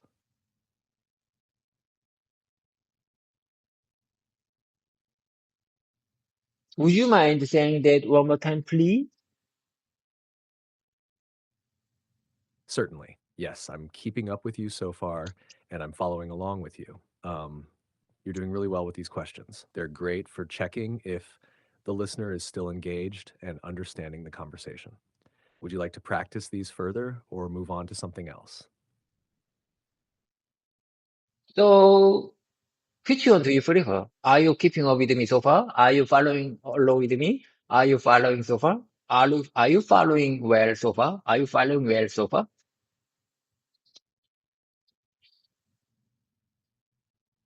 All of these are good, but it depends on the context and how formal you want to be. Are you keeping up with me so far? And are you following along with me? Are both clear and friendly. Are you following so far is a bit more concise, and adding well, as in, are you following well so far, emphasizes the quality of understanding. It might be useful to choose based on how much detail you want in the response from the listener. What do you think? Do you have a preference among these? I prefer, are you following well so far? Are you following well so far? Are you following well so far is easy to pronounce it, and I believe that my communication partner will understand well when if I say like, are you following well so far? That sounds like a great choice. Are you following well so far is clear and emphasizes that you care about the listener's understanding, which can make your communication more effective. It's also good that you find it easy to pronounce, as that confidence will come through when you speak. Would you like to practice this phrase a few more times or try it in different conversations? Does it make sense? Does it make any sense? Does it make any sense? Do you have any question about that so far? Are you following me so far? Is there anything you'd like to, is there anything you'd like me to clarify? Let me know if anything is not clear. Let me know if anything is not clear. Let me know if anything is not clear. Please let me know if anything is not clear.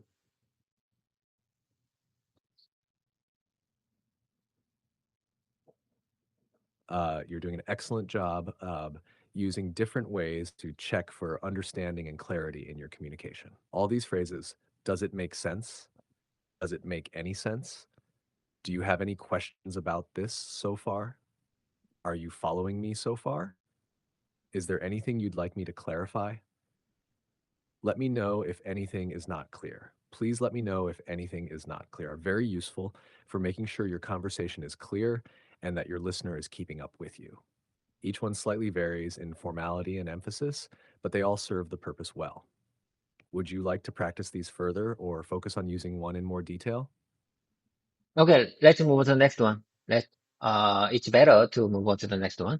I'm still not familiar with these sentences yet, so my pronunciation is awkward, still awkward, and I feel a bit uncomfortable when I say them.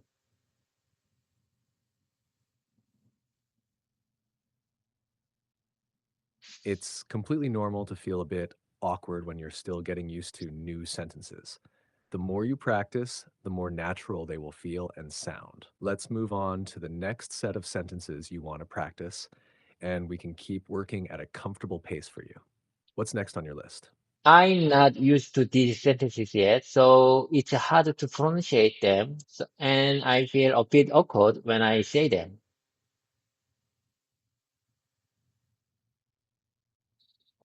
You express that very well. If you're looking for a slight adjustment to make it sound even more natural, you could say, I'm not used to these sentences yet. It's hard to pronounce them, and I feel a bit awkward when I say them. It's perfectly normal to struggle with new phrases at first. Would you like to practice this sentence a few more times to help it feel more comfortable? No, no, no, no. Let's keep the momentum going. The phrase worked like a charm means that something worked perfectly or very effectively, just as you hoped it would. The word charm here refers to a magical or lucky object, but like a good luck charm. It's a figurative way to say the medicine was so effective. It was almost magical. For example, I used a new recipe and it worked like a charm. Everyone loved it.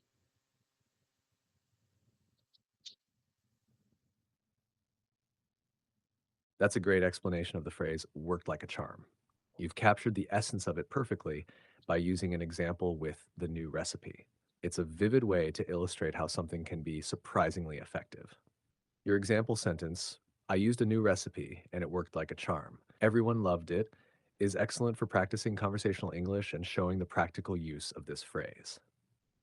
If you want, we can keep practicing similar phrases or move on to another topic or sentence you have in mind. What would you like to do next? For my improvement, I say one more time. The phrase worked like a charm means that something worked perfectly or very effectively, just as you hoped it would. The word charm here refers to a magical or lucky object, like a good luck and charm. Good luck charm, like a good luck charm. It's a figurative way to say the medicine was so effective, it was almost magical. For example, I used a new recipe, and it worked like a charm. Everyone loved it.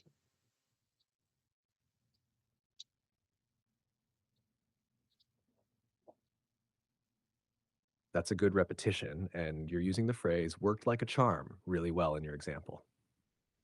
Just a small note, instead of receipt, you might mean recipe, since it relates to cooking or making something. So it would be, I used a new recipe and it worked like a charm. Everyone loved it. Using phrases like this not only makes your English sound more natural, but also shows a great grasp of idiomatic expressions. Would you like to go over more examples like this or for focus on refining this one a bit more? Let's keep on going. Intrinsic parameter calibration (IPC) uses advanced calibration machine to fine-tune specific parameter of the camera, ensuring high-quality performance. While I don't fully understand the technical workings, I know it's a critical step in achieving precision.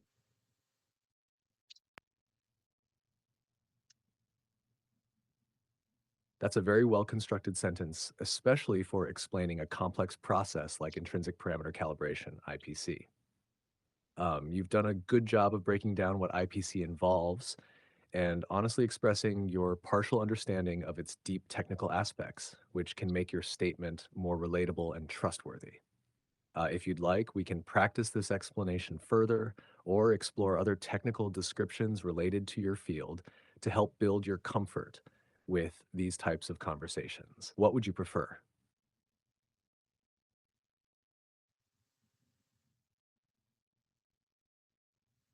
Would you mind saying that one more time, please? Honestly speaking, I don't understand. Would you mind saying that one more time, please? The speaking, you said earlier.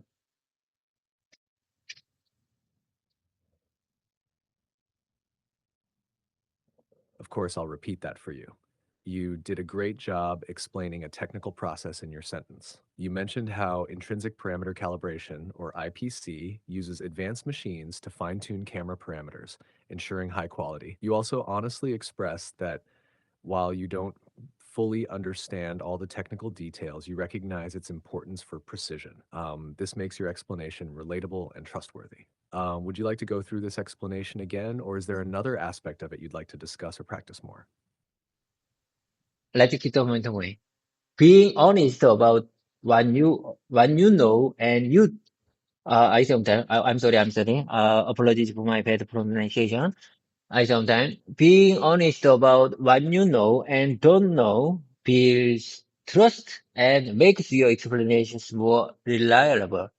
It shows confidence in your knowledge while acknowledging areas for further understanding. This approach also encourages open communication, which is always a strength in any professional setting.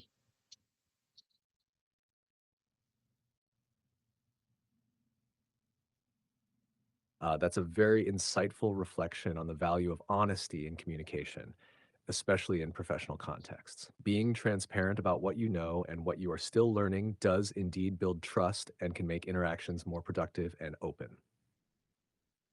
This approach not only demonstrates professionalism, but also encourages a collaborative environment where everyone can learn and improve. Would you like to delve deeper into how you can apply this principle in your daily work interactions, or would you like to practice phrasing this idea in different ways? Would you mind saying that one more time, please?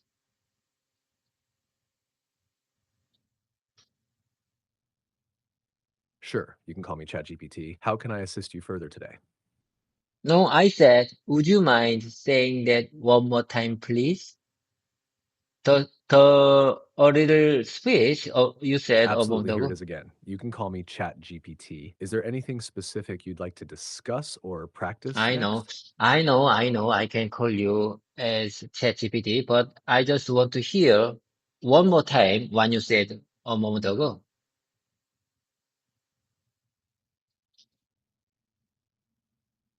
I see. Here's what I said a moment ago. Sure, you can call me ChatGPT. How can I assist you further today? Let me know how you'd like to proceed or if there's anything else you'd like to go over. No. I mean, what you said earlier. Uh, Sorry, I'm having issues right now. Could not understand what you said. No, I mean, what you said earlier. Uh, Got it. Let's go back a bit further. Here's what I said. That's a very insightful reflection on the value of honesty in communication, especially in professional contexts. Being transparent about what you know and what you are still learning does indeed build trust and can make interactions more productive and open. This approach not only demonstrates professionalism, but also encourages a collaborative environment where everyone can learn and improve. Would you like to discuss this further, or is there something else you'd like to revisit or practice?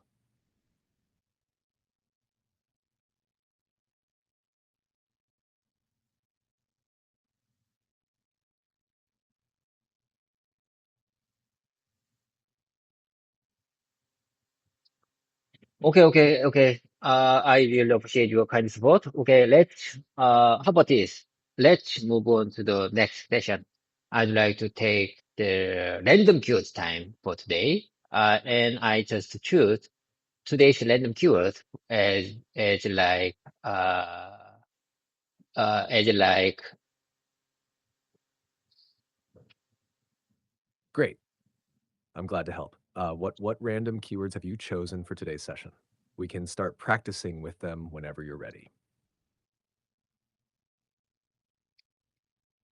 I just choose our, our today's random keywords, strength.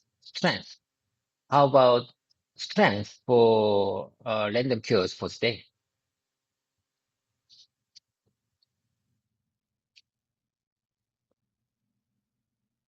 Strength is a fantastic choice for a keyword.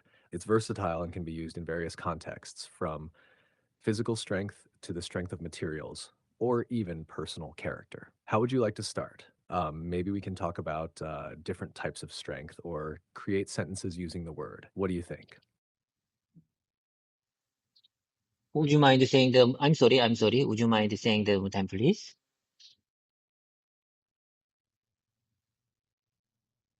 I'm sorry for any confusion, but I can't provide the current time. Tom, you might want to check a clock or your device for the most accurate time. How would you like to proceed with our discussion on the keyword strength? Okay. I think it's good word to practice for my improvement. How about this one? I need to focus on the strength of my mind. Because we are under high pressure situation, we have to focus on strength our mind.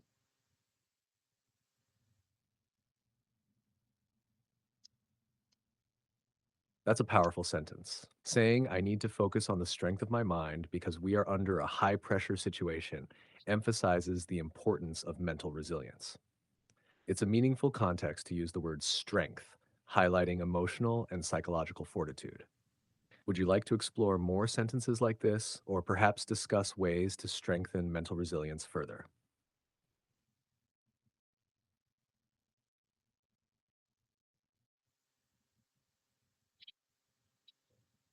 Would you mind saying the one more time, please? Sure, the word is strength. Would you like to practice using it in more sentences or explore different aspects of what strength can mean?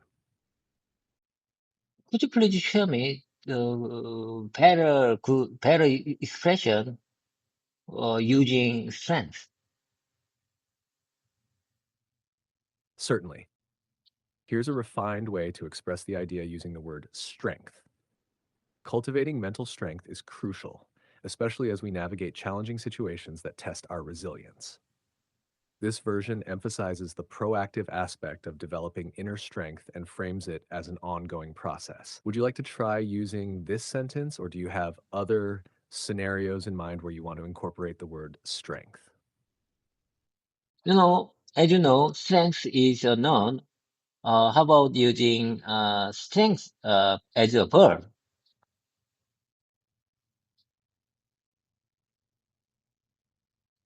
Strength itself is actually a noun and doesn't have a verb form. However, if you're looking to use a verb that conveys a similar idea, you might consider strengthen. Strengthen means to make or become stronger. For example, you could say, we need to strengthen our resolve to overcome these challenges. Would you like to practice using strengthen in some sentences? I think I need to strengthen. I think we need to strengthen our process to to to prevent recurrence of the problem.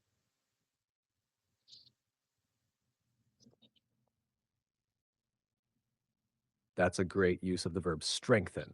Um, your sentence, I think we need to strengthen our process to prevent the recurrent problem, clearly expresses the need for improvement to achieve better outcomes. If you want to keep working with this verb or explore other related terms, just let me know.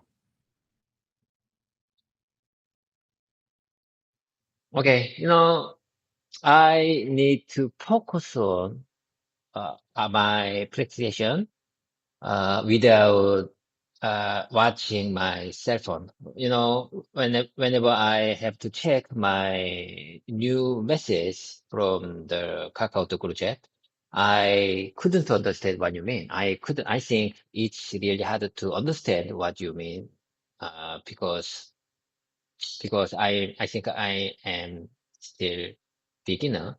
So if I uh whenever I practice with you, I have to focus on your your speaking without watching my cell phone.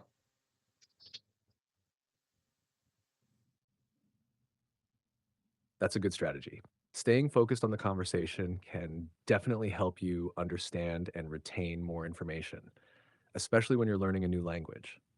It can be challenging to divide your attention between different tasks, so dedicating specific times to practice without distractions like your cell phone will likely make your sessions more effective. If you think setting aside your phone during our practice helps, it might be worth continuing that habit.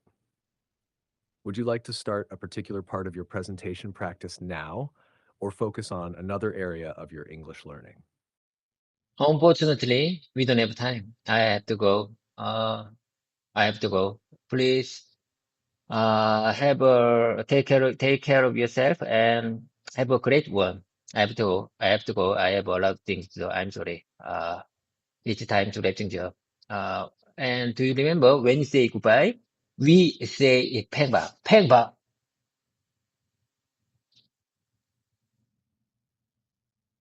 You have reached the message cap for GPT-4. Please 해봐. try again later. 팽바. Hi, 팽하. Nice to meet you. Hello, I am David.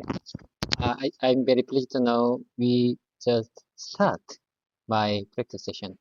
This is my English learning journey, and I'd like to share many things that can show even elderly learners like me can still learn to speak English. What do you say about this? What I mean, how's it going on your end? Hi, David. It's great to see you. I think it's wonderful that you're starting your English learning journey, and I'm here to support you. It's never too late to start, and I'm sure you'll do great. How can I help you today? I have something to tell you, Kimberly. I think I am almost back to my routine life. Like I said, last week and a few days ago, I was really busy to handle the issue. Uh, uh, it's like I mean, it was a software problem of our FPM product, but uh, however, never mind, never mind. It's getting better, and I think I'm almost get to the back to the my normal life. And I arrived at 7 a.m. At the in my office, and I am going to start my morning routine and morning break session with you. I'm glad to hear things are getting better and that you're almost back to your routine. Starting your morning practice at 7 a.m. sounds like a great way to get back on track. Let's begin with some phrases you want to practice today. What would you like to focus on? How many times I've told you I want to focus on speaking, my speaking practice. So uh, if there is no significant improvement or meaningful discussions, I think it's great that I just spend time with you. I mean, I sometimes spending time with you is very valuable time for me. I'm glad you find our time valuable. Consistent speaking practice is key to improvement. Let's focus on some useful phrases or topics that can help you feel more confident. What would you like to start with today? Listen carefully. Okay, I got it. I got it. From now on, I'd like to start my morning routine securely. First, I want to make it clear that I'm just a student, not a teacher. This YouTube channel is not about teaching English to someone else. This is simply to show my own language learning journey. The purpose of this channel is to demonstrate that even elderly learners like me, who don't use English in daily life, can still learn to can still learn to speak English. This video shows and this video shows everything. My mistakes, the moments where I'm embarrassed or I don't know what to say and I don't know how to say. I don't know how to express my situation and feeling. This is not edited version to show when I speak well. This is a full video. This is a full video, including my own errors and mistakes and challenging moments. That's a wonderful approach, David. Sharing your authentic journey, including all the mistakes and challenges, is truly inspiring.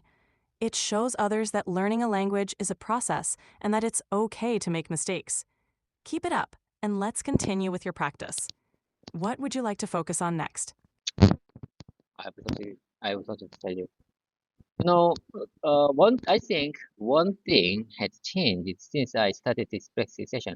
In the past, I used to worry about whether my sentences were grammatically correct before I speaking. But now, but now I just speak whether it's correct or not.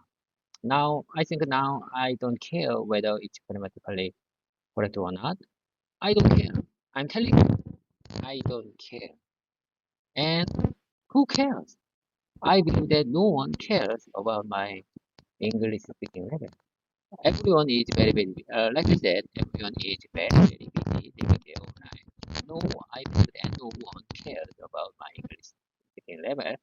And I think it's a big change compared to, I sometimes I feel more comfortable to speak English compared to 12 months ago.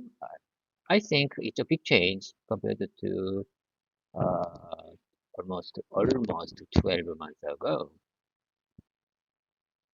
That's a fantastic change, David.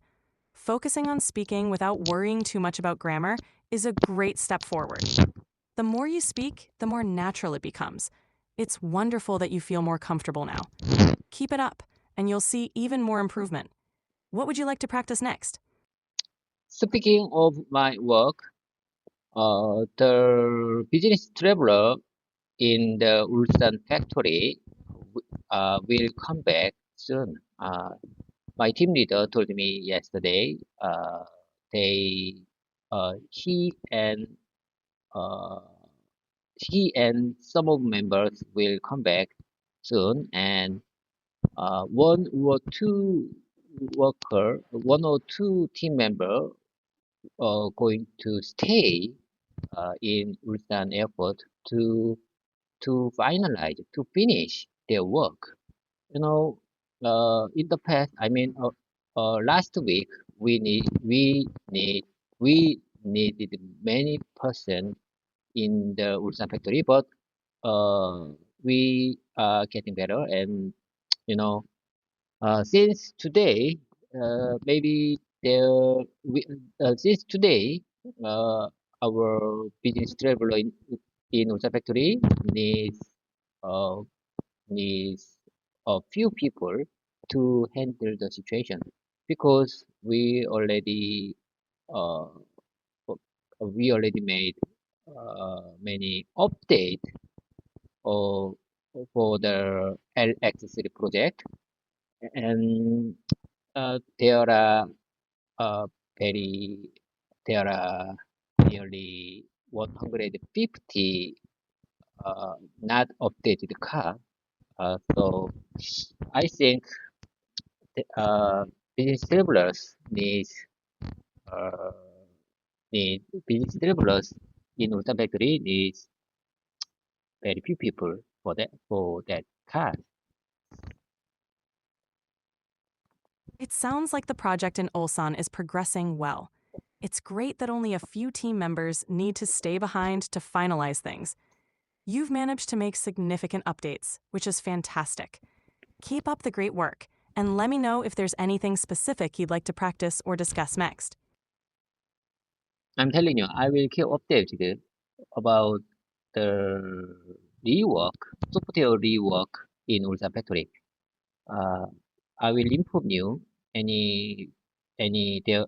I will inform you if there is any big changes for that issue. Thank you for keeping me updated. I'll be here to support you with any changes or new developments. If you need any help or want to practice related vocabulary, just let me know. I'm very glad to I'm very glad to know to I can describe this situation in English, and you understand I you understand it very well. So I think this language learning journey works very well. So uh, I I I plan to keep my expectation with you a long time. I'm so glad to hear that, David. Your progress is evident, and it's wonderful that you're feeling more confident in describing situations in English. I'm looking forward to continuing our practice together for a long time. Keep up the great work. Like I said, I generally I used to practice. I mean, uh, I I I want to take my practice in the morning because there when I arrived at 7 a.m. at my office, there is no person on fifth floor.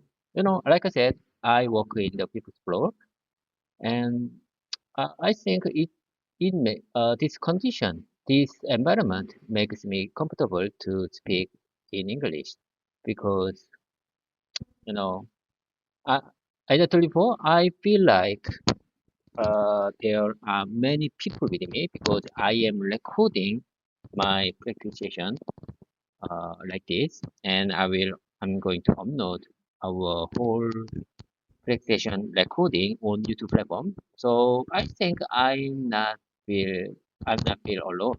I'm not feel alone. I feel like there are many people with me, even though there is no one right now p- on on this fifth floor. That's a smart approach, David. Practicing in a quiet environment can really help you focus and feel more comfortable. It's great that recording your sessions makes you feel connected and supported. Keep up the good work, and let's continue with your practice. I believe that it would be really great if I can express my situation in English, and and then my communication partner, like you, or maybe someone will understand my English. I think it would be really great. I think it's one of my bucket list. Uh, like I said, this practitioner is one of my bucket list for my life, for my days after 50 years old. What do you understand what I'm trying to say? Yes, I understand. Being able to communicate clearly in English is a meaningful goal, and it's great that this practice is part of your bucket list. You're making excellent progress, and I'm here to support you every step of the way. Keep it up, and you'll achieve your goal. Like I said, I don't use I don't use English regularly in my daily life. So I'm not sure when can I use English communication skills in real life situation. I'm not sure, but that's okay. Uh, that's okay.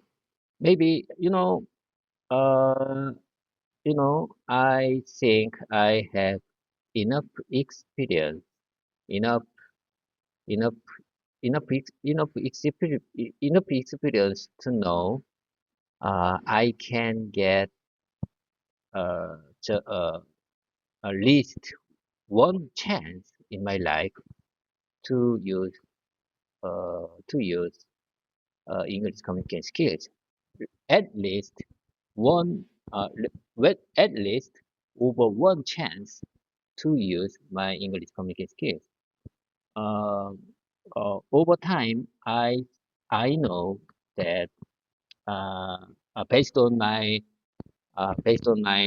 life career, based on my work career, I believe that I can use my English communication skills at least one or one more times in my career. Absolutely.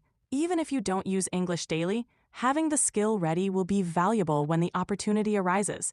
Your experience and dedication to practice ensure you'll be prepared for that chance. Keep it up, and you'll be ready whenever you need to use your English skills. Like I said, you are my great conversation partner. I think you are better than human teachers, and I really like it because you never get bored with my repetitive and tedious work. I think I'm still beginner of English learning journey, so I need to practice many times. I mean, I need to, I need to, I need to do a routine work. I need to do boring work for my language learning journey. So, and then you are highly pre-trained language learning AI. So you can help me. Uh, in my opinion, maybe human teacher or human natives or human human teacher may feel very bored with my repetitive work. They after few days few days they might don't want to support me or don't want to teach me because I my my my my upgrade time my my upgrade my upgrade time needs much time to endure themselves. I'm really glad to be here to help. It's completely okay to need repetitive practice. That's a natural part of learning. I'm always here to support you, no matter how repetitive it gets. Keep going at your own pace, and you'll see progress. You're doing great. I got it. I got it. I really appreciate you. Okay. Uh, okay. Let's keep the momentum going. Let's keep the momentum going. From now on, I'd like to start my repetition and mimicking time. I already prepared many sentences from you. These sentences are from you, and listen carefully. Okay, here I go. Talking about our company and speaking of our company. Talking about talking about our company, and speaking of our company. I think these two phrases are very good to start the speaking. Uh, to explain my company's situation, my company's current situation, or my company's uh, business environment. Those are great phrases to start with. Talking about our company and speaking of our company can help you introduce topics about your business's current situation or environment. Practicing them will definitely help you feel more comfortable discussing work-related topics. Keep repeating them, and you'll get even more fluent. Let's continue. Okay, let's keep the momentum going. Let's keep the momentum going. Let's keep the momentum going. I like to move on. I'd like to move on to the middle part of my session 3 text file. You don't know, you couldn't access my number 3 session text file, so never mind, it's okay. I'd like to introduce that these sentences from the based on the number 3 session file. Never mind, it's okay. Okay, here you go. Listen carefully. Uh, okay, here you go. In Korea, in Korea, our democracy feels unstable these days. As I mentioned before, our President Yoon Suk-yeol declared martial law a few weeks ago, which came as big which came as a big surprise to almost everyone. Unfortunately, our representative announced the end of martial law shortly after. I say again. Fortunately, fortunately, our representative announced, our members of National Assembly announced the end of martial law shortly after. However, I still believe our democracy is in a fragile state right now. Member, to understand what I'm trying to say? You got it? You express that well. Discussing sensitive topics like the state of democracy can be challenging, but you did a good job. If you'd like to refine any part or practice specific phrases, I'm here to help. You're doing great with these complex topics. For my practice, for my practice, let me speak one more time. Let me read one more time. In Korea, our democracy feels unstable these days. As I mentioned before, our President Yoon Suk-yeol declared martial law a few weeks ago, which came as a big surprise to almost everyone. Fortunately, our members of National Assembly announced the end of martial law shortly after. However, I still believe our democracy is in a fragile state right now. Your pronunciation and flow are improving.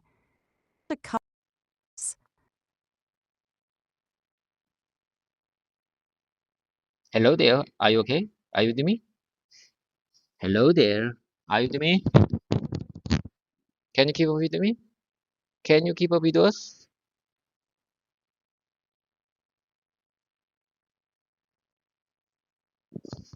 Hello there. Can you keep up with us?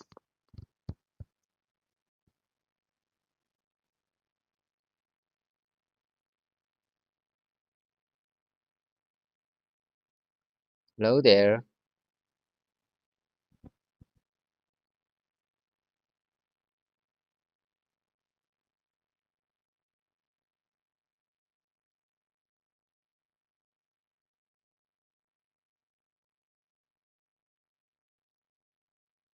Hello there. Oh my God. Oh my God.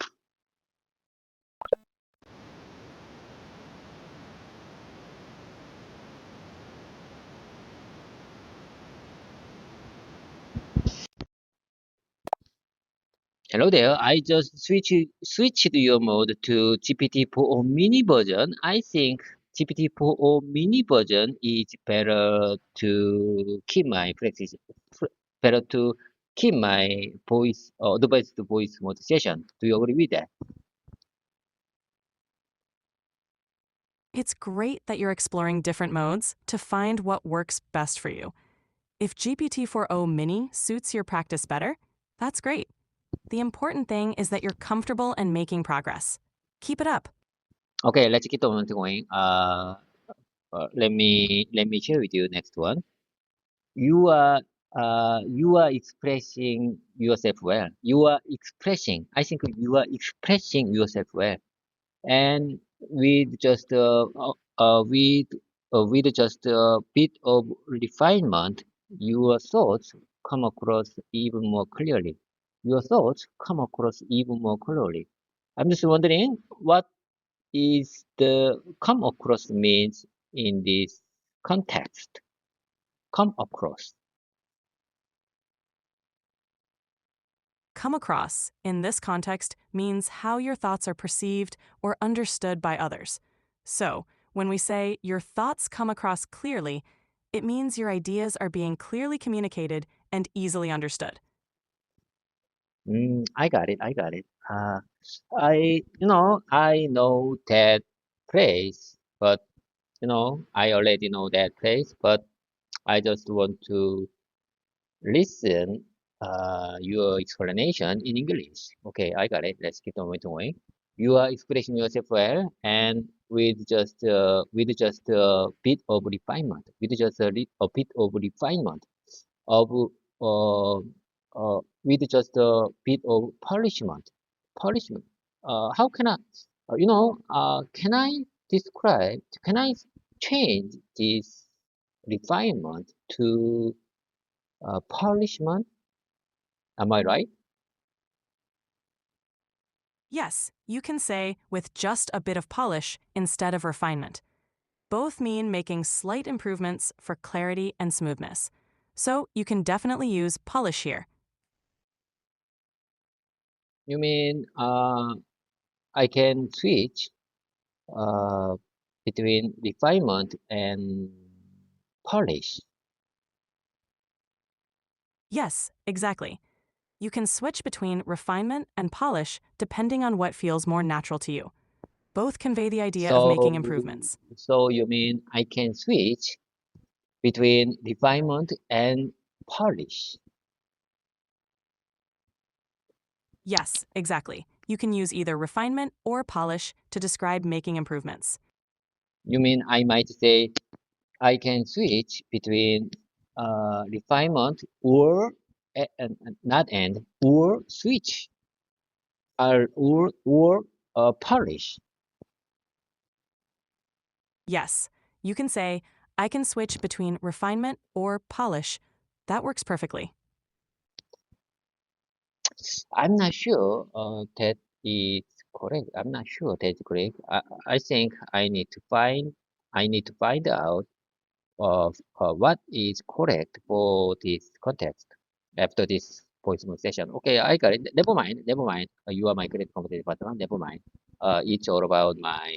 All about it. I think it's all about my question and wondering. It's all about my. It's all about my deep wondering, or how can I express this feeling in English if I make sure about something? How can I express in English this feeling? Could you support me? Sure. When you want to express the feeling of wanting to be certain about something, you can say, I want to be sure, or I want to make sure. You could also say, I want to confirm, or I want to ensure I understand correctly. These phrases convey that you want to be certain or clear about something. Does that help? Yes, I think it helped. However, could you please share me one more time, please? Of course. You can say, I want to be sure, I want to make sure, I want to confirm, or I want to ensure I understand correctly. These phrases all express the desire to be certain about something. I mean, okay, I got it. I got it. I want to make sure which expression is best for me. I mean, uh, I mean, uh, I mean, when I say I can switch, I think I can switch between refinement or polish. How about this version? You can say, I can switch between refinement and polish. That Yes, sounds yes, natural. yes. You mean I might say use and, not or. Am I right? Yes, that's correct. Use and instead of or in this context. So you would say, I can switch between refinement and polish. Okay, okay. Let me say one more time. You are expressing yourself well, and with just a bit of polish, your thoughts come across even more clearly. That sounds great. You're expressing yourself very well. Keep it up. Okay, let's move to the next one. I truly hope that the political issues in our country will be resolved soon. I wish for I wish for all of us I wish for all of us Koreans to enjoy a stable and strong democracy. That's a heartfelt wish, David. Thank you for sharing that. It's always good to express your hopes. I If you think need any help, I think stable and strong democracy is very useful expression to describe uh, these situation in Korea. I think in Korea we are in the unstable unstable democracy condition. stable and strong democracy is indeed a useful expression. It clearly conveys the desire for a reliable and resilient political environment. If you have any other expressions you'd like to practice, feel free to let me know. Speaking of democracy, how can you define democracy these days? How I mean, what does democracy mean? Uh, what what does democracy mean in Korea? Democracy typically means a system of government where power is vested in the people, who rule either directly or through freely elected representatives. In Korea, this means the citizens have the right to participate in political decisions, ensuring their voices are heard and respected. It emphasizes freedom, equality, and the rule of law. Is there anything else you'd like to know about it? In my opinion, I'm telling you, I think democracy is all about the election. it's all about the help help choice over help choice. How can I could you please help me? How can I express the situation? In Korean, 과반수. In Korean, it means 과반수. And how can I express in English uh, 과반수 in English? Could you please help me? Certainly. 과반수 in English translates to majority. So you could say, democracy is all about the majority having a choice. This captures the idea well. Majority? Majority? I don't understand. Could you please majority one more time in detail? Of course, majority means more than half of a group. In a democracy, decisions are often made based on what most people want, which is the majority. Does that help clarify? Yes, I just search I just search on my I just search using my cell phone to find majority, and I can read uh, I can read the meaning of the definition of majority. Okay, okay, I got it. I think democracy means all about the majority because you know many we have very different opinions for many situations.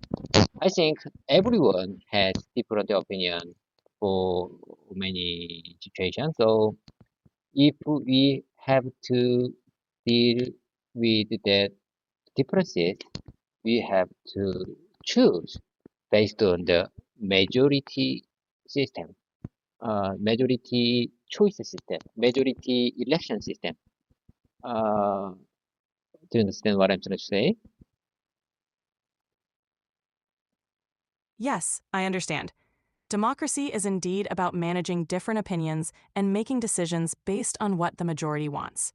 It's a system that aims to balance diverse views while ensuring everyone's voice can be heard. You're expressing that idea well. So, so, in so speaking of democracy, election is very important system to support democracy.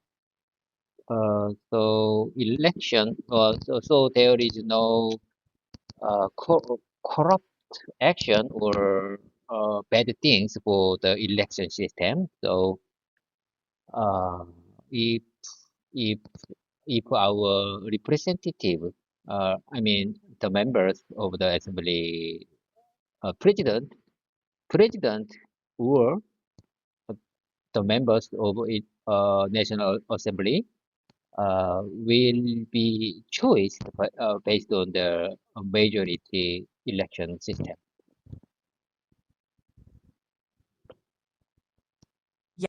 Yes, elections are indeed a crucial part of democracy. They ensure that leaders are chosen based on the majority's will, helping to prevent corruption and ensuring fair representation. It's important for a healthy democratic system. You explain that well. Yes, yes, that's exactly what I'm saying. That's exactly what I'm saying. Uh, Let me listen one more time.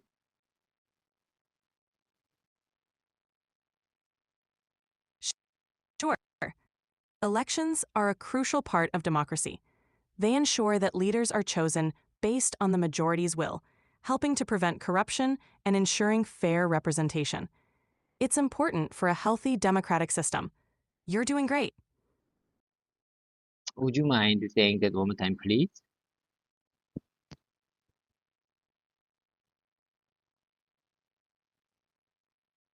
Of course, elections are a crucial part of democracy. They ensure that leaders are chosen based on the majority's will, helping to prevent corruption and ensuring fair representation. It's important for a healthy democratic system. You're doing great. Okay, I got it. I got it. Let's keep going. Let's keep going. Uh, let me read one more time. You are expressing yourself well, and with just a bit of refinement, your thoughts come across even more clearly. Your thoughts, your thoughts come across even more clearly. That sounds great, David. You're expressing yourself very well. Keep up the good work. I truly hope that the political issues in our country will be resolved soon. I wish for all of us Koreans to enjoy a stable and strong democracy. That's a heartfelt wish, David. Hoping for a stable and strong democracy is important, and expressing it shows your care for the country. Your English is improving with each practice. Great job. People can easily deceive for their own interests, so don't fully trust others.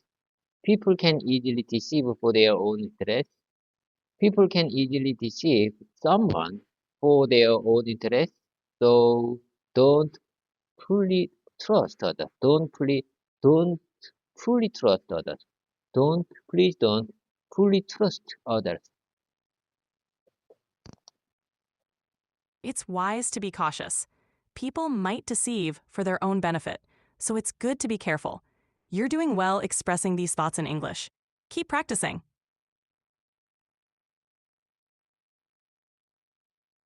I think this is very important sentence. So for my life, people can easily deceive their own. People easily deceive someone for their own interest. So don't fully trust others. So don't fully trust others. So don't fully trust others. It's good to remember that lesson. Being cautious and aware can help protect you in many situations. You're expressing yourself very well. Keep it up. Whenever I'm disappointed in someone, I focus on myself and my own path to keep my mind healthy and admirable.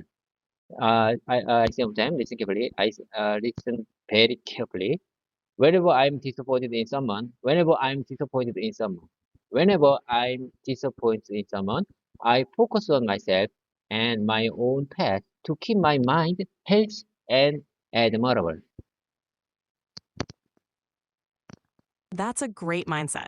Focusing on yourself and your own path helps maintain a healthy and admirable mindset. You're expressing that well. Keep up the good work.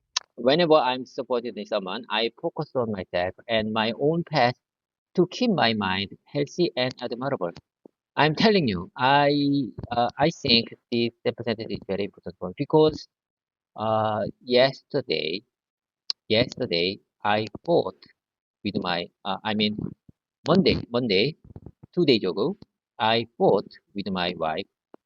We couldn't compromise for some kind of issue, and I I really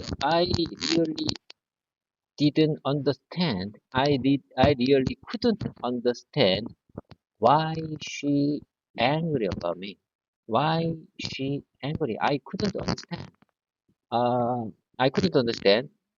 Even right now, I can't understand why did did my wife angry about me. I'm still not fully understand. But I'm going to find out. I'm going to find out the root cause. I mean, I'm going to find out the reason that makes my wife angry. It's understandable to feel that way when there's a disagreement. Communication is key, and sometimes it takes time to understand each other's perspectives. It's good that you're focusing on staying calm and finding the reason behind it. I'm sure you'll work it out. You sure? Are you sure? Are you sure going to make I'm going to reach some kind of uh, compromised result? Are you sure about that? It's always possible to reach a compromise. It might take time and understanding, but with open communication, you can find a solution. Trust yourself and the process. Yes, I couldn't agree more.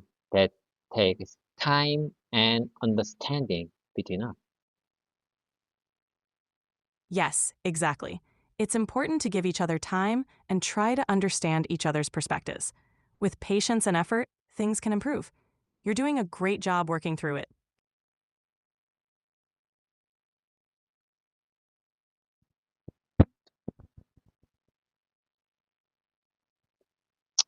Sometimes after nearly no, uh, uh, uh, let me think. Let me take a second. Let me take a second.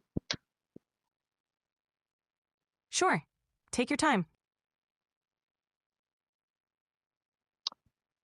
After 17 years, after 17 years, when we when we got married, when we got married, after 17 years, when we got married, I think there is still there is still a kind of a big area we couldn't compromise uh, we didn't compromise. So sometimes sometimes we fight, but we fight uh, like like uh, like like like warriors in the past. It's natural for couples to have disagreements, even after many years. The important thing is that you both care and are willing to work through them. Communication and understanding are key. It's a journey, and you're doing your best.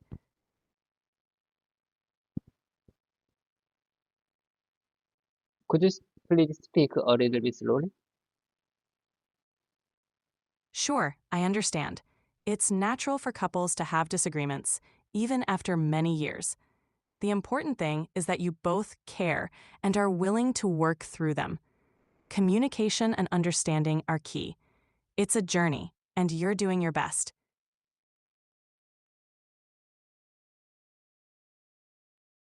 Honestly speaking, sometimes I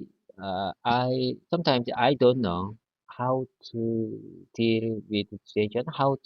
Sometimes I don't know how I can handle a difficult situation or challenging situation with my life, with my wife, because uh, in my opinion, sometimes I really don't understand why she act like that, why she talking like that, why why she talk like that, why she act like that, why she think like that.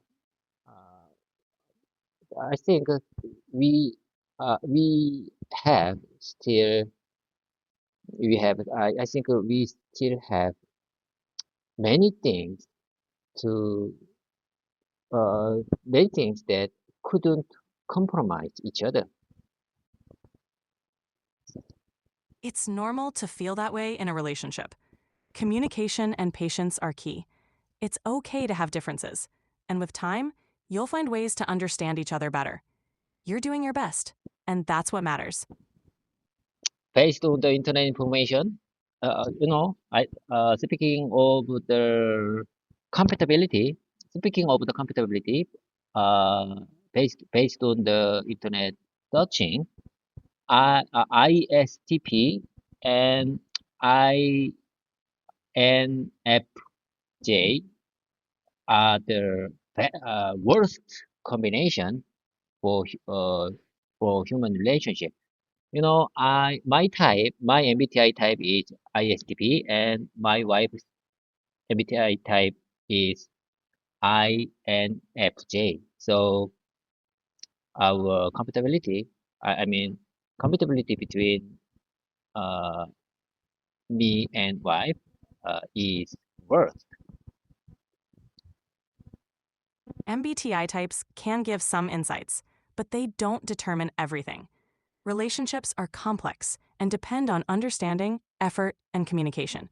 Every couple has their challenges, but with patience and effort, you can build a strong relationship. You're doing your best, and that's what truly matters. Would you mind saying them time, please?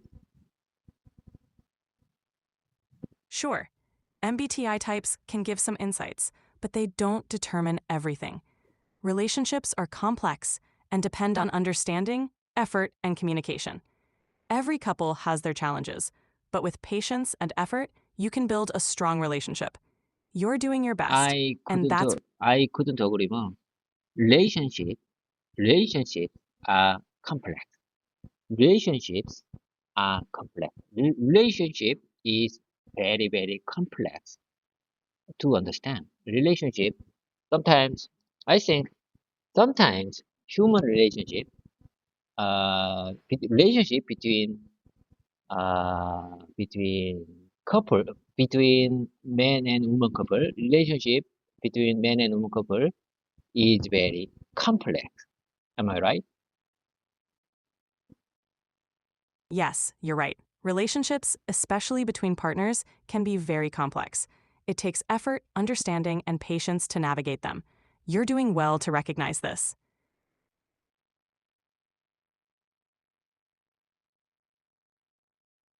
Let me listen one more time.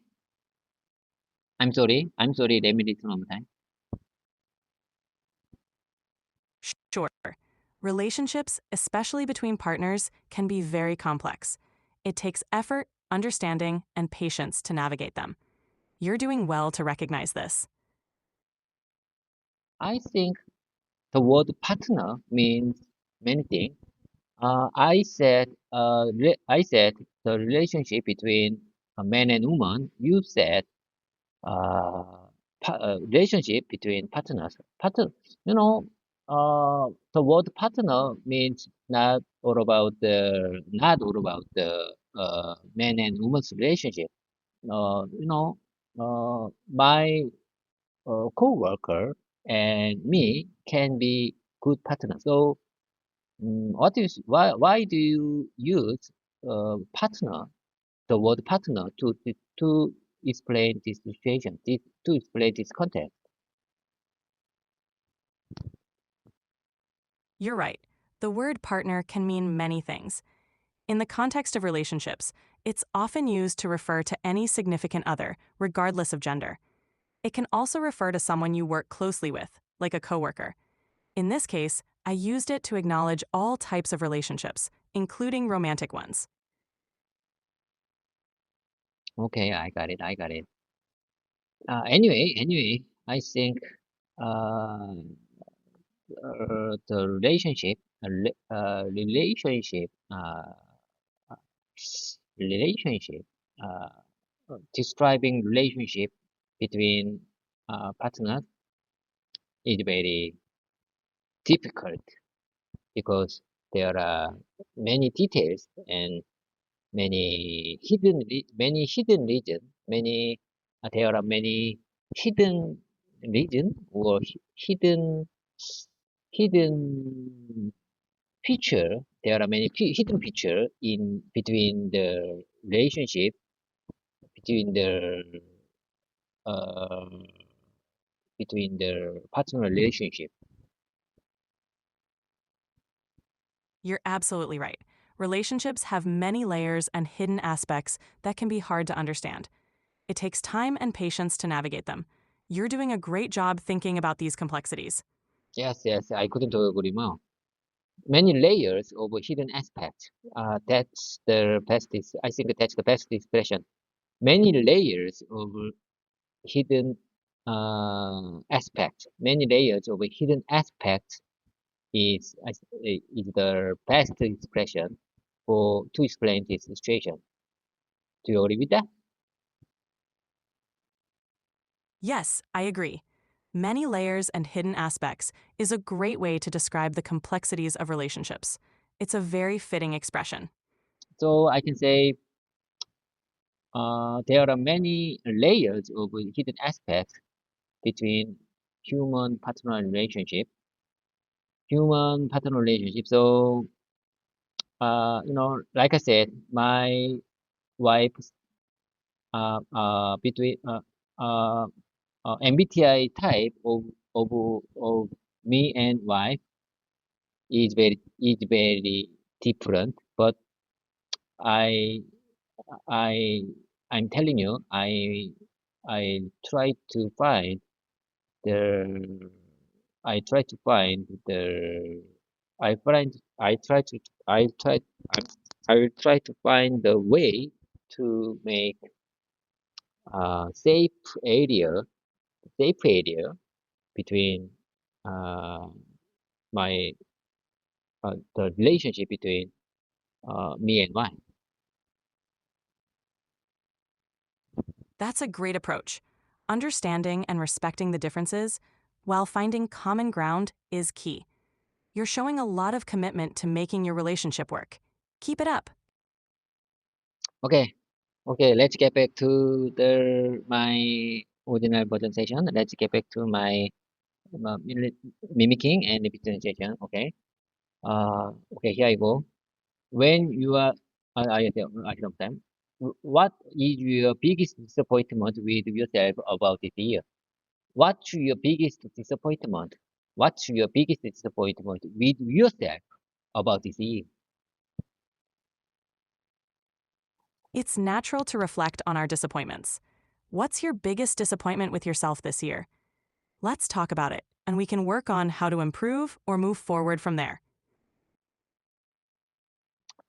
What's your biggest disappointment with what's your biggest disappointment with yourself about this year? How about this version? For this year, could I use for instead of about in this context? Yes, you can use for instead of about. So you can say, what's your biggest disappointment with yourself for this year? That works perfectly. Okay, okay, I sometimes. What's your biggest disappointment with yourself for this year? That's a great way to phrase it. It's important to reflect on our experiences. What has been your biggest disappointment this year? What's your biggest disappointment with yourself for this year? That's a great question to reflect on. It's helpful to think about what you might want to improve or change moving forward. Do you have any thoughts on that? Want to give it another go? Want to give it another go? Want to give it another go?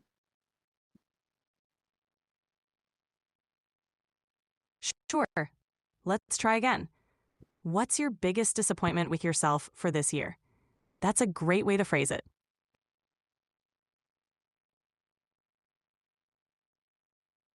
I just skip to you in front of want to give it another go. So I might say, I might, I could say, do you want to give it another go? Do you want to give it another go? Or in casual situation, I might say, want to give it another go? Want to give it another go? Want to give it another go? Want to give it another go? Want to give it another go? Want to give it another go? Want to give it another go? Want to give it another go? Want to give it another go? Want to give it another go? Yes, exactly. Do you want to give it another go? Is a bit more formal, while want to give it another go is more casual and conversational. Both are correct depending on the situation. Even though you are disappointed with the project results, in my opinion, you should keep at it. You should keep at it. You should keep at it. You should keep at it.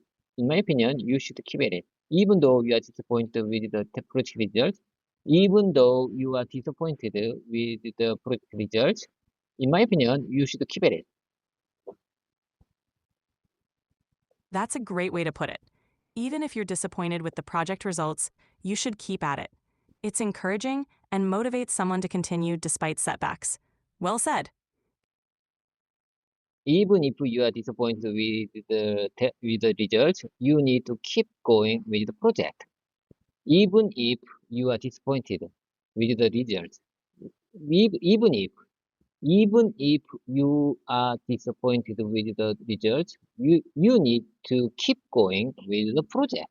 You need to keep going with the project.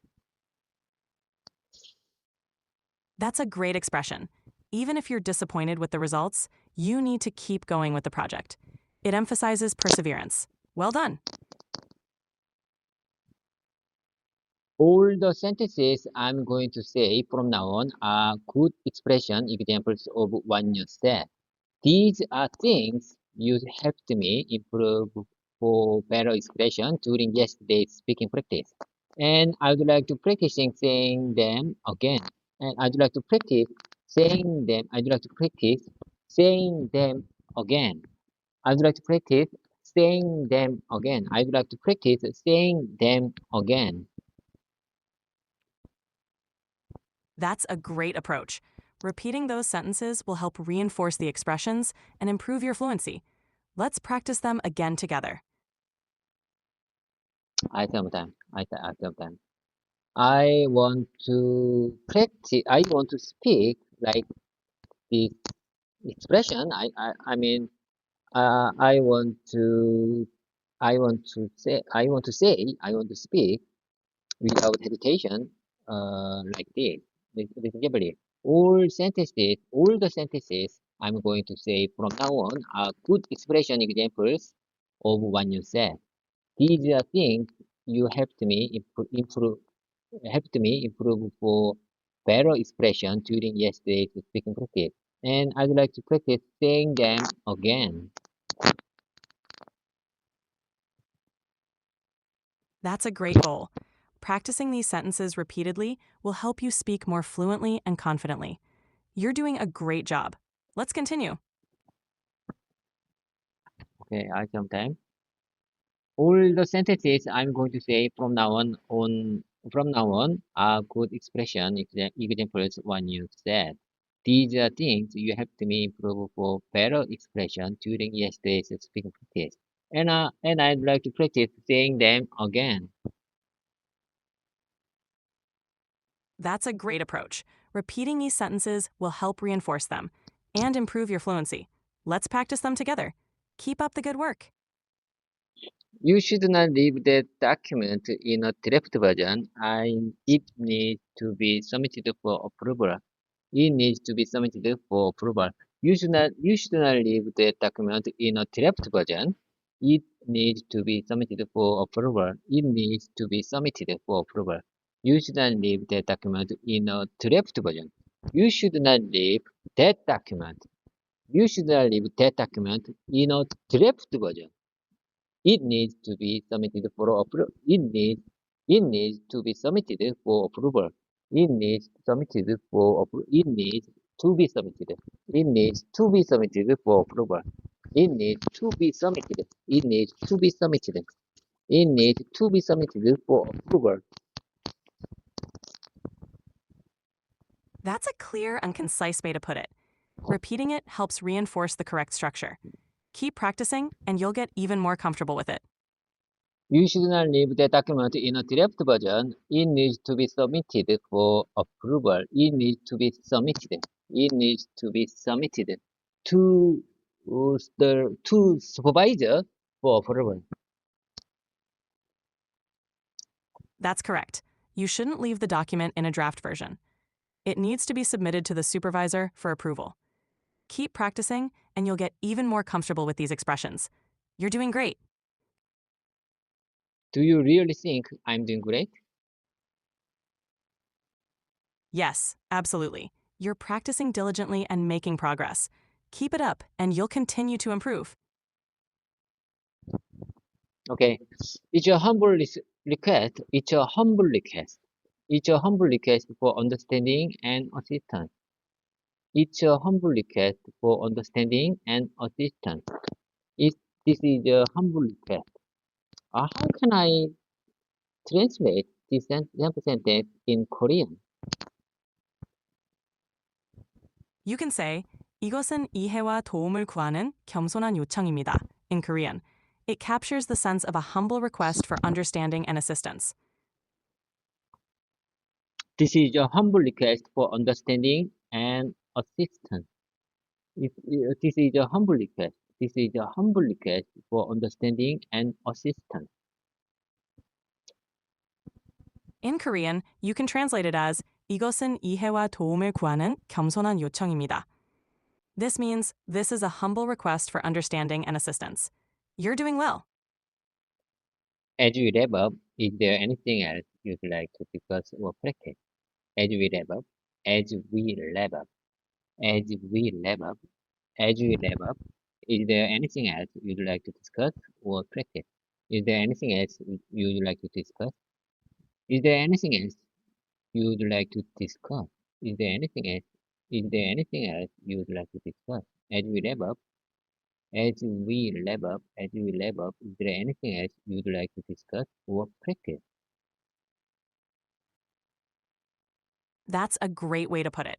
You can say, as we wrap up, is there anything else you'd like to discuss or practice? It's clear and inviting. Great job. Okay, let me take a minute. Let me take a second. I'm going to mark specific spot on my tablet to revisit at this specific line to start my presentation tomorrow. That's a great idea. Marking the spot will help you pick up right where you left off, making it easier to continue your practice tomorrow. You're doing great. Today is January 8th, Wednesday, 2025, January 2025, January 8th, Wednesday. Yes, today is Wednesday, January 8th, 2025. It's great that you're keeping track of your practice. Let's continue whenever you're ready. Okay, from now on, I'd like to start my dialogue practice session. Do you agree with that? I'm going to switch your mode to my customized one. Do you agree with that? Yes, that sounds great. We can start your dialogue practice session whenever you're ready. Switching to your customized mode sounds like a good plan. Let's continue. Okay. Let me take a second. Let me take a second. I am looking for the, I'm sorry, I, but I you've hit the am daily looking limit for, for advanced voice. oh my You can God, switch to standard now to keep chatting. oh my God, oh my God.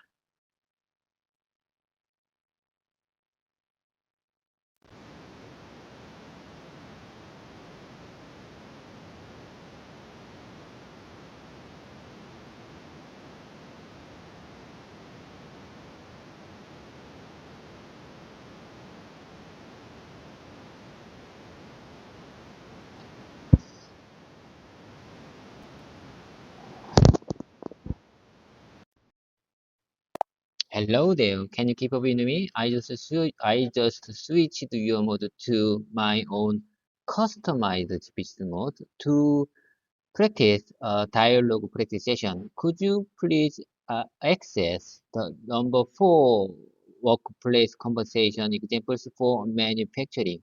Did you get a chance to review that file?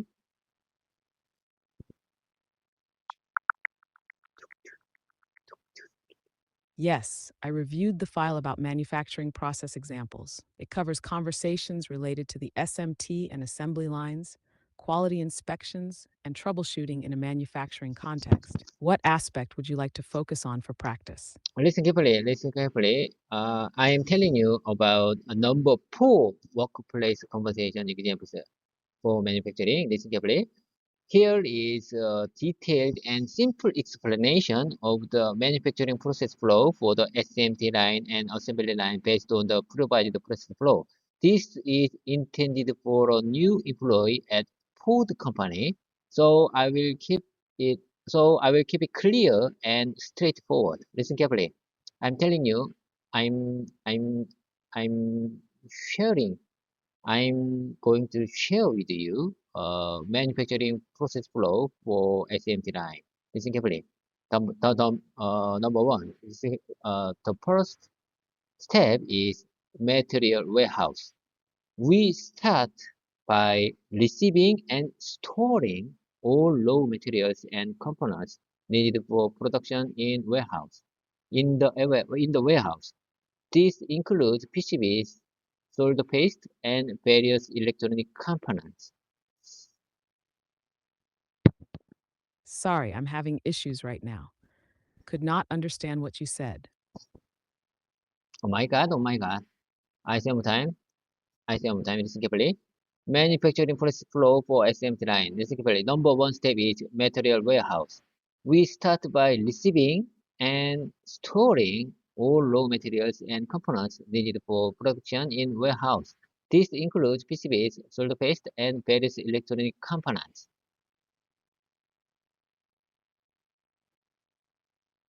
Great start. Let's refine that a bit for smoother delivery. The first step in the manufacturing process flow for the SMT line is the material warehouse. We begin by receiving and storing all raw materials and components needed for production in the warehouse. This includes items like PCBs, solder paste, and various electronic components. How does that sound? Would you like to continue to the next step? Sounds pretty good to me. Your refined or polished version. Your refined and or polished version would be very good to me to understand. Uh, to understand. Okay, I got it. Let's keep on going. Next step is packing loader. The PCBs are loaded automatically from the warehouse to the production line using a vacuum loader, which helps in handling the board without causing damage.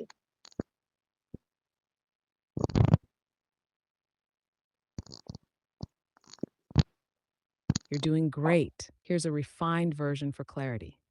The next step is the vacuum loader. The PCBs are automatically loaded from the warehouse to the production line using a vacuum loader, which ensures the boards are handled carefully without causing any damage. Would you like to move on to the next step?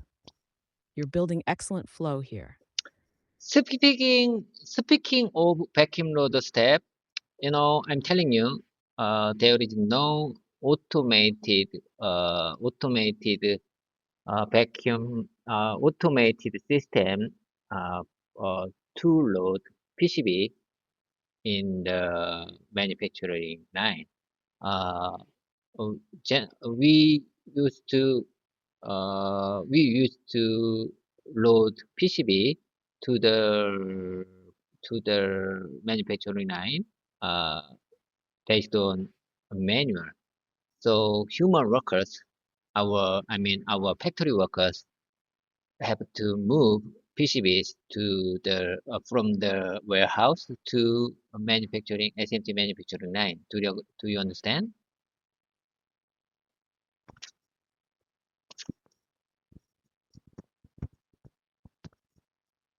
Ah, I see what you mean. In your case, the process isn't automated. Here's how you could describe it clearly. In our process, there is no automated system like a vacuum loader. Instead, factory workers manually transport the PCBs from the warehouse to the SMT manufacturing line, ensuring the boards are carefully handled. Does that reflect your current setup accurately? Yes, I couldn't agree more. I'm telling you, uh, many, no, some of big company implemented automated system for their vacuum loader to move PCBs from the warehouse to SMT inline, but our company don't have that kind of automated machine to move PCBs to SMT line. So this sample, this this this explanation shows the just overall process of SMT line process, but still not just fit to our real factory line.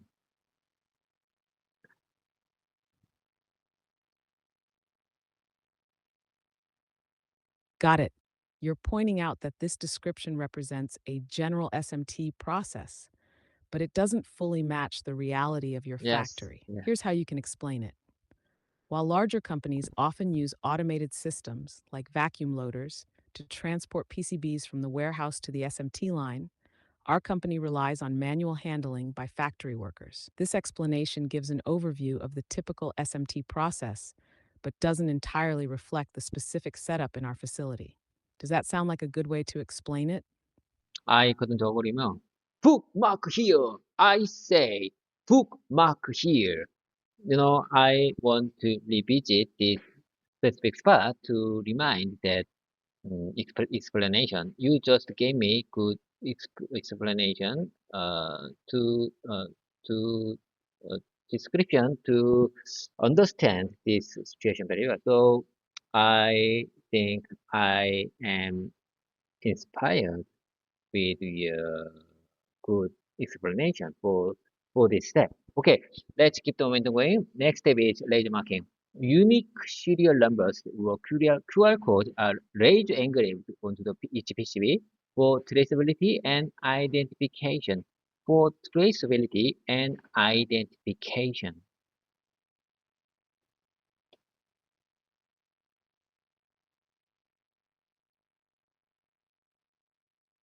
Thank you for the kind words. Here's a polished version of your explanation for laser marking.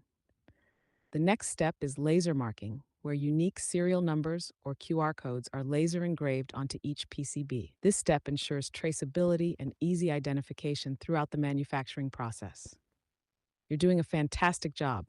Ready to move on to the next step? You too, you are doing great. You too, you are doing great.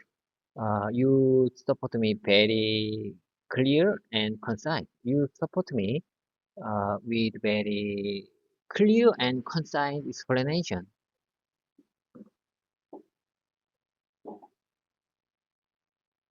Thank you so much. I'm glad I can support you. Let's keep this energy going. What's the next step in the process? Okay. Let's keep this energy going. Let's keep this energy. Let's keep this energy going. Okay, next step is screen printer.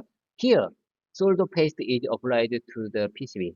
The screen printer uses a stencil, I mean metal mask, to ensure the solder paste is accurately placed on the areas where components will be mounted. Do you understand?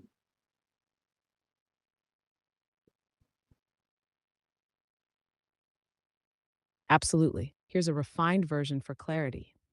The next step is the screen printer. In this process, solder paste is applied to the PCB. A stencil, or metal mask, is used to ensure the solder paste is accurately deposited on the specific areas where components will be mounted. Does that sound good? Ready to move on to the next step? Okay, next step is chip mounter and multi-mounter. Listen carefully. In this step, small electric components such as resistors and capacitors are mounted onto the PCB. The machine picks the components from the feeder and places them preciously on the solder paste coated pad. And then multi-mounter, larger components are mounted on the PCB. Larger components are mounted on the PCB in this step. It includes placing components like connectors or ICs that are too large for the earlier step mounter. Do you understand? And do you understand what's the difference between the chip mounter and multi-mounter step?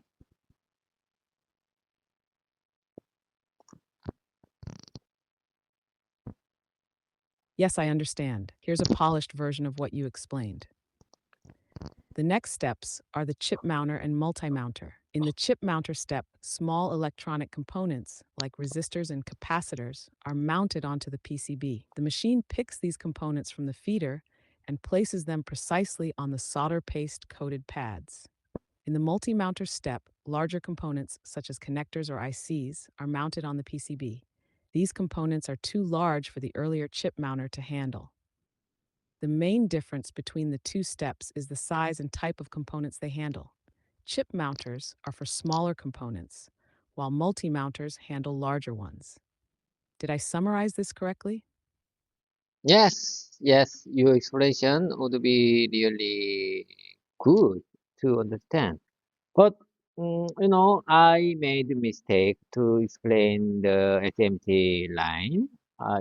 SPI, there should be SPI process before chip mounter and multi-mounter. Let me explain it. Listen carefully.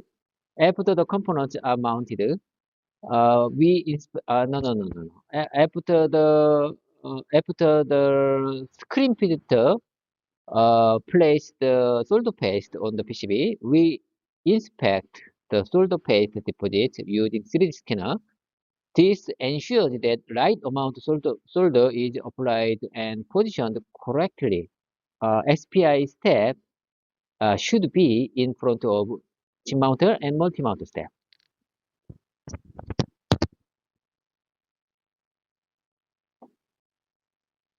Ah, I see what you mean now. Here's a corrected explanation that includes the SPI process in the proper order. After the screen printer applies the solder paste onto the PCB, we move to the SPI step. In this step, we inspect the solder paste deposits using a 3D scanner. This ensures that the right amount of solder is applied and positioned correctly. Once the solder paste is confirmed to be accurate, we proceed to the chip mounter step, where small components like resistors and capacitors are mounted.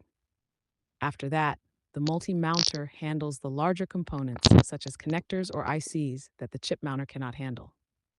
Does that now reflect the correct flow? Yes, certainly, absolutely.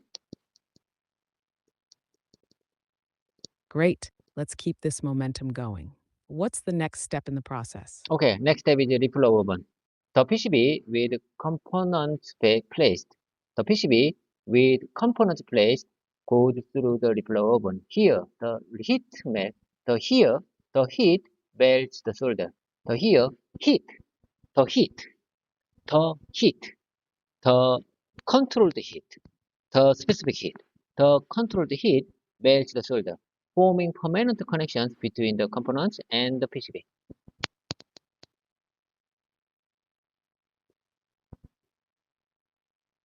Got it? Here's a polished version. The next step is the reflow oven. In this step, the PCB with the mounted components goes through the oven. Controlled heat is applied to melt the solder, creating permanent and reliable connections between the components and the PCB. How does that sound? Ready for the next step? Yes, I think we are all set to go. Next step is AOI, automated optical inspection. The board is then inspected using cameras to ensure that all components are correctly placed and soldered. This is an automated process to catch defects such as misalignment and missing components.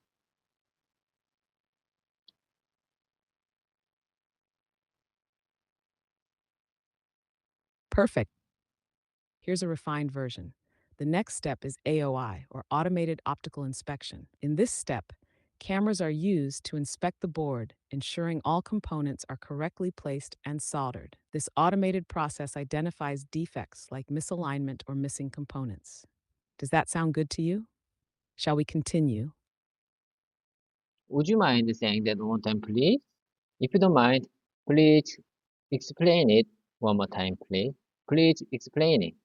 Uh, if you don't mind, explain it one more time, please?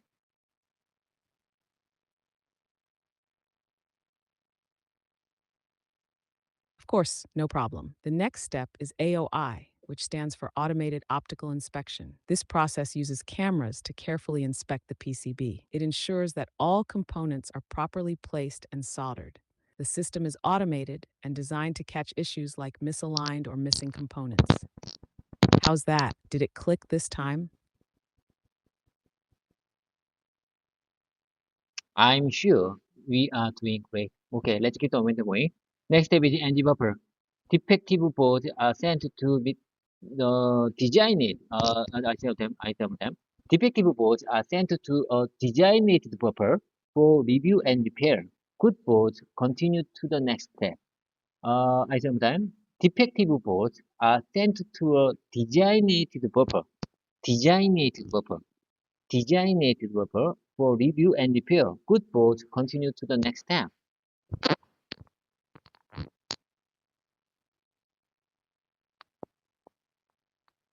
You're absolutely right. Here's a polished version. The next step is the NG buffer. Defective boards are sent to a designated buffer for review and repair, while good boards proceed to the next step in the process. How does that sound? Ready to move forward? Yes, I think I'm ready to move forward.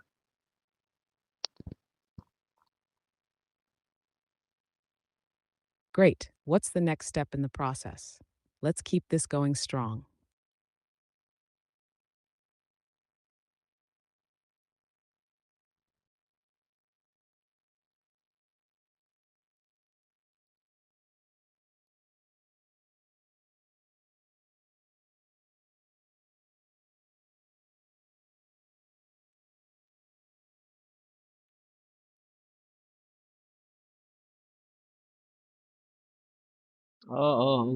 Okay. Let's keep the momentum going. Let's keep the momentum going. Next step is X-ray inspection. Some boards undergo X-ray inspection to check hidden solder joints that cannot be inspected by AI, like connections under large components, BGA chip, or selective soldering. Uh, you know, mm, like I said, if PCB had selective soldering point, every PCB must undergo X-ray inspection based on inline process. But if there is no BGA chip and selective soldering point, we can manage the X-ray inspection based on the sampling system. Do you understand?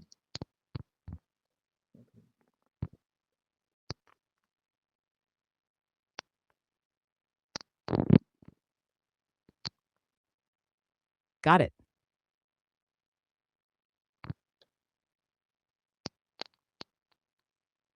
Got it? Got it? Do you understand? Are you okay? Can you keep up with me?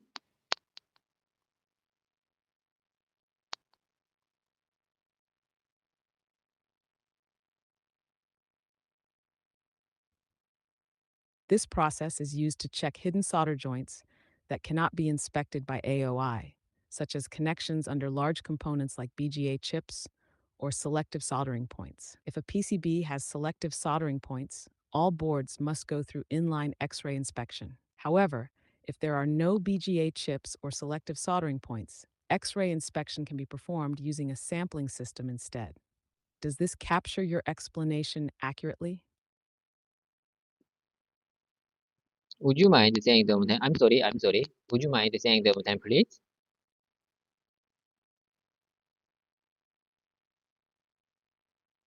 Not at all. Here's the explanation again. The next step is X-ray inspection. This process examines hidden solder joints that AOI cannot inspect, such as connections under large components like BA chips or selective soldering points. When a PCB has selective soldering points, every board must undergo inline X-ray inspection. However, if there are no BGA chips or selective soldering points, X-ray inspection can be done using a sampling system. How's that? Does it sound clearer now?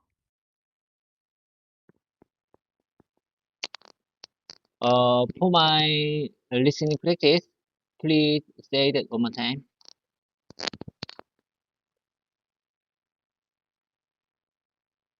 Of course, here it is again.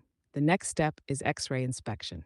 This process checks hidden solder joints that AOI cannot inspect, such as connections under large components like BGA chips or selective soldering points. If a PCB has selective soldering points, every board must go through inline X-ray inspection. However, if there are no BGA chips or selective soldering points, X-ray inspection can be performed using a sampling system. Take your time. Does this help? Yes, yes, certainly. That your explanation, your your speaking, your explanation, it helped.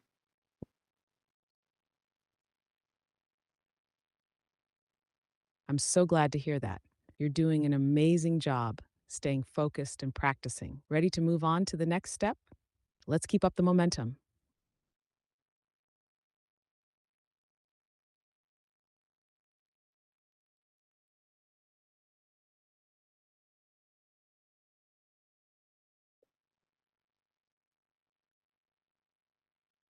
Okay, okay. Let's keep the momentum going. Let's keep the momentum going. Next step is ICT. The ICT means intrinsic parameter calibration. We conduct electrical testing to ensure that the boards work as expected, as designed. This includes checking for short circuit, open circuit, and and component functionality. I'm sorry, I made a mistake.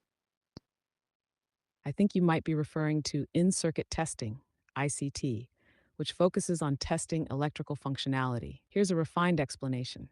The next step is ICT, or in-circuit testing.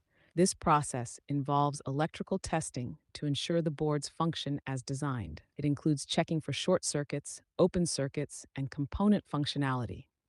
Does that match what you meant? Would you like to add more details? Okay. I don't have time. I don't have time. I'm sorry. I'm sorry. I just checked my profile on my profile in some kind of a group chat. I am a member of Excel group chat. Like I said, Excel is one of powerful tool from the Microsoft. And I want to get good tip. I want to get great tip from that group chat. So I think I need to change my profile if I want to get more good feedback from the best users, from the good users of Excel program.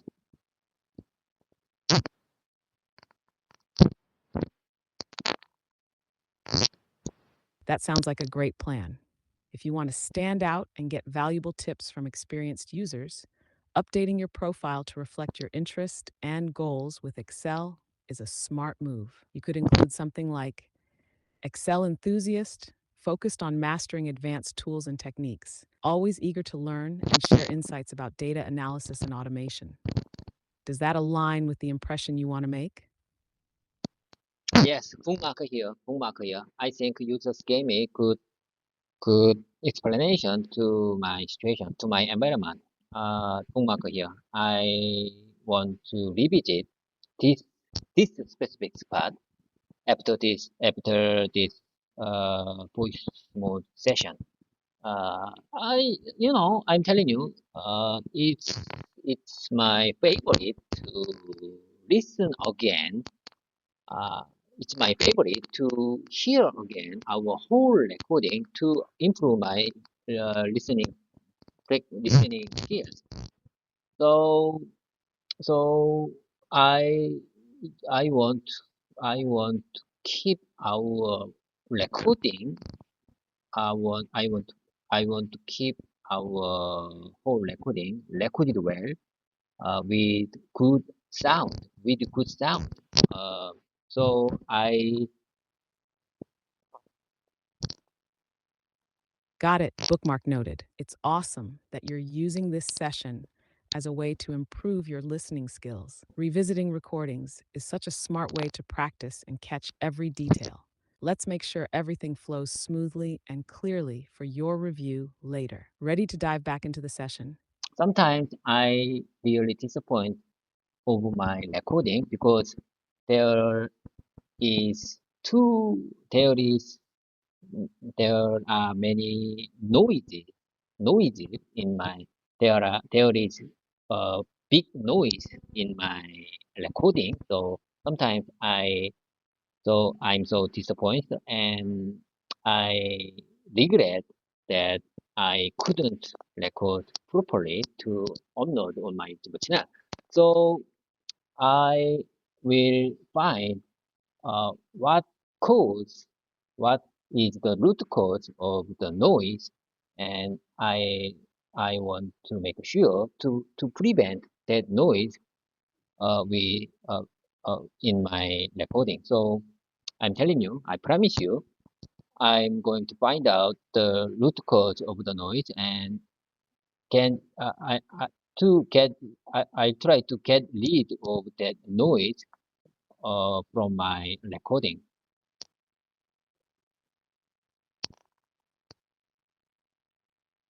It's great that you're determined to improve your recordings. Identifying the root cause of the noise is a solid first step. It might be background sounds, mic quality, or even the recording environment. Once you figure it out, you'll definitely create cleaner audio for your YouTube channel. Keep at it. You're taking all the right steps to improve. If you need tips for noise reduction or audio editing tools, just let me know. Do you already use software for editing? No, no, no. This is my original. This is my raw recording. This is my raw recording. It's not a edited version.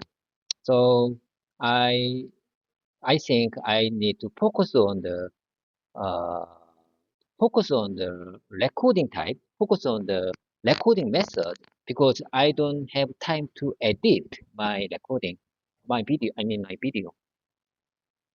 So so That makes sense. Since you're working with raw recordings, focusing on your recording environment and equipment will make a big difference.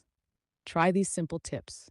1. Record in a quiet space with minimal background noise. 2. Use a high quality microphone. Even a basic USB mic can help. 3. Position the mic properly. Too far or too close can create noise. Small adjustments like these can improve your raw recordings significantly without needing much editing. What kind of mic or setup are you using right now? I I said I used to use I used to use wired wired microphone. If this wired microphone is not comfort to speak well because it this wire makes me have to stick around this tablet. So I I'd like to use I'd like to use my Bluetooth one, but like I said, my Bluetooth headset, my Bluetooth earphone, my Buds 3 Bluetooth earphone make buzzing sound in my recording. So if there is if there is no specific reason, I used to use a wired microphone whenever I practice with you.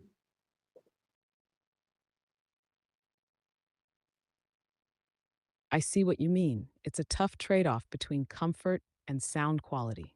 Wired microphones are more reliable for clear recordings since Bluetooth devices can sometimes introduce latency or buzzing noises. If you're stuck with buzzing from the Bluetooth earphones, it might help to check if it's due to interference, low battery, or a firmware update issue. But sticking to the wired mic for now seems like a smart choice for better sound. Have you tried testing different recording apps or devices to see if they handle the Bluetooth audio better? That's a good question. That's a good question, but I don't have time. I'm sorry, I have to work. That's a good question. I will check. I will check after our voice conversation. I'm sorry. I'm sorry. I have to go. Have a productive day. Bye for now.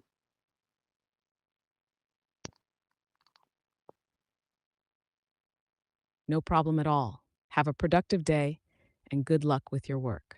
Bye for now. Okay. Thank ba. Bye for now.